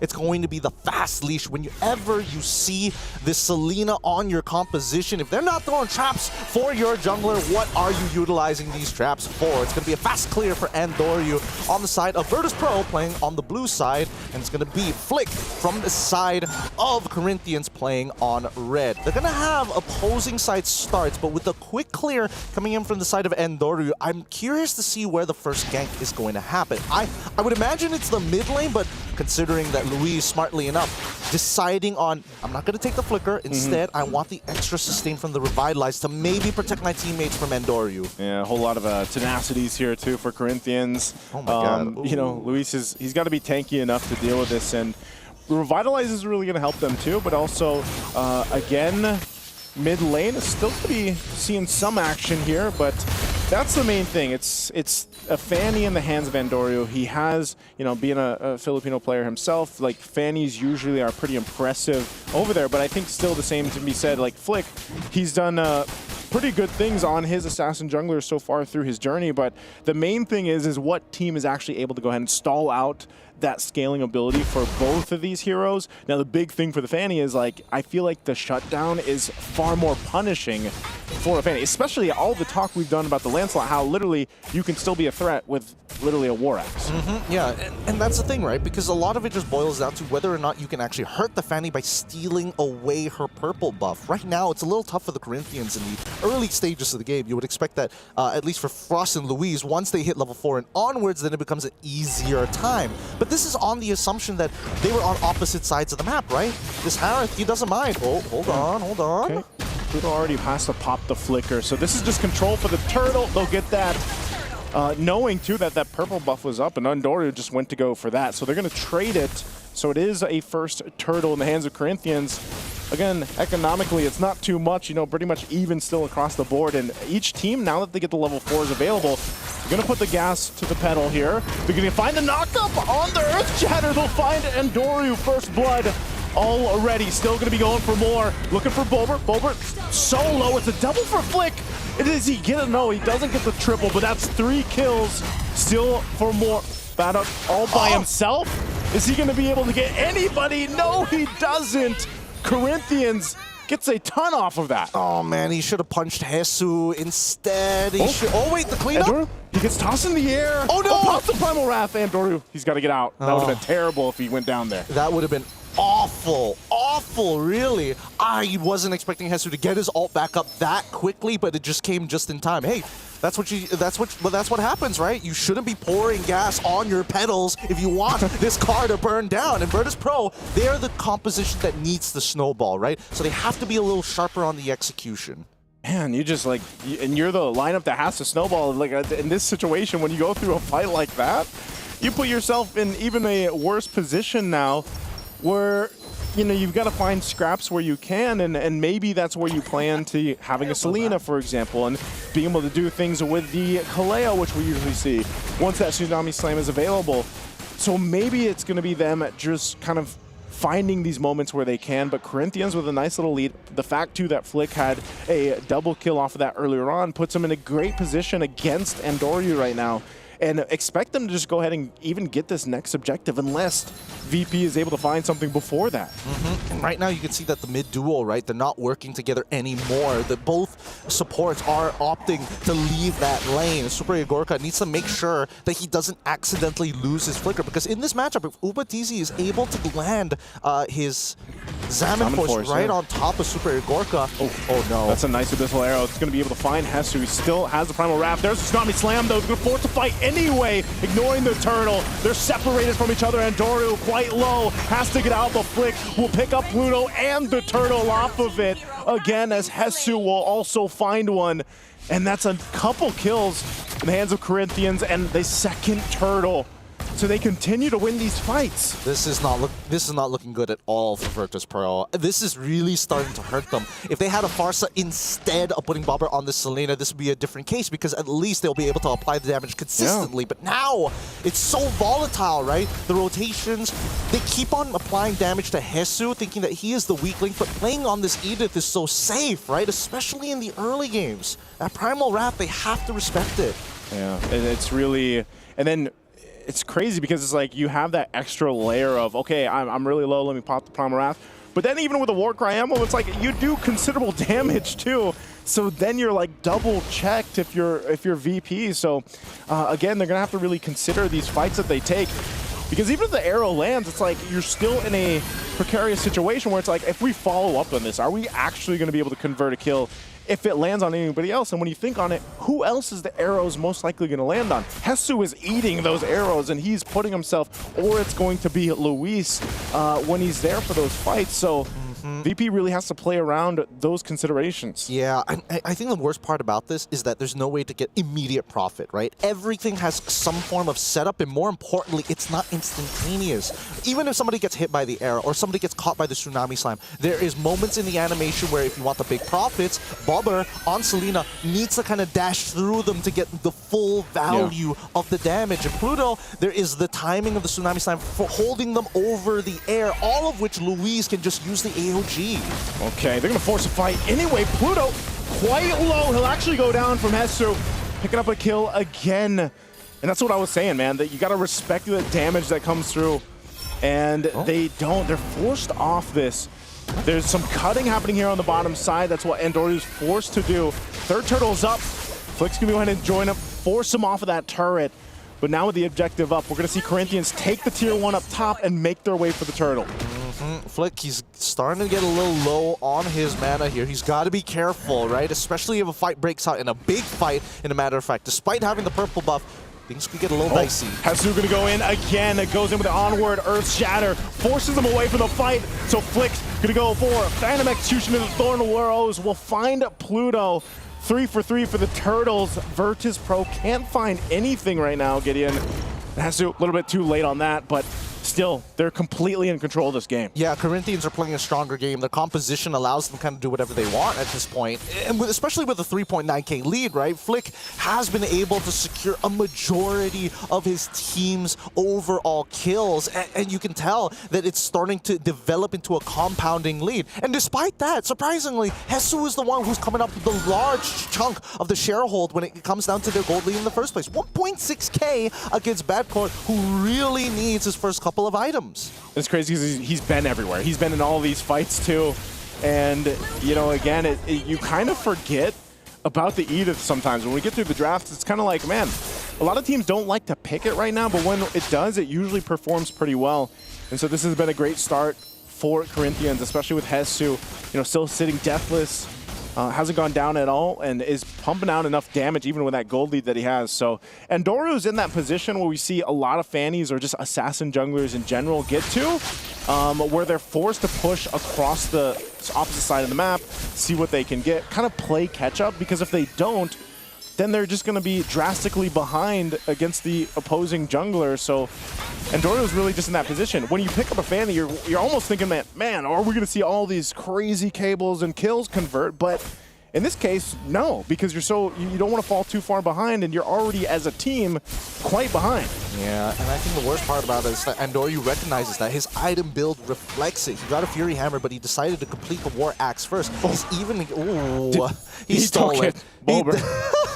Bulber. Flick's a little... Flick would probably be a little upset. He's like, okay, sure, no problem, but we can still go into the opposite side. Let's try and deny this Fanny that purple buff, because that's something that the Corinthians haven't done just yet, despite having a pretty outstanding lead 9 minutes into the game, right? They need to start pressing in and really start to wrap their hands around the neck of Virtus Pro, because right now, Virtus Pro, with the way that they're playing, they're looking closer to DFYG yesterday. Yeah. And this could be a good position. Hesu's not going to land that one that he was looking for, so he's going to get punished. Tsunami Slam, but the AOG in the backside. You're going to force the fight into the jungle. And Dorio cabling forward. They want to get space for this Lord take. They might have just done that as Corinthians. Stays together. They get the Lord. Does VP back off here? An arrow's going to land on Hesu, but Luis waiting patiently. Pop the Revitalize. They're going to punish it anyway. It's Badcott that goes down. They chose to fight, but they get punished. What is happening? What is happening right now? Virtus Pro, this is very uncharacteristic of them. Backcourt decides to take that. Why? There's no backup. Dori's going to jump in, but does he have enough damage to even get anybody? He does go for Frost, but Frost is going to be fine. Backs off. That one hit on the turret is going to be there, and Dorio has to get back to base. And now they have to worry about this Lord pushing in. Yeah, I mean, what is going to happen here? What's going on for VP? I don't know. I really don't know. Again, this composition is kind of weird for the side of Virtus Pro. They needed to execute hard, but they keep on fighting during neutral objectives when they didn't have to, right? Second turtle, I mean, why? First turtle, I totally understand. Give that up. Look for a side lane advantage. But then second turtle, they fight. Then even third turtle, they fight, even though they were already down by 3,000 gold, and they engage on Hesu of all people. So, I don't know. It doesn't feel like they're playing within their own skin, and Corinthians are taking full advantage of that, right? The weaknesses, he should be fine, right? Yeah, he's totally okay. And Doryu can only do so much at this point. Unless he had a snowball lead, maybe this could have been a different case, but I think that the Corinthians are trying to keep it as tight as possible. Nobody walks out, nobody is by themselves, everybody is grouped together. Is there a punish here? No engagement. I keep seeing VP, like, it seems like they want to just go for a pickoff, even though they're down like this. It's like they want to fight. but I just don't think they're in that window yet. They have to buy themselves plenty of time, and maybe that's what Endorio has to hope for. Eventually, too, Super Igorka will be items. You know, he'll have the items he needs. He'll be itemization. And because when we look at this, you know, he's still got some catching up to do. Yeah, he picked up his Sky Piercer earlier on. He's got the Malefic Roar and the Hunter Strike, but he's just not able to capitalize on these setups that are going on here. Now, if they can drag the game out and maybe even contest this next Lord that comes up and convert a kill or two, because they don't have any yet, then that would be the best case scenario for them. But right now, the way the Corinthians have been playing is they have everything under control. Aside from earlier where we saw Hesu like flicker in and he just kind of whiffed that a little bit, you know, he's obviously going to want to correct that. But still, even if that happens, it's like you have nice enough lead that you can almost, and you're an Edith, by the way, so it's like you can afford those kind of overextensions in a way. Yeah, and Corinthians, I mean, really good itemization coming in from Flick's side, right? He realizes fairly quickly, I just need the raw burst damage more than anything else. Like, Bad Code is going to get in my face, same goes for Pluto, but the anti-heal is coming from another side of the map, and even if I do decide to, oh my god. They got him! Hey, you can't escape that one, I guess. Oh man, Hesu, he still has it, right? He's got the mechanics. That's why he's an absolute beast when he made his transition over to MPL Latam. He knows how to track down cables. That was a great communication on to catch Endorio. You know, you don't see that too often, but that's also why the Edith works great here. So now, off of that, they're just going to get themselves this Lord, and they'll get ready for Corinthians to push towards the base of VP. And you're still finding it. I mean, we did mention the Fanny has struggled as it's picked up, sitting on that 0% win rate, and it's not looking good here in game one. Yeah, it's not looking good at all. I think we're pretty close to a checkmate angle as Corinthians Esports has basically won every single interaction against Virtus Pro.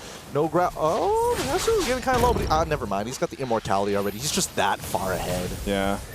So that won't be popped. He still has the prime wrath. He's playing on the line, though, basically, you know, even with immortality. So they get the tier 2. Dominant Force dropped down, and Lord still making its way. So I think the main goal here for them, even with this lead, almost 10,000 gold, is just to take these tier 2s out and get ready to try to make a play into this. But surprisingly enough, VP will keep them out of the jungle. I mean, we see that Opatizi is able to find the purple buff from Virtus Pro. However, Endori was able to sneak through everybody and actually go to the Corinthian side of the map to take his own, to take a purple buff of his own. So it's not like he's falling behind in any means necessary. It's just really difficult because he can't be the first person. Oh, he gets unbreakable. Okay, he's fine that one. If Hesu was around, maybe not. Maybe not. I'm pretty sure he's got the tough boots as well, but the gold lead is clear. They want to fight. Tsunami Slam on Flick. Thorn Rose, he gets out with the execute. He actually gets a kill with it, but finally Endoru comes in to join the fight.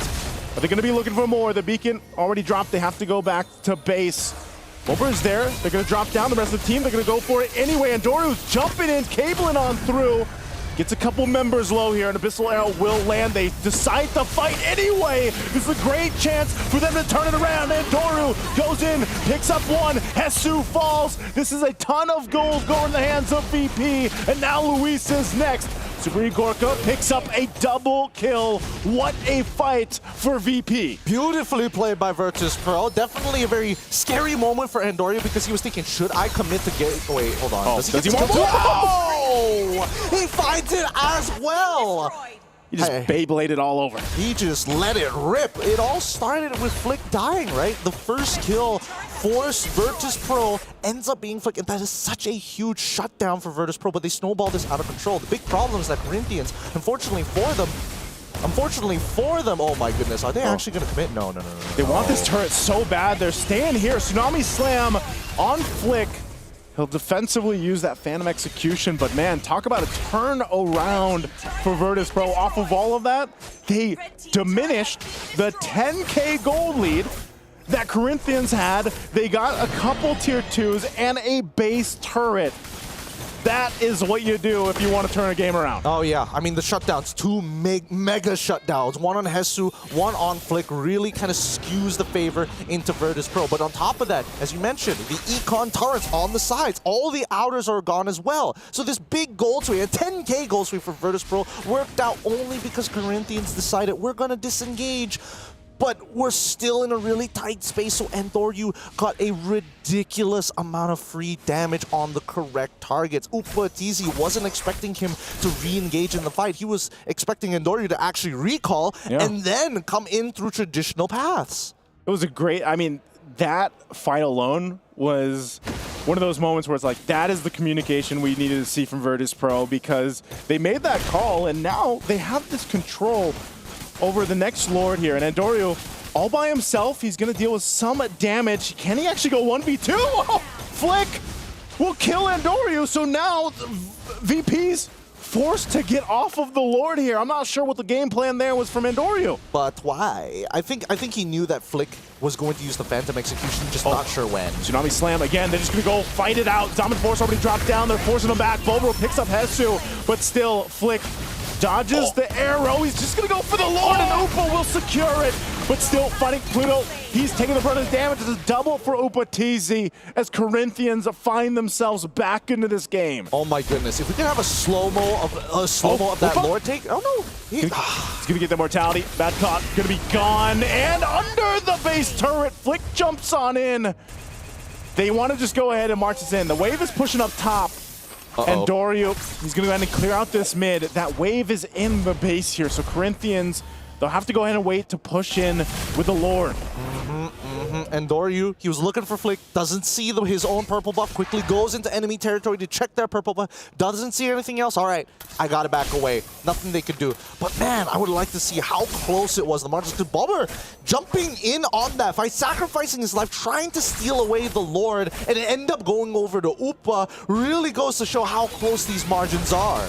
See if VP can defend against this to stay in the game as Corinthians, after losing a 10K gold deficit or gold lead, now they're marching into the base already, dealing with it as Pluto's going to be gone. Endoryu swinging on around, but the Lord is still healthy as Corinthians decide to fight out, but they're so low anyway. Super Gorka still going to be alive, and Endoryu, Flick is gone. The fight is breaking out. The Lord finally goes down. Can they end it here? They're going to lock onto the base, and they will, as Corinthians slowly but surely will win game one. Oh man, the Corinthians real happy about that, finally getting a game of their own, loud as ever as they continue to represent Latam here at MSC. I gotta say, I think I've said this before, but I have a lot of questions. But it's mostly just one. It's like, what was going on? Because I gotta say, Corinthians, they had a very, I would say, perfect game, right? The entire time, they were perfect. Only like one mistake, and then Virtus Pro, like you said, Naisu, from 10K to nothing. Like, I don't know, personally for me, looking at MSC, I really feel like for all of the players here, they got to start training their bodies, because I really feel like they have this natural talent to play basketball, because they make amazing throws. It seems like that, because how many times do you see where you lose a 10K gold lead?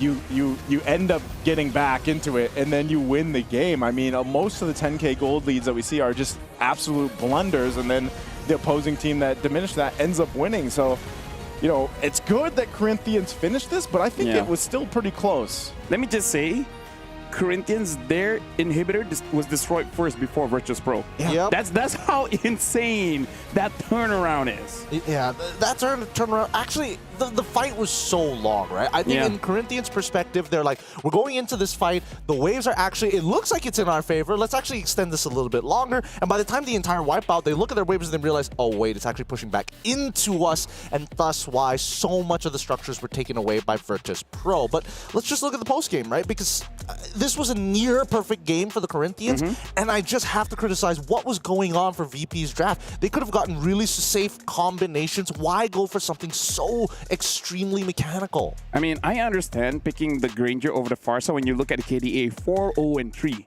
Super Gorka actually played very, very well in this game. It's just that everything else, because Fanny was one of the most feared hero in MLBB. Yeah. But now in MSC, 3 times pick, 0% win rate. Still zero. I was almost thinking this was the one, man. I was almost thinking, you know, because like I said, there was just that one moment. It really just came down to that. It's like Endoryu didn't really, like, in the grand scheme of that game, he didn't do too much, except that one team fight where, you know, again, you're defaulted to just pushing the side lanes and doing that. But then it's like Gideon said, you go with a pretty risky draft And you probably didn't have to do that, because if it does get shut down early on, that's where you see a lot of the struggle happen here. And that's what we saw, albeit besides that one team fight in the choke point of the jungle. And even then, it's like he was at the last fight there before the Lord, he was going, what, 1v2 for a while. And then he ends up going down. And this is something that we touched on earlier before the game even started, where some teams, they really go for the draft that plays the macro. But I kind of feel like at one point, you have to fight. You have to go for this team fight around the lures and the other things. And again, I agree with Gideon. There are opportunities for them to make the draft even easier. But they just got to go for this full-on, muscle-heavy, mechanical, blah, blah, blah, and just...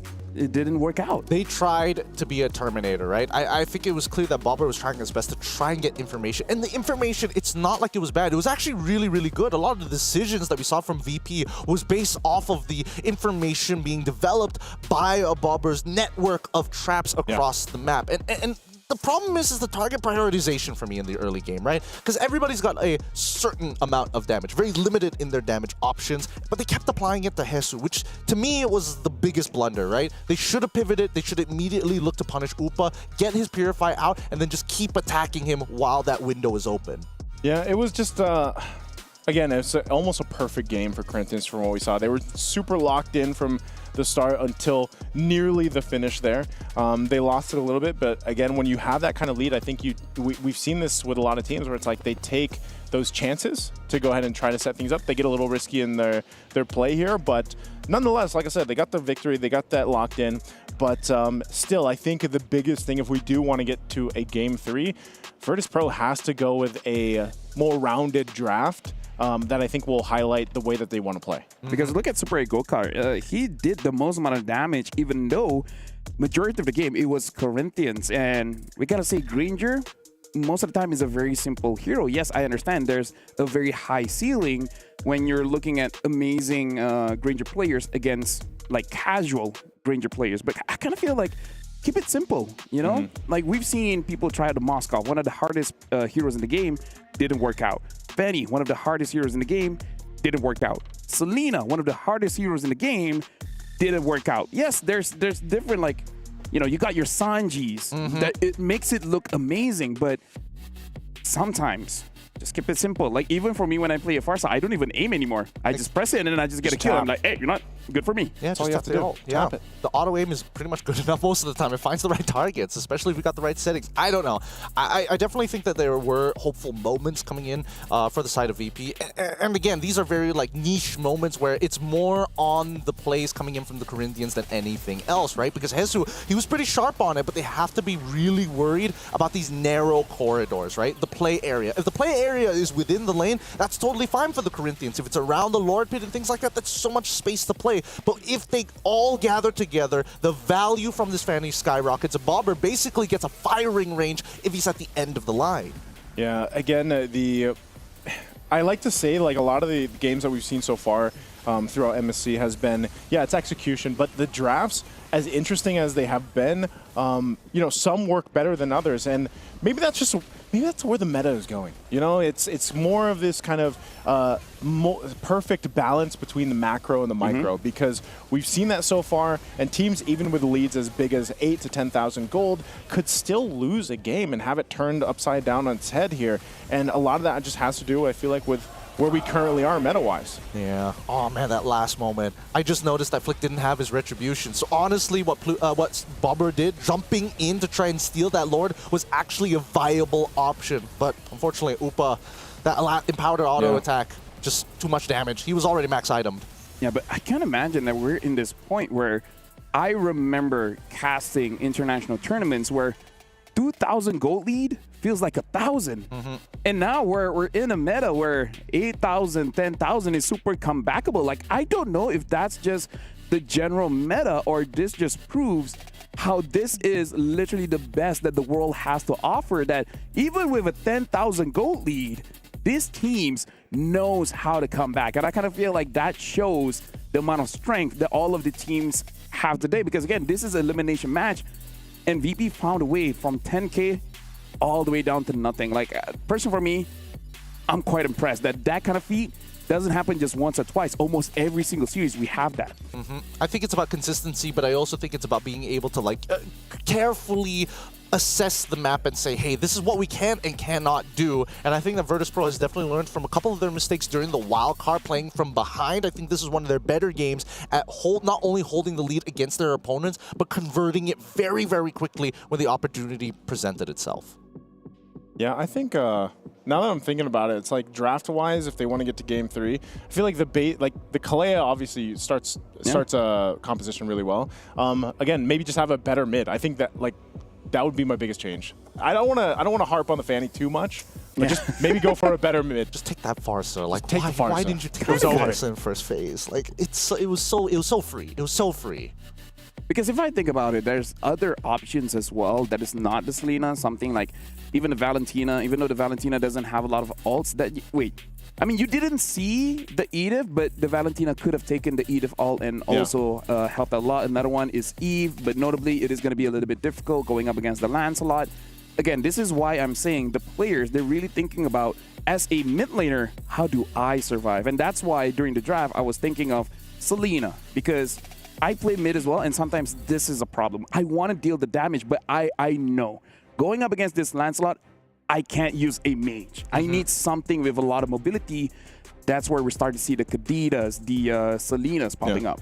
I think that at this point, like, they made an executive decision, right? Real Solo looked at the rest of the players as like, so Bobber, how would you like to not play the game, right? Just play, give us information, and Superior Gorka, you did good. You did good in scrims. I'm gonna give you the Granger this time round.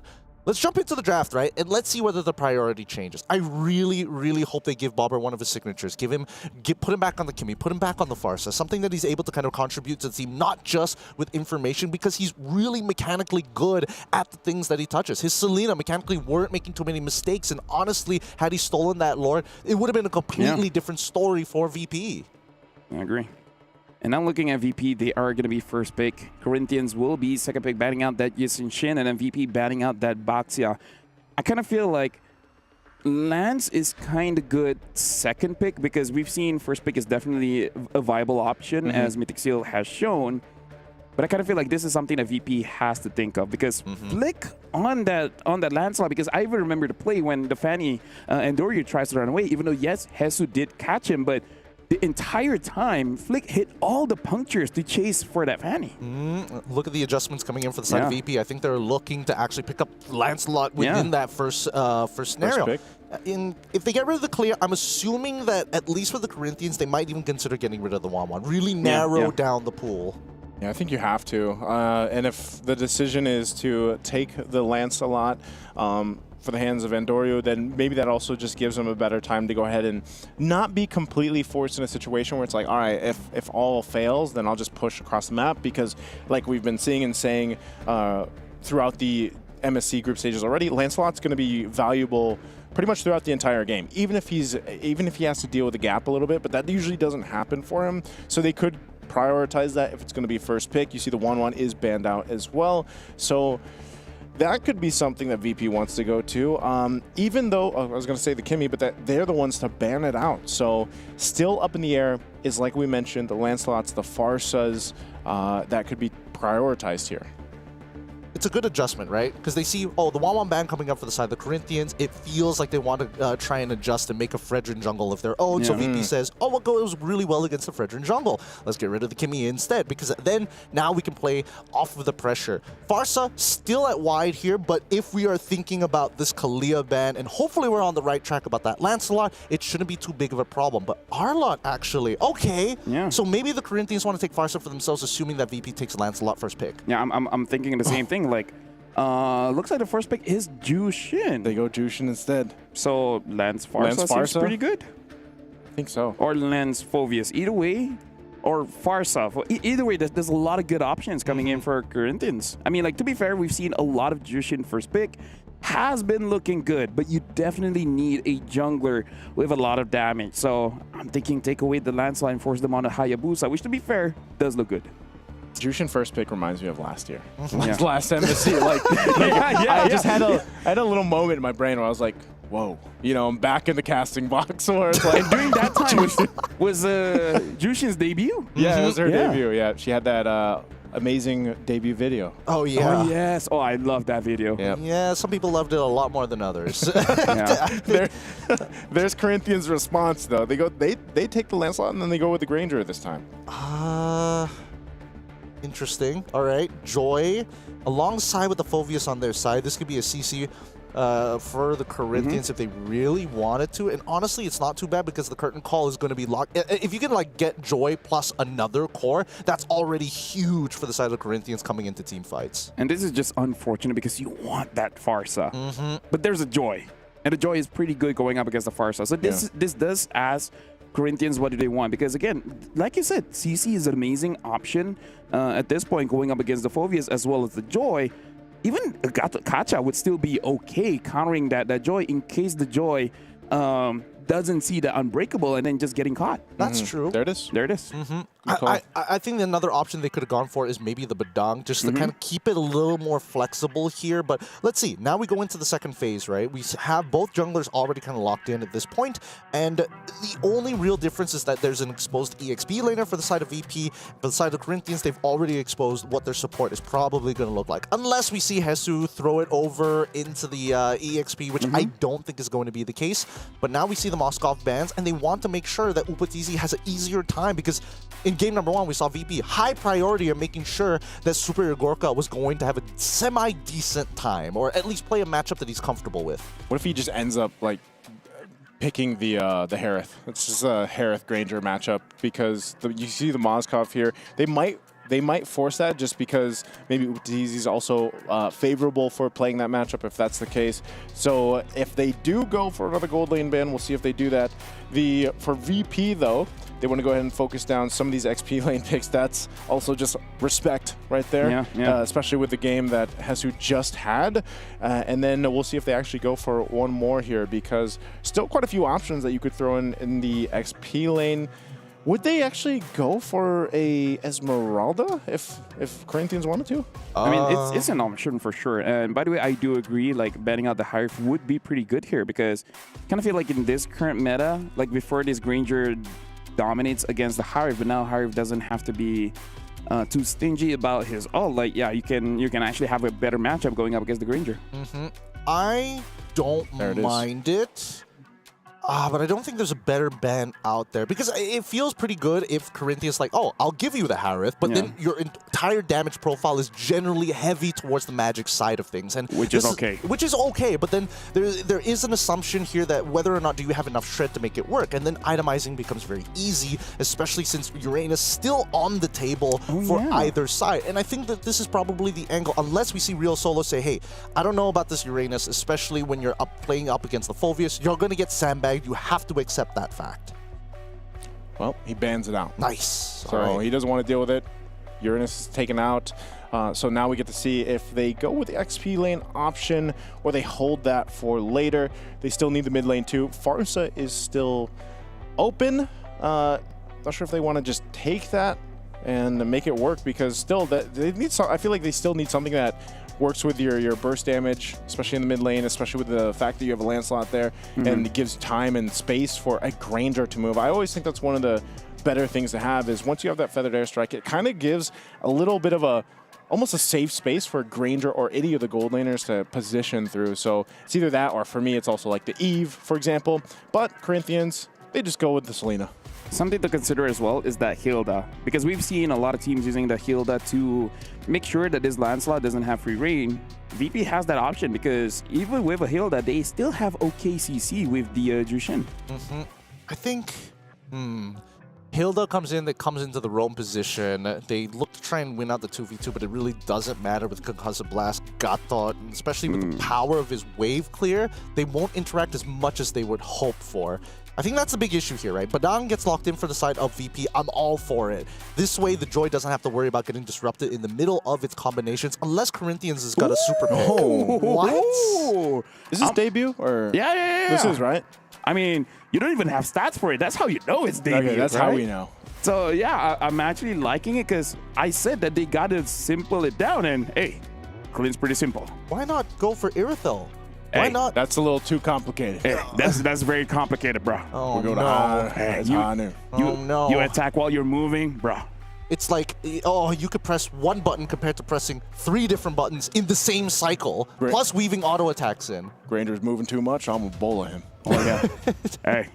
Hey, Ranger's coming. Personally, for me, I actually do like the Clint. I do too. I'm always a fan when he comes up. Not just because we always naturally just end up doing some kind of a attempt to a Western accent, but you know, I like. Hey, no accents. Hey, no cowboy hats here just yet. I don't necessarily. I'm going to throw it over to you guys because it looks like you guys have a lot of thoughts on this. Yeah, I definitely have a lot of thoughts of it. Don't get me wrong. I love this character. And once again, thank you, LaFell. I like Clint as a hero. Do I think it's necessarily good in this particular position, right? Because what does this mean for the squad? It means that they're very reliant on Endoryu to snowball, and he has to play towards the strong side of the map. And in this case, that strong side is going to be the gold side. As we get into the Land of Dawn, with match point on the line, elimination so close for VP. Can Corinthians seal the deal here, right? They see that Clint. They know that VP is going to be moving towards that side of the map. How do they manage? Do they attack the opposite side? My guess is that they mirror their opponents because the base damages, and more importantly, if Frost is able to hurt Bobber, wait, no purifies for the side of Virtus Pro.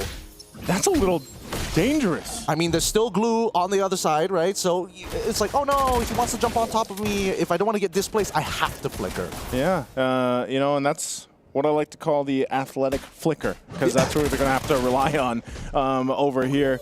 But right now, Super Igorka is doing a good job of just going and holding down the lane against UpaTZ. Taking a look at the emblems here. So he went with the Quantum Charge. He also has the Mystery Shop, so he wants to go ahead and build up. What does a Clint even build up here now? It's been a while since I've seen one. I mean, there's a lot of different variations of Clint builds that you could go for. Generally, you want to have an endless battle at some point of time. Some even like to go, depending if you want like extra burst damage early. Wait, hold on, Pluto, are you okay? No, he's going to be totally fine. Some even go for Blade, make sure they go for Heptases, right? To get that initial punch once you hit level 4. Yeah, a little burst doesn't bother anybody right now, but he's holding the lane. Louis going to charge the Unbreakable. Won't connect, though. So taking a couple shots, but still going to be relatively fine. Also, a little sidestep on the arrow. So, you know, Super Igorka, he's like, and I feel like this is a Wild West up here, basically, at this point. Oh, yeah. Most people, I mean, the Corinthians are trying to force the Matrix on top of him, but Hesu, now in some trouble. Oh. Hesu, pretty tanky, though. He's going to be fine. It takes up a lot of it. Turtle at half health. Flick's going to go ahead and jump in, and they go for it. Bober hits the turtle, and now the fight still going to be breaking out. Infernal Pursuit there, and they find Flick as he falls as well. The trade, though, the 1-for-1, but the objective goes to VP. Just quick shouts of energy, excitement, and more life being breathed coming in from the side of Virtus Pro, right? They get a winning scenario on their side. They get the neutral objective, and now with 1-to-1, they need to make sure that they can unlock Super Gorka out of this lane as soon as possible, right? The initial invade on some of the side camps, and no. Good arrow, but Bober's there to help him out. They're going to force a fight. Super Gorka has a couple shots lined up. Will force UpaTZ back, and Pluto still actually alive. Now Flick trying to run away, has the Flantern right above the head. An arrow going to be able to land, and now Frost jumping back in on Endoryu. Can Endoryu escape? He does. I'm so surprised no one went down in that whole fight. Yeah, same. I can't believe everybody kind of walked away with just like a sliver of HP. It's a bit of a mistake, a little bit of a mistake, I'm not going to lie, from... Oh, no, Flick, that is danger. He's so greedy. He's dead. No, wait. No, he gets... Wow, I'm surprised. Flick decided to stay that low. A great play, an initiation. Can they actually go ahead and take this buff and maybe more for Virtus Pro? They go for the purple, now jumping back in. That's what they wanted. They'll back off. That's really bad for Flick. Yeah, pretty awful for Flick. Very nice for Virtus Pro, because now they're in a very powerful position of their own. Having that level up, they know exactly where he's going to be, and it gives them more incentive to start sending their troops up to that top side of the map. Super Igorka, he's doing fine against UpaTZ. He even has a level lead on UpaTZ because of these neutral objectives, and that's exactly the game plan that Virtus Pro is going for. Find themselves with a little bit of a lead to work with. This Turtle's coming up, but it's Corinthians that still wants to fight for this positioning to have that advantage. Luis will take some damage, had to pop the Revitalize, and an arrow's gonna land. Not sure how much more he can take. Infernal Pursuit from Badcott goes in with the Dark Wave. Still looking for Luis, but here comes Hesu. Superior Gorka on the other side of the Turtle Pit, and they're forced back. A couple battle spells were used, but now they just face each other off. They're gonna go for a little bit of a reset here. They're gonna try for the reset. Some decent ultimates are out. No Phantom Execution. Good arrow from Frost. But Luis, he still has the Game Changer. He still has the AOG, and he's about to come into within range of that turtle. Yeah, he's trying to make his way here. Fight already breaking out. Abyssal Arrow's going to be able to find the mark, and they get Badcott. There's the jump in, and Doro will get the turtle. Now they're trying to disengage from this as they lost a 2 in the fight. So Corinthians will be able to find something, but still objective. That turtle goes in the hands of VP. Purple buff will go over to Andoryu. All right, slow and steady, Corinthians.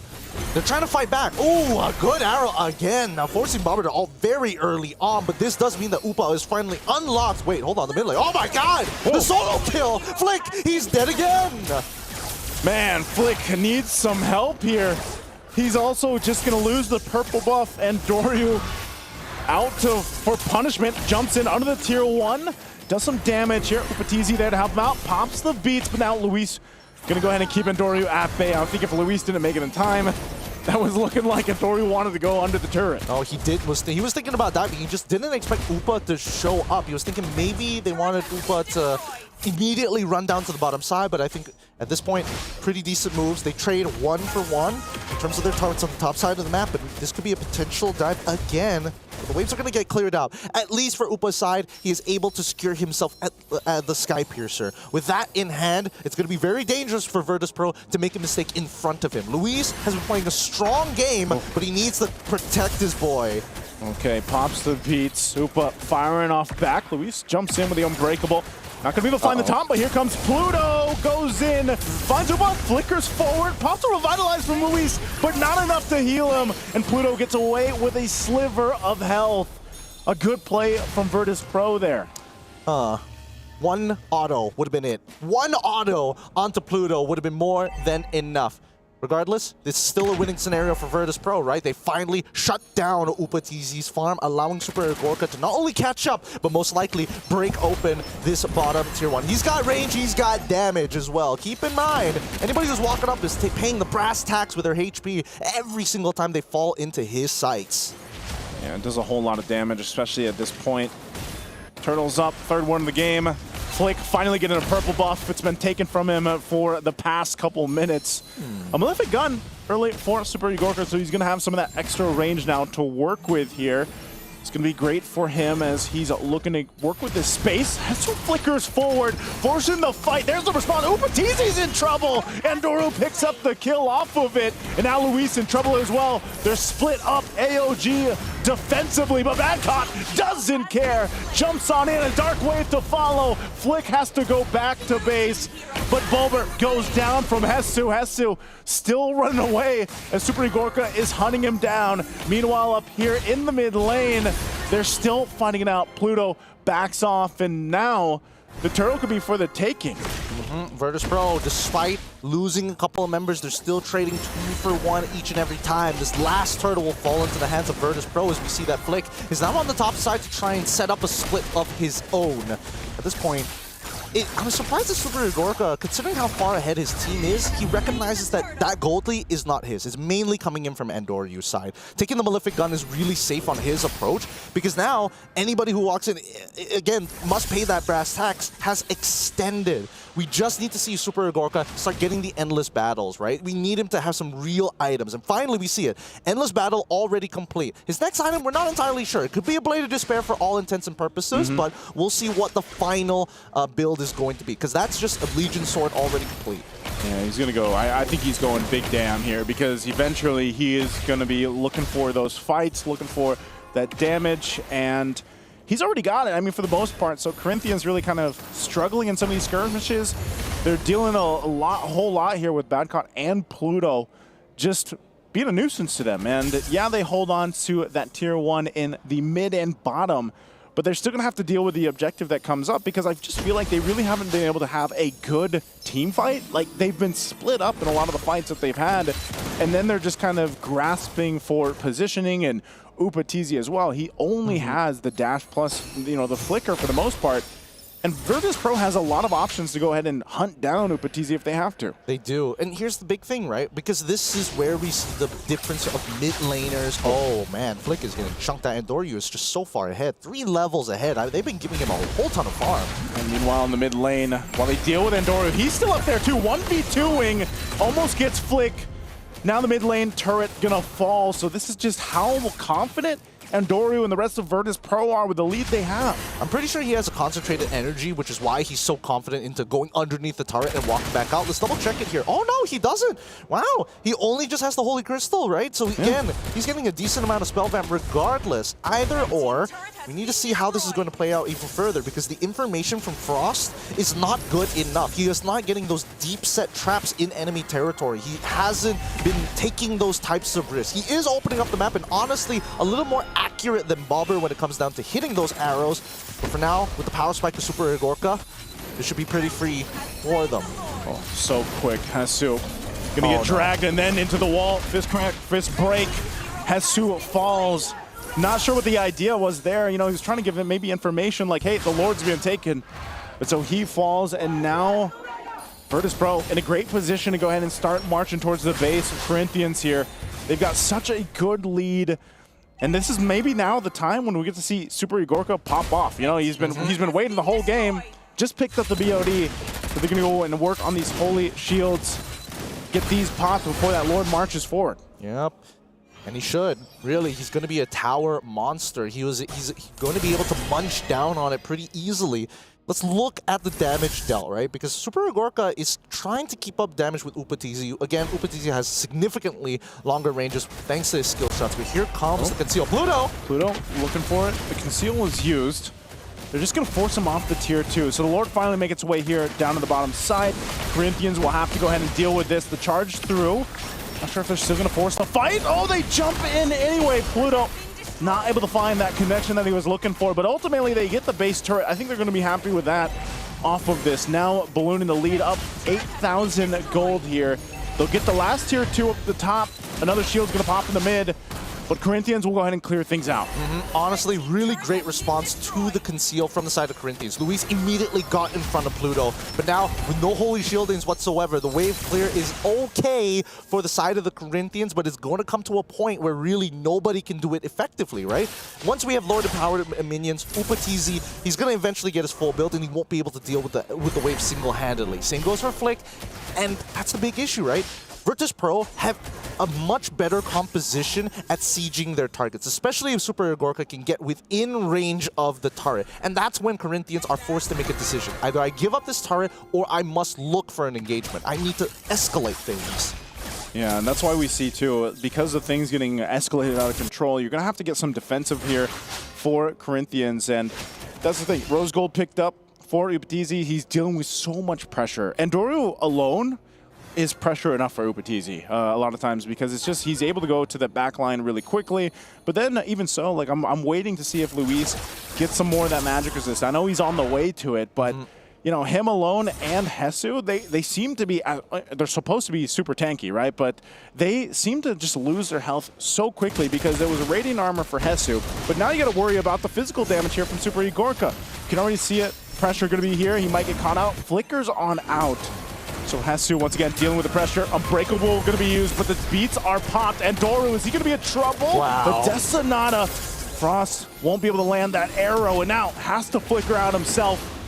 The fight around this side of the jungle again, and now the Lord is up here. That was a stat check by Endoru. Literally, 3 people on top of him. You can see that the most farmed up hero from the side of Corinthians Esports is Upatizi, basically doing nothing to Endoru. He gets the walk away for free, comes back to the fight, and more importantly, on top of the Lord, he's full health, right? It's like that fight didn't even happen. I don't think you want to be here, Corinthians, because you don't have battle spells. 2 flickers are down. No revitalize. They might be playing a little bit too close to the line here. Conceal's going to be used. Even at half health, they want to jump in, but they're zoned out because of Bober. So they're forced back to the base, and they're just going to have to defend. That wave up bottom is pushed in too. So we'll see how they play out this defense here. That's the question. Do they have enough items, enough defensiveness too, to withstand this next Lord push? Bobber coming in big time. It's starting to look like mid laners are securing more lords than junglers themselves at this point. That'll be an interesting stat to see by the end of the group stage. For now, Corinthians, again, stat checked, right? 9.4K, Virtus Pro basically playing a macroly sound video game. And at this point, they're about, you can basically consider them having the checkmate angle, right? That's the 10K gold difference between Virtus Pro and as well as the Corinthians. They're off by 800, but at this point, I feel like they can force the scenario on to Corinthians. How they're going to do it, they first need to get Super Gorka in position. It's Pluto that goes in. He's able to find multiple members with that setup, and they just collapse down from Pluto. Virtus Pro waited for the moment. They found it. Hesu all alone isn't going to be enough here, and Virtus Pro will make it happen. They'll make a statement in Game 2 as we head on over to our last and final Game 3. Nicely played by VP. Seems like whoever picks up Selena is the one dropping these games. And you know what, Nice? You asked for it. I did. Now we got 3 games. Heck, we had 12. 12 games today. 12 games for today. And you know what? Shout outs to everyone watching, because back in Malaysia as well as the Philippines, this is already midnight. Is it? Oh, yeah. Yeah, it's already midnight. We're 5 hours before, so they're 5 hours ahead. Yeah, it's getting pretty late for our Southeast Asians here. But I'm pretty sure Latam is thinking like, oh, come on, please. Just a little bit more. We can push through just a little bit more. We can make it through. And EECA is like, yes, we're back. We're pulling it back. Match point. I mean, like, here's the thing, man. Like, Super Gorka is talking to Upatizi like, you brought a violin to a gunfight. Yeah. I think it's a cello. It is a cello. Is it a cello? I'm pretty sure it's a violin, because I read up on Granger.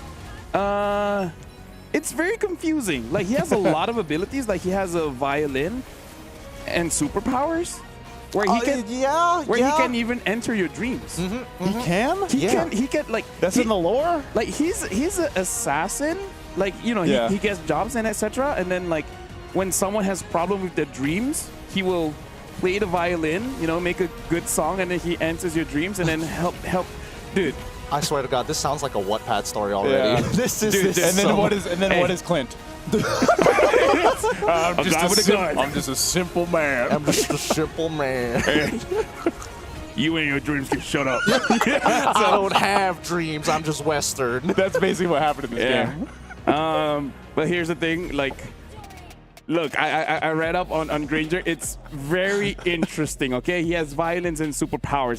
That's all you need to know. How men design heroes, how women design heroes. That's the bottom line here. That's keeping it simple, man. But speaking of which, they did keep it simple, right? Because we were talking about how, you know, both teams, they should simplify the draft, and very simple draft coming in from Virtus Pro. I would say the most mechanically demanding here was the Joy.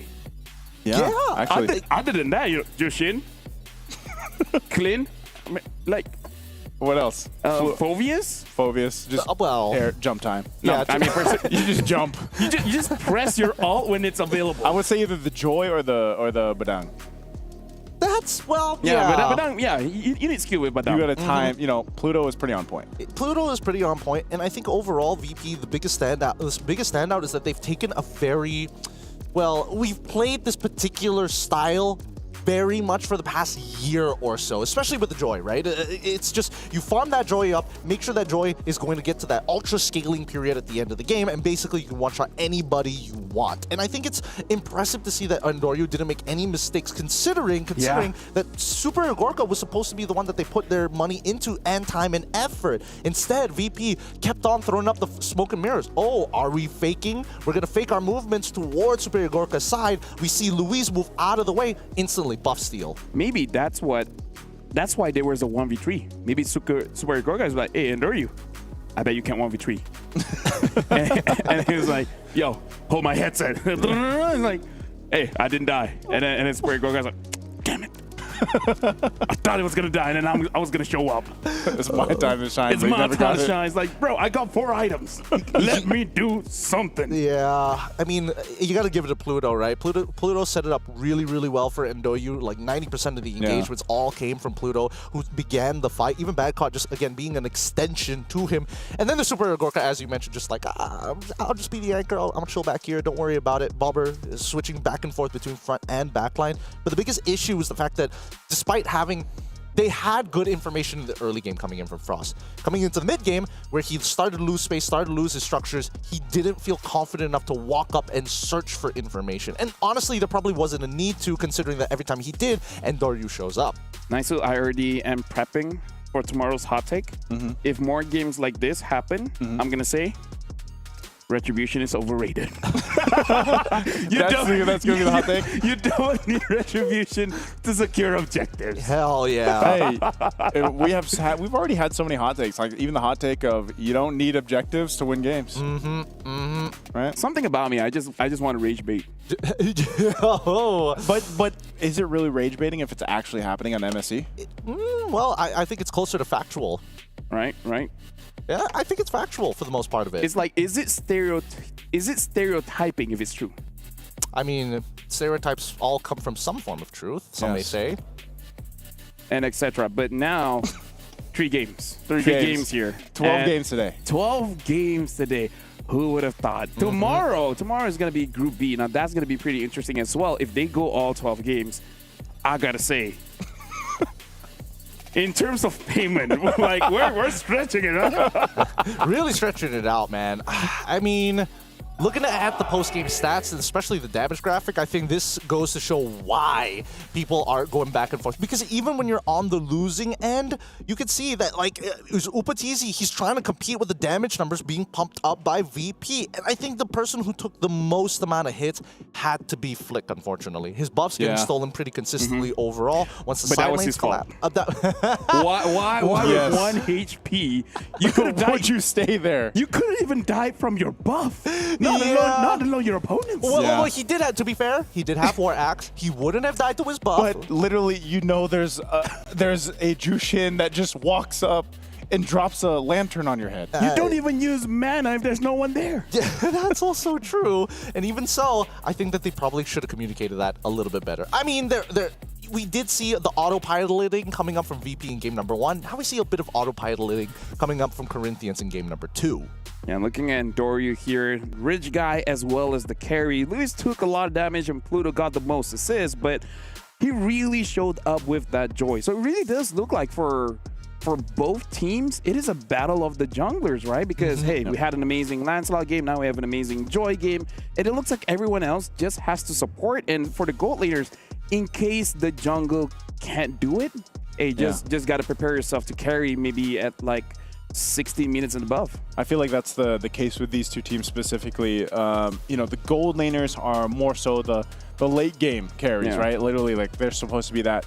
Because the focus so far has, like you said, it's jungle, but I think also, to in a sense, is how does the mid perform? Yeah. Because so far, the games that have been lost have come down, and it's weird to say it, but it's the Selena, right? Like, the Selena picks, too, have not been working out. So maybe for both teams, we see a big change up in the mid lane, what they decide to pick up, because that's one of the things, too. Selena is always great. Vision could be great. Arrows, obviously, when they're landing, are great to follow up. But if you're lacking the damage, that kind of burst damage, then it does make things harder, because then Selena kind of just falls off if she's having a hard time. Yeah, because this is what a kid once told me, right? A food is only good when it goes into your mouth. Yeah. Weird thing for the kid to say to me, but in context for this one, it's kind of like, no matter how big the damage is, if it doesn't hit anyone, then there's just no damage, right? And I kind of feel like that's the thing about game number 1 and game number 2, where Selena has big potential, but only if it hits. Same with Franco. I get smarter every day with LaFell. Yeah, I would say that the damage I meet is about... weird kids. Yeah. I would say the damage is about average, some may call it, but I think the laning phase is the problem here, right? A lot of the times people don't understand that when you're picking, again, in both of these games, it is Selena versus the Jushin. What is the main goal? Again, it's not about lane priority, it's about taxing your opponent's HP. But in these 2v2s, the big problem is that every single time you see the Gatot, it becomes a nothing lane. He clears the waves, and then nothing happens. You can't trade against your opponent, which is exactly what Selena wants to do. So that must be implemented in these upcoming games. We cannot let these 2v2s walk away for free. If not, at least send your own support down to the other side and force your opponents to turn it into a 1v1. Or, no more Selena. I was gonna say, so what is? I was about to ask, but I saw you give me the eyebrow, so I was like, what is the answer? Like, or no more Selena, because again, like the traditional matchup for the Jushin was the Eve. Right, we saw one today. Oh yeah, but we haven't seen a lot of that because again, like the previous argument is just that the Eve is very vulnerable towards the assassins. One of these days, the mid laner just be like, okay, you know what, I'm gonna have a bad time, but good luck to you guys. I think it's also just a sense of like the picks that we've seen so far in the mid lane, aside from, for example, the Kadidas and the Farses, they mostly opt for utility, and that's still, even since Jushin came out and she was picked up so much throughout the meta, that's what she provides. Like it's that threat, also the lane control, also space control. Like that's always something that we have to look at from these mid laners that pop up, especially even when the Eve was picked. Like that's the thing, and as the game transitions on, it goes from like that focus of the junglers being okay to the focus of, can our gold laners move? And I feel like Jushin is still that mage that allows that because of your threat with the beacon, but also your lantern, the flare, allows you to peel for your gold laner. In a way, I've seen it a couple times now. Save gold laners in the group stage. I agree. I've done that so many times too. Thank you. Because I'm an amazing guy. We're mid laners. Okay, all right, mid laners, let's calm down here for a second, because what about the argument for low Yis then, right? Why aren't we seeing more low Yis, even though these teams, every single scenario that they fought in is 5v5s? We don't even see, like, again, with the exception of the junglers having their own solo battles happening around the map, why not utilize the low Yi? Change up our win rate a little bit, and more importantly, we've seen Sans do it. Just drop the diversion right in front of your opponents, T-pose on them real quick, and then juke them out, because you never know where this Loi is going to end up. I kind of feel like it's a mental thing, because a lot of people across many different games that, oh, nerf, no good, right? I kind of feel like everyone has that a bit. The biggest thing is that, I like this, by the way. The biggest, just move your mouse. The biggest thing is that the Lu Yi is a terrible liar now. Because you can see the initial part. Like, yeah, I understand, like, where she's heading, you don't know. But she tells you. It's like, I'm ulting. I'm ulting. I would disagree. I would say that she's an even better liar now. She's a better liar? She's a better liar? Slipping in a half-truth and then lying about the position afterwards, which by psychopathic standards, pretty good. I like that, because even I just tell half-truths, and then now people just don't know. I just walk away. Oh, well, you know what? I like yours. I like your style. A lot of trauma here. Anyways, Corinthians first pick and Virtuous Pro second pick. Oh, the things that we let through during cast, man. Oh yeah. But I love you guys. Thank you. Thank with you. the Corinthians now on blue side up against VP, now taking the red side, this is a little bit of a change, right? And hopefully it's not too much of a change for VP, because I think VP has been much better on their red side than their blue side most of the time. And this is based off of the information that we got from the group stages on top of the wild card. So let's see, because these openers have been so pivotal for either side. Yeah, even with the bans coming out, I think still, I can't even say which hero is going to be the priority for Corinthians here, just because of how much things have changed. And I think even then, we still have to focus on the start, the early game, and for a lot of the teams, and specifically these two, it's like the junglers, because it's like, what do we get? Do we get the Lancelot again? Do we actually give that away? And now I still think too, like, you don't see Joy pop up that much, but it was such a big pick for a lot of teams that dealt with other assassins. So I think this is where we have to see, like, how deep does that strategy come from both sides. I kind of feel like for the Joy is definitely still a good pick, but the only thing is that there's more counters nowadays. And I kind of feel like in the previous game, it's just that Corinthians showed a lot of their damage dealers that the Joy feels more comfortable. Like, oh, there's no Harv. There's not a big problem for me to go in. And now even the Yi Sun Shin gets banned. I don't know. I kind of feel like Lancelot is still going to be part of the conversation. It really is just about that you have to win mid, because if not, you're not going to have a lot of free time for you to farm. And I think that's what like my biggest gripe with the meta is right now. It's like, oh, you get all these cool junglers coming back into the meta, and then mid gets shafted with the number of picks that you get. And but it's I feel like they've always been. Well, I would feel say like that mid has always been in a weird. He's waiting for the gore to be good. Hey, it was good. There was a time. Good for a time. Yeah, so that's why I don't mention it anymore, because I had my time. You had your time. That was back in M5-ish. Hey, don't forget, Yasuo got his time now with the revamp of Kimmy. Yeah. M5-ish, by the way, decade. Decade. Throw out your votes. We need him, please. I'm still waiting for the Grok revamp. Yo, God, please. Yeah. Is there going to be a Grok? Yeah, it looks really good. Really? Like visually, skill-wise, emotions. Yeah. So he's still a rock. Philosophy. Philosophy. Yeah. First pick was Phoveus. Nice. That is different. That is okay. I mean, it's a little strange. I'm not gonna lie. It's a little strange. Arlet or something? Wait, you don't even have to take Arlet now. You can take it like pick 3. You can pick 3. You can immediately answer it or start picking up options for yourself. I think in this particular case, just get the Farsa. Get the Farsa. Yeah, get the Farsa, please, VP. I don't even mind like Farsa Granger or Farsa, I don't know, Badang. Yeah, but Farsa Badang also not too bad as well. Oh wait, oh yeah, Kalia's already banned. Here we go, Lancelot, and they also pick up the Kimmy for themselves. Rather interesting that they wanted to go Kimmy this time around for Bobber. They could have done it like a couple of games ago, but hey, you know, I will digress. Wasn't it banned? Actually, yeah, I think it was bad. It was banned in game number 1. Could have picked up in game number 2. Yeah, it was bad in game number 2. So I think like this is where Bobber is gonna be bobbering. He's gonna be bobbering. Yeah, that's the thing now. Just roll with it.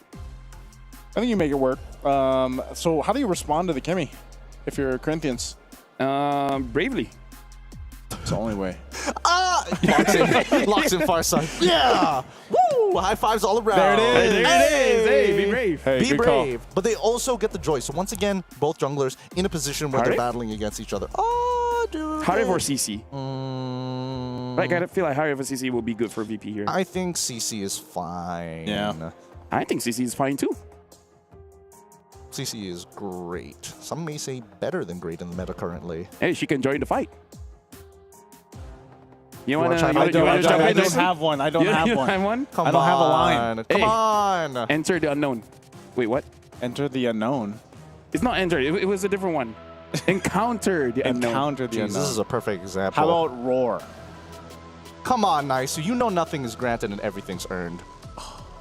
You guys are too good. You guys are too good at this. Hey, start boot camping in Rise Malaysia. above. There we go! There we go! He's on the board! Man's on the board. All right, the Badang eventually comes through. I'm liking the position that we're seeing from VP. You have ways to cancel the feathered airstrike, which has always been the biggest problem for a lot of these teams. It's like, oh yeah, we always need the Arlo, we always need the Ferdinand every single time, but Badang is so simple and easy to make sure that you get that value. But now the EXP matchup comes into question, right? This is a flex pick at the end of the day. I mean, a pick before that we really don't see anymore is that if you want to frontline, the Hylos is good in terms of EXP matchup against the Phoveus because you're able to just like push him out of the lane. So that's an option. I'm only putting it out there, only like what if, but we really have not seen Hylos. in forever. It's kind of weird, dude, because I think he would still fit in the current meta that we have, especially, you know, we still, because most of the time there was a double revitalized composition that was used a lot, which was usually the Hylos and the Gatakacha. Now it's just defaulted to, like, if we need that, just throw in Gatakacha if he's open, you know? So it's banned out this game, so that's not going to be able to go in the hands of Luis, as they still need that roaming option. So I don't know, maybe we'll get lucky and we see that pop up here from Corinthians. They'll go ahead and focus down the gold lane. Another roamer being banned out, the Cho, taken out here by Virtus Pro. So is this another gold lane? Nope, it's the Esmeralda. So they'll take that away. Really interesting. VP are now trying to say, we want to interact with you for some reason, right? They got rid of the Gato. It's strange to see the Gato. Like, Cho, I get. The Gato, not so much. I feel like they could have held that a little bit longer, which means that they have a pick in mind that they want to play. I just can't think of it right now. What would be, because they've already got the Kimmy, unless they are throwing Kimmy into the gold lane, and then they pick up something like Yi, but that's not that great into the Joy. Either way, right now, I kind of feel like for the draft, they either need a strong front line or more damage. They just overloaded again. Just overloaded. Just be like, hey, Ultra Legends, that looks pretty good. How about we try that? And they pick up the Irritel. So at least now showing that Akimi indeed goes into mid.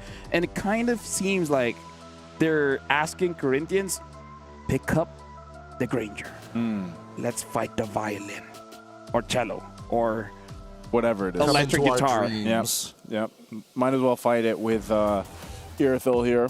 I think she wins. I think she would win that, especially with it if they get a good traction pulse. Like, yeah, it just allows her to kind of maneuver all around, and then of course you could have Lancelot. So I like Virtus Pro so far with what they have. I mean, the biggest thing is like, can they withstand this initial magic damage burst? And you see the last two picks from Corinthians are going to be even a little bit more magic damage. So they get the Harith, and then they have the Hilda now.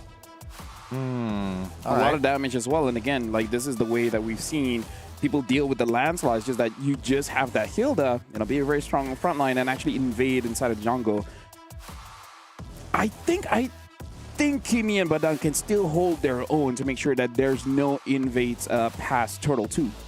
As long as they don't get chunked out at level 1, right? Yeah. I think that's what it really boils down to. They just need to figure out with this Farsa, if Hilda shows up in front of Bobber's face on this Kimi, I mean, like, yes, it's going to suck for a little bit, but at least you have Pluto to kind of peel for you. So now, it just, as long as you don't lose 50% of your HP as well as your Rejuvenate, you should be okay. I say should because anything can happen right now. Yeah, now having the CC, so opting instead of for more tankiness, you just want more damage. And I kind of feel like it's warranted because you're going up against a Hilda as well as a Phoveus, and it will become a situation where even the Lance will have a very hard time. I kind of feel like of all the games, game number 3, this draft, really solidifies that we're going to give it our all because just to remind everyone here, winner survives. Loser, this is the end of their MSC run here at the Esports World Cup. I'm going to be handing it over to Naisu as well as Gideon as the final game of today. Thank you, LaFell. Boys and girls out there, let us know in the chat, who do you want to see move on as we head into the land of dawn? MSC 2025 has shown us plenty of exciting options. All the diverse nations coming together for one singular game. Is it going to be Corinthians on the blue side, or do you vote for Virtus Pro on the red? Let's begin this game, because again, high stakes. Every single mistake is going to really put a dampener on the emotions, right? It's going to be a rough start if you fall behind early for either of these lineups because of just how they're built.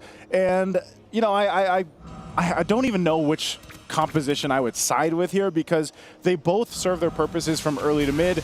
And we've had a great series so far. Now, the last one, we've seen even a chance of where you have a considerable gold lead, it can just kind of evaporate quickly. But the fact that you have this kind of classic matchup, when we talk so much about the jungle here, you have the Joy and the Lancelot. This is going to be big for Flick if he can get a lead. You can see the emblems here too that they're rolling with, and it's more or less the same. And last time we saw Kimi, you still have this time around. You mentioned it. You wanted to see that weakness finder. Well, Bober went with that. So maybe again, the synergy with Virtus Pro will lean towards playing into the traction pulses, playing into even the setups like we saw from Pluto in the previous game. Yeah, the only thing that I'm a little interested in... Oh, hold on. The fight is going to occur, but Hesu quickly flickers on out of there.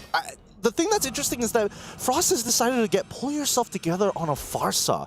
Pull yourself together. Yes, you get a bunch of assists, but that only helps for your battle spell and active items. And in this case, I don't see a reason to get too many active items other than Winter Crown, but that's even in the late game, right? So that just means it's the Flicker. Oh, I was going to say, I think it's just a Flicker, but right now, up on the top side, first blood for Andoryu. And Flick will go ahead and get a kill himself. Pluto goes down. There's the traction pulse, but Flick just hops on over. He's going to be fine. Luis takes a couple shots, but a trade, though, 1-for-1. Not bad coming in from the side of Virtus Pro and as well as the Corinthians. Obviously, a little better for Virtus Pro at this point of time. And now they go back to the reset, right? They want Andoryu to hit level 5 on time. Flick already ahead of it, but has decided we're not contesting for this. Hesu, he's already taken a death. We need to make sure that he's in a better position because he's up against Badcott. And at this point, right, Hesu should be able to trade back against Badcott unless Badcott is able to get a War Axe prior to it. So right now, it's about rushing these items, rushing these power spikes, and both sides recognize, even Andoryu adjusts, hey, nobody's around this turtle. We don't have to contest. I can go for another buff. Yeah, he'll go ahead and secure that. I'm wondering if they just look at this, look at the positioning. They're going to be able to actually find Flick here. Flick trying to get away, does have to pop the retribution, but Andoryu cut off from that. Good thing Frost was there. So when Flick doesn't go down, but this is a clear sign that can start up the turtle. No retribution for Andoryu as well, but they have full control of it. So Hesu just going to have to force himself off of here. The objective going over to Virtus Pro. Really good read from the side of Virtus Pro. They adjust, and Andoryu is calling for Pluto to quickly hide into Pixel Brush, expecting to see Flick show up nearby. Because, keep in mind, Virtus Pro were positioning as if they wanted this turtle, and Corinthians responded accordingly. So Flick needed to make a choice. I go down and take my own buffs, but more importantly, I could look to invade. Oof. Upatizi has to burn his flicker, so they try to make a play down a bot. This is what we've seen time and time again throughout the series. Either of these teams are looking for plays, or whether in the gold or even on the jungle, and they've set up for things. Badcott should be fine here. Flick is here, though. He puts enough pressure. Gonna jump in, even with a vengeance. Takes a shot from the turret, but Flick will survive. Good thing for the vengeance there. Oh my goodness, the Brave Smite kicked in time, but Hesu says no, flickers forward, punches Badcott in the face, saying no, you don't get to get away like that. I will not waste Flick's time. Ubatizi, again, he's trying to chase back, but wait, hold on. They're gonna force it anyway. Luis will be in trouble, quite low, but Frost was there with a Feather Airstrike to keep them from going further. Does Flick want more? He's gonna get thrown in from Pluto. But still, they back off here. So this is what it's been, Gideon. It's been the back and forth between both teams from start to finish throughout the series. There's an opportunity for Super Igorka to actually find a kill in lane against Upatizi, and that's assuming that Upa drops his Zaman Force a little too far, backs away from it, and then Super Igorka can jump in with his ult and then use his sprint. Again, both are the exact same cooldowns, right? They should be trading ults consistently against each other to stay alive or to look for trades. Well, you can see that too. Pluto is waiting for that moment to give that to Super Igorka, but it's spotted out. Flick now could be in trouble, and Andoryu will go ahead and force Flick off. So some extra damage, of course, going to this turret. Should be a turret down. As you can see, the rotation's already happening for this turtle to come up. Yeah, this is such a bad habit coming in from Corinthians. And I mean, Virtus Pro is also guilty of making the same move of calling their EXP lane super early. And Seal's going to be used. Feathered Airstrike. Pluto goes in. Nice flicker from Frosto to avoid it. Still fighting for that turtle. The Zaman Force was dropped as well. They zone him out. Flick will get the objective, and they might just back off. But meanwhile, the buff was taken as well for Andoryu. Takes the purple from Flick. And I say it's a bad habit because both sides aren't really looking to take this turn. Oh, whoa! Andoryu makes an attempt, but he's going to take a couple of shots. And yeah, coming back to it, right? Both teams don't really want the turtle. They actually want to put the other person behind. This could be a potential dive angle from Andoryu's side. Yeah, Upa's got the flicker, but takes so much damage from Andoryu. Now he's in trouble, has to flicker out defensively. Pluto gets caught under the tier 1.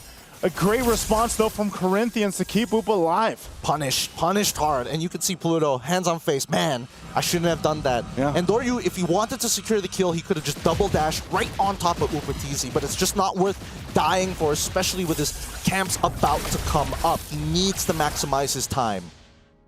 Okay, and as we get to it, again, they got the turret that they were looking for, but still, the focus really seems to be down here on the gold laners. They want to go ahead and give that advantage to whoever they can earlier on. Super Igorka will be pretty safe. He's always had Pluto pretty much around the corner, even though that's what he needs. Bulber, too, here just can use that traction pulse if he has to. That's the conceal they're going to go for their own play. Now Upa doesn't have a flicker, gets caught in, and he gets burned on down. Badcott picking up the kill on that one. They knew the timings of the flicker. They punished it for it as well, and Pluto will go ahead and zone them on out. Fist crack, fist break combination going to be used, but it's Hesu. He's so tanky that he's not going to be able to go down. So Virtus Pro gets something, though. They get a kill on the turret. Yeah, and they push it out really, really well, right? They knew that Upa didn't have that flicker, abuse that timer, get the tier 1, but more importantly, Virtus Pro, they shouldn't overextend. Keep in mind that as much as Super Igorka is strong, but oh my god.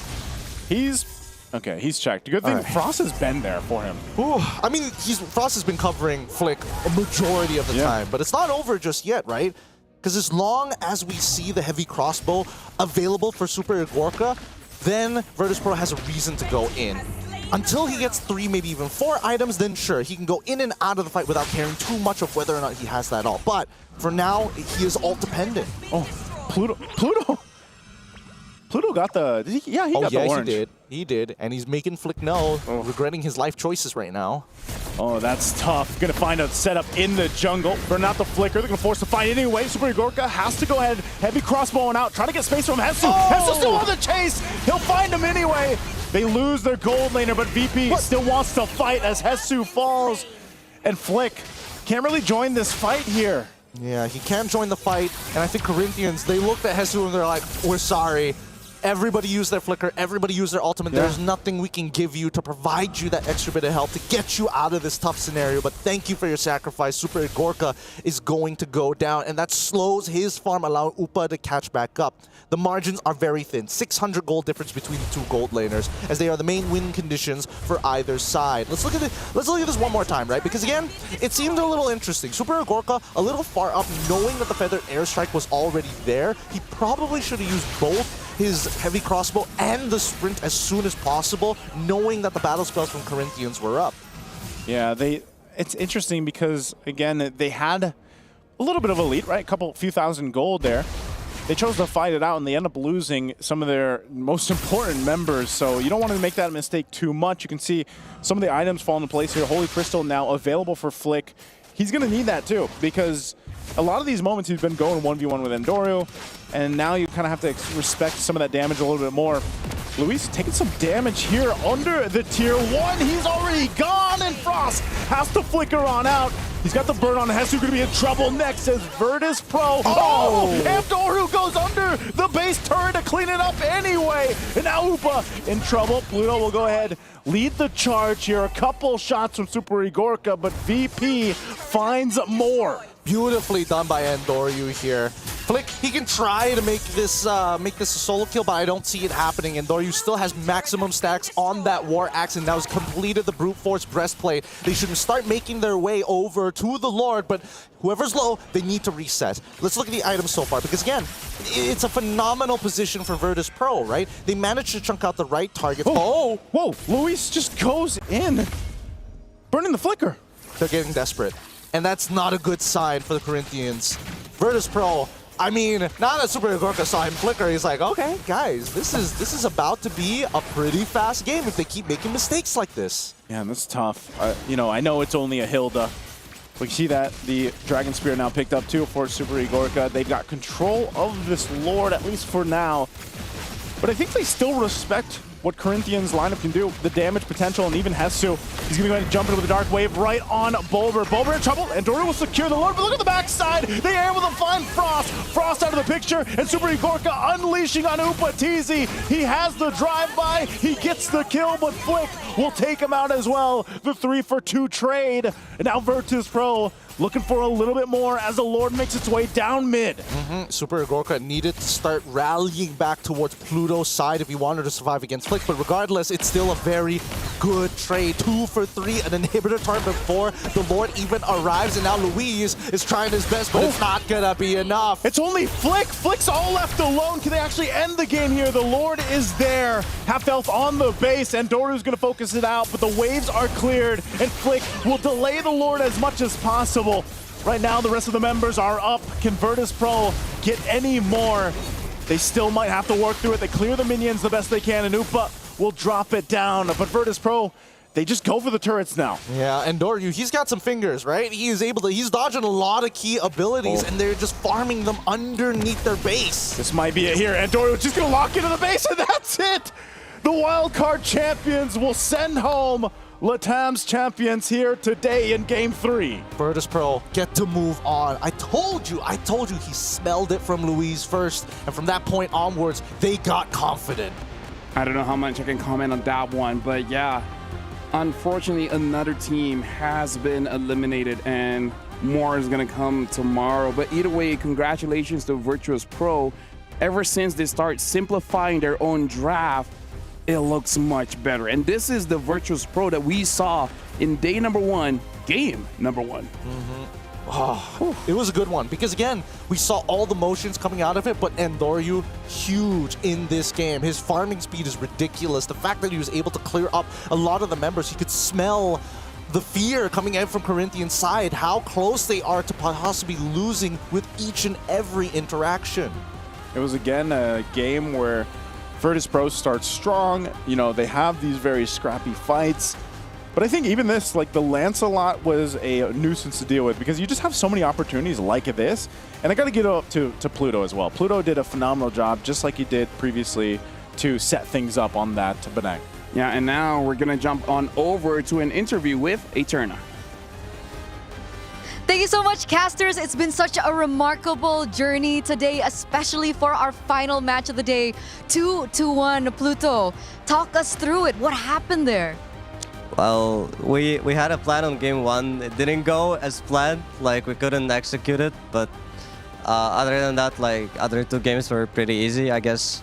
Just I think we have more experience, so we just felt a little bit shaky after game 1. Yeah. So in game number 1, you picked up the Fanny, and currently the Fanny's at a 0% win rate here at the MSC group stages. What was the reasoning behind the Fanny pick, and do you still think that it could work here at MSC? Yeah, sure, it will work. It just, even if you watch the game, like the Fanny worked out pretty well. It just, we make many stupid mistakes. That's why we lost the game. Like we could already come back, go split push, just win the Lord Dance, but instead of that, we just threw the game. Okay, you threw the game. So it was more decision making that was a little off in game number 1? Yeah, I think so, because also I had a headache and I felt pretty sick, and I'm usually the one making the most shot calls, but today I couldn't, so maybe it also affected the series, but I guess whatever, we won. Okay, yeah, get well soon, by the way. Thank you. Okay. I have to, because we'll face the world champions. So yeah, I hope I get well. See, that's the thing that I really wanted to ask, right? Because 2 days ago, unfortunately, you had to lose the series against SRG, the defending champs, plus they're also the MPL MY champions. Now, in a few days, you're going up against the MPL ID champions of Onic. What does that feel like, and what preparations need to be done before we get to that point? I'm thinking we just need to get more discipline. Because well, I'm thinking like we could really won SRG, and like that we won 1 game and then all the other games were close. That gives us really good confidence going against Onic. So I'm thinking just we need to reset, train every day hard, and just be in the mood, be in the zone when we play.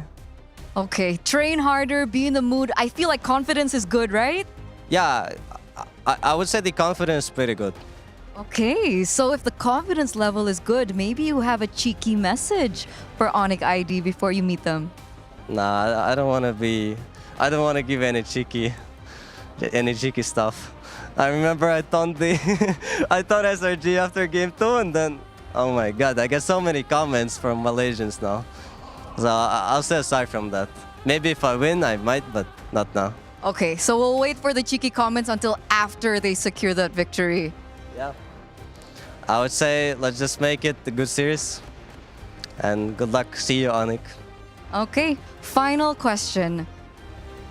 Remarkably so, you were able to push through such a hard journey in the MSC group wildcards. And now you're here. May we ask the driving force and the mentality and maybe the expectations here for MSC? Well, my mentality is that I don't care about the loss or the win, about anything. I just want to play. Like, in my own region, I'm bored. I only have 1 good enemy. But when I play here, I have so many other teams to fight, and it's a lot of fun for me. So that's my goal here. Okay, a nothing to lose mentality. All right, once again, congratulations and good luck for your next match, Pluto. And we're going to throw it over back to our casters. First of all, amazing mentality. Like, I honestly like that. And the thing is, the way that he presents it is not like cocky or anything. He's just like, he's just being real. It's like, I enjoy the game. I want to have fun. And going up against all these strong teams, like, yeah, I could lose, but it's more fun than just getting easy wins. honestly, it's scary how matter of fact he said it. But hey, big shout outs to Pluto there. Best interview so far. He's willing to talk about stuff, and I think a lot of our players could, take a step in his direction, being that vocal. He wasn't shy. He wasn't shy. I like that he mentioned that too, because I wish, I love our fans out there, but I wish sometimes they would, take it easy on some of the players. Like, let them have their fun and, what they want to say to the players and going back and forth. When the camera's on, then I'll talk about that one. Because, hey, you know what? They're amazing. Like, Virtus Pro, they're doing really good. And, hey, Malaysians, camera, focus on me. Calm down, man. Calm down. It's just a game, bro. Everyone's here having fun. I'm not a Malaysian, but... Yeah, calm down. They're all cool. They're all good. I'm sure even the players, they're all fine. They're all good. I'm sure you guys are watching, clipping. I know it's late, but calm down. Man, it's kind of strange seeing it coming from our own region. Exactly. Usually it's like the others. Region? Like, come on, guys. We're better than that. We're better than that. They were just saying, like, oh, boot camping there is great. And now it's... Come on, No, guys. they boot camped in the Philippines. Yeah, that one, but... Team spirit. Yeah, but team spirit. Let's not show that we're... Let's look at match MVP. That's a good one to look at. We're going to look at the MVP of the match later on very, very soon. But still, calm down, guys. Super Goka. What? What?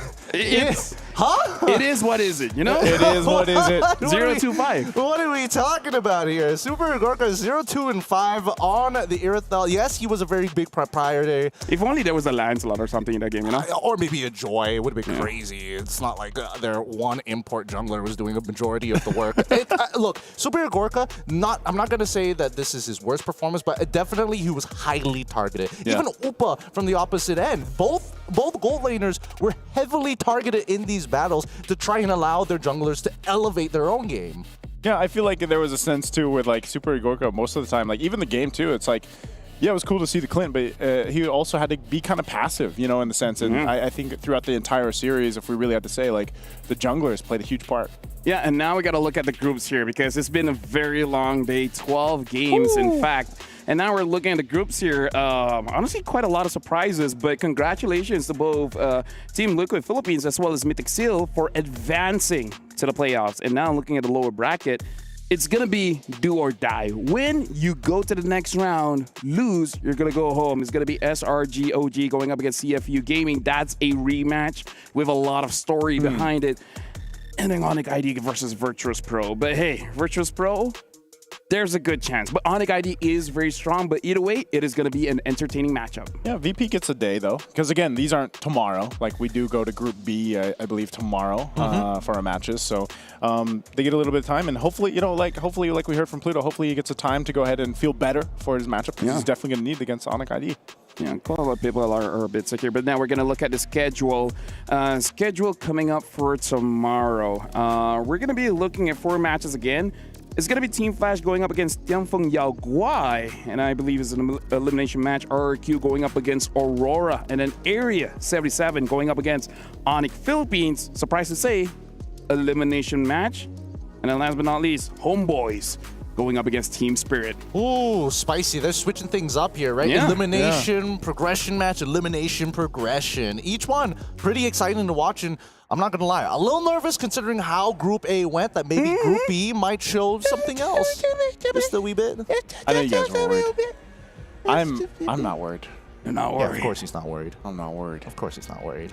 Because Onic Philippines is like kind of strong. No, I'm that and Team Liquid Philippines, but I was also I'm also rooting, I'm rooting for everybody here. Well, either ways, right now, thank you very much, Naisu, as well as Gideon. It's been a long day. It has been. I love working with you guys, but not for you guys at home. Time for you guys to catch the Kadia top plays of the day.